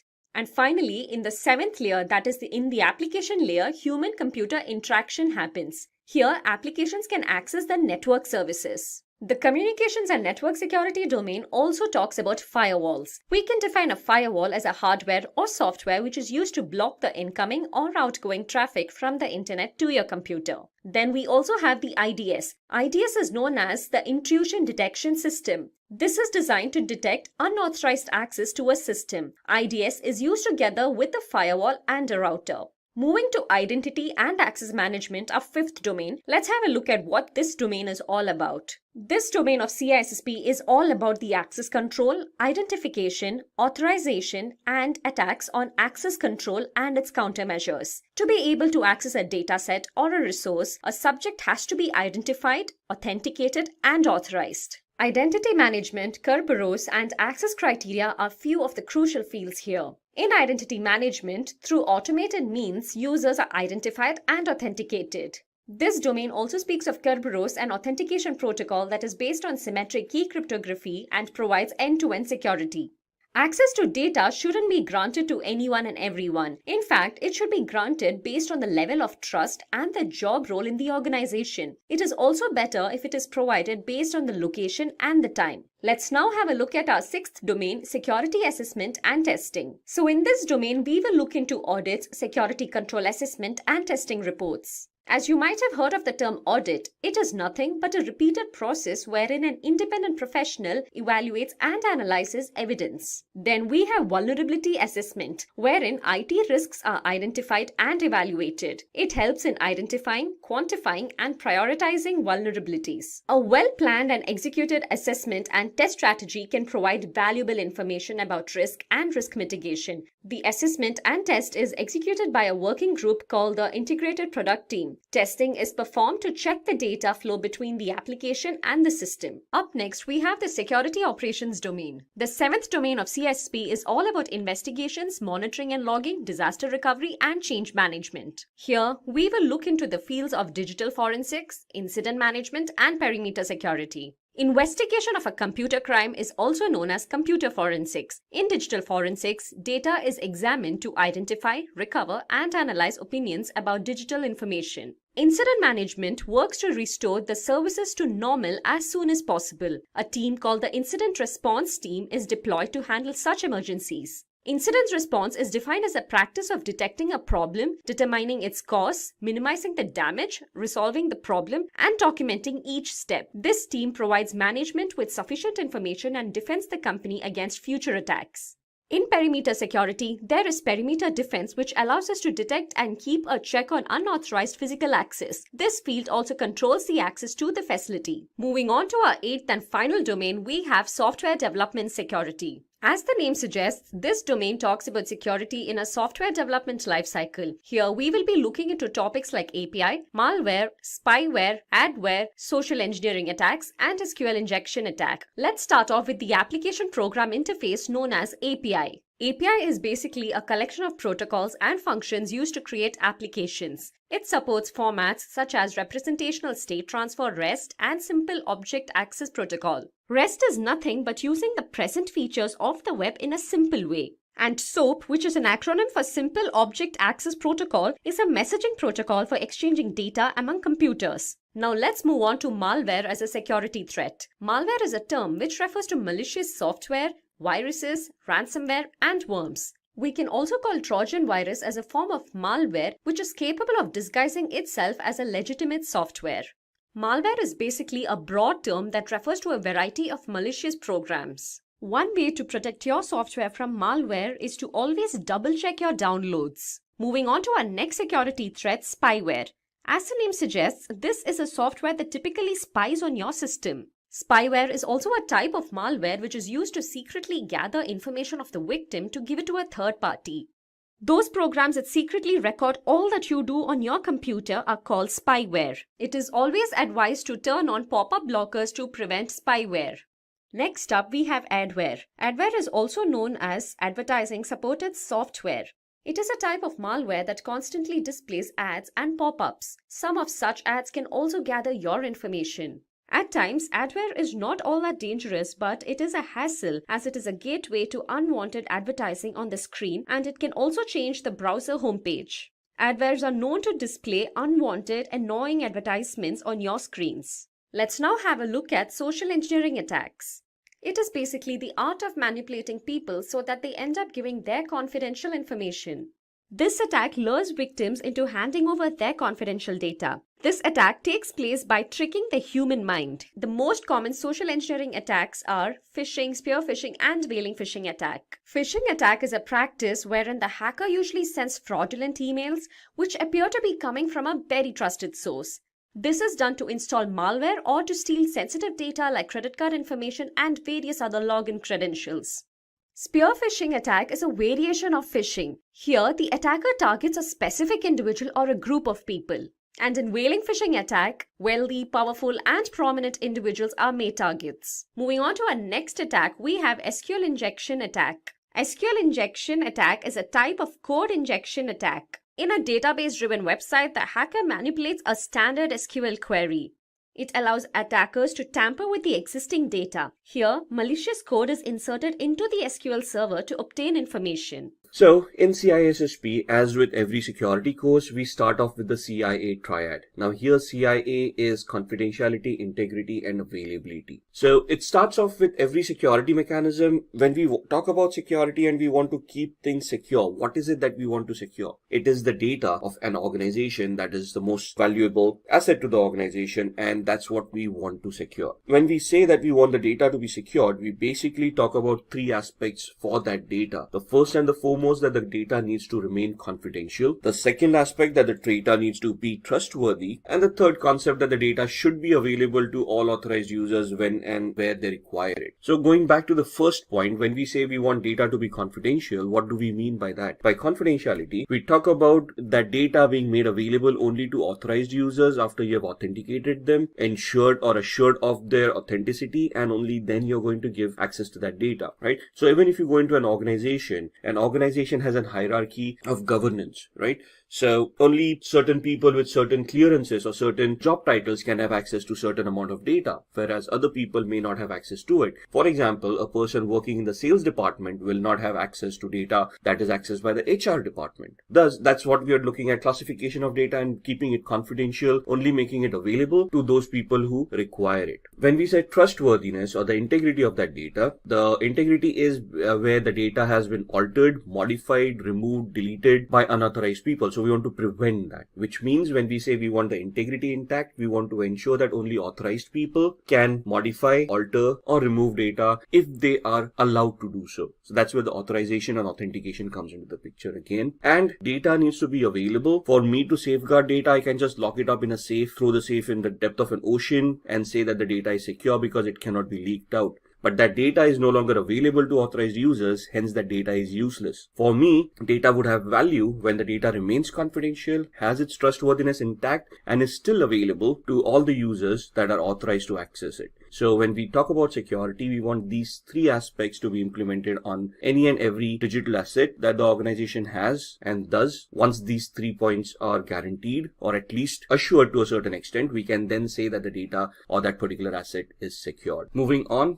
let's talk about information security. Information security is the process of protecting data and information systems. So in the CIA, as we talked about it, when we said what do we want to protect, we want to protect all the information assets or the technical assets that we have from any of the vulnerabilities that can be identified. So we want to restrict unauthorized access and use. We want to restrict deletion, accidental or intentional if they have not been authorized to do so, modification of data, so the integrity part, and destruction of data. Destruction could not only be deleting data, but it could be something like a ransomware where the data gets encrypted, so it's still there, it's just not accessible to you. Now, information security ensures the implementation of these following aspects. The first and foremost comes from information security policies, which is the governance aspect of it. The policies are designed to have a implementation of security in an organization that helps the business processes to be executed in a secure manner. Where are these policies coming from? They come from standards or guidelines which are globally available and based on which we can start developing our security policies. For example, if I want to develop a security policy in my organization, I might want to depend on frameworks like ISO 27001, COBIT, or something similar. Once I have these standards set, I would come back to procedures. Procedures being how are these standards to be executed,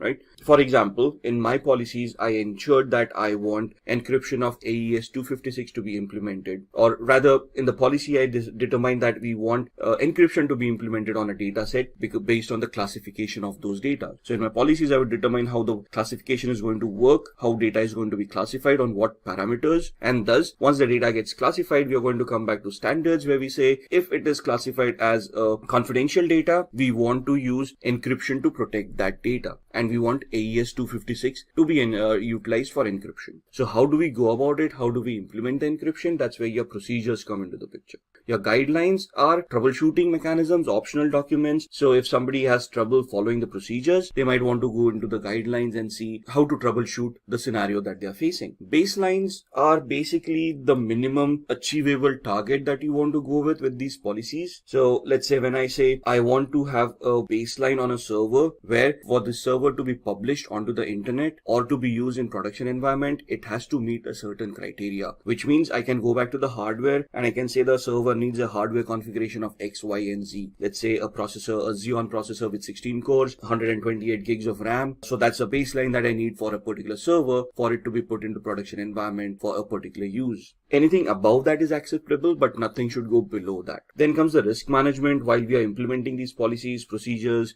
we have those standards in place. If we face any risk during that period, or if we face any threat or a vulnerability is identified during this period, all these terms we are going to discuss in a little bit. So when we identify vulnerabilities or threats, that's where our risks come into the picture. The risk management comes in saying, okay, this is a risk that we have identified, and now how do we want to mitigate the risk? Then the security organization comes into the picture, the day-to-day activity of how security is to be implemented. And for all of these procedures, policies, baselines, standards to be implemented, to be ensured that to be assured that they are working properly, we need to make our employees aware that these policies exist. This is something that they need to follow. Thus, the awareness or the security education comes into the picture. Here, the security education is more focused on helping employees adhere to the company policies and standards rather than educating employees about security. We don't want to make everybody an ethical hacker. We just want to ensure them or we want to assure the organization that everybody has been warned about policies, procedures, security requirements, and they are going to follow those requirements. For example, a password policy where you have to adhere to a specific password policy to ensure passwords are created. At the same time, there is another password policy which says that you should not share passwords with your colleagues no matter what. So for me, for my employees to follow that,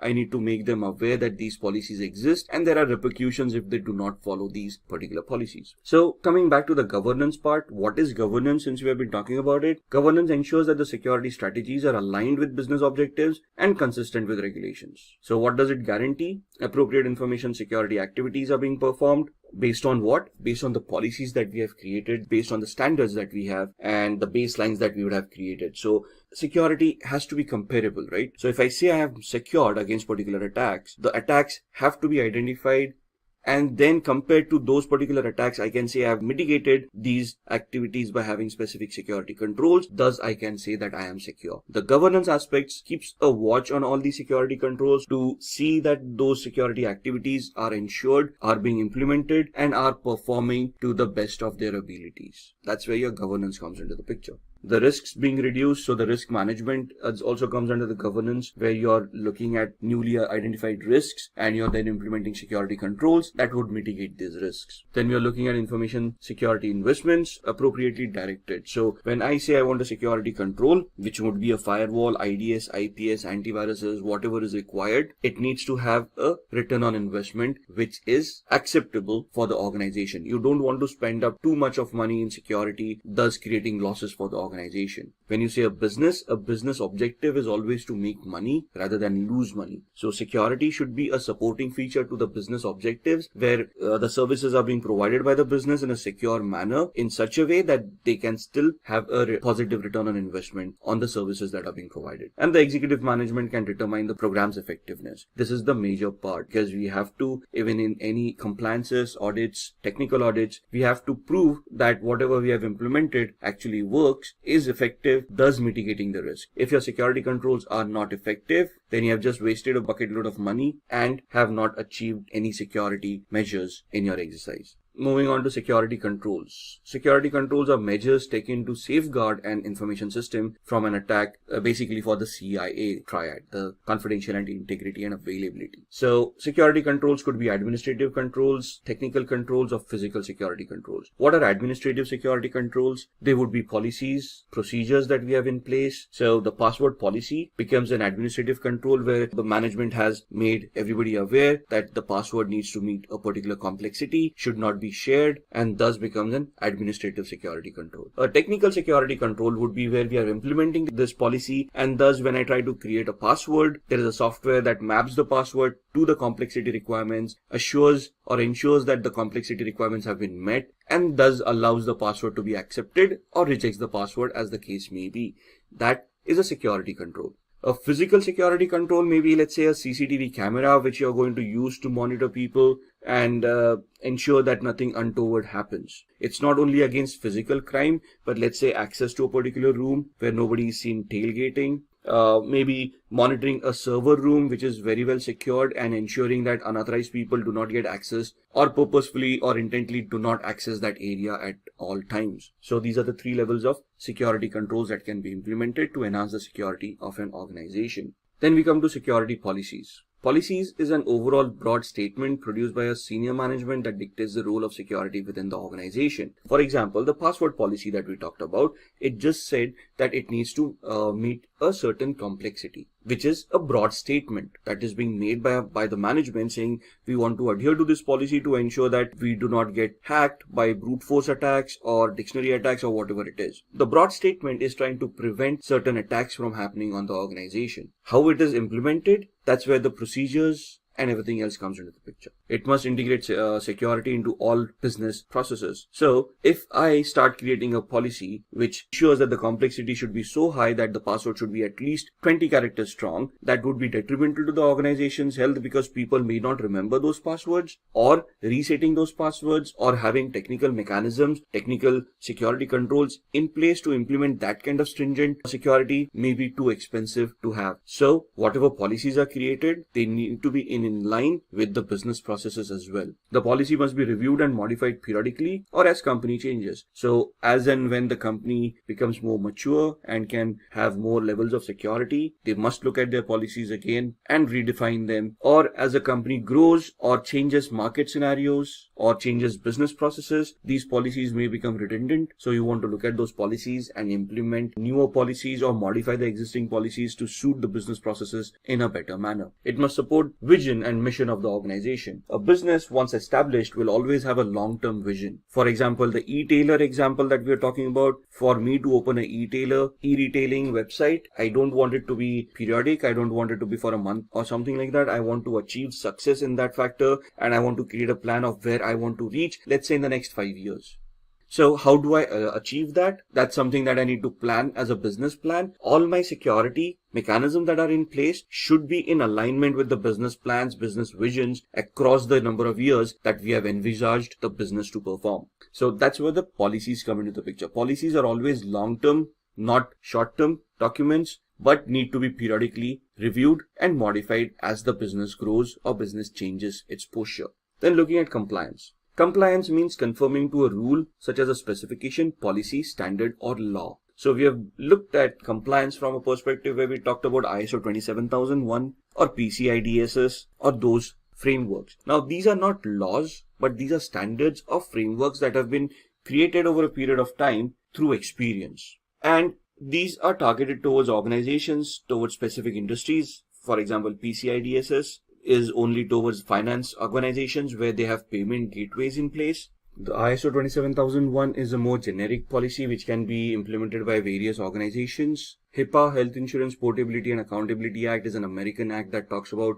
health-related data of its citizens. So these are compliances. These may not be laws, but you need to adhere to these to be effective and to be allowed to conduct business in that particular industry. Then we have Code of Ethics. Code of Ethics state safety of the Commonwealth, duty to our principles and to each other requires that we adhere and be seen to adhere to the highest ethical standards of behavior. Therefore, strict adherence to this code is a condition of certification. What are the ethics? Protect society, the Commonwealth and the infrastructure, act honorably, honestly, justly, responsibility and legally, prove diligent and competent service to the principles, advance and profession. Now, the Code of Ethics are codes created by ISC² for the CISSP professional, and you need to adhere to these codes. If they identify violation of these codes from any member, they would debar the member, strip them of the certification, and even blacklist them based on whatever ethics they have violated. So even before the exam, you have to go through the Code of Ethics. You have to accept the Code of Ethics. In the exam, you may get up to 5 to 6 questions just on Code of Ethics. Then comes the legal systems. That's where the law comes into the picture. Law could differ from country to country or from region to region, and thus, depending on which country you are in, you may need to be aware of those laws of those countries. As far as CISSP is concerned, ISC² is concerned, they are an American organization, so they would talk about mostly American laws and a few European laws or directives as well. So there are 3 different laws that we talk about: civil, common, and religious laws. Depends on the country, the culture of that particular country. The information security professional should understand the different legal systems followed internationally. So you also may come across the classification as civil law, criminal law, and law of torts. Civil law is basically a law where, let's say, a contract has been breached and it's not criminal in nature. You just want to sue an organization for breach of contract. Criminal law is where something criminal has happened under the particular act of that particular country, like let's say a murder or an attack that has happened, a physical attack, or something got stolen. And the third one was the law of torts, where it's more of a compensatory law where you can file a case, a civil suit, demand compensation in lieu of the wrongs that have happened to that particular organization or that individual. Then comes the personal security. The people inside the organization need access to data to complete their assigned work and hence have the potential to misuse these privileges. And thus, you should have personnel security as well. Now, when we talk about hiring practices for people, most of the organizations perform background checks, and we get confused why these background checks are being done. The background checks are essential to the health of the organization, where you are ensuring that the person is not a malicious person, has the prerequisite certifications or the qualifications, have never been debarred or have never been prosecuted, do not have a criminal background, thus preventing physical attacks on the organization. For example, a competitor may attempt to place in your organization a spy to gather information on the secrets of that organization and report it back to the competitor. A background check may reveal that this person was previously employed by a competitor, and thus you might want to verify that how that employment got terminated, when did it get terminated, or is this person misusing anything or misrepresenting any aspect of his or their life. Then you also need to get confidentiality agreements signed with them. For example, NDAs, non-disclosure agreements, data that is being shared with them, the ownership of that particular data, and what are the repercussions if that confidentiality is breached by that particular person. Conflict of interest agreements for positions handling competitive information. As you go higher up in the organization, you might come across contracts where it prohibits a particular person in engaging into the same activity with a competitor for a particular period of time. So if there is a conflict of interest when you're hiring a person where they have signed such a agreement with another competitor or another organization, you don't want to embroil yourself in a lawsuit where the other organization may sue you for hiring a person while they were still under that particular contract. So it's not only to look at the background of these people, but to safeguard the organization from any lawsuits or any violations of contract as well. Get the non-compete agreements for the positions in charge of unique corporate processes. That again goes on to say if you're going to leave the organization, you cannot start up a competing business similar to the organization's business, and so on and so forth. Now let's come back to the technical aspect and start talking about vulnerability, threats, and risk. Now, what is a vulnerability? It is nothing but a weakness in a system or a process, implies the absence of a countermeasure. Vulnerability is internal and is more easily managed. So it's basically a flaw or a misconfiguration or a design flaw or something like using defaults, username, passwords, configurations, where if that particular flaw is misused, it will lead into a security event on that particular device for that particular organization. So when we say a security event, it has to be detrimental in nature. So if somebody is using a weak password that can easily be cracked, that is a vulnerability where you have identified a weak password, and then you want to prevent that vulnerability by imposing a security control or a countermeasure. The security control here starts off with the policy of having a robust security policy where a password policy comes in that describes the complexity of a particular password. And then you talk about a technical countermeasure where you have implemented an identity and access management plan, which would ensure that the person creating that password adheres to the complexity of that particular policy. Then a threat. The threat is the possibility that the vulnerability might be exploited, which will result in loss. So if somebody has created a weak password and it has been allowed, that's a vulnerability which can be exploited by the usage of brute force attacks or dictionary-based attacks to crack passwords. If the password is cracked, somebody unauthorized may get access to that data, thus resulting in a loss for that organization. So the threat is the possibility of that particular vulnerability being exploited. And then comes the risk. The risk is basically the likelihood of that attack being happened. So I have a weak password. It can be exploited by a brute force or dictionary attack. The likelihood of that attack is what determines the risk level for me. Now the likelihood will always be hypothetical, but we don't want to run helter-skelter and we do not want to take the possibility to extreme. So that's where your business processes come into the picture. Your security policies come into the picture. Based on the business processes and the policies implemented, if I have a weak password, what would be the loss that I would face for that particular person? For example, a fresher coming into an organization, having a weak password, but having limited access to data would have a lesser risk because of the loss being lesser than a CEO of an organization using a weak password and thus getting exploited, because the CEO will have access to more proprietary data that if gets into the competitor's hand would lead in huge losses. Thus, the same risk of having a password cracked for a fresher will have a lesser loss, thus a lesser risk compared to the same risk to a CEO where the loss would be higher. So a threat could also be in multiple aspects. Threats could be natural, that means to fires, flooding, tornadoes, anything that is an act of God that can happen with minimal human interaction. Or the second threat would be man-made, where man is responsible for it, like theft, hacking, rioting, war, anything that is created by a man, or rather humans. And technical in nature, Could be software bugs where vulnerabilities are created, or server failures where something technical has gone wrong and you need a technical skilled person to come in and repair that particular aspect. Then the fourth one would be a supply system failure or a chain supply failure where you have dependencies. For example, any organization will have a dependency on an electricity service provider where they are providing electricity as a service which powers on the IT infrastructure. If the service provider fails and there is an electricity or a power cut, your systems are not going to work. Thus, you need a secondary mechanism to prevent that threat from being realized. Once we have identified these threats, we have identified these vulnerabilities, and we have identified the likelihood and the probability of that attack, that's where we come across the risk management exercise. Now, what is risk management? Risk management is a hypothetical exercise where we have identified a vulnerability, we have looked at the threat that it may have, and the likelihood of that threat being realized. Once we have identified the threat, the risk level, that's where the risk management comes into the picture. Reading from the slides, a core component of enterprise security program. Why? Because we need a baseline and we compare security to a baseline. For example, I've got a firewall that has been configured in a particular manner. Now, when I do a vulnerability assessment on the firewall, the vulnerability assessment gives me a report that states that some of the rules may now be redundant, thus allowing access to unauthorized users. This becomes a risk, or this becomes a threat.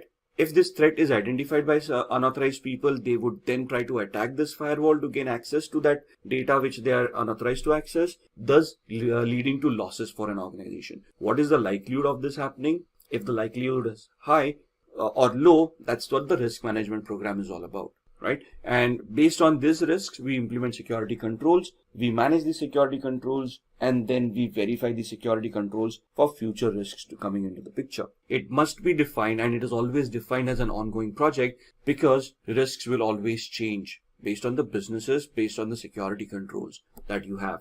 This will give a guidance to an organization of how security is being implemented, how it has enhanced over a period of time, and how security mature that organization has become because of the risk assessment program. It also helps you to satisfy two aspects: due diligence and due care. What is due diligence? Due diligence is basically the research that organization does in identifying those risks and mitigating them. The due care is the actual part of mitigation where you have implemented a security control to mitigate the risk that you have identified. So if company is negligent, that means if the company doesn't have a risk management program, it is not going to be that security oriented, or the security is not going to be that great. Thus, the company may not comply to laws, regulations, and standards, thus causing them penalties, lawsuits, and other repercussions in the industry based on whatever they are doing. For risk management, we come to frameworks. The frameworks are used to categorize information systems so that we can identify threats or risks based on the classification. So this classification helps us determine the criticality and the sensitivity of information system, right? So what is the sensitivity and criticality? It basically gives us an understanding of the value of the asset that we have. So if you go back to domain 1, the asset value or the asset identification, asset security, that's where it comes into the picture. Obviously, a database server is going to be more secure than an end user laptop based on the data that they have. Thus, the criticality of the system for a database is much higher than an end user's laptop. Then we look at the security controls that can be implemented. Then for those, the frameworks like ISO 27001 comes into the picture. There is COBIT, there are a lot of frameworks out there, NIST 800-53. Then we talk about assessing the security controls. Once we have placed those security controls, we need to verify those controls are placed properly. They actually mitigate the risk and are appropriate to correctly mitigate that particular risk that they are created.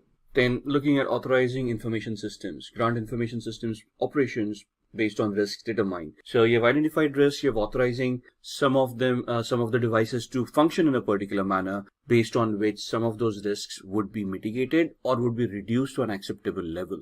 So in the CISSP, we talk about a lot of risk assessment strategies. We look at how we can manage risks. The 4 different types of managing risks would be: one is to mitigate, other is to transfer, the third is to accept it, and the fourth one is to neglect the risk. So in the CISSP, it talks in great details about those risk assessment strategies. We are talking about the 4 types of risk mitigating strategies. They are risk avoiding the risks, accepting the risk, transferring the risk, and limiting the risk. So in the course, we basically talk about a lot of risk strategies and how to mitigate these risks and how they can be implemented to bring down to a acceptable level. So again, risk acceptance, risk appetite of an organization comes into the picture. These terms are then discussed in the training to understand how the policies would work around the risk management strategy.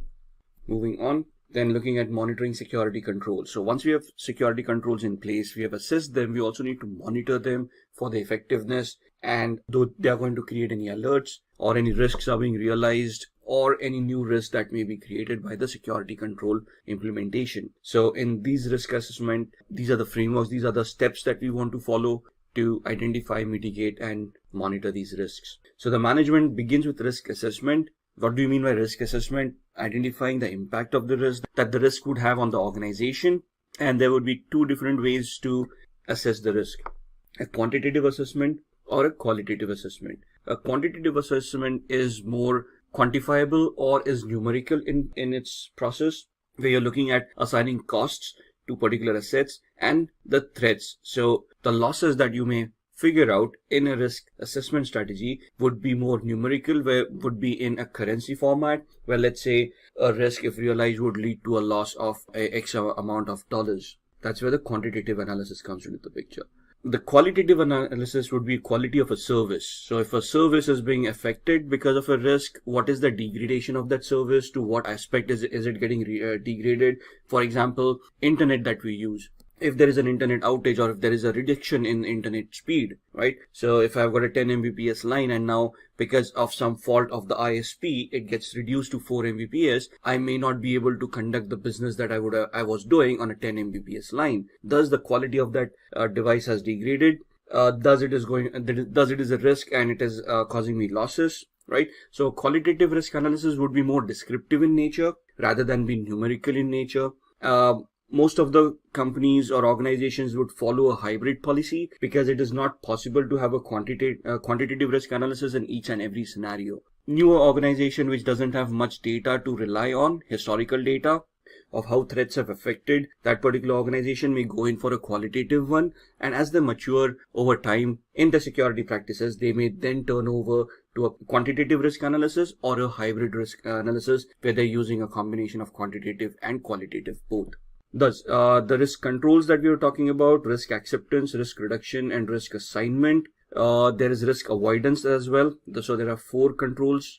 The risk reduction is where you have implemented a security control based on which the risk has been reduced to a more acceptable level. Risk assignment is where you're also known as risk avoidance. That's where you're avoiding risk by outsourcing it. So talking about risk controls again, the 4 types being accept, avoid, transfer, and reduce. Risk acceptance is where the organization is willingly accepting the risk as the way it is because they don't want to deal with it right now. They might deal with it in the next iteration, or it is at an acceptable level and the company just wants to move on. Avoiding the risk is where you are going to try to not use the service where the risk exists. Thus, avoiding is where you have identified a particular service where the risk exists and now you're not using the service to avoid the risk altogether. Risk limitation or risk reduction would be where you are implementing a security control to mitigate the risk. And then risk transference is where risk assignment comes into the picture, where you are transferring it to a third party, like outsourcing it by using insurance to limit the risk. So for example, the threat is of a fire, the risk is high, but you cannot do anything about it. So you purchase insurance. So if the fire actually happens, you would still be reimbursed for the losses that you have faced. Coming back to countermeasures, we have discussed administrative countermeasures. These are policies, rules, regulations, laws, customs that a company needs to adhere to based on the industry that they are in. Then there are technical controls, software controls, anything that is technical in nature, IDS, IPS, firewalls, encryption, anything that is going to help you implement the CIA. And then physical, where you would look at locks on doors, security guards, at fences, where they're preventing access to unauthorized people. Let's talk about roles and responsibilities of management.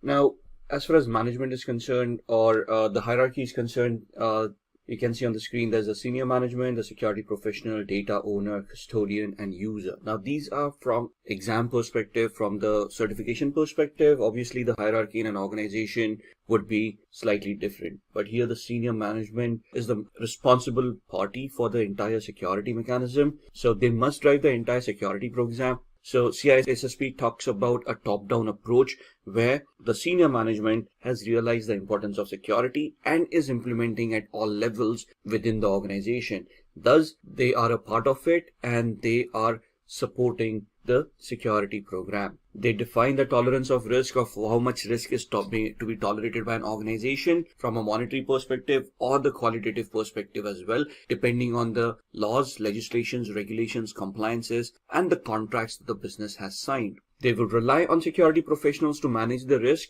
but the exercise and the management process has to be defined by the senior management. Once the security team comes up with the countermeasures, the senior management either approves or disapproves them based on the return on investment of that countermeasure.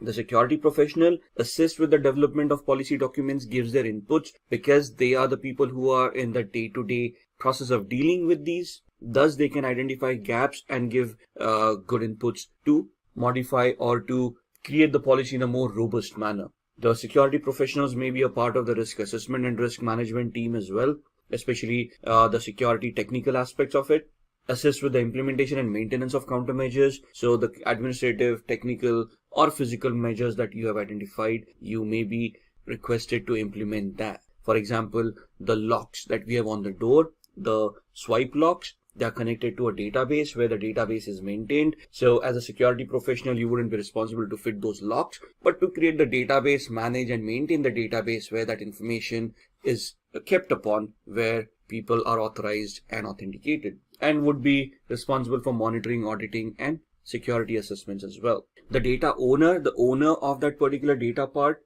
would normally be the head of the department. For example, the sales data is normally owned by the director of sales of that department, so that they would be ultimately responsible for identifying that data, classifying that data, and accepting the security controls that are implemented. They may request for additional security controls if they deem fit. The security professional implements these security controls.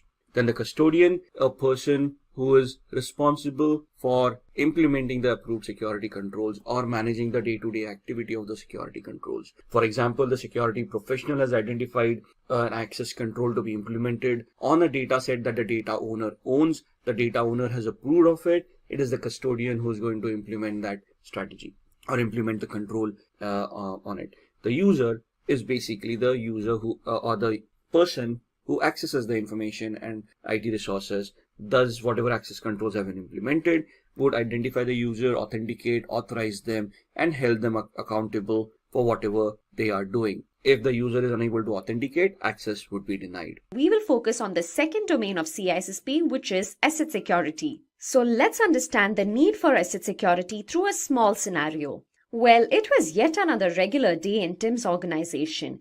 Everything was going on fine until the organization faced a cyber attack. The hacker hacked all the servers in Tim's organization. The organization had loads of data. Not all of the data had the same level of protection. The level of protection varied from one piece of information to another. In this scenario, the hacker could hack into only that particular data which was less protected. However, this cyber attack had a huge impact on the organization. In addition to this, it was also discovered that there was some flaw in the information classification process that exposed even sensitive data to a cyber attack. In other words, even crucial data was left with very less protection. This gave rise to asset security. Asset security is defined as the process of collecting and protecting assets such as data and devices. Asset security helps an organization understand and classify data with respect to its importance, which in turn makes sure that highly valuable data receives the most protection. Asset security achieves its goals through its domains. The domains are information classification, then we have data classification, data lifecycle, data remnants, and finally we have data loss prevention. Each of these domains have different goals. All of these domains together make up asset security. Now let's have a look at each of these domains individually. First up, we have information classification. As you saw what happened in Tim's organization, it is understood that importance of data varies largely. We have to classify data before we can move on to protecting it. We need to be able to identify which is the most crucial data with respect to our organizations. Information classification is defined as the process of segregating data based on its importance to provide adequate level of protection to every piece of data. Information classification is different for each sector. Based on their objectives, the classification varies. In the general sector, information classification is used to minimize risks on crucial information, whereas in the government or military sector, it is used to prevent unauthorized access. And finally, in the commercial sector, it is used to keep sensitive information private. Here, it is seen to it that information is not disclosed to a company's competitors. Let's now move on to our second domain, that is data classification. As the name suggests, here data is basically classified based on a set of considerations. Here we will look into factors like data retention requirements, then data security requirements, data disposal methods, data encryption requirements, and finally compliance requirements. So these are the factors which are taken into consideration while classifying data. This entire process of data classification is taken care of by the data owner. In addition to the classification, they also analyze the use and value of the available data to the company. Finally, the data owner also annually reviews the data classification. Before classifying data, an important step is to understand the data life cycle. All of us speak of data all the time. However, do we know the various steps a piece of data goes through? Well, for that, let us have a look at the third domain, data lifecycle. We will start off from the data creation step and understand what happens to the data after that. As you see on your screens, we have 6 steps in the data lifecycle stage. They are create, store, use, share, archive, and destroy. Starting off with the create phase. This is the first step in data lifecycle. Here, new data is generated or the existing data is updated. After the data is created, we use data repositories to store the created data. Without storing data, we cannot derive any information from it. Hence, this step is very crucial. In the third phase, data is viewed or used in some application or processed. In addition to data being viewed and processed, it is also shared between various users and customers. Our fifth phase is archive. Here, data which is not used frequently, that is, inactive data,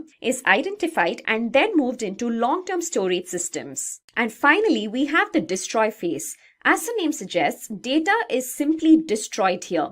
Data can be destroyed either digitally or physically. Not to forget, you cannot simply destroy data. It should be done based on regulations. But have you wondered what happens if data is not destroyed even after we try our best to erase it? Well, this gives rise to data remnants. In simple words, data remnants is a term used for the residual of digital data which remains even after attempting to erase that particular data. Data remnants should be avoided as it is not good to have remains of a piece of data which was intended to be destroyed. Security professionals should be well versed with techniques to avoid data remnants. So how do we tackle data remnants? For this, we have various methods. They are purging, clearing, overwriting, degaussing, storing, and finally destruction.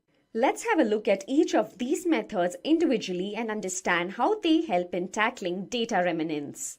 First up, we have purging. Purging is done to minimize risks on crucial information.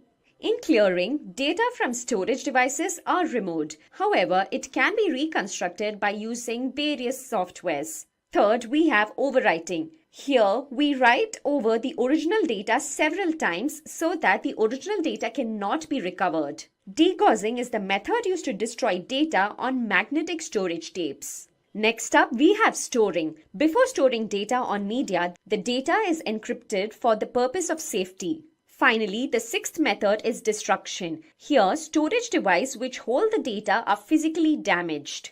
Incineration, crushing, and shredding are few of the methods used for destruction. Now let's move on to our fifth domain, data loss prevention. In this domain, various security measures are adopted that will help in making data available to only the authorized users. Here we will look into 4 of such measures. The first measure is data inventory. In this step, data is identified and then classified. In the second step, the data flow is plotted over the life cycle. The third measure is data protection strategy. Here, a number of risk assessments are performed.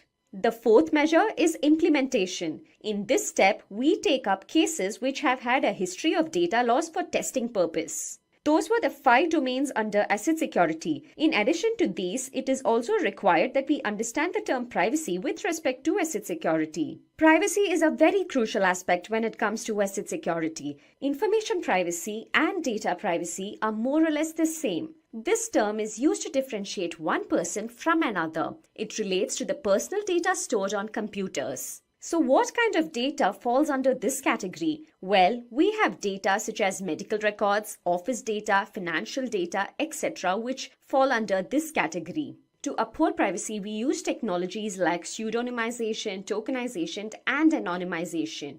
Well, pseudonymization refers to a data management process.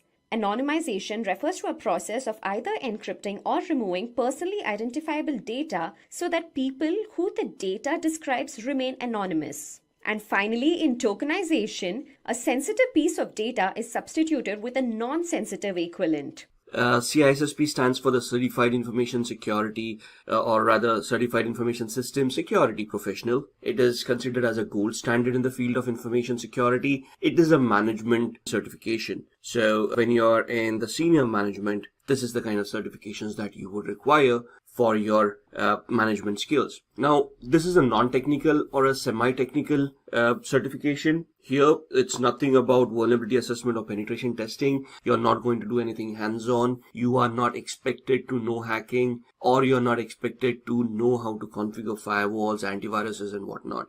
It's basically something that over a period of years of experience, you have evolved a certain understanding of how security policies should be constructed, how they should be implemented, and how security affects an organization. So here you are responsible to create an overall security policy for an organization to help maintain the security posture of an organization. Now, as far as the certification is concerned, it has a validity of 3 years, after which you don't have to give the exam again. However, during these 3 years, you have to earn a certain point. So it is known as a continuing education points that ISC Square allows you to generate points by attending lectures or by attending webinars, by publishing white papers, by providing trainings. Obviously, all of these should be authorized, and you should have a validation from an authorized party that you have done this activity. Once it is verified, you will be awarded certain points. Once you have collected sufficient number of points, you will retain your certification beyond the 3 years. The passing rate of this exam is less than 50%. So it's not how much you require to score. What this basically tells you is the amount of people who actually clear the exam in the first attempt. Now, let's not get disheartened because of this. Essentially, the exam is quite tough. It's known as a mile wide and inch deep exam. That means you need to know just about everything and anything that is there to be known in information security. And that's something that we are going to discuss when we go into the 8 domains of CISSP. What happens is there are a lot of people who are not actually prepared for the exam, who think they are prepared, attempt the exam, and sadly fail in their first attempts. Some people just misjudge the exam and not prepared for it. So the fact that I'm trying to put across is be very well prepared. I have seen people who study for months together, attempt a lot of questions, ensure that their knowledge is up to the mark, and only then do they attempt the exam.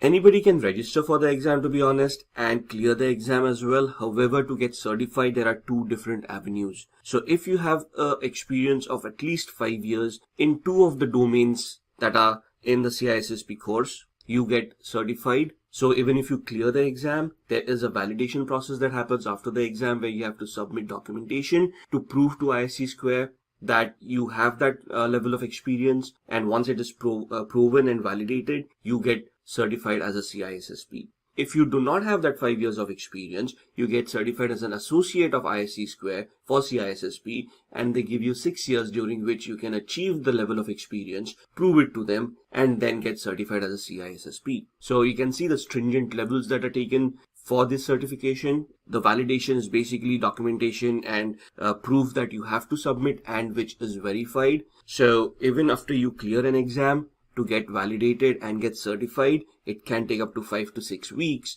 for ISC Square to validate and provide you with the certification. With that, let's go and see the exam. Let's have an overview of what the exam is all about. The governing body is ISC Square, that's what we have been referring to, and the professional experience, at least 4 years of college degree or additional credentials from ISC Square's approved list that will satisfy 1 year of required experience and 5 years of paid full-time work experience in 2 or more domains. Like I said, anybody can give the exam, register for it, attempt it. Once you clear, then that's where the criteria of your work experience comes into the picture. You prove 5 years of experience, probably by a letter from your organization, from your HR saying you have this kind of experience that is relevant to the certification. They will, ISC Square will validate it, you get the certification. If you don't have that experience, you get associate of ISC Square, and then you get 6 years to attain that level of experience, after which you can get certified. The exam fees, $699, so it's an expensive exam.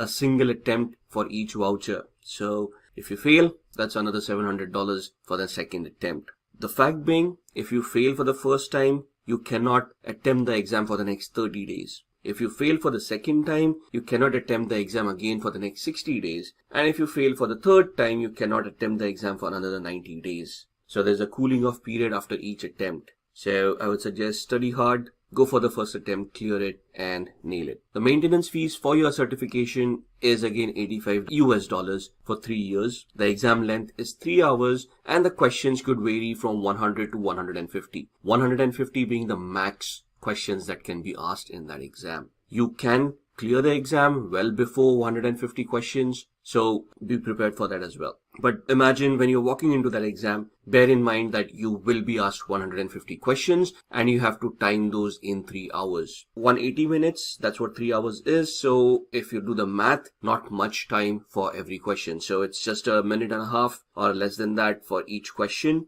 And the questions could be very descriptive, could be confusing. So you have to have your mental faculties really strong during the exam. The passing score is 700 out of a possible 1000 points. Exam language is English. Testing centers, there are ISC Square authorized centers where you need to book that exam. There's a huge process that you have to follow too, where you go for the exam itself. So once you have registered on the ISC Square portal and you purchase the voucher, they will give you a list of centers in your vicinity that you can look into. They'll give you a calendar to give you the possible dates that you can attempt the exam on. Select the center, select the date. Reach the center at least half an hour before the scheduled time. There is a verification, so you have to carry your identification, a government issued document, either a passport, driver's license, where you have to prove that you are who you say you are. And once the verification is done, only then do you get to attempt the exam. The question formats are 3 types: multiple choice, drag and drop, and hotspots. Multiple choice is the format that we are going to look at when we look at sample questions. It's the same. They give you a question, they give you 4 options. Either one or more options need to be chosen. They will specify if there is more than one answer to that particular question. In a drag and drop, it's more like match the following. So there will be a column A and column B, and they'll ask you a question and say, okay, column A gives you the options, drag and drop whichever correct answer is from column A to column B, and then submit the answer. If the answer is correct, you get awarded the points, else there is no negative marking. The third is a hotspot. A hotspot question is basically a diagram, let's say, an architectural diagram that will be presented to you, and they will ask you to pinpoint a certain aspect within that diagram. For example, they may give you an architectural overview of a network, of how it has been established, and they will ask you for a network-based firewall, which is the most likeliest area that you want the firewall to be placed in. So you don't need to know how to configure the firewall, but from an architectural perspective, you need to know where that firewall needs to be placed for it to be the most effective for the given scenario in the question. These are the domains that are asked. So you can see it basically covers anything and everything that is there in information security. It starts off with security and risk management, which weighs 15% in your questions, in your exam. So if your exam is 115 questions, 15% would be around 22 odd questions. And risk management being one of the most important topics for these kind of certifications. Then asset security, which covers 10% of your questions. So that's around 15 questions. Security architecture and engineering. This is where your infrastructural knowledge, your security architecture, your enterprise architecture, all those come into the picture. There are a lot of theoretical models that you need to study in domain 3, and that covers 13% of your exam. Communications and network security. This is the most technical topic within all these 8 topics. This is where you talk about networks, you talk about TCP/IP, you discuss protocols like TCP, UDP, you discuss different attacks, man-in-the-middle attacks, DOS attacks, and this basically has 14% of weightage. Then you have identity and access management, which basically talks about users, subjects, objects, subject being the user, object being the resource, and a relationship between these to be created where people are authorized for some activity, authenticated, and only then allowed and also held accountable for whatever activity they have done. Then you go into security assessment and testing, so vulnerability assessments, penetration test, software testing, SAS, TAST a little bit. All those will be covered in domain number 6, which has 12% weightage. Then security operations, so security operations center or the SOC, day-to-day management of incidents. So your incident management would come into the picture, problem management, change management, all of those things would come under domain 7 as security operations, which has 13% of weightage. And then finally, software development security. Now, you don't need to know development or you don't need to know any programming. There are no program-based questions. They're not going to ask you how to code. They're going to ask you how to manage a software development life cycle or a secure software development life cycle. So this is where your waterfall models, modified waterfall models, spiral, agile, DevOps, DevSecOps all come into the picture. And this has 10% of weightage. Now it is near about impossible for everyone or anyone to get experience across all these domains. So you will have your strong points and you will have your weak points.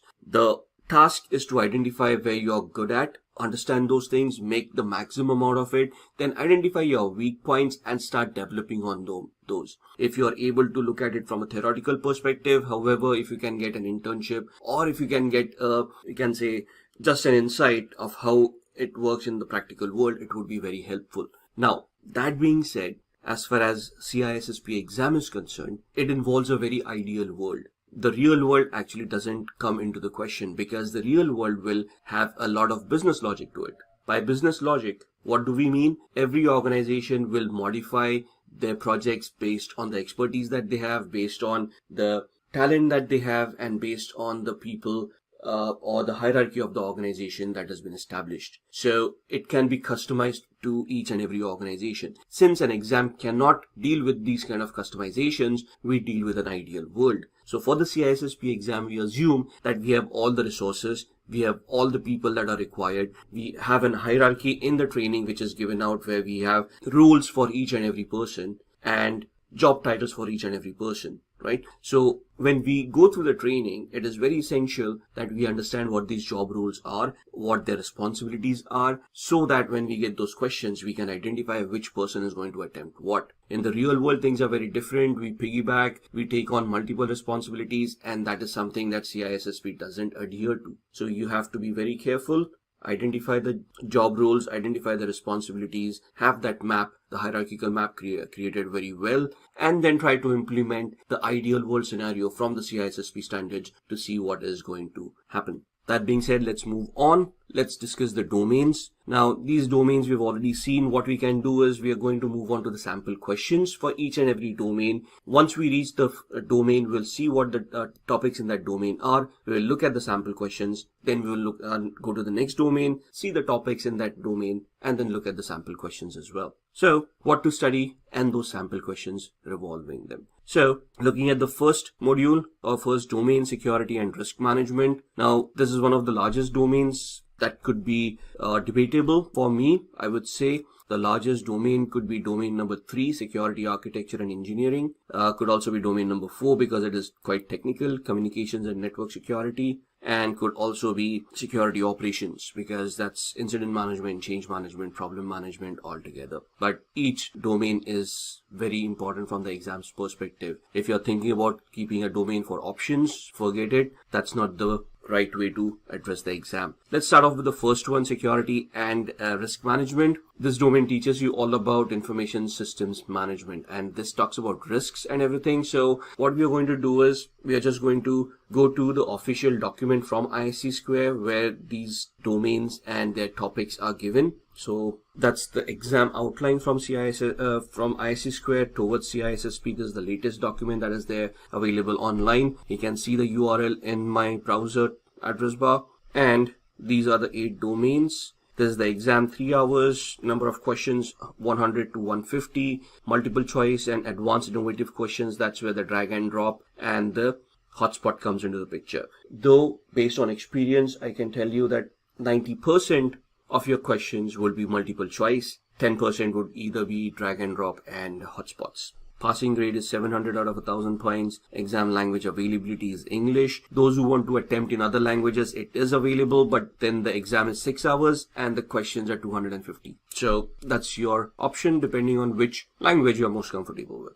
We are going to go with English. That's the language options coming in. CISSP linear exam, 6 hours, 250 questions. Everything else remains the same. These are the languages supported: French, German, Brazilian, Portuguese, Spanish, Japanese, simplified Chinese, and Korean. The weightage, I guess, remains the same. And that's the first domain, security and risk management. So what does it pertain to? Understand and apply concepts of CIA, confidentiality, integrity, and availability. In the first video, we have gone through all the 8 domains at quite some length. We have discussed what CIA is all about and how the interrelationship is. So if you want a deep dive, or rather a deeper dive than what we are doing for the domains, go back to the first video, look into that, and then you can come back to this video again. So evaluate and apply security governance principles. So we have to understand what governance is. Now, governance is basically having a overlying architectural security policy that can be integrated with an enterprise architecture, and thus having your security policy in alignment with the business goals and objectives. Security should never become a hindrance for a business. Security should always become a supporting feature which should allow the business to be executed in a secure manner. So as a security expert, our first goal is to identify what the business does, what the business processes are, what is the business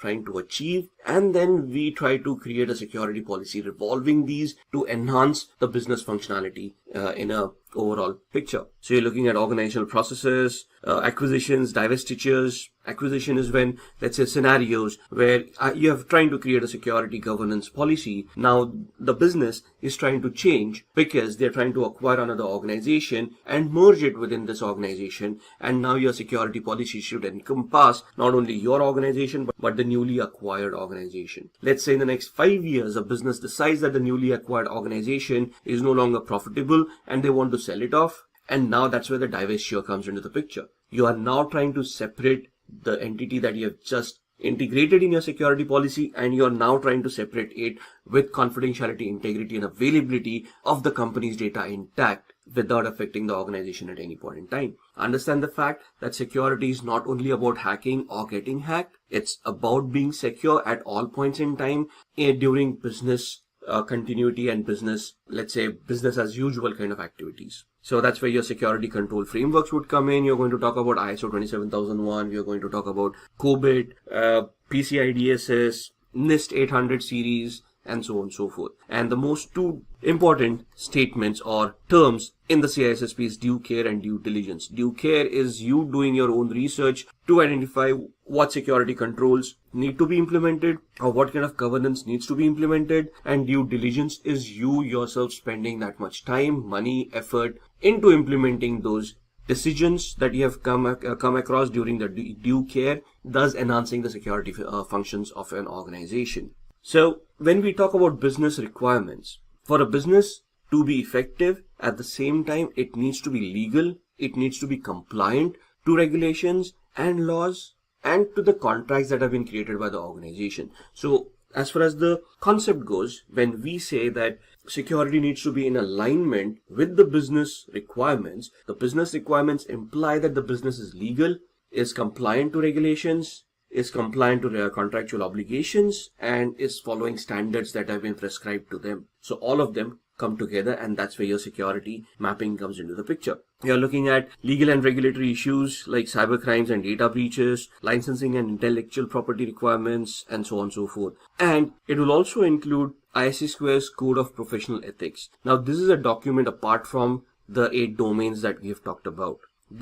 What does this document talk about? This is the prescription from CISSP of professional ethics for a cybersecurity professional. Expect around 4 to 5 questions from professional ethics as well. So not only is this a document that you need to read and adhere to, you will be questioned upon this in your exam, and these are easy points to score. Professional ethics, something that is ethical, something that is not against the law. So it's kind of quite easy, but the questions can be confusing, so you need to go through the entire document really well. And then your organization will have its own code of ethics. However, if you look at the hierarchy, CISSP's ethics comes first. So your organizational ethics should not be contradictory to CISSP's ethics in the first place. Then develop, document and implement security policies, standards, procedures and guidelines, identify, analyze and prioritize business continuity requirements. So here that's where your risk assessment comes into the picture. If you're looking at a particular risk, that means a particular vulnerability has been identified, you want to see the likelihood of that vulnerability being exploited,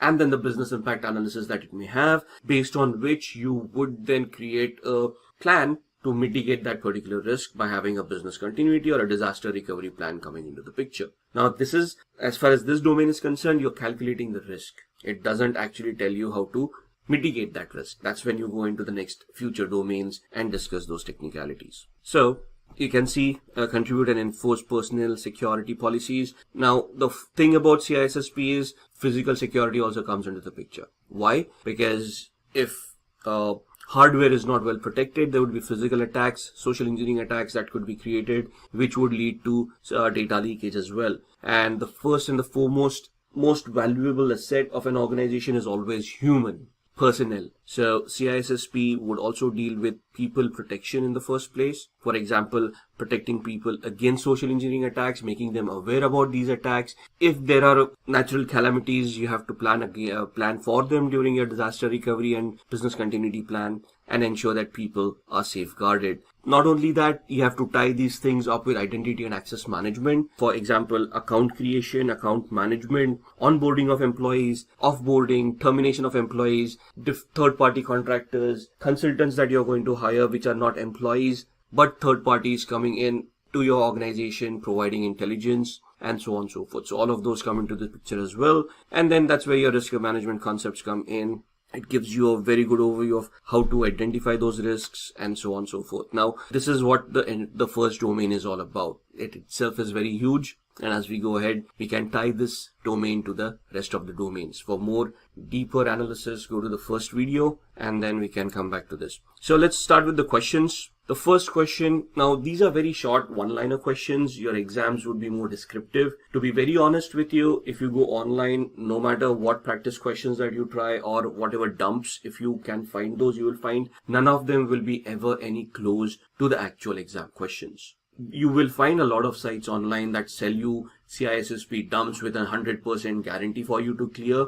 Don't fall for that. It's just a money-making scam. Those questions will be similar questions, something that will give you an insight of what the exam is going to be. But when you attempt the exam, you will find out that those questions are way different from the actual exam itself. Coming back to the questions, the primary goal of security awareness program is, now what is a security awareness program and why is it created? The primary goal. So is it to provide a platform for disclosing exposure and risk analysis, to make everyone aware of potential risk and exposure, to provide accurate risk and exposure results, a way of communicating security procedures? Now the answer to this is to make everyone aware of potential risk and exposure. Doesn't mean that you're trying to make everybody an ethical hacker. What you're trying to do is, in your organization, you are trying to create a security awareness program which allows your employees to know what kind of policies exist in your company, what rules need to be followed, what are the procedures that need to be followed for them to safeguard themselves and company assets as well, and ensure that data leakage and data loss are kept at a minimum. So you're basically trying to make everyone aware of the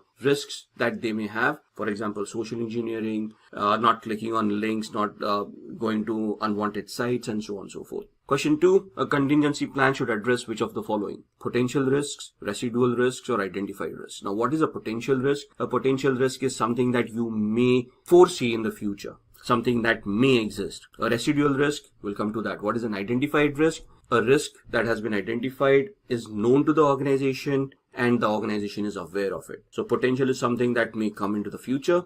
identified is something that exists right now. A residual risk, on the other hand, is a risk that was identified earlier on, mitigated, but after mitigation, there is still an amount of residual risk that exists. So these terminologies need to be understood really well.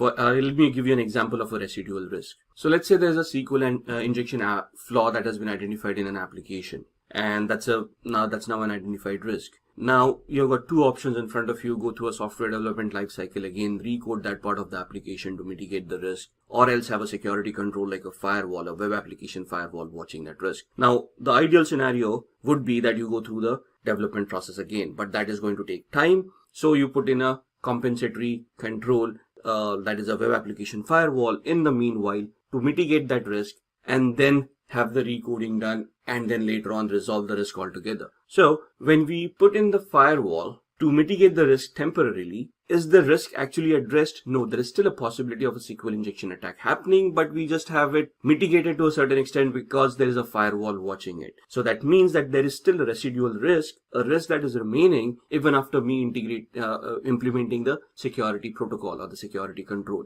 That is what a residual risk is. Something that remains even after I put in a security control, which can be taken care of later on or can be accepted and just moved upon. So coming back to the question, a contingency plan should address which of the following? Either a potential risk, a residual risk, an identified risk, or all of the above. And the correct answer to that is a residual risk. What is a contingency plan? A contingency plan is I still have a security control, but something may go wrong. And for that, I want a secondary control to be in place to ensure if the first control fails, the second control would still be able to identify that and stop the security incident happening. So we are looking at residual risks and then having a contingency plan to manage those residual risks. Question 3. When the cost of the countermeasures outweigh the cost of the risk, the best way to handle the risk is to reject the risk, transfer the risk, accept the risk, or reduce the risk. Now, there are 4 ways a risk can be managed, right? Accept the risk, avoid the risk, transfer the risk, or mitigate the risk, right? Rejecting the risk is not an option. But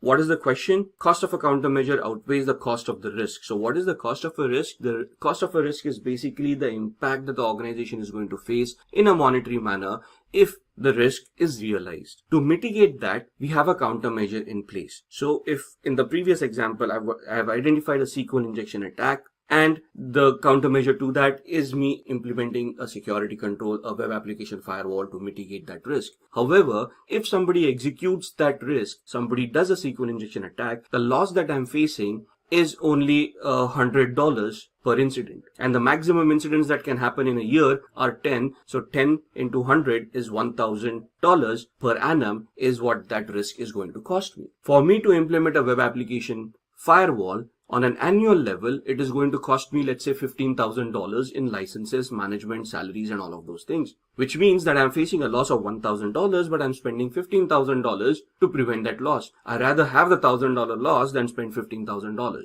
right? So, in this scenario, the cost of the countermeasure is outweighing the cost of the risk by $14,000. So, in this scenario, which is the best way I would do it? Either reject the risk, which is never an option because you cannot reject the risk. Transfer a risk. What is transferring a risk? Transferring it to a third party by purchasing insurance, example, right? So if I purchase insurance saying if this gets compromised, it's the insurance company who's going to make the payments. I'm safeguarded. Or accept the risk or reduce the risk. So in this scenario, accepting the risk is basically accepting the risk the way it is, moving on because there is nothing that you can do about the risk and you're willing to accept the risk rather than spend money on it. And reduce the risk is mitigating the risk by implementing the firewall and spending that money and then incurring those losses. So the best answer out of this is accepting the risk. Why can't I transfer the risk? Because there is no such insurance where I can, in the given example, where I can get that kind of an insurance policy. Reducing the risk would entail me spending that $15,000 to mitigate the $1,000 risk, thus incurring a $14,000 loss, which is against the business logic. A business needs to make money, not spend money. And that's the fourth option that's left, that's accepting the risk, which means we are not going to implement the firewall because it is outweighing the cost of the risk. We are just willing to accept the risk itself and move on. That's the first domain. Moving on to the second, which is asset security, consists of topics about physical requirements of information security. Let's go back to the document in hand. So moving on to domain 2, asset security, we talk about assets. Assets could be, now, okay, let's get into the definition of what an asset is. Asset could be anything that has a monetary value associated with it from the organization's perspective. It could be data, it could be virtual assets, it could be physical assets, it could be anything and everything. It could be a license, right? You purchase an operating system. The operating system comes with a virtual license that installs on your machine or is associated with an email address. Even that license has a value, thus even that license will become an asset. So the basic definition is anything and everything that is owned by the organization and has a monetary value associated with it, right? Thus we talk about asset classification as well. Asset classification could be data. Within data itself, there would be sub-classifications like confidential data, non-confidential data, public data, and so on and so forth. Physical assets, virtual assets, networking assets, anything and everything that you can come across would be classified here. Determine and maintain information and asset ownership. So your asset management program comes into the picture. And when you say asset ownership, the organization owns the assets as they are. However, roles and responsibilities that you have created in the organization will ensure that some assets are virtually owned by somebody. That means that they are responsible for the well-being of that asset. So you have to identify who, for example, HR. Now, HR is a function, human resources, but they also need IT assets. For example, a payroll, which will institute a payroll software, a database, right? A web application server, if you will. And all of these assets are now owned by the HR department. So there are hundreds of people in HR. So who exactly owns this? That's where we identify the owner of that particular asset, saying you are responsible for the well-being of these assets. You belong to this department. So normally the head of that department would be the owner of those assets and would determine what kind of access controls, what kind of maintenance, management, security mechanisms are required. Then we talk about protection privacy. So data owners, data processors, remnants, collection limitations, determining, ensuring appropriate asset retention. So let's say data, right?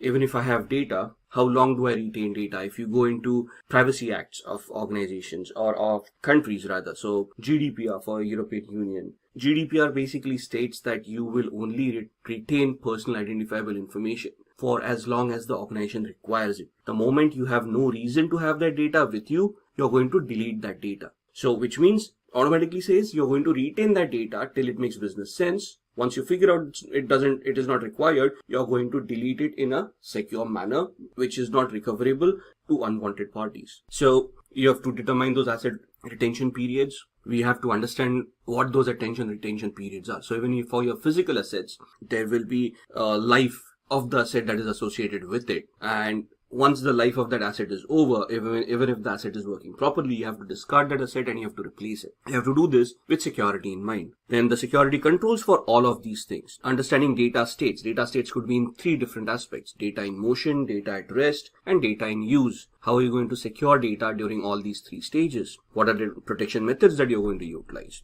Then establishing information and asset handling requirements. So that's what domain 2 is all about. Let's look at the questions. So the first question in domain 2, which of the following is responsible for setting user clearances to computer-based information? Is it operators, data owners, security administrators, or data custodians? Understand the question. Who is responsible for setting your user clearances to computer-based information? And the correct answer to that is security administrators. They are responsible for setting the user clearances. Who are going to be responsible for allowing the user clearances? That's going to be data owners. What is generally concerned with personal security? Management controls, operational controls, technical controls, or human resource controls. Now, what is personal security? Personal security is people-centric security. You're looking at people and you're ensuring that their security comes into the picture. Technical controls can be used for data assets or physical assets like information technology, but technical controls may not be that relevant for a human. A firewall is not going to help any human any which ways.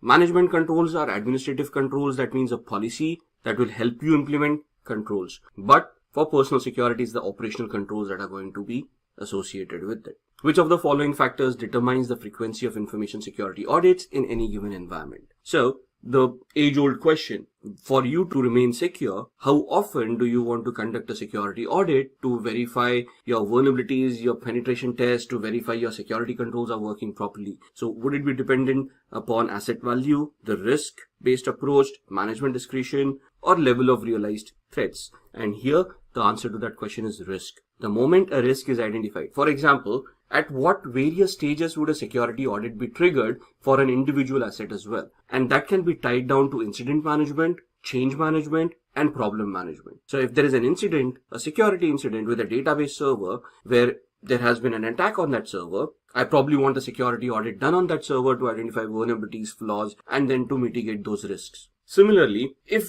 there is a change that has been going on into your organization, you first want to go into a risk assessment strategy, and then you want to look at security audits based on the risks that you have identified, right? So a security audit is not only periodic based on compliances or regulations, but it also can be integrated really well in your incident management, problem management, and change management scenarios. That's domain number 2. All right, let's talk about domain 3, security architecture and engineering. Now, this is where you tie up security architecture and enterprise architecture. If you look at the first domain, we have talked about risk assessments, we have talked about confidentiality, integrity, and availability, and then we have moved on to the second domain where we talked about asset security. So that's where we talked about data classification, asset classification. Now, it starts off with the enterprise level architecture. So something like TOGAF. What is enterprise level architecture? It's basically data center architect and a network architect trying to create data flows, deciding how communications are going to happen between various devices.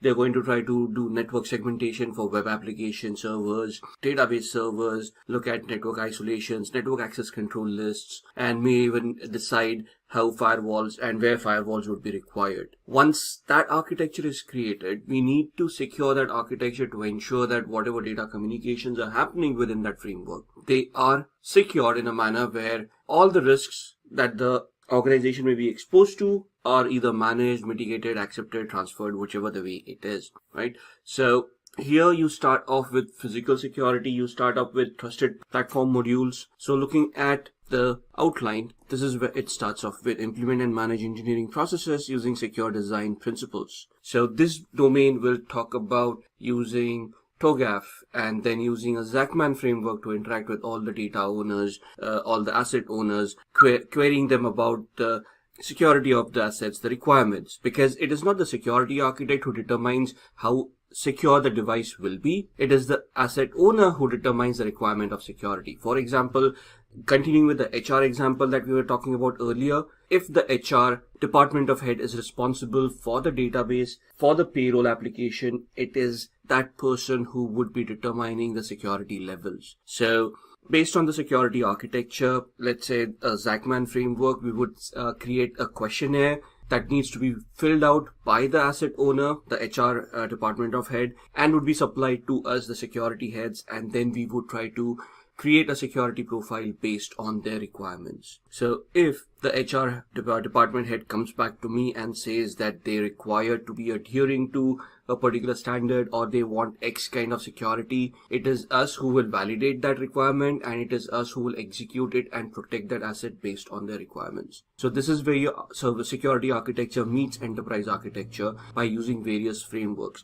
This domain will introduce you to not only Zachman framework, it will again take you to a trusted platform module. It will talk about ITSec, TCSec, common criteria, and so on and so forth. So this is again a very extensive module. Some people struggle with it because it is a largely a theoretical module, and some people would struggle with the concept of what is a security architecture and an enterprise architecture. It is very important to understand the differences between them. For example, TOGAF is an enterprise architecture where a data center architect would deploy and streamline those devices on which a layer of security architecture such as ISO 27001 would be implemented to enhance the security and ensure that the infrastructure remains protected at all point in time.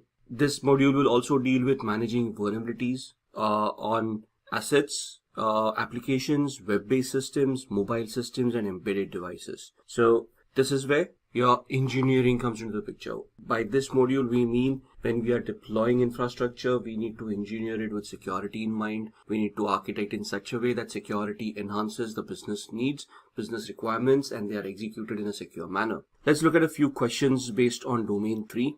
Question 1. When a computer uses more than one CPU in parallel to execute instructions, it is known as multiprocessing, multitasking, multithreading, or parallel running. Now here we need to understand what is the difference between multitasking, multi-threading, multiprocessing, and parallel running. Now it would be very difficult to explain all these processes in this video. So here we are talking about executing instructions. That's multiprocessing. Multitasking is performing multiple tasks at the same time. Multi-threading is where processes create their multiple threads to manage certain functions. Here, when we are parallelly executing instructions, it is known as multiprocessing. Question 2. Who mediates all access relationships between subjects and objects of a system? Now, what is a subject, what is an object, and what are access relationships? So access relationships would be your permissions that you have created. Now, what are permissions? Permissions would be something that a person is authorized to do. So if you look at the CIA, which we discussed in the module 1, confidentiality, integrity, and availability, how do we keep data confidential? By only allowing authorized users access to that data. What are authorized users? Authorized users are people who have been identified and are allowed access to certain resources. How do we do that? By having an identity and access management platform in place, which will be discussed later in the next domain. But confidentiality would include IEEE standards. IEEE starts with identification, authentication, authorization, and accountability. Identification is identifying the person, who they are. Authentication is verifying that they are actually who they claim to be. Authorization is where the access relationships come into the picture, where once we have authenticated a user, we are creating a matrix which allows them access to certain resources to a certain extent. Some may have read-only access, some may have modify access, some may have delete access, etc. So in this scenario, we are talking about access relationships between subjects and objects of a system and who mediates that. Now, when you say reference kernel, information flow model, or security kernel, or firewall, in this particular scenario, for this particular question, based on the options that are available, we are talking about a rule-based access control system, which means that we have created rules of what is allowed into a network and what is not allowed within a network. This can be controlled by using a firewall. So this can be controlled by using a firewall. Question 3. Which of the following is not a spam blocking architecture? Now, what is spam and how are you going to block it? It can be at the client side, it can be on the email server where we have identified spam filters, could be application based. In this scenario, mail blocking service is basically you creating a blacklist which will block emails from certain addresses or from certain things. So this is not a spam blocking architecture. It's basically a blacklist where you're blocking emails. But spam blocking architecture could either be at the email server based, could be at the client side where they're using, let's say, Microsoft Outlook Express and they've created rules within it, or could be on an application where you have configured rules over there. Moving on to domain 4. Now this is where the technicalities come into the picture: communication and network security. The network security domain covers topics focused on protecting the network of an organization. So communications, TCP channels, UDP channels, the TCP IP. So you come across the OSI layer, you map the OSI layer with the TCP IP layer and see how a data fragment packet is created. Looking at domain 4, we are talking about the OSI layer, open systems interconnection, compared to the TCP IP or the transmission control protocol over internet protocol models. We're talking about internet protocol itself. We are talking about converged protocol, software defined networks, wireless networks. Then we are talking about securing network components. So we talk about firewalls, types of firewalls, endpoint security, network access control devices, and we look at them over virtualized networks, VoIP, multimedia, talking about remote access, data communications. Right, so all of this is concerned within domain 4. Now, OSI and TCP itself could take hours for people to understand, to people to comprehend how computers work. Now, these are theoretical models, and we need to create an understanding of how theory merges with the practical world. Let's look at a few questions. What is the purpose of using a VPN? Now, the sense over here is, what is a VPN or a virtual private network? How is it created? What technologies can be utilized within it? What encryption mechanisms can be utilized? And why are we creating that encryption mechanism in the first place? So is it to secure remote access into a network, securely connect two networks together, secure data tunnel within a network, or all of the above? So here with a VPN, we are basically trying to do everything. We are trying to create encrypted tunnel between two systems or two networks where data can be transmitted in a secure manner, where man-in-the-middle attacks or network-based attacks would be mitigated. A VPN can secure packets from data link layer onwards to the application layer. Question 2.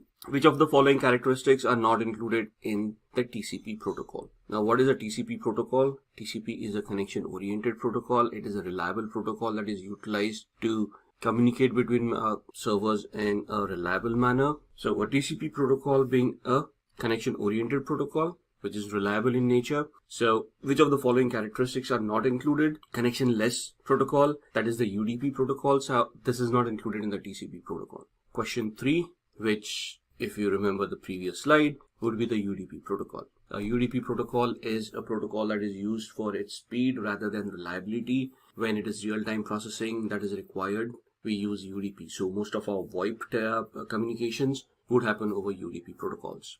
Okay, so looking at domain number 5. Domain 5 talks about identity and access management.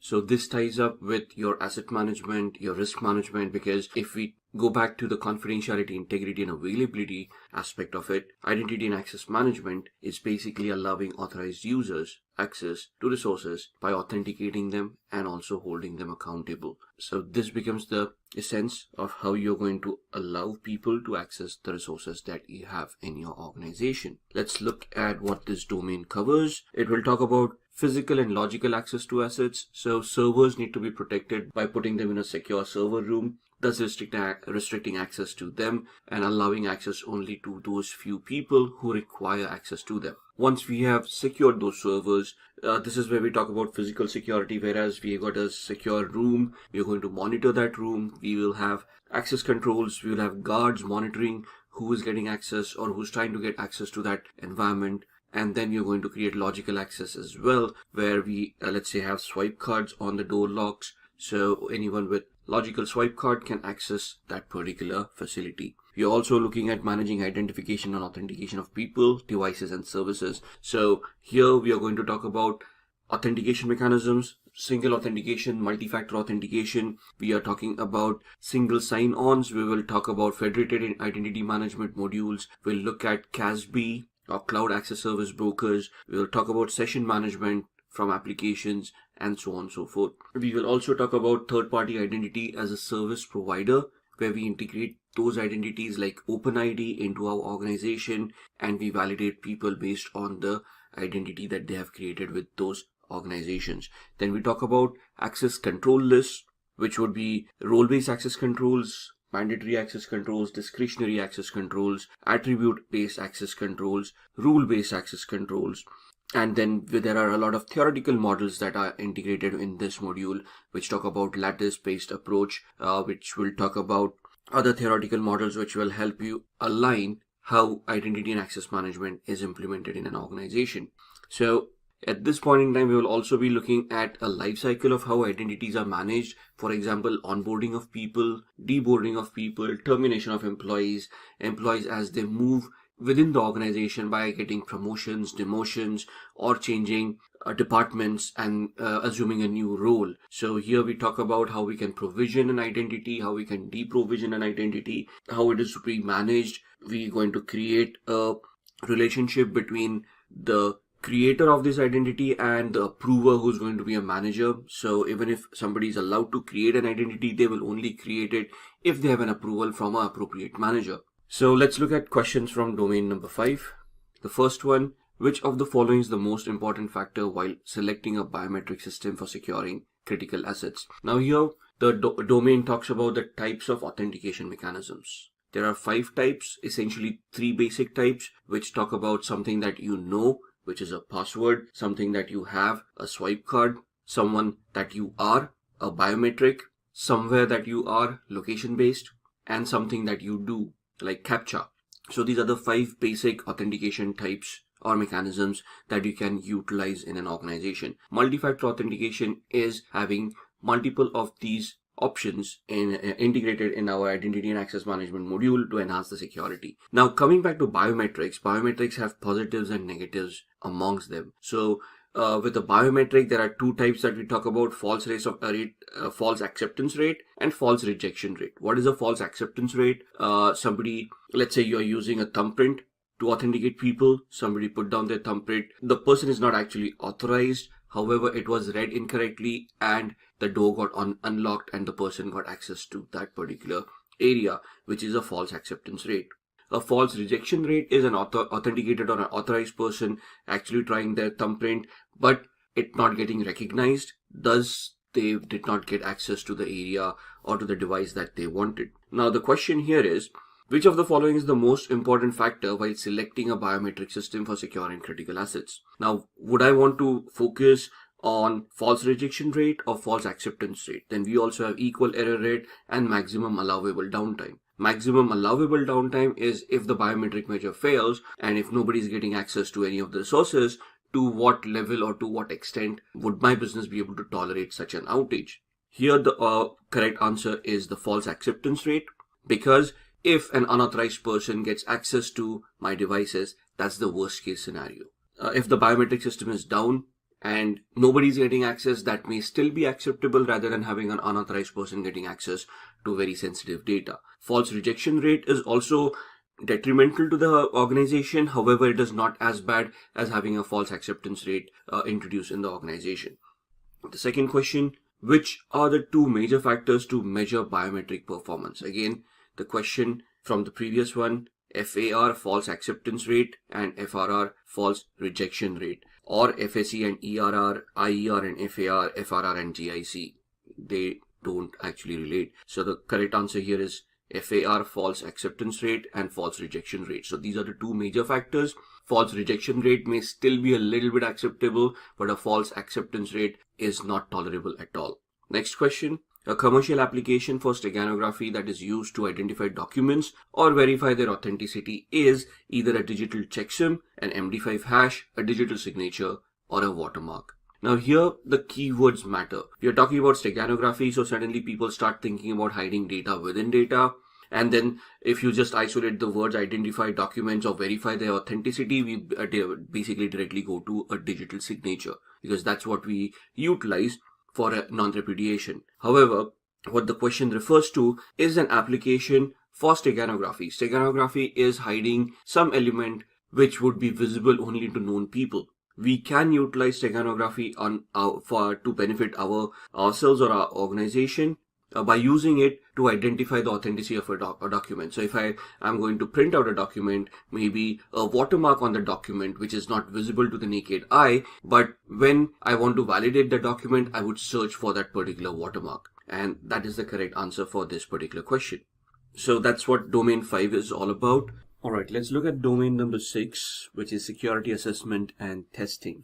Now this domain is all about assessments, auditing strategies, and testing. So from this domain, what we're going to take away is talking about internal audits, external audits, third-party audits, and the security control testing, strategizing about how we implement a vulnerability management system, a program within the organization that is repeatable, consistent, and measurable, can be tied up with other management programs like patch management, incident management, and anything and everything that requires a vulnerability assessment, like even change management. If something is going to change in an organization, you can have a vulnerability assessment done before you want to even think about allowing it or disallowing that change. Similarly, with penetration testing to validate the vulnerabilities that you've identified, log reviews, having a SIEM tool that will help you analyze or create a pattern analysis of what's happening within the infrastructure, what's happening within the organization from a security perspective.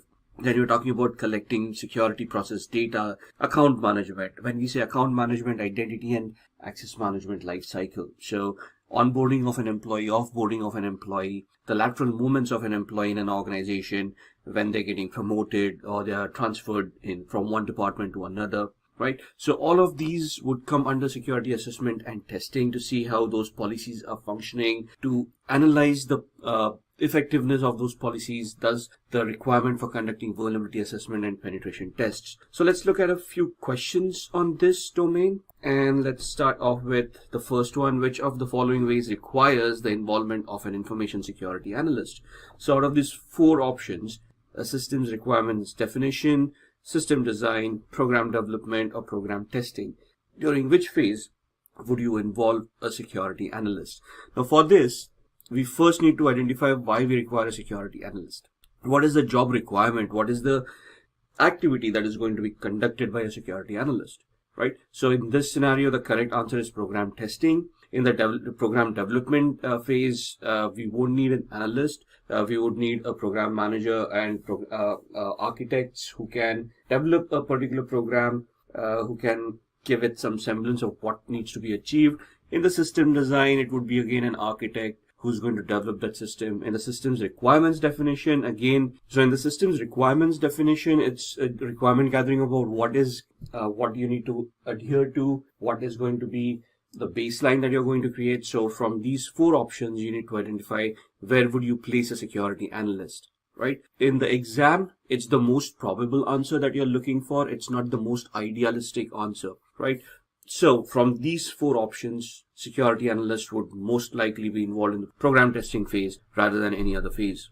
The second question, which of the following techniques is generally not used for monitoring purposes? Now, when you say monitoring, what is monitoring? Monitoring is looking into logs, activities, anything and everything that has already happened. So you're reacting to something that has already happened. And which of these following techniques is not used for monitoring? So you're collecting logs, you're analyzing those logs, what would be not be utilized? A penetration test, intrusion detection, violation processing, or countermeasures testing, right? Now, when you're monitoring, you would monitor a penetration test to analyze if the test was successful or not. Intrusion detection, that's the first input that you look at for analysis.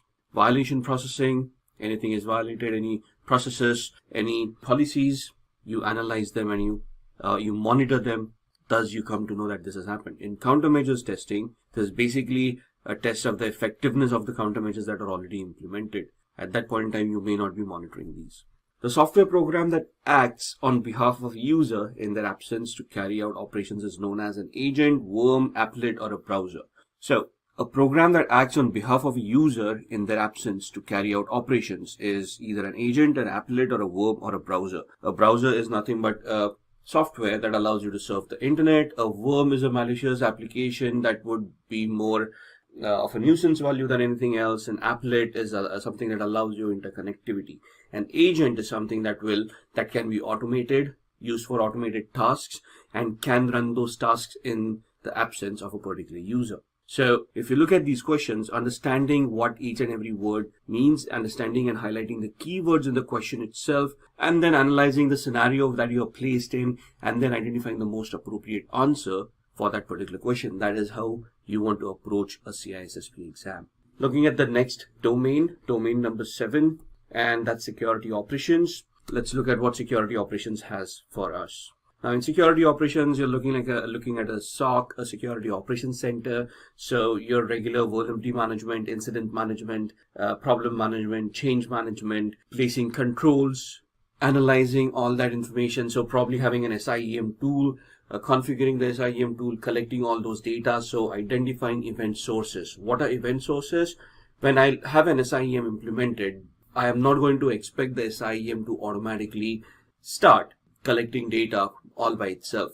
And then again, I don't expect the SIEM tool to understand what kind of data it needs to collect. So for me, in a security operations center, after I have installed an SIEM tool, I first need to configure it to identify which devices I want to monitor, from which devices I want to collect that information, and where do I want to store it. Once I have all that information in place, after that, I'm going to analyze that data to identify if anything has been incorrectly going on, or is there any security incident that has happened, and those would be raised as incidences, and that would be sent to the SOC team for analysis and then an incident response, right? Similarly, intrusion detection and prevention logs would be utilized to identify something that may have been missed by the IDS IPS itself. You're going to place controls for investigations, like administrative controls, which would be policies that you have made. Then you've got criminal laws. So if something bad has happened that can be described as a crime based on the law of that land, how you're going to deal with it. Civil laws, regulatory laws, and industry standards. Regulatory laws would be, for example, GDPR in the European Union, right? A civil law would be where there is no criminal activity that has happened, but let's say there's a breach of contract between two organizations and the civil lawsuit has been filed against an organization for a breach of service level agreements. Regulatory would be the GDPR Act, where you have to report to a regulatory body, and if there are any flaws, you could be fined. Industry standards, ISO 27001, PCI DSS, and so on and so forth. So when you're looking at these requirements for investigation, all of these would have prescribed how you're going to handle that investigation. If it is a criminal investigation, an organization by itself doesn't have the right to investigate. They have to go to a law enforcement agency, and there is a procedure to follow. In case of a civil lawsuit, there are lawyers who would deal with this kind of activity, send out notices to the other party, then go to a court of law to file a lawsuit over there. In GDPR, there are timelines on how you're going to report a breach or how you're going to report an incident, and so on and so forth. So in the security operations, you're creating a security operations center in alignment with all of these 5 requirements. You're going to look at logging and monitoring activities, having that SIEM tool, which will identify those devices that you want to monitor, collect relevant information that is prescribed based on all those 5 investigation types that we just discussed. Then you're looking at when you're looking at identification of assets, you go back to your asset inventory, asset register, you look at all the assets that you have, and then you make your strategy and plan how you want to collect those logs, right? And then this module will deal about how do you want to handle identity and access management, privilege account management, service level agreements, and so on and so forth. So this basically is the day-to-day business activity of an organization from a security perspective. So you are there to identify incidents. As a CISSP, you won't be executing this, but you would be creating policies revolving all of these aspects. So this is what you need to consider. This is what you need to strategize upon. And this is what you want to advise the organization to what needs to be in place to be more effective from a security perspective. Let's look at the few questions from this domain. How does a subject get access to an object in a multi-level security policy? Now, first we need to understand what a multi-level security policy is. We need to understand what a subject is and what an object is. Let's look at the options first. The subject sensitivity label must dominate the object sensitivity label. The subject sensitivity label subordinates the object sensitivity label. The subject sensitivity label is subordinated by the object sensitivity label. And to repeat the sensitivity tags again and again, the subject sensitivity label is dominated by the object sensitivity label. Too much sensitivity in a single slide. However, you can see that this just confuses the person of what they're trying to read. Not only you missing what keywords are, so people normally focus on a keyword called multi-level security policy and start getting confused in that, while we do disregard what a subject and an object is. Right? So a subject and an object is a relationship that is created between identity and access management, subject being the user, object being the resource that needs to be accessed by that particular user. After which comes a multi-level security policy, which is basically the access control matrix that you have created between these multiple objects and multiple subjects. So, for example, in this domain, you would also talk about theoretical models for access management, including lattice-based approach, where the sensitivity labels come into the picture. You would talk about Clark-Wilson model. You will talk about Bell-LaPadula model and a few other models, right? All of them theoretical in nature, which can then, based on other implementations, be implemented in a real-time scenario.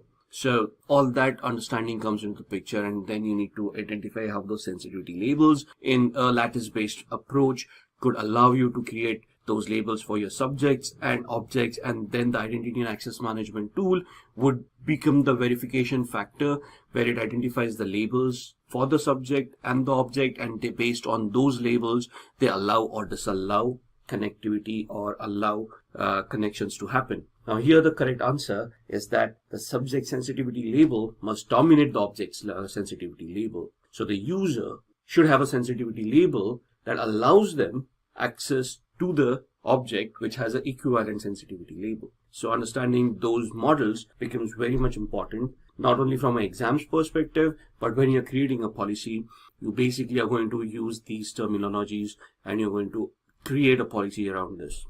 Moving on, the second question, managers of which department are ideal for the development of information security policy for an organization? Business operation, information technology, purchase, or human resources? Now, managers of which department are ideal for development of information security policy for an organization? And when we say information security policy, we would obviously assume that is the IT department who's going to deal with it, and it's the information technology in this case. but that's incorrect. It is the business operation. Why? Because right from the first domain, so we would be taught in the training for CISSP that security needs to enhance the business functionality, not the other way around. So we are in the business, or we are in the function of conducting a business which would offer services, and those services that are being offered, the business activity that has been conducted, should be supplemented by security, so those business activities could be conducted in a secure manner. At no point in time is security going to be a deterrent to business. The only reason for anything to become a deterrent to business is the legality of it. If a business is illegal, it will not happen, or it should not happen. However, if the business activity is legal, then security should not stop that activity from happening. Security should be implemented in such a way that the business activity is strengthened. There is security embedded within it, secure by design, and then the business activity goes on. So even if you're a chief information security officer or a security manager, and you go and talk with the board of directors or the steering committee, as the terms you will come across in this training, you will understand that it's these people who would define how the business is going to work, what kind of business activity you're going to do, and then you provide the example. And I'll give you an example here. Let's say I'm an online retailer and I want to sell goods online, which is legal. I'm selling all legal goods. Now I want security team to come in, and they would help me to secure the function of being an online e-tailer, if you will. My security team is not going to come and tell me of not to go into that business or stop some services because they may be insecure, right? The security team's requirement is that if I want to sell goods online, they need to now create an architecture of devices, of clouds, of whatever is required to make it secure. So thus, the managers of business operations will always be the ideal department for the development of information security policies. They decide what the business is going to happen, and then the security team just complements it by adding the security to it. For example, just going on with this, a website is launched with HTTP. The security team comes into the picture and says data in motion needs security, so we're going to convert it into HTTPS. And at no point in time are they going to say HTTP is vulnerable, so we are not going to do this. We'd rather become a wholesale shop or something like that. And I'm just giving an example. And rather than me just rambling on, let's move on to the next question. Question 3, installing malicious software on the system to allow future backdoor access leads to violation of what integrity? Does it violate the data integrity, system, user, or network? Now, malicious software on a system to allow future backdoor access. So what are we doing here? We are basically installing a software or an application on a particular system which allows a hacker a backdoor access to the system. So this would violate the integrity of the system itself, right? The data would be compromised, but the data would be compromised because the system got compromised. A user doesn't matter because a backdoor is a backdoor entry where you can get access without even logging in as a user. And a network is just a way of communication at this point in time, but the essence being that system got infected, and through that infection, you got access to whatever was on that particular system. Now, that's domain number 7. Domain number 8, which is the last domain in the CISSP exam, is Software Development Security, SDLC, or SSDLC, Secure Software Development Life Cycle, right? That's what is discussed in this domain. Let's go back to the CISSP guide and see what this domain would consist of. So, software development security. Now you can see software development life cycles coming in. So they're going to talk about different life cycles like waterfall model. They're going to talk about agile. They're going to talk about modified waterfall. This module also will talk about DevSecOps, DevOps, and anything and everything that would be there with the software development life cycle. Now, when we say software development life cycle, the essence of a CISSP is to add another S to the SDLC. The SDLC stands for Software Development Lifecycle. The CISSP adds one more S, the Secure Software Development Lifecycle. So, as with everything, secure by design, which means security needs to be integrated at every phase of the life cycle, and it should not be bolted on. For example, a waterfall model talks about how the software is going to be developed and how it is going to be published or released at the end of the life cycle. At no point in time does it talk about security. Thus, security architect at that point in time would come into the picture and decide what are the requirements of the software, what are the security vulnerabilities or the risks that they see. So threat modeling would happen, and all those things need to be introduced right from the inception. So if there are developers or if there is a business requirement for an application, let's go back to the previous example. I'm an e-tailer. So to become an e-tailer, not do I only need a website, I will need a web application for that functionality to be given out. So I need to develop that application. In a regular lifecycle model, I develop that application and then go into security where I do a VAPT on that application, find out that there are disastrous results, and then I go back and start coding again, which is not a good scenario. So I have hired a CISSP who will then come into the picture during the SDLC and at the inception itself, when businessmen are talking about how the business is going to happen. At that point in time, the CISSP will come in and start with a threat modeling exercise saying, you know what, let's talk about what are the risks this application is going to face. You're going to handle a lot of payment information because people need to pay for the products, right? So credit cards, you're going to be involved. There's a database, so SQL injection attacks. So these are the threats that we are looking at. And now a threat modeling exercise would be followed by a risk assessment. Then would be looked at by an impact analysis. And then based on that, you will prioritize those risks. You will then educate your developers to use secure coding practices. At the same time, security testing would be done to see how the application is being evolved. And then by the time that the software development lifecycle comes to an end, you would have a secure software which had security by design integrated since the inception rather than having bolted on. Now, this is the ideal scenario that you're looking for. The expense and the budgeting, that's where the balance of capital investments and time to market and all that comes into the picture. But for the training, we will always be in an ideal scenario. We'll always have enough time, enough resources, monetary and human. And the exam basically looks at a very ideal scenario in which you got just about everything. You just need to make the correct decision. At no point in time are you going to think that if I start doing a particular strategy, it is going to cost me a lot of money, so I don't want to do that. That's the real world scenario. In the real world, you look at the costs, you look at the timelines, deadlines, and then you take an informed decision of how much you want to invest in what.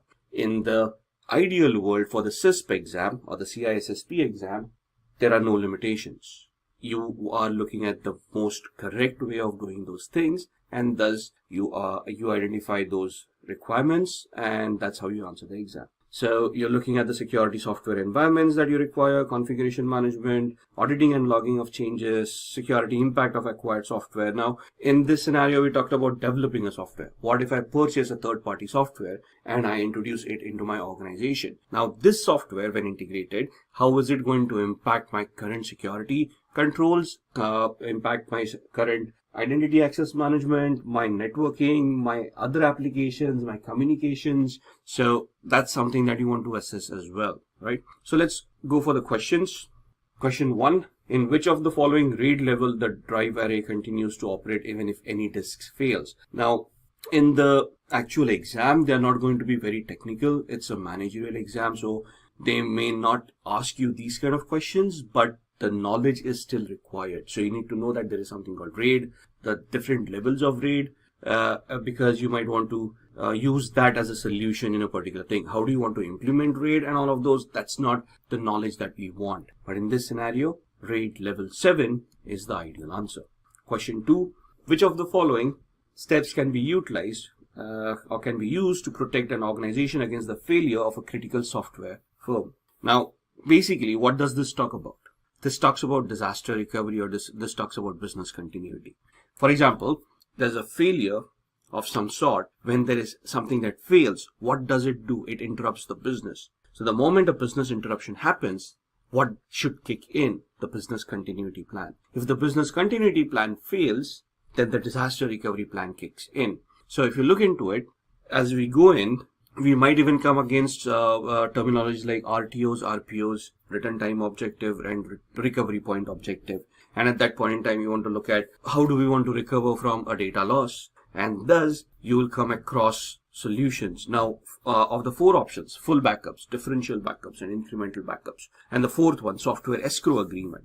what is the difference between these? A full backup is a complete backup of the entire data that you have taken. Now, it sounds easy, but in an organization, data could be terabytes, petabytes, and to do a complete backup might take days, weeks, or a lot of time, right? It's not just copying 1 megabyte from a hard disk to a USB drive and be done with the backup. So full backups may be possible, but not on a regular basis. So maybe you do a full backup every week, which means that at the end of the week, if the data loss happens, then you have lost the data for an entire week because the backup was last week. Thus, it's not a very good solution. And to complement that, we could use incremental backups and differential backups, right? So the training would include all of these definitions of what these backups are, what happens. And then the fourth option, software escrow agreement. What is that? Now, in a software development or a software lifecycle, if I've purchased a software from a third party, my biggest risk is not of me getting hacked or the software getting hacked. From a business continuity, the biggest risk is if the software provider goes bankrupt or is taken over by somebody else or stops supporting the software, then what? What am I to do? Because I may have invested millions of dollars, or reinvesting into a different product and migrating to a different product would be expensive, very costly, and may be very time consuming. So what do I do at that point in time? So there is an option for software escrow agreement. What does that mean? That the source code of that software is placed in an escrow, which means, let's say in a bank, where the bank will hold the source code in a secure manner, and the source code cannot be accessed or be modified either by the developing organization or the purchasing organization. So it just sits with the bank. If the developers go out of business or they stop supporting, at that point in time, the escrow can be opened and the purchaser, that's us in this case, can still get the source code. So now we can develop the software, or we can go into the source code, analyze, and save ourselves from a disaster, right? So these are the four options. Now here you're talking about a critical software firm that failed. You're not talking about data that failed. So the correct answer here is the software escrow agreement, right? Question number 3. Now here we come across the word development models. Which one of these is a meta model that incorporates several other software development models? Are we looking at waterfall, modified waterfall, spiral, or critical patch? But here the correct answer is a waterfall model. So we are going to look at 10 different questions on networking. Then we'll have 10 more questions on software and programming. Another 12 questions on operating systems and applications. 10 questions on cyber attacks. And then finally 10 questions on cryptography. So we're going to discuss over 50 odd questions, each in these different fields, which will help you crack your interviews as far as cybersecurity is concerned. Let's start off with networking questions. Let's start off with question 1. What is the OSI model? Explain the different layers of the OSI model. OSI largely is a theoretical model utilized to understand networking and how data packets are created and how they are being processed by a computer. This is normally used by the TCP/IP, the Transmission Control Protocol over Internet Protocol software suite. So OSI is known as the Open Systems Interconnection model. It is a reference model that describes how applications are going to interact via the computer network. There are 7 different layers that we need to understand. They are as follows. So in this diagram, there are these 7 different layers. We start off from the bottom. First is the physical layer, the data link layer, network layer, transport layer, session layer, presentation, and application. When such a question is asked in an interview, it is not only that we identify these 7 layers, explaining what the OSI model is in the first place, we then try to identify these 7 layers and we give a brief description about each and every layer. If there are any additional questions, they will come after this basic question. So let's start off with the physical layer. This is the lowest layer of the OSI model. Now this is where any and every physicality of your computer comes into the picture. So it could be a network interface card, it could be an RJ45 or a Cat5 cable, anything that allows data to be transmitted physically from your machine to another machine. Next comes the data link layer. So on the data link layer, as far as networking is concerned, we just need to understand that data packet is encoded, decoded into bits at this layer. This is also the layer that deals with MAC addressing. So the physical address of every network interface card, which is the MAC address, which is utilized to route data packets over the network. This is where the MAC address resides, on the data link layer. The next layer is the network layer. Here datagrams are transferred from one to another. The function of this layer are routing and logical addressing. The moment we talk about routing and logical addressing, IP addresses come into the picture. IP version 4, IP version 6. So network layer will deal with IP addressing and the routing of those packets. Then comes the transport layer. This is the layer responsible for end-to-end connections. That automatically signifies that this is where TCP and UDP will be working. TCP stands for Transmission Control Protocol, UDP for User Datagram Protocol. TCP is a connection-oriented protocol, whereas UDP is a connection-less protocol. These two protocols are utilized to establish connectivity between two machines. TCP is a more reliable method of connectivity because there are a lot of packets that are sent across to verify that the data has been sent, data has been received, and so on and so forth. Whereas UDP is a connection-less protocol where data is just dumped without verifying whether the receiver actually receives that data or not. So in a nutshell, on the transport layer, TCP and UDP make their appearance, and this is where that functionality lies. Then comes the session layer. This controls signals between the computer. It establishes, maintains, and terminates connections between processes. So in the transport layer, we talked about TCP and UDP. UDP being a connection-less protocol where data is just transmitted without verifying whether the receiver received that data or not. Whereas TCP, we studied, is more of a reliable protocol. Thus, there are different packets, signals that will be sent across to verify that data has been transmitted, it has been received properly, and then the next segment of that data is being sent. So those control signals are established using the session layer. So the three-way handshake of TCP, the acknowledgement packets, and those kind of packets will be taken care of on the session layer of the OSI model. Then comes the presentation layer. The presentation layer is responsible to translate data into the application layer format. So the formatting, right? MIME or encoding that is being utilized, the UTF-8 character set that we utilize for presentation, encryption mechanisms, all of these work on the presentation layer.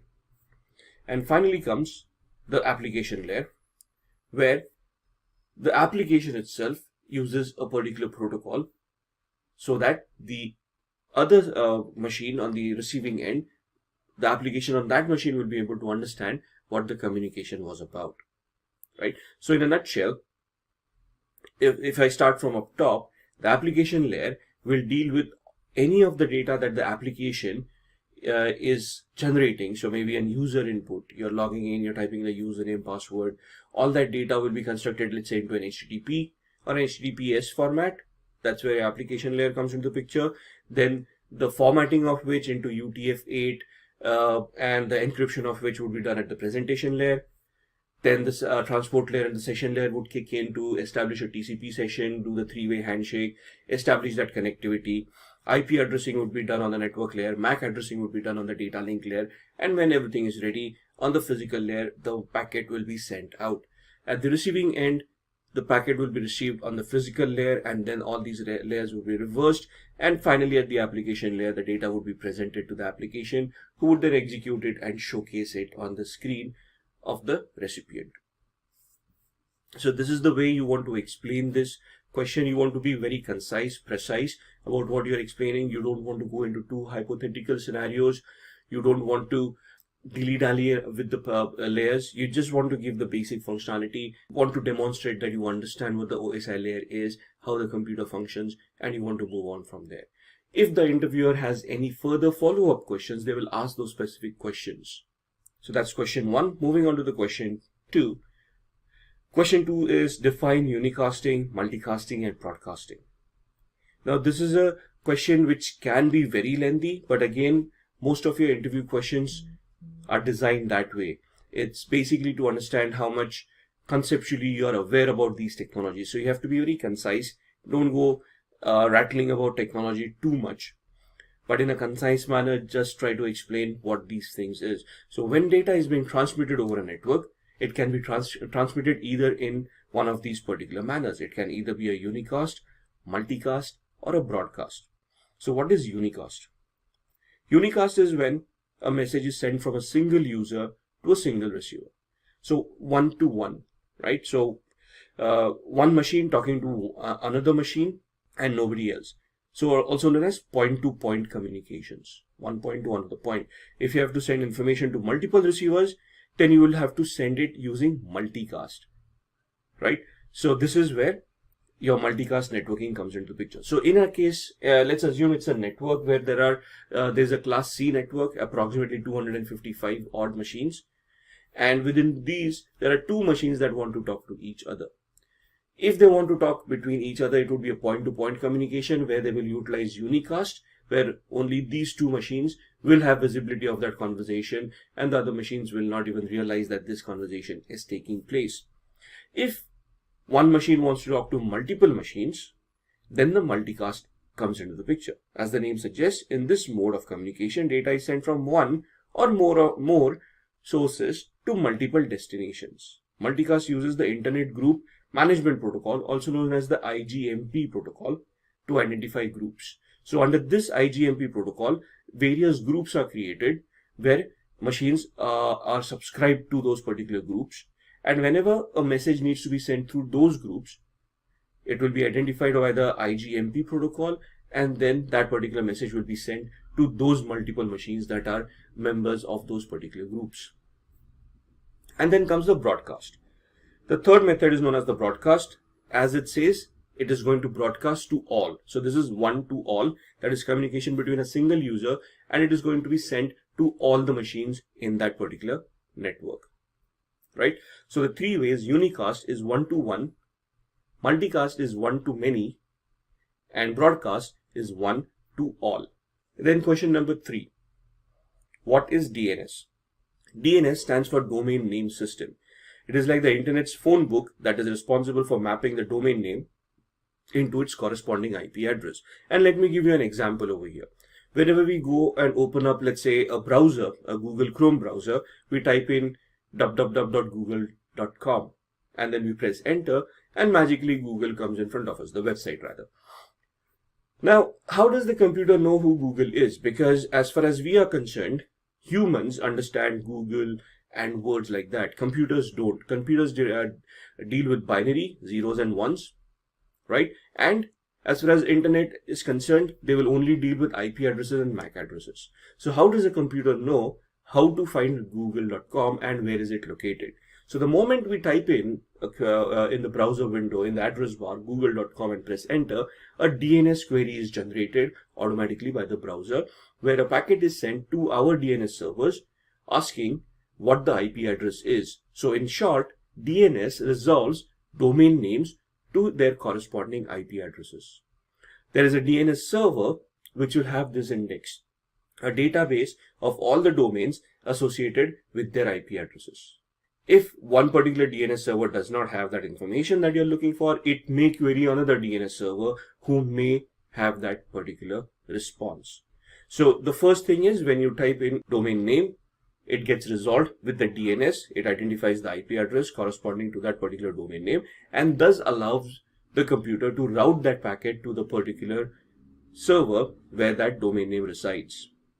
So in this scenario, if you look at the screen, on the local PC, you have typed in cybersecurity.com. There is a DNS resolution, that a query that goes to the DNS server. What is the IP of cybersecurity.com? The DNS server looks it up in its particular database. If it has the corresponding IP address, it will then respond back. The IP address is 172.17.252.1, after which the packet is sent off to cybersecurity.com. Moving on to question number 4. What is a firewall? Now, this is a very good question, and normally a very basic answer that I've ever heard is that a firewall is a hardware and a software firewall. But that's the functionality of a firewall. That is how you can install a firewall. But there are different types of firewalls, and there is a specific functionality that a firewall is created for, right? So a firewall is either a hardware or software, but its responsibility is for blocking either incoming or outgoing traffic from the internet to your computer. They secure a network. So essentially, the firewall will allow a connection to happen or disallow a connection to happen. It won't go beyond that. That's the basic functionality of a firewall. Okay.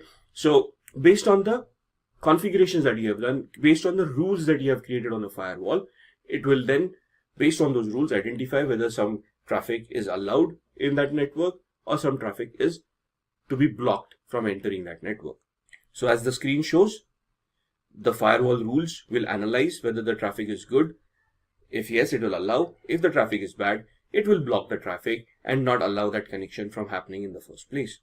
Now, there are a few common types of firewalls that also need to be included in the answer to this question. And the first one is a packet filtering firewall. These are the most common types that you will come across, which analyze packets and let them pass through only if they match an established security rule set. Now here people do get confused when we say that we analyze packets. People think that these firewalls will analyze the contents of that packet, which is not correct. When a definition for a packet filtering firewall says that these firewalls analyze packets, it means that they are only analyzing the source and destination IP addresses, port numbers, and the protocols that are mentioned in those packets.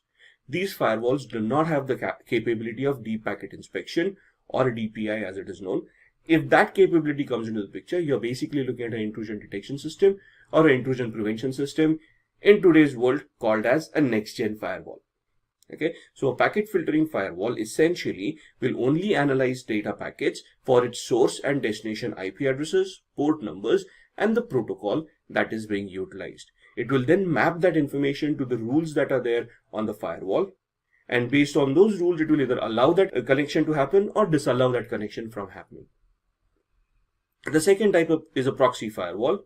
These firewalls filter network traffic at the application level. So when you say application level, they work at the layer 7 of the OSI model. Packet filtering firewalls, since we have mentioned that they worked on IP addressing and port numbers, will work on the network layer of the OSI model. Also on the transport layer, because they also look at protocols. Proxy firewalls will work at layer 7, which is the application layer of the OSI model, and will deal with application level protocols such as HTTP, HTTPS, FTP, SMTP, and so on and so forth. And the third one is a stateful multi-layer inspection firewall. These filter packets at the network, transport, and application layers. So they basically do the job of the first and the second type of firewalls. The packets are compared to known trusted packets. But now the first question is, if there is a stateful multi-layer inspection firewall, why do we have type 1 and type 2 firewalls like packet filtering and proxy firewalls? That is because that is how the firewalls have evolved. We started off with the packet filtering, then we added functionality to it, and so on and so forth. So if a question comes, what is a firewall? You start off with the option saying it is a hardware or software. This is the responsibility, the functionality of a firewall is to allow good traffic and disallow bad traffic based on the rules that have been configured on the firewall. And then you've got basically three types of firewalls: packet filtering, proxy, and stateful multi-layer. And just include a brief description of each of these firewalls. If getting your learning started is half the battle, what if you could do that for free? Visit SkillUp by SimpliLearn. Click on the link in the description to know more. Then moving on to question number 5. What is a VPN? VPN is also called a virtual private network. It is a connection between a VPN server and a VPN client. So it basically creates an encrypted tunnel between the client and the VPN server, which is then utilized to secure the connections that you're making with the internet. So as you can see in the diagram, the user has a VPN client installed on their machine. The VPN client then creates an encrypted tunnel to the VPN server. And through this tunnel, encrypted data is transmitted, which can then be processed by the VPN server, sent to the internet. Information can be received back by the VPN server. The VPN server will encrypt that data back and send it back to the user. So if there is a man-in-the-middle attack that is happening, or a hacker trying to eavesdrop on the communication mechanism, they will not be able to do so because of the encrypted tunnel. It is very difficult to decrypt this or hack through this encrypted tunnel. It is possible, but it is very difficult to achieve that. Moving on to question number 6. What are the advantages of distributed processing? Now, before we go into advantages of distributed processing, we first have to understand what is distributed processing. So it is a term which describes various computer systems that use more than one processor to run an application. Here, multiple computers across different locations share the same processor, The advantages of distributing processes are as follows. But before we go into the advantages, distributed computing is basically where multiple machines will pool their resources together to run a singular application. So an application that has multiple resources and can scale up and scale down as and when required. The advantages are that it can be very useful in data recovery. For example, RAID, where you're striping data on various hard disks. It is reliable, it is cheaper, lower cost can be achieved, and it is easy to expand because of the scalability factor that we just talked about. If there is loss of data in one computer, it can then be recovered by another interconnected computer. And one of the examples would be blockchain in today's world, right? What is blockchain? That this data is created live and stored on a connection of computers. So if one of the computers goes offline, the other computers in that network will still have that data, and the blockchain will still function without any issues. The second point, a glitch in one machine does not affect the processing, as there will be multiple other machines like we discussed in the blockchain. Several cost-effective mini computers are used instead of costlier mainframe machines. So instead of having a server bank, I can have multiple machines interconnected together, and they can function in that particular blockchain or for that particular distributed processing mechanism. Depending on the amount of data processing, more computers can be attached to the network. Thus, you can increase the number of computers that can be a part of that blockchain, or you can reduce them as and when necessary. Moving on to question number 7. What is TCP/IP? TCP/IP, or Transmission Control Protocol over Internet Protocol, is a set of communication protocols that are used to interconnect networking devices on the internet. This protocol defines how data should be transmitted over the internet by providing end-to-end communications. So essentially, if you want networking to be established on your machine, you will need TCP/IP. Without TCP/IP, there will be no work groups, there will be no domains. Basically, your interconnectivity will go for a toss. TCP/IP is a software that once installed on your machine will then interact with the hardware, which is your network interface cards, and then your switches, wires, cables, and all those, through protocols that have been already pre-configured in it. So within the TCP/IP suite of softwares, you will have all the protocols, all the functionality of the OSI layer, and each and every protocol that works on each and every layer will be predefined and pre-configured to work in a particular manner. The Internet Protocol is all about routing each individual packet to make sure it reaches its destination. So with the TCP, you're talking about the protocols that will allow you to format the data and generate it so that you can communicate it over the network. The IP will then deal with the routing of those packets so that the packet can be routed to the correct computer and be received by the recipient. So the TCP/IP model is the compressed version of the OSI model. The 7 layers will get converted into 4 layers: the network access layer, internet layer, transport layer, and application layer. Going on to question 8. What do you mean by ipconfig and ifconfig? Both of these are commands, the first one on a Windows machine, the second one on a Linux machine. So ipconfig is known as the Internet Protocol Configuration. This is a command that is used on the command line interface of Microsoft Windows to view all the adapters and the configuration of each and every adapters for their network interfaces. So as you can see on the right hand side in the command prompt screen, if once you type in the ipconfig command on the C prompt and press enter, it will give you a list of all the adapters that are there. So you can see wireless LAN adapter, local area connection, the media is disconnected, it doesn't exist. At the bottom you will see the Wi-Fi connection, wireless LAN adapter, and it can give you the IP version 6 IP address, IP version 4 address, the subnet mask, and the default gateway. So this is the configuration that allows the machine to know on what network it is on, what is the default gateway for communicating to the internet, what is the subnet mask, so how many computers may exist in that particular network, and what is the IP address of that specific computer so that it can communicate across the network as well. ifconfig is the same thing on a Linux, Mac, or Unix operating system. So the command will also give you the list of interfaces and the configuration of each and every interface. It is used to configure, control the TCP/IP network interface parameters from the command line interface.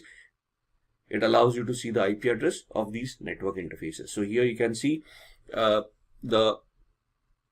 WLP19S, the IP address being 192.168.43.215, subnet mask being 255.255.255.0, with the broadcast being 192.168.43.255. Question 9. What is the difference between a domain and a work group? This can be a very interesting question and can be a very lengthy question at the same time. A work group is nothing but a decentralized network where you have interconnected multiple machines together and each machine acts in its own individual capacity. Thinks of itself as a server, right? So a decentralized network, every user manages the resources individually on their PC.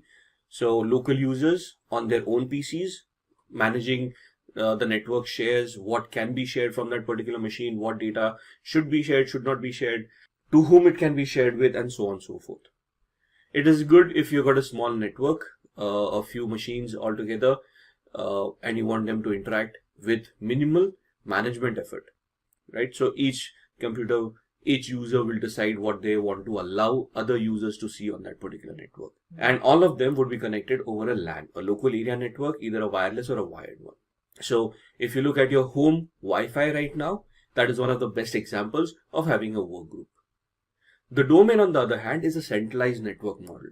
So in a corporate environment, whenever you go there and you got a domain-based username and password, which when entered onto a particular machine gives you access to the entire network or whatever applications and whatever resources have been allocated to you, that is where the domain comes in. So it also uses a single sign-on mechanism for all the resources that are to be made available to you. Whereas in a work group, you're a local user only meant for that particular computer, right? So coming back to the domain, it is an administrator who's going to manage the entire domain and all of the resources connected to the domain.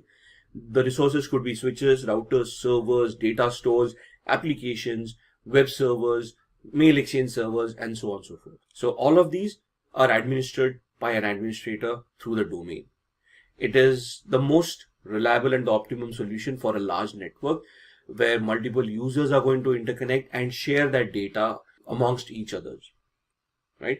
The computer can be connected to any network. That means you can be on the internet, and through the internet using a VPN, you can connect to your corporate network, authenticate in, and get access to whatever resources you are allowed to access. Whereas in a work group, you have to be a part of that network to access that particular network.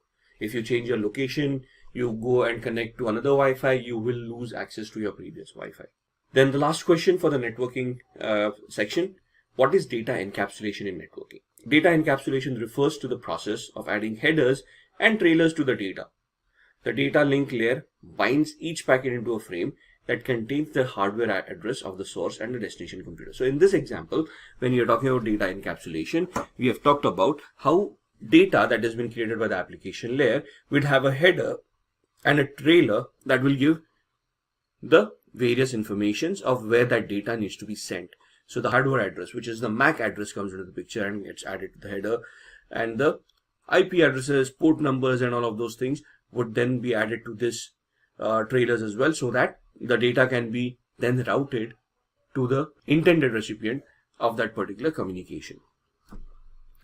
With this, we end the first 10 questions in networking, and in this video we are going to look at software and programming. So we're going to look at the first 10 questions. First question being, how do you keep a computer secure?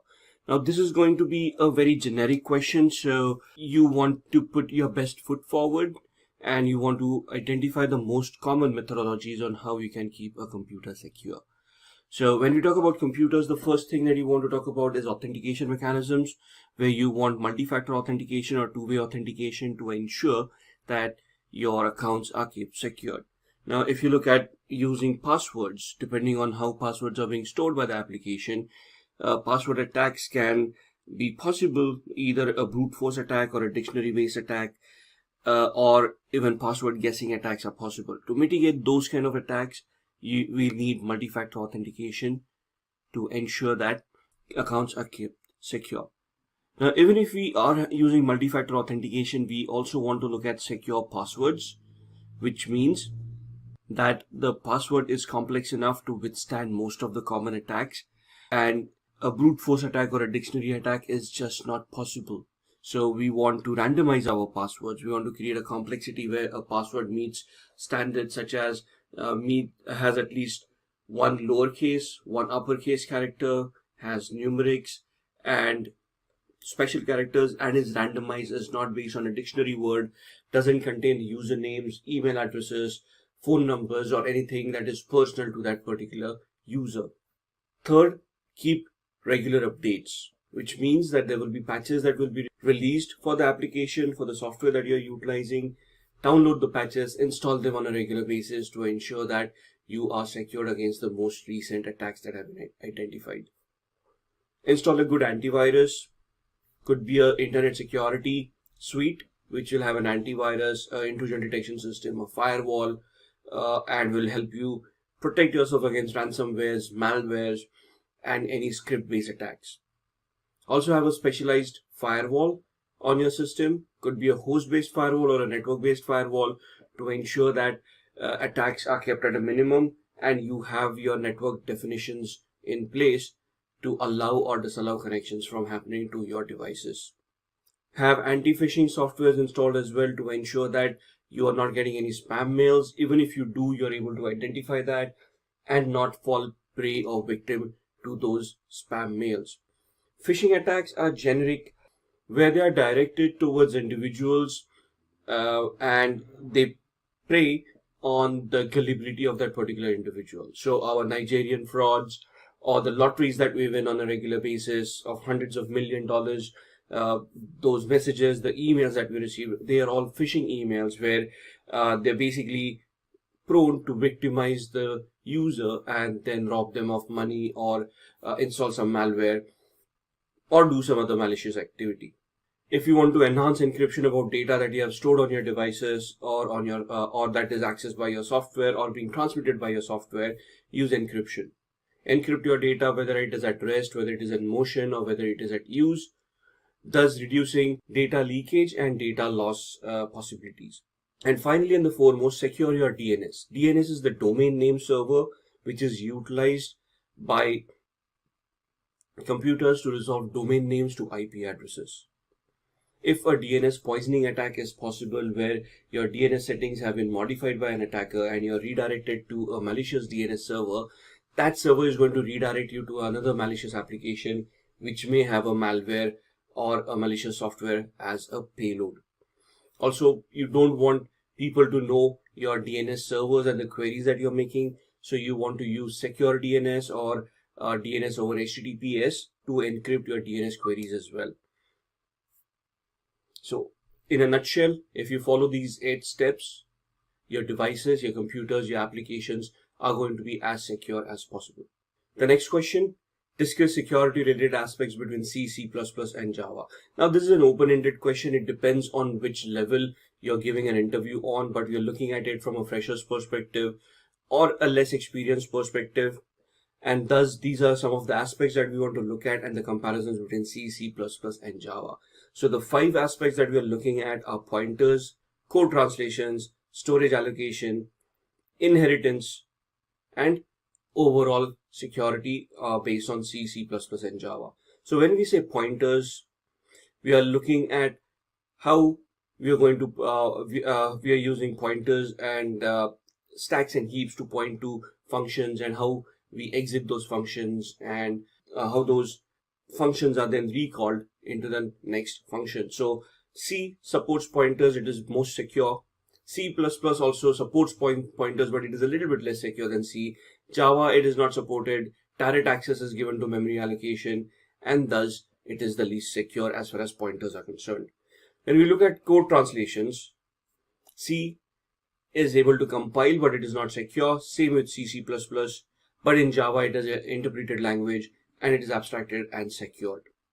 In storage allocation, in C, we use malloc and calloc memory allocation, which is less secure because it does not have internal checks on verifying what memory is allocated and the user input that is being compiled or that is being input to that memory, right? Thus, this can allow buffer overflow errors to creep in because of the non-verification of the input data. So it is the least secure. In C, C++, it uses new and delete options and is comparatively secure, but Java uses a garbage collector and thus is the most secure as far as storage allocation is concerned. When we talk about inheritance, the most secure is C, C++. C has no inheritance, so it's not secure. In C++, it is supported, thus it is the most secure, whereas in Java, there is multi-inheritance that is not supported and thus is comparatively secure. Overall, the most secure out of all these based on these 5 aspects is Java. The least secure is C, and the mid-level is C++. Moving on to question 13. What are the different sources of malware? Now, malware stands for malicious software, right? Malware is basically a software that poses as a legitimate software but has a payload of a Trojan, virus, spyware, keylogger, or some malicious software that is going to have a negative impact on security of your particular device. So the question here is, what are the different sources of malware? We want to identify the most common sources through which malwares infect end user devices in today's world. And we can start with pop-up ads. So most of the websites, if you're visiting untrusted sites, if you're being redirected to sites that you don't know about, there'll be a lot of pop-ups coming your way where it says you're the 1 millionth visitor to this site. Please click here to download your gift. Or it will say, congratulations on winning a particular product for visiting this page, and so on and so forth. There are some instances where you can see a banner which is flashing at you on top of the page and says that there are 8 infections that have been identified on your computer. Click here to download an antivirus to clean the infections. So all of these pop-ups are there as a social engineering attack, as a phishing attack, to make gullible people click on those links and download those malwares. Now, the software that is posing as a security software itself can be a malicious software which is going to install a Trojan or a virus or a bot on your machine, compromising the security of that machine. The second is removable media, USBs. And humans have a fascination with USBs. So if you find a USB lying around, it's a free USB, you get excited about it, and you want to take it home, you want to plug it into a machine and see what's on the USB. Worst case scenario, you format it and you've got a free USB to utilize. Higher the capacity, the better. But that is one of the most easiest way people use malwares to be deployed on unsuspecting users. If there is a USB lying around, why would somebody want to forget a USB? It's most likely planted over there as a social engineering attack so that a gullible person is going to pick it up, plug it into their device. If the device is not secured enough, it is going to install the malware, right? Then documents and executable files. This is where your viruses and all those creeps in. So let's say you're surfing on the internet, you're looking for a software, and you find the software on a particular website. You do not verify the trustworthiness of that site, and you just download and install that software. Now that software could be malware as well. Thus, if you're surfing on the internet, you're downloading files from different locations, you have to research the website, you have to research the source to ensure that it is trustworthy, and only then are you going to download and execute those files. Thus, internet downloads as well. And when we say internet downloads, it's not just untrustworthy sites.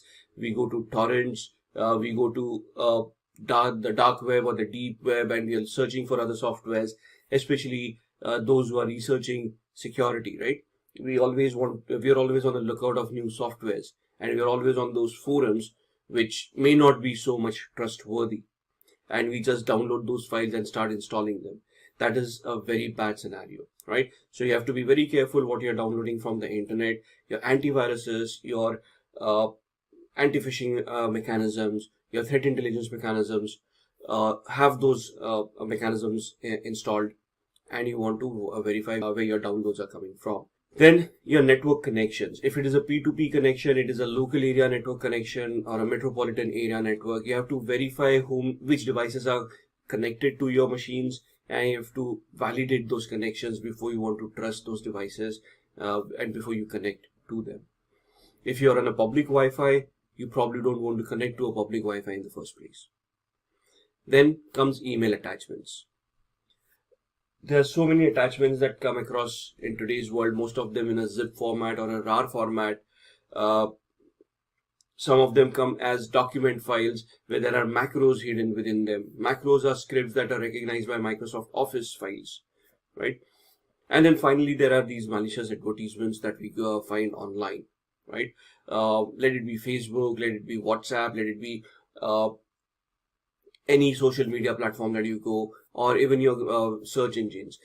their job is to display ads. Their job is not to verify whether the ad is legit or not. It is for us as consumers to be careful and validate that ad and verify whether it is a genuine ad or not. So just don't start clicking on any of the ad, trusting the platform that you're on. Be sure that you are investigating that ad. So these are the most common sources of malware, and the end user will always get infected by one of these mechanisms.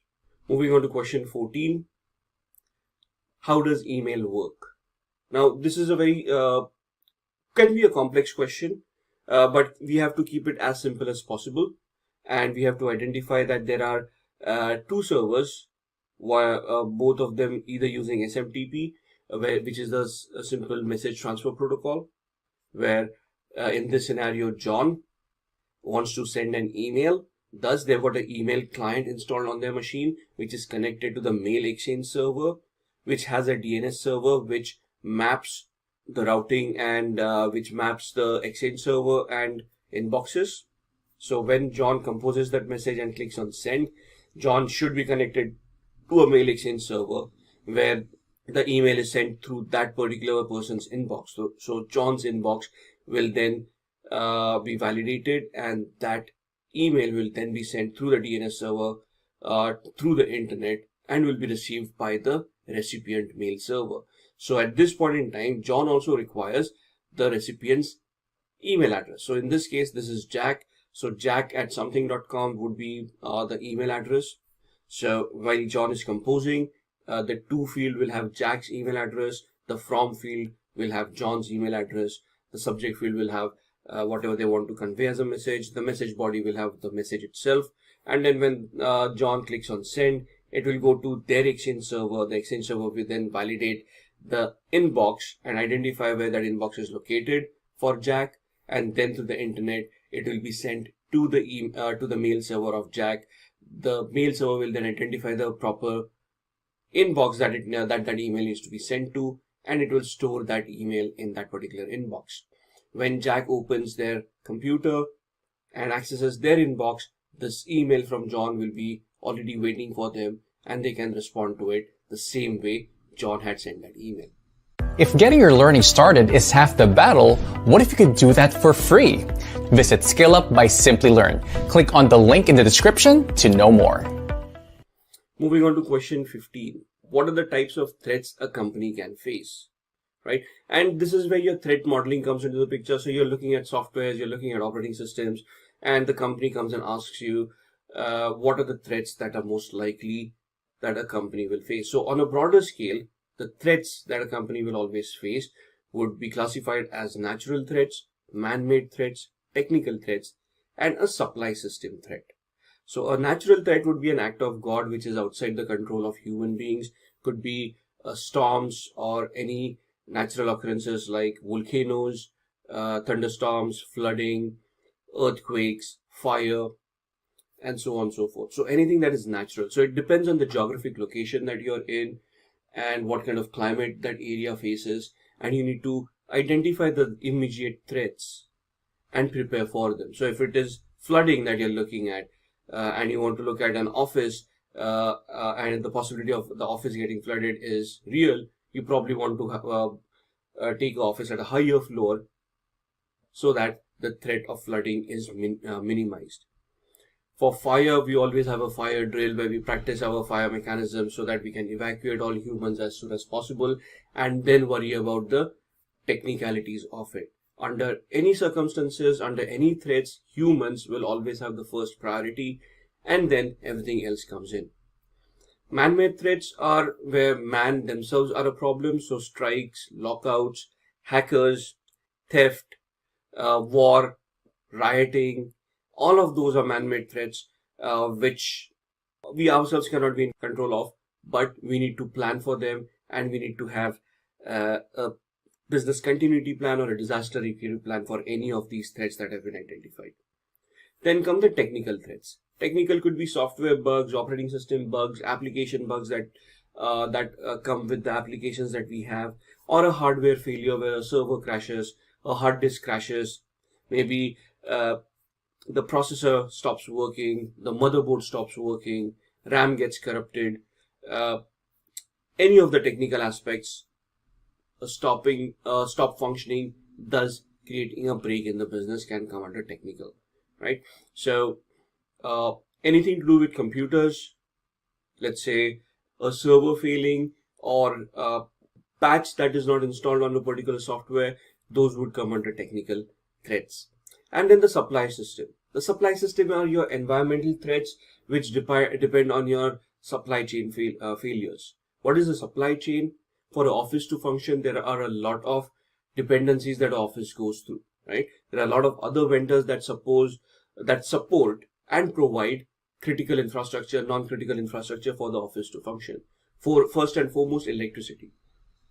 Without electricity, nothing is going to be powered on and you're not going to be able to function. So if there is an electricity service provider and if there's an electric outage, that comes under supply system. So that's a supply chain failure where the vendor that provides electricity to you has failed in providing that particular service, and now you need a business continuity or a disaster recovery plan. So you probably have an inverter, or you already have a power generator plant that is going to generate your own power and supply it to your system, right? There could be short circuits because of fluctuation in the electricity. Maybe the internet service provider fails and your internet crashes, so you have a backup line for the internet from a different vendor, right? And so on and so forth. Maybe your hardware vendors who are supplying you servers, desktops, laptops and whatnot, they fail because they are facing a strike or they go bankrupt, and suddenly you can no longer purchase hardware from your vendor because they no longer are in business. So that's a supply chain failure. So any of these systems failing would also come under threats. So under a broad category, these are the first 4 threats that you need to identify, and then you can elaborate by providing more scenarios based on the experiences that you have had towards each and every of these threats. So a natural threat where you may have had experience where there would have been, let's say, a flooding or any natural disaster which caused a problem for the continuity of your particular business. So identify each and every example for each of these threats and provide that as an example in the interview. What is black box and white box testing? So when you are testing a software or you're testing your infrastructure, there are 2 different tests that you can conduct. The first one is a black box. The second one is a white box. In a black box test, there is no knowledge that is shared with the tester. So let's say you're an ethical hacker and you have been awarded a contract by an organization to test their current application that they have developed. Now, they are not going to give you any information. They are not going to tell you what the application is. They just probably give you an IP address and a port number where the application is hosted. And now you have to fire in your own queries and try to figure out what the application is, try to gather information, see what information can be gathered in the first place. And based on that, you're going to figure out your way, identify vulnerabilities, and see if any of those vulnerabilities can lead to a security incident. So without any knowledge, zero knowledge of the IT infrastructure or the source code, that's a black box attack or a black box test.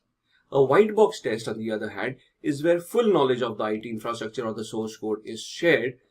So the ethical hacker has complete knowledge, and based on the knowledge, they are then going to test out the system to see if there are any flaws that they can identify, right? So why would these 2 audits be important? Because the first one, a black box audit, emulates the attack of an outsider, an external hacker sitting outside the organization trying to figure their way in. Whereas a white box attack can emulate the attack of an insider. So a disgruntled employee within that organization misusing their access controls or their access rights to make unvalidated profits, right? So somebody who's corrupt, who has been bribed, who wants to sell out company secrets so they're going to try to find out vulnerabilities, try to steal data and try to sell it on the gray market, right? So a white box would emulate an internal attack, a black box would emulate an external attack. Moving on to question 17, what is use case testing? Now, use case testing is a functional test and it is also a black box test, right? What is a functional test? It tests the functionality of a particular software once it has been created. Why is it a black box test? Because the user doesn't know what the functionality is. They just want to find out each and every scenario and try to see what that scenario generates as a response. They are not sure whether that is the appropriate response that should be generated or not. They're just trying to find out the response that is going to be generated after they fire off a query. So this technique is used by testers to get the test scenarios to exercise the whole system from start to finish. So let's say it's a login mechanism for an application, right? Now, a user at this point in time, the tester, since it's a black box testing, will know that it is a login mechanism. They will not know the details of what logging mechanisms are being utilized. So they wouldn't know whether input validation is done. They wouldn't know whether output encoding is done. They wouldn't know how the CGI calls are being made. They will not know how the queries are handled at the server side and how the database is going to treat that particular query. So they have no idea whether SQL injection attacks are possible and so on and so forth. So for them, with whatever input they are going to try to insert for that login mechanism, that's a functional black box test. The functionality being whether the login mechanism works, and based on the type of inputs that they're going to put in, whether it creates an unwarranted output, whether they can bypass the mechanism or they can hack into the system because of some of the flaws that were left behind, right? Another example here is a software made for users to use for documentation. The testers will test all the cases that the user can do. So can the user view a document? Can they add new documents? Can they edit documents? And can they delete documents? So this functionality will depend upon the access controls that have been granted to a particular user. So for this particular user, the tester at this point in time, they would not know whether they're an administrative user or they're a regular user. They'll just try to do all of these and then write the responses saying, I was able to view, I was able to add, I was able to edit, and I was able to delete. Now the result will be then sent to a manager. The manager will look at the results, and then based on the actual access controls that were supposed to be there for this particular user, then we'll try to identify whether this is an acceptable case or whether there were any flaws within this case. Moving on to question 18. What is static and dynamic testing? Now this is again in application testing. Static testing is done in an early stage of development lifecycle. Now, software development life cycles, there are multiple of those. What are these life cycles? There are different stages in which an application is created and provided to the customer. So your first stage would be determining the scope of the application, determining the hardware requirements for that application, then creating a flow chart for that application, a functional chart for that application, and then maybe start coding. Then an architect comes in, tests the code, verifies the code. Then the testing phase comes in. Then the security testing phase comes in. And then the user acceptance testing comes in. But in every stage, at the very earliest of our stage, a static test will always be started to see whatever code has been developed, whatever scope has been developed, whether that scope is going to be correct or not. This will include walkthroughs and code review. What is a walkthrough? A walkthrough is going through documents that have been generated and trying to find faults in the documented journey that has been created so far. So let's say somebody has created a workflow or a flow chart for a program, how the functions are going to be called and how they're going to be executed. So a walkthrough would be where all these responsible people will walk through that particular flow chart and find out any flaws within that and then rectify them. If there is any code that has already been written, this code will be reviewed manually and any flaws within that code would then be identified. Static testing will always be 100% accurate in a very short amount of time because it is immediate. You have created it and then the expert is going to test it to see whether everything is fine or not. Right? It is all about prevention mechanism. So since you're doing it at the inception itself, if you find any flaw, it gets immediately repaired. So this is about preventing vulnerabilities from creeping into that application at a later point in time. Whereas dynamic on the other side is done at the end of the development life cycle. So you have generated the application, everything is ready. Now you want to do dynamic testing. Includes functional and non-functional testing. Functional testing is where the application itself is being tested, the functions to see that all the parameters that are given to the application are functioning properly. Non-functional testing would be where security parameters, administrative parameters, all of them are being verified, right? This is where your test case scenarios come in and you're going to test each and every scenario by generating inputs and analyzing the output that the application is going to give you. Dynamic testing is all about cure. So here you're going to identify vulnerabilities, report them to the management, and the management is then going to figure out a way of patching those vulnerabilities so that they can be mitigated. Moving on to the next question, what are the test levels in software testing? So as far as software testing is concerned, there are 4 test levels: module testing, integration testing, system testing, and the final one is acceptance testing. So in the testing phase of your development lifecycle, the first thing is a module test. We are going to check your routines, your subroutines, your subprograms, procedures that have been written in a program. So all your functions, all your mechanisms for that application are going to be tested. When you go into integration testing, the software may have been integrated with multiple softwares. There may be different API calls coming in, maybe a third-party software on which you're depending upon to supply for information. So all of these integration of various softwares, various APIs are tested to ensure that they are functioning properly and there are no flaws, errors, or mistakes left behind in the integration of all of these softwares. Then the system testing is where the entire system, so including the hardware, including the software, right? It starts from the installation. So now the software is complete. We know which hardware we are going to support for it. We start by installing the software and see whether the installation is going to be completed properly, if there are any errors in the installation process itself. Then once it is installed, the performance of that particular application, the write speeds, the read speeds on the hard disk, the transaction speeds that the application is capable of, the network dependencies that the application may have, all of those would come under system testing. And then the acceptance testing, which is basically a quality assurance exercise that the application meets the client's requirements. So the client in the first stage would have given the scope of what needs to be achieved. In the acceptance testing, you're verifying that that scope has been met and the client requirements have been met, and you can assure the client about the functionality and the performance of that particular application. Coming to the last question in this software programs, what are the valuable steps to resolve issues while testing? So in the previous scenarios where we have started testing, now if you find out, when you execute a particular use case and then you find out a flaw, what would be the steps that you would utilize to address those particular flaws in those tests? The first step will always be record, then you're going to report it, and then you're going to introduce a control process for it.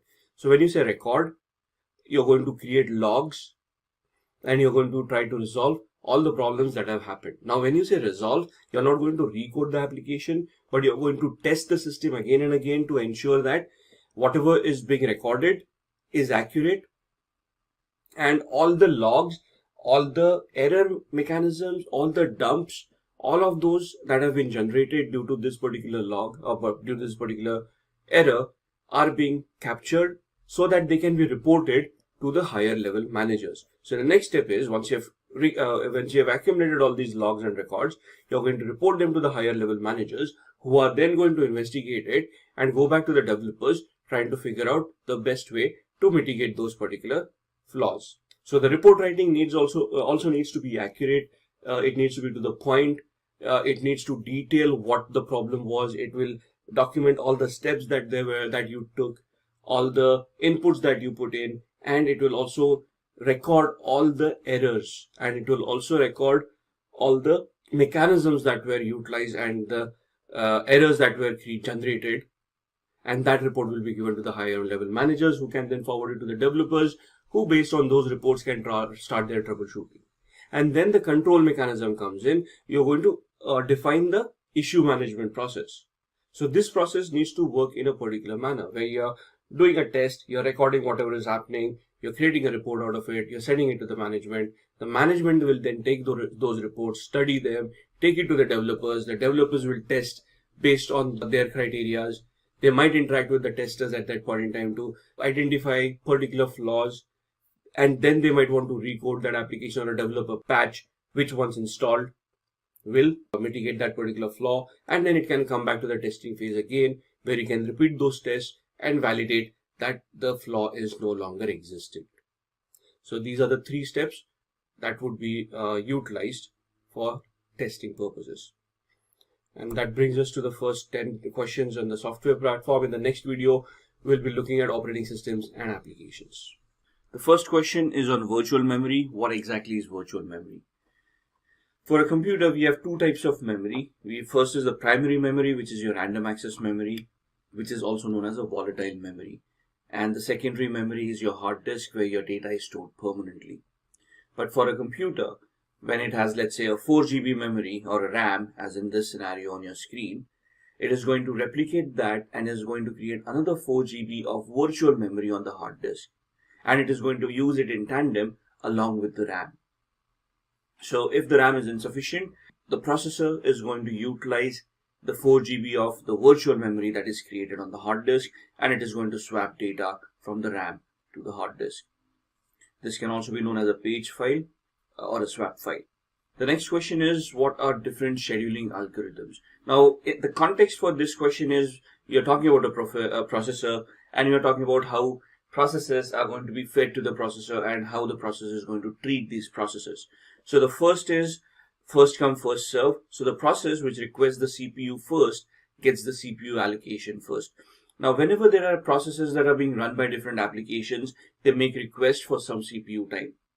Now, in first come, first serve, the first service or the first process that is going to request some processing time will get that much allocated to them. They will run through the process first, and then the next, and the next, and so on and so forth. The second one is the shortest job first. This is the process where the shortest execution time for that process is calculated, and that process is selected first for the CPU. Then there is priority scheduling. This scheduler selects the task to work as per priority. So there would be some tasks that are marked with high priority, some would be normal, and some would be low. So based on this high, normal, or low priority, all the processes will be classified. High priority will be dealt with first, then the normal, and then the least priority. The fourth option is multiple level queues, where processes are assigned to a queue based on the specific property like process priority, the size of memory, etc. So it will be classified based on the attributes given to that particular process, and multiple queues will be created, and then based on the attributes, the processes will be processed by the CPU. Then shortest remaining time. The process will be allocated to the task which is closest to its completion. So, or you look at it this way, the process that will take the least time to complete its processing would be chosen first. And then the round robin method, where each process comes in turn, gets an equal share of time. So if there are 10 processes, each process will be allocated a certain amount of time, after which the next process will be processed, and so on and so forth. And it will continue in a round robin fashion till all the processes get executed. So in short, 6 different scheduling algorithms depending on how the operating system deals with it. The next question is, what are the steps involved in hacking a server or a network? So this is more of an ethical hacking question. You're looking at devices, and the interviewer asks you what kind of steps are involved. What are the activities that you would do in hacking a server or a network? Now, there are no specific steps that you would define, because every hack is going to be unique. But it has a hack can be classified in 5 different steps, which are quite generic, right? So the first step will always be the reconnaissance step, also known as information gathering phase, also known as footprinting or fingerprinting, depending on what exactly you're doing. But in this phase, the attacker gathers all the evidence, all the information that is possible about the targets that they want to attack. So here you're trying to get to know the victim so you can launch specific attacks towards them. You want to identify what operating system they're utilizing, what IP addresses, MAC addresses, the versions of the operating systems and applications, the patch levels, find out vulnerabilities, find out whatever information is possible, find out the information about the person who's using those computers so you can launch social engineering attacks, and so on and so forth. So the first step is all about gathering enough information based on which you can launch further attacks. Once you have that information comes the second phase, which is known as the scanning phase. This is more of a technical phase. So you have in the first step, you've got your IP addresses, domain names, maybe even network maps, and you have identified which devices are available. Now, in the scanning phase, you're going to identify live devices and then you're going to scan them for open ports, processes, protocols, services. You're going to identify vulnerabilities. You're going to enumerate them to identify more information from them. Thus, at this point in time, you will have identified a certain set of vulnerabilities or a certain set of security loopholes that you can misuse. Once you have identified those, you're going to the next step, which is the gaining access step.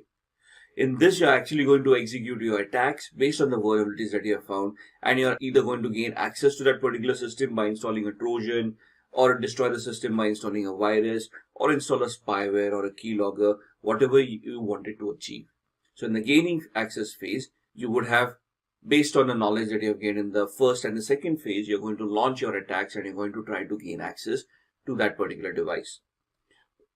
Then the next step is where you're going to maintain that access. Now that you have hacked into that device, it is not necessary that you will always be able to get access to that device. Suppose you have cracked the password of that particular user and the user changes that password after a few days. Your attack is worthless. So what you're going to do here is you're going to maintain your access.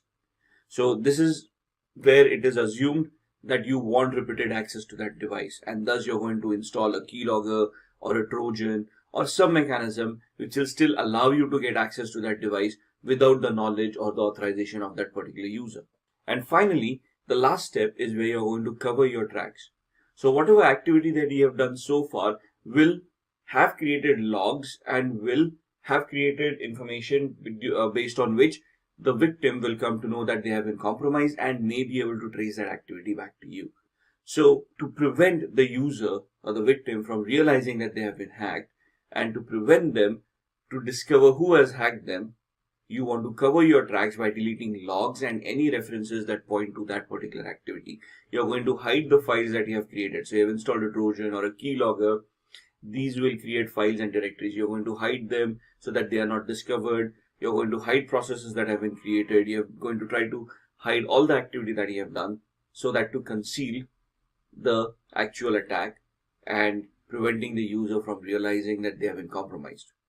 So these are the 5 steps that will be involved in hacking a server, network, application, or any computing device you'll come across. The next question refers to what are the various sniffing tools. Now this is a network-based attack where you're trying to capture data packets that are being transmitted over the network, and then you're going to analyze them to see if you can capture any sensitive information like usernames, passwords, bank details, or anything of that sort. Now, these tools will also depend on which operating system you're utilizing. For example, MSN Sniffer would work on Microsoft operating systems. EtherCap would be based on Linux, and so on and so forth. So on the screen, you'll see 6 different sniffing tools that work on different operating systems. Wireshark is something that is common both on Windows and Linux. It is used to analyze network in detail. It is the de facto tool that you will come across in most of your ethical hacking trainings, in most of your organizations when they want to do data captures. Now, data capturing or packet capturing is not only done by hackers to gather more information, but it is also a known troubleshooting technique used by administrators and network administrators to analyze any issues that may be going on in the network, right? So the first tool you see on the screen is Wireshark. Like we stated, is available for Windows, Linux as well. Then there is TCP dump, which again has the same capability of Wireshark, but is a command line version, whereas Wireshark also has a GUI, a graphical user interface. TCP dump is available on Linux. MSN Sniffer, it's a very old tool. When we had MSN Messengers, MSN Messenger is no longer there, but Microsoft does or did have a Microsoft Message Analyzer tool, which they have stopped development since 2015. But that's another tool that is specific for Microsoft operating systems from Microsoft that can be installed to gather more information. Then you got EtherCap, which is a tool to launch man-in-the-middle attacks, data capturing, and is essentially a Linux command line based tool. Then DSNIF is another password and network capturing tool which can help you capture data packets, prominently a Linux tool. Same with Iterate. This is a graphical tool which will allow you to capture data traffics and map protocols and identify which IP addresses have been communicating with what. Essentially, all of the tools have similar functionality, except that some have additional functionality like launching man-in-the-middle attacks or capturing or having specific filters that will help you identify and troubleshoot some network issues that you may be facing. Moving on to the next question, what is an operating system? Now, this is a very difficult question to answer because we normally, when we want to answer this question, we start off with the functionality of an operating system, right? We try to describe what Windows does or what Linux does or what Mac OS does, and then we are trying to figure out what an operating system is in the first place. But an operating system essentially, as the slide says, is a software program that provides a platform for computer hardware to communicate and operate with the computer software. So it is basically an enabler for human interaction with the hardware that you have. If you take the operating system out of the question, it's just some hardware which cannot interact with you. But essentially, when you have an operating system like Microsoft Windows or Linux or Mac, you're essentially installing an instruction set on that particular device, which will allow you to interact and manipulate the hardware to do whatever you want that hardware to do, right? Essentially, when we talk about drivers for your various devices, like a driver for your LAN card or for your sound card or for your graphics card, which allows you to tweak these cards for functionality, right? It allows us input and output functions.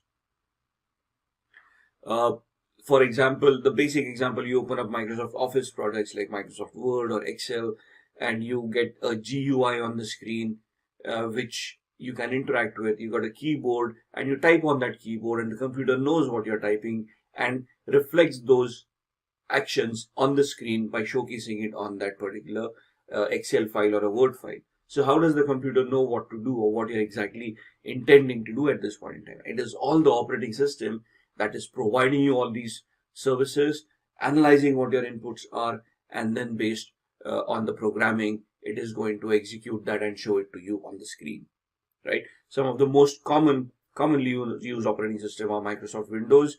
You have them in desktop as well as server variants. Unix, Linux, again, Linux has desktop and servers. You got Ubuntu in Linux, Red Hat, and so on and so forth. And then you got Mac OS for Apple related components. The next question, what is the difference between microkernel and macrokernel? Now, the first thing we need to know is what is a kernel. Kernel is the heart of the operating system that allows that input and output to happen. It allows those drivers to be set up so that the hardware can interact with the software, and we can then instruct the software and the hardware both to function in a particular manner. So there are two types of kernels, microkernels and a macrokernel. Macrokernel is something that we normally use. Microkernels are for operating systems that use processes directly handled by the processor. The microkernel is very small in size. Macrokernel is large because it basically is the entire image of the operating system. The execution for a microkernel is slow. The macrokernel is going to be faster because it is more evolved. There's a lot of programming involved. Extendability, microkernels are easy to extend. Macrokernels are hard to extend. As far as security is concerned, if a macrokernel crashes, it takes everything down with it. The entire operating system is going to crash. But in case of a microkernel, it is only that particular process that is going to get affected. Microkernel, there is a lot of coding involved. Macrokernel, less coding is involved. Examples of microkernels would be Symbian OSs, most popularly used on yesteryear phones, Nokia's if you remember those, QNX and so on and so forth. Macrokernels, your Linux or BSD operating systems essentially use macrokernels. Next question, what are the different types of operating systems? So as you can see on the screen, 5 types of operating systems: batched OS, distributed operating systems, time sharing, multi-program, and real-time. What are batched operating systems? The computer operator places the jobs coming from input devices into batches. So consider this not from a desktop perspective, but from a server perspective, where these devices are used by organizations to compute and to crunch some processes that is going to make some business sense out of it. So when there are multiple processes coming in, multiple jobs that are going to be scheduled, a batched OS is going to place these jobs in batches, and they're going to crunch those based on the inputs that have been given by these operators. Distributed OSs where there are multiple computers which are interconnected and are communicating through networks. So in a corporate environment, you don't use one single computer to do everything. You got a data center, and the data center will have a cluster of servers where they're going to share some resources to crunch one particular task, right? So that's where your distributed OSs come into the picture. Then you have time sharing OSs where you are renting some time. So time sharing OSs minimizes the response time. Example, in today's world, cloud, right? You go onto the cloud, you have a virtual service over there. You schedule something, you schedule a job over there, it is executed, and for that time being, that operating system services your particular request and provides you that particular job. Any application that you see online that is executed, for example, Facebook, from a consumer's perspective, could be a time shared experience. Then, multi-programmed OS, the operating system uses CPU scheduling to separate jobs. So you're scheduling the CPU to complete certain jobs in this particular manner. And in real-time OS, the operating system gives maximum time to critical operations. So it identifies the priority of these operations. It knows the high priority items, the medium, low priority items, and based on that, it is going to execute these critical operations and get the job done. Moving on to the next question, what is the difference between logical address space and physical address space? Now, when you're looking at address spaces, this is where applications come into the picture, and when you execute an application, it is going to create a particular address in the memory where it is going to create a buffer to store its own information so that it can be provided to the processor, processed, and then can be returned back to the application as an output, right? So as far as definitions are concerned, a logical address is generated during running of an application or a program. A physical address is a physical address or a physical location on the memory module itself, right? Visibility, you can view a logical address because it is programmed into a computer. So if I'm looking at C, C++, and I'm using malloc or memory allocation, that's where the logical address is going to be created, where a buffer is going to be created for that program, and whatever the user input is going to be, it's going to be stored in that buffer. But whereas physical address is concerned, this logical address will be created on a physical store or a physical memory module, which will have its own addressing mechanism. Thus, you can see the memory module, but you cannot see the specific address on that particular memory module. But as far as a logical address is concerned, while you're programming or you're debugging the application, it will show you the logical address that has been created, the start point and the end point of the logical address that has been created for that particular program. It can be shown in a debugging environment, right? Address space, logical, and physical address is physical, like I discussed, it's the memory module itself. You can access only the physical address on that particular memory because logical addresses can be viewed, but you cannot access them physically. Generation, the logical addresses are generated by the CPU during the processing time, whereas physical addresses are generated or computed by the memory management unit or the MMU that you have on your computers.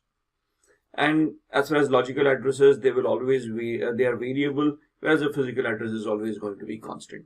Looking at the next question, what is the difference between logical address space and physical address space? So moving on from the previous question to this, the logical address is an address created by the CPU for the processes that need to be addressed and that need to be stored as a buffer in the physical memory.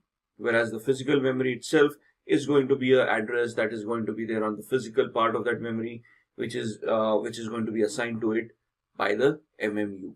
Then the next question discusses shells. So what shells are used in Linux? Now, what is a shell? Shell is the command line interface that we utilize on a Linux machine. So the terminal window, as we call it, is a shell. And there are different variations of a shell based on what Linux operating systems you're using. The desktop operating systems that you use or the server operating systems in today's world that you're going to use normally will always have a bash shell, which is the first shell that you see on the screen. Known as a born again shell, it is a default for Linux distribution. So as far as end consumers, regular consumers are concerned, it is always going to be a bash shell, a born again shell that you're going to utilize for scripting and to execute regular commands. But when it comes to high-level programming or it comes to specialization tasks, then you've got the rest of these shells that you can utilize. For example, the KSH, known as a Conn shell, is used for high-level programming, which supports associative arrays and built-in operations. The CSH or the C shell has different functionality like spelling corrections and job controls. The ZSH or the Z shell provides unique features like file generation, startup files, and Fish, friendly interactive shell, which provides features like auto suggestions and configuration. So all of these have different functionalities depending on what usage that you have for that particular shell. The most common shell, like I stated, is the bash shell that you'll always come across in your desktop Linux operating systems. Then looking at the next question, what are the process states in Linux? Now, what is a process? Process is basically a service that is running for a particular application, for that application to function, right? This process is going to direct user input to the processor, process it, get that output back to the application, execute it, and then show it onto the graphical user interface for the user. So in Linux, there are 5 states for a process. First is the ready phase. Now in ready, in this state, the process is created and it is ready to run. So it is waiting for input. It's ready. The application is executed. The running is when the process is being executed itself. Blocked or wait is when user input is being looked upon. So it's waiting for user input so that it can do the processing. Completed or terminated, it has completed its execution or was terminated by the operating system for some reason or the other. So this is where things have, the processing has been completed. And then last state is zombie, where the process is terminated, but the process table still holds the information. Maybe it is waiting for the kill request before it gets terminated. So these are the 5 states for a Linux process to be in. And that brings us to the 10 questions in the operating system and application space. In the next video, we'll be looking at 10 more questions on cyber attacks. Interview questions based on cyber attacks. Let's start off with the first one. The first question is, what is SQL injection? SQL stands for structured query language, which is a language that is used by most of your databases or your relational databases.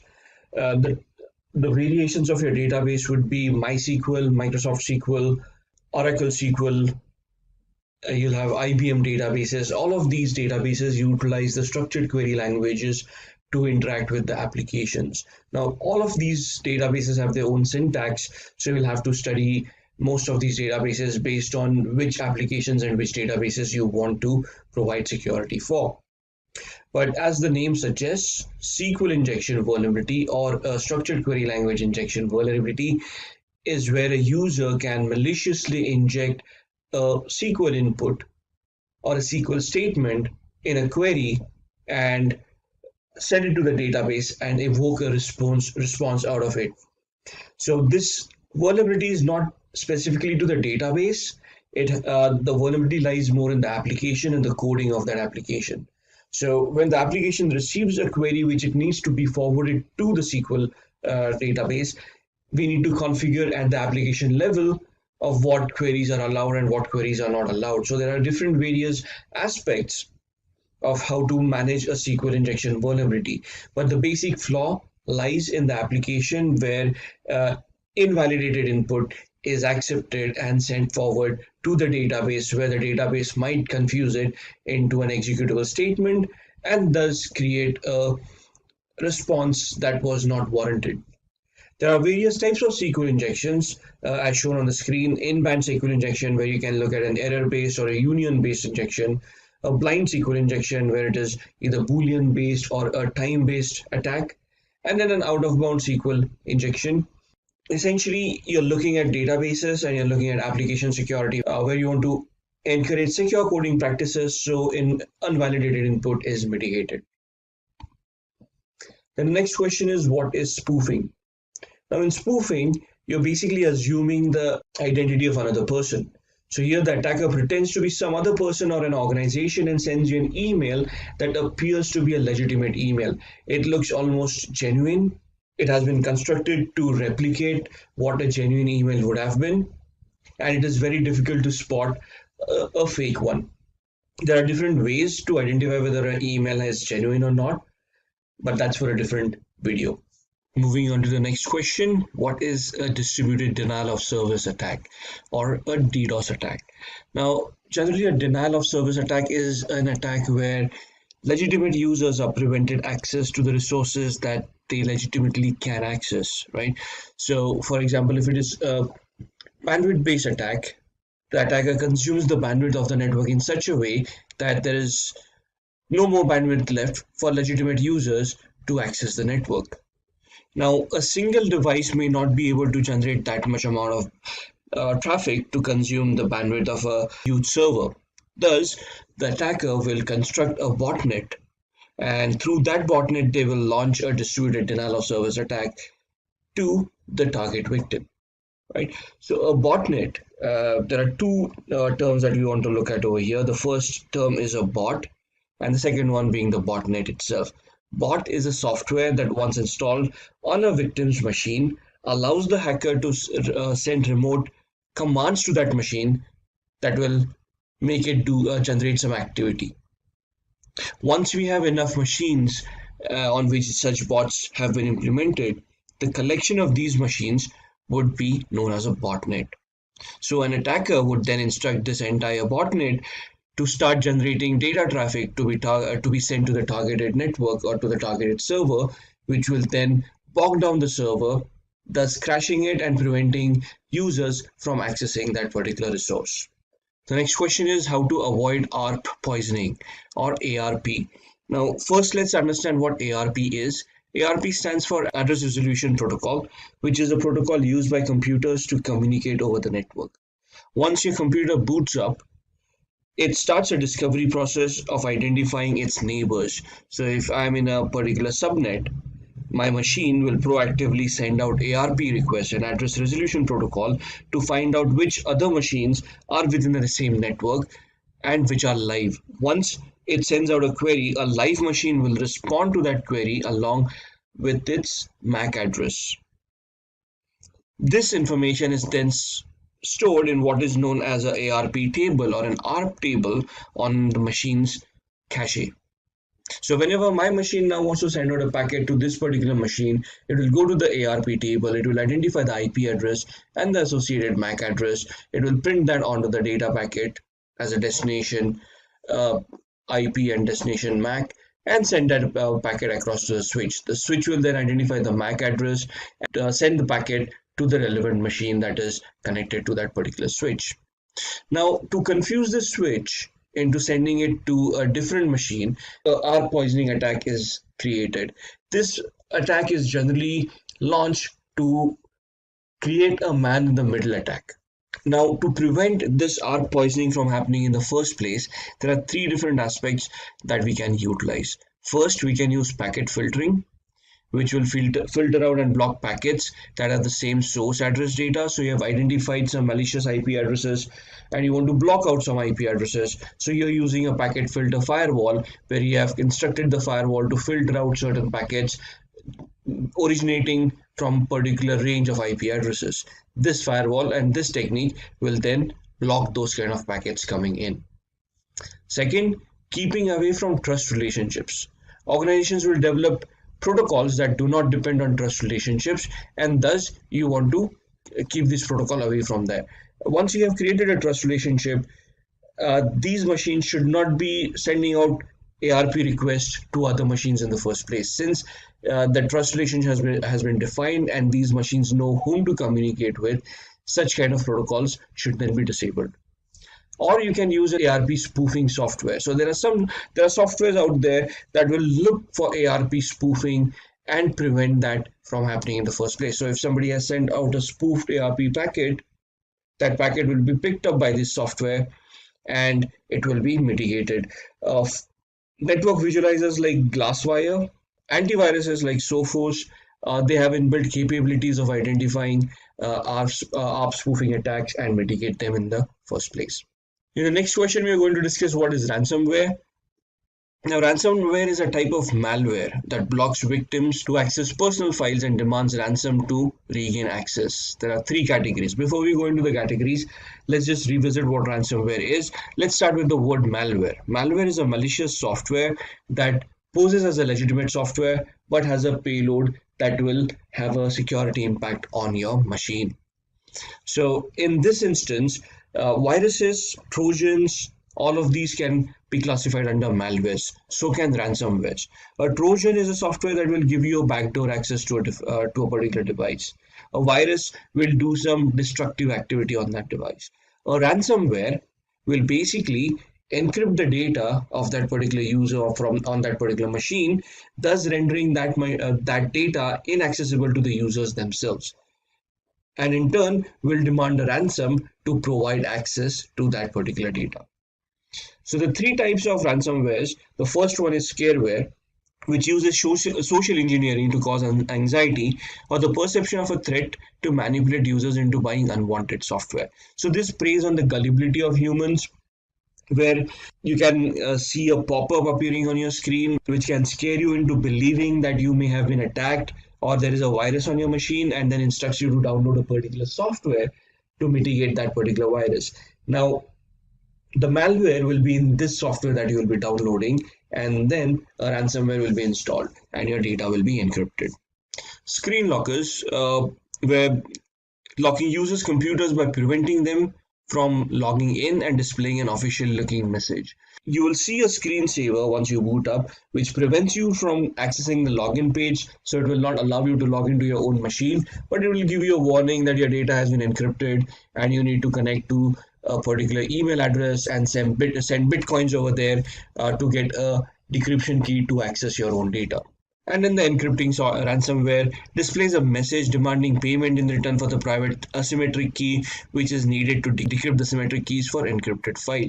So once your files have been encrypted, you might just have a blank screen in front of you where you'll receive a warning message where it instructs you to pay up a ransom in bitcoins or in some cryptocurrency to some particular digital e-wallet which is not traceable. And once you make that payment, they will send you the decryption key and then you can access your data. If getting your learning started is half the battle, what if you could do that for free? Visit SkillUp by SimpliLearn. Click on the link in the description to know more. Then talking about the next question, what is the difference between an active and a passive cyber attack? Now, when we talk about cyber attack is an activity that is caused by a malicious user who wants to try to get access or do some security incidents on the victim's devices.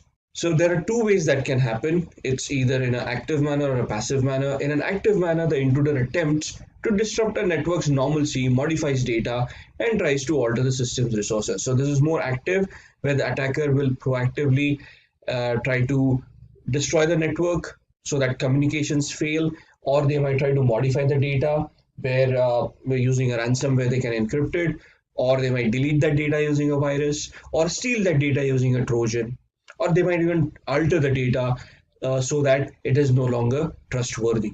Whereas in a passive attack, the intruder intercepts data traveling through a network. Here the intruder eavesdrops but does not modify the message. So they're just listening in, they're just observing what is going on. They're not manipulating the data, they're not stealing anything.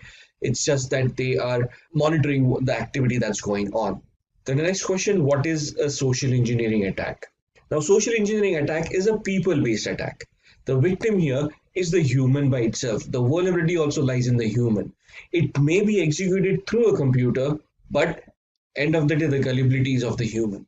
So it is the art of manipulating people so that they end up giving up confidential information.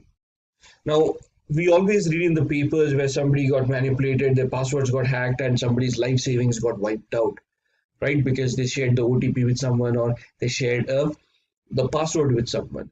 Now, creating a scenario where these people will fall prey to this attack and share this kind of personal information to unknown people, that is where the social engineering attack comes in.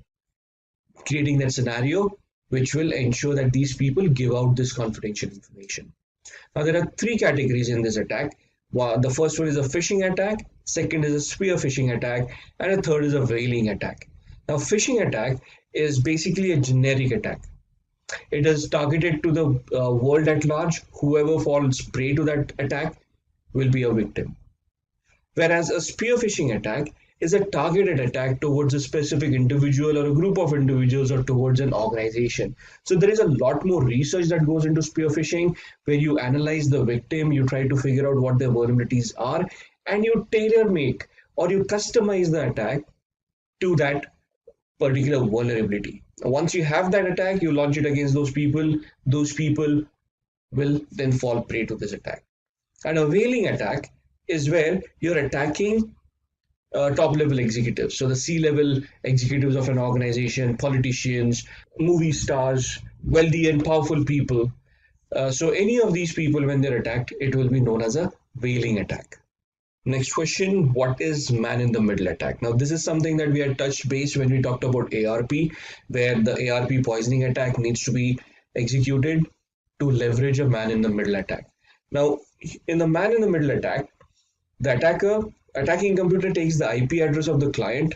Unaware of this, the server continues to communicate with the attacker. Now, if you remember in a previous question, we have also talked about spoofing. So in this scenario, attacker has spoofed their IP address to replicate themselves as a genuine client. And now with that spoofing in mind, they might either through a ARP poisoning attack or just because of the spoofed IP address become a man in the middle. That means that they are now eavesdropping on the conversation between the actual client and the server by posing themselves as a server. In this scenario, the attacker is now a go-between between the client and the server and can eavesdrop and can copy the data. If they want, they can modify the data as well. So as you can see on the screen, the attacker becomes man in the middle, which means that they are now eavesdropping on the conversation that is happening between the client and the server. The next question, who are black hat hackers and white hat hackers? The main thing is the differentiation between a black hat hacker and a white hat hacker. Now, a black hat hackers are skilled individuals who illegally hack into a system. The motive behind such an attack is mostly for monetary gain. These individuals are also known as security crackers. Now, if you look at your criminal hackers, those who have malicious intent, those who do hacking for the intent of personal gain or for the matter of disruption. The main thing that black hat hackers lack is authorization. They are not authorized to do the activity that they are about to do, and they are going to get unauthorized access to devices or to data, which is going to cause losses to the organization involved. Whereas on the other side, a white hat hacker are also known as ethical hackers. These are the individuals who discover vulnerabilities in a computer network, and they help the organizations mitigate these vulnerabilities. They help the organizations defend themselves from black hat hackers. So the main difference between these two types of hackers, a black hat and a white hat, is the intent and the authorization. So black hat hackers will have malicious intent. They will try to personally gain from that attack by finding out vulnerabilities. They also will not have authorization to conduct whatever activity they are doing. Whereas on the other side, white hat hackers will be hired by organizations. They will provide authorization for certain activity that the white hat hacker can do to find out those vulnerabilities. Once those vulnerabilities have been found out by the white hat hacker, they will report it to the management and guide them in implementing security controls to mitigate those vulnerabilities. The main difference between a black hat and a white hat is the authorization and the intent. The next question, what are honeypots? Now, honeypots are a very interesting device that can be introduced in a network. These basically are decoy servers that are implemented in a network to attract the attention of an attacker. It is there to lure an attacker into attacking that particular device, thus creating a security blanket for the rest of the devices. So if an attacker has been able to bypass a firewall and is now trying to scan a particular network, when they scan, they will come across various devices that are there in the network. They will then proceed to do a vulnerability scan on these devices. The honeypot at that point in time will provide as prove as an attraction to these attackers, because it will demonstrate some vulnerabilities to the hacker which will divert their attention. So these vulnerabilities are simulated on these devices. These actually do not exist. But the moment the attacker then starts interacting with the honeypot will identify that as a malicious traffic and will warn the administrator about a possible attack that is going on. The administrator will then investigate through the honeypot of what activity is going on, and then reconfigure their security controls to block the attacker or mitigate the attack itself. Right? So it is more of a decoy server that will showcase or simulate some vulnerabilities to an attacker, thus to lure them and safeguard the rest of the network. These are the 10 questions for cybersecurity. In the next video, we'll be talking about cryptography. The first question, define cryptography, encryption and decryption. Now, cryptography is used by security professionals to scramble data into non-readable format, which is used in securing that information.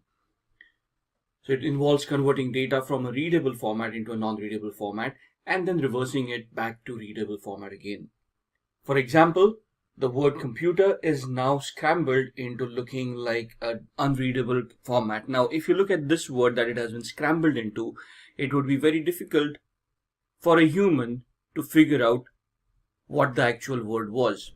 Now, in this scenario, we have taken an algorithm where we have made a shift of the alphabet, where we have added 2 alphabets to the current one. So C plus 2 becomes E, O plus 2 becomes Q, M plus 2 becomes O. So we have done a shift of 2, and thus the key over here for this algorithm is the alphabet plus 2. So any person who figures that out will be able to unscramble this and convert this back into readable text.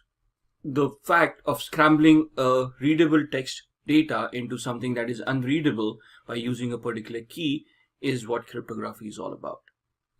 Now, as we discussed, the decryption again is replacing the alphabet and taking it further back by 2 characters. So E minus 2 becomes C, Q minus 2 becomes O, O minus 2 becomes M, and so on and so forth. So anybody who knows this key, the shift key, anybody will able to decrypt this particular character. So this depends on the user. If I want to utilize alphabet plus 5, then the spacing, the shifting of that character will be the 5th character from that particular character, and so on and so forth. The next question, what is the difference between ciphertext and clear text? Ciphertext refers to the text which is encrypted and totally undecipherable. The message received after decryption is known as clear text. This text is comprehensible. So the word computer is clear text. That means that it has not been treated to any cryptographic measures. It does what it is intended to be.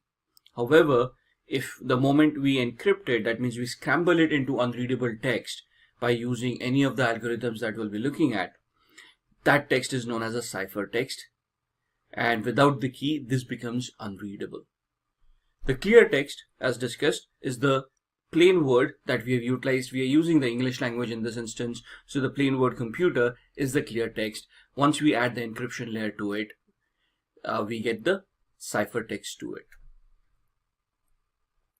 Moving on to the next question, what is a block cipher?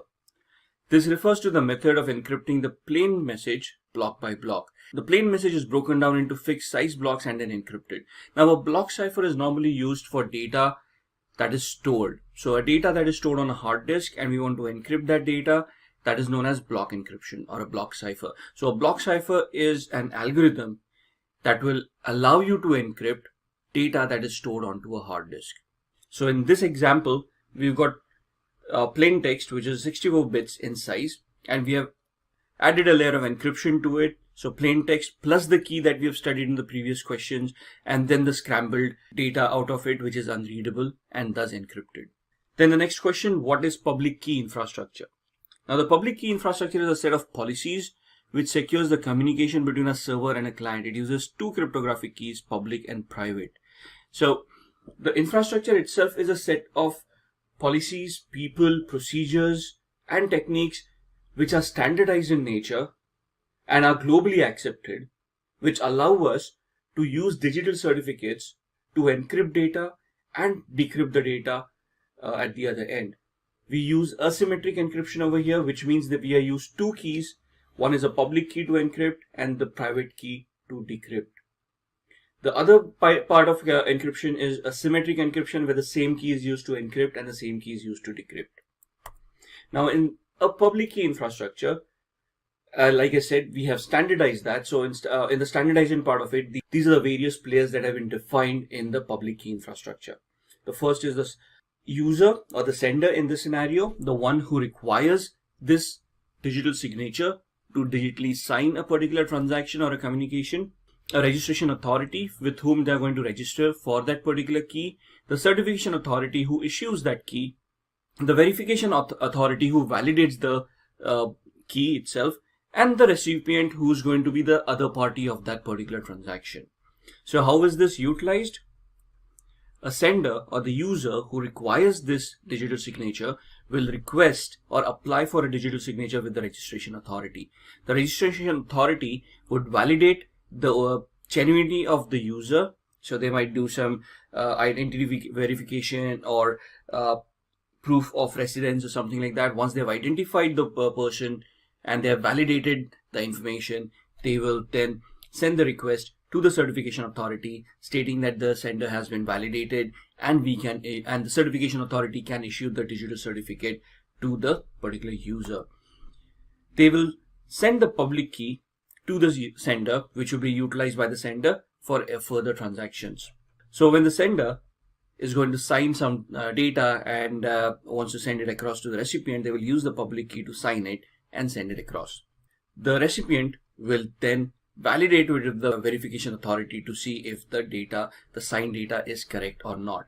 Now, while the certification authority sends the public key to the sender, the certification authority updates the private key with the verification authority. So whatever is signed by the sender, received by the recipient, and they want to validate it, they will send it back to the verification authority. The verification authority will validate using the private key. Once the private key is validated, it will then send the OK signal back to the recipient, thus allowing the validation of that particular transaction. If the signature is tampered with or is not, the verification authority is not able to validate the signature, it will then send a denial message back to the recipient and the transaction will not go through. So the PKI enables trusted digital identities for people. So the PKI grants secure access to digital resources based on the infrastructure that has been created. And the core of the PKI is a certification authority which ensures that the trustworthiness of the digital data is ensured. So going back to the previous slide, these are the key players that have been standardized in the public key infrastructure. The certification authority is the authority that issues the digital certificates. The validation authority is the one who validates that digital certificate. Moving on, what is RSA? RSA is one of the first public key crypto systems that is used for secure data transmission. It stands for Rivest, Shamir and Edelman. Now these are the three people who have created this algorithm: Ron Rivest, Adi Shamir and Leonard Edelman, who are the inventors of this technique. It is an asymmetric cryptography algorithm which works on both public and private keys. Hence the encryption key is public and the decryption key is kept private. Now, as we have discussed earlier, symmetric and asymmetric cryptography. Symmetric cryptography is where the same key is used to encrypt and decrypt. Whereas asymmetric cryptography is where there are two keys to encrypt and decrypt the algorithm. What are the few alternatives to RSA? Now, RSA is an algorithm that is used for encryption. There are a lot of other algorithms that can be utilized to alter or to scramble data depending on your requirements. So in the previous question, we have studied and we have talked about what RSA is. It stands for Rivest, Shamir and Edelman, the three creators of that particular algorithm. But there are a lot of alternatives to this algorithm depending on how secure you want that data to be. And some of them are listed here on your screen: Duo Security, Okta, Google Authenticator and LastPass. LastPass is a password manager. So is Duo Security. Google Authenticator is something that we all utilize. It is an application that we can download and store on our mobile devices, and we can set that up to authenticate ourselves with certain portals. So it issues a unique ID to us, which once utilized will allow us access to those particular portals. Okta is an identity manager where you have created different digital identities and you have assigned them certain permissions, and based on your authentication mechanisms, Okta will allow or disallow access to those different applications or different portals as you have configured it. So all four are authorization and authentication mechanisms which can be used as alternatives to RSA. If getting your learning started is half the battle, what if you could do that for free? Visit SkillUp by SimpliLearn. Click on the link in the description to know more. Next question, what are the prime objectives of modern cryptography? And this is a very important question because we've so far looked at what cryptography is and what public key infrastructure is. But what is the achievement out of it? Why are we utilizing it? And what do we want to gain out of it? So the main and the prime objectives of modern cryptography are as follows, mentioned on your screen. The first one is confidentiality. The second one is non-repudiation. Third one is authenticity. And the fourth one is integrity.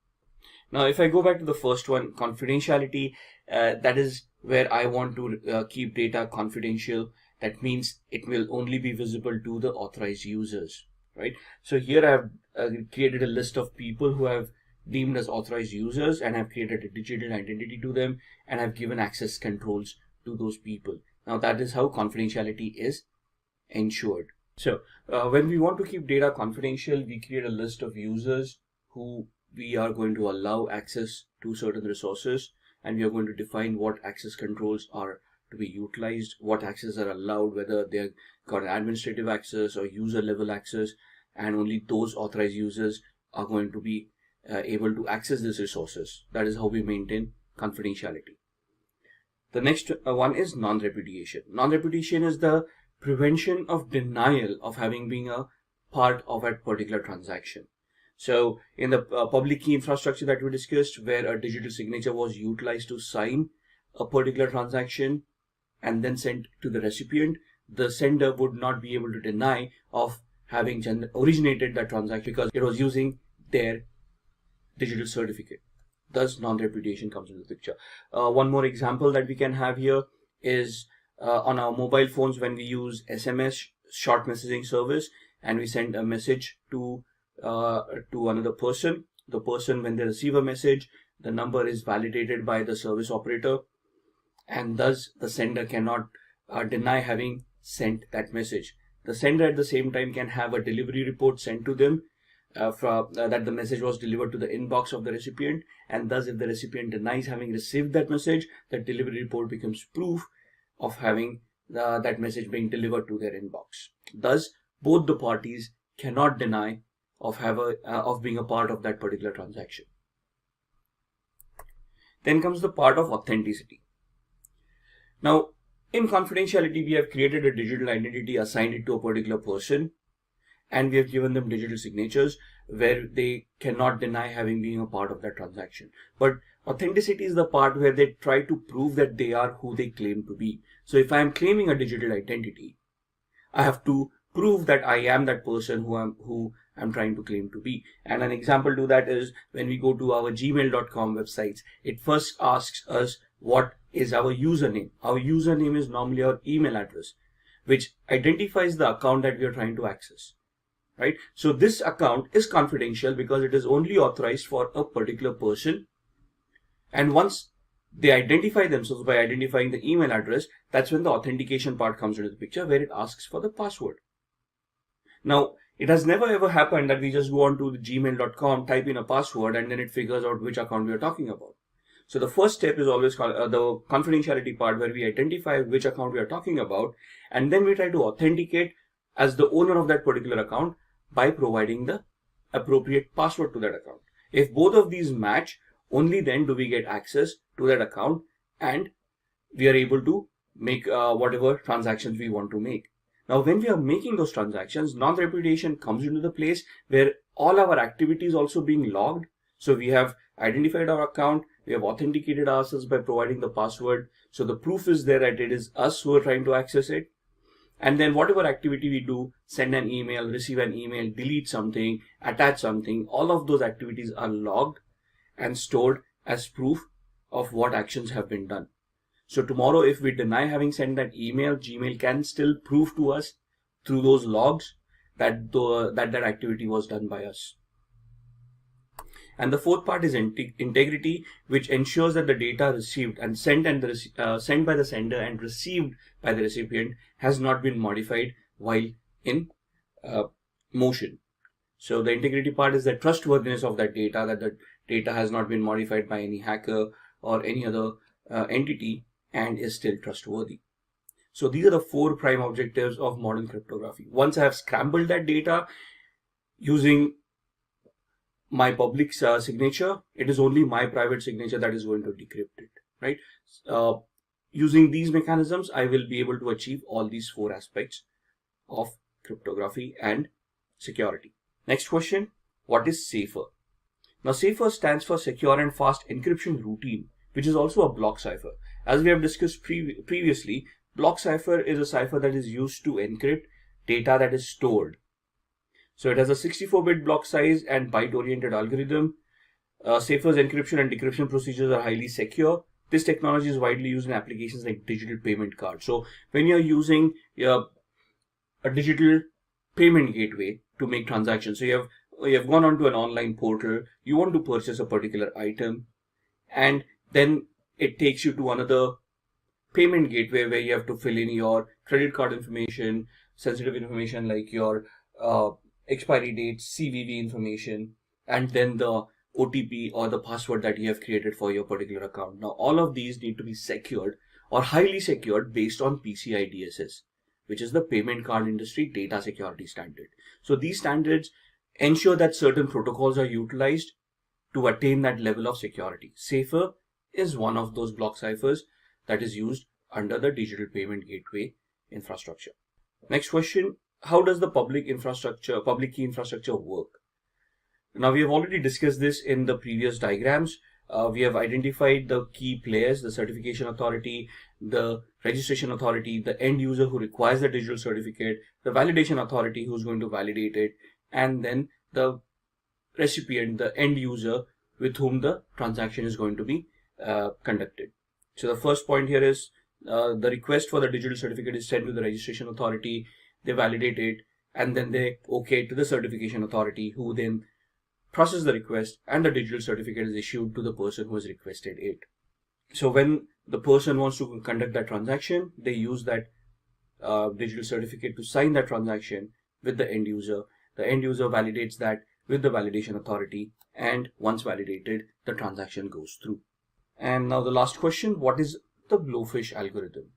It is a 64-bit symmetric encryption algorithm. So this is an algorithm that uses the same key to encrypt and the same key to decrypt. The same secret key is used to encrypt and decrypt the messages. Here the operations are based on exclusive ORs and additions to 32-bit words. The key has a maximum length of 448 bits. Now this is a little bit technical. You might not want to go this technical in an interview question. You just need to identify what the algorithm is used for. So whether it is a symmetric algorithm, which means it uses the same key, or a asymmetric algorithm where it uses a public key to encrypt and a private key to decrypt. Thus the blowfish algorithm is just one more algorithm which uses symmetric encryption to encrypt and decrypt data. Algorithms that we have seen, RSA and others that we have discussed. As far as the interview questions are concerned, what we need to remember is which algorithms are symmetric, which algorithms are asymmetric, what do symmetric algorithms do, and what do asymmetric algorithms do. And we also look at block ciphers and stream ciphers. Block ciphers are utilized to encrypt data that is stored, stationary data, data at rest, and stream ciphers are utilized for data in motion while they are being streamed. And with that, we have come to the end of this video on Cybersecurity full course. I hope it was informative and interesting. If you have any questions related to the topics that were covered in this video, please ask away in the comment section below. Our team will help you solve your queries. Thanks for watching, stay safe and keep learning. Hi there, if you like this video, subscribe to the SimpliLearn YouTube channel and click here to watch similar videos. To nerd up and get certified, click here.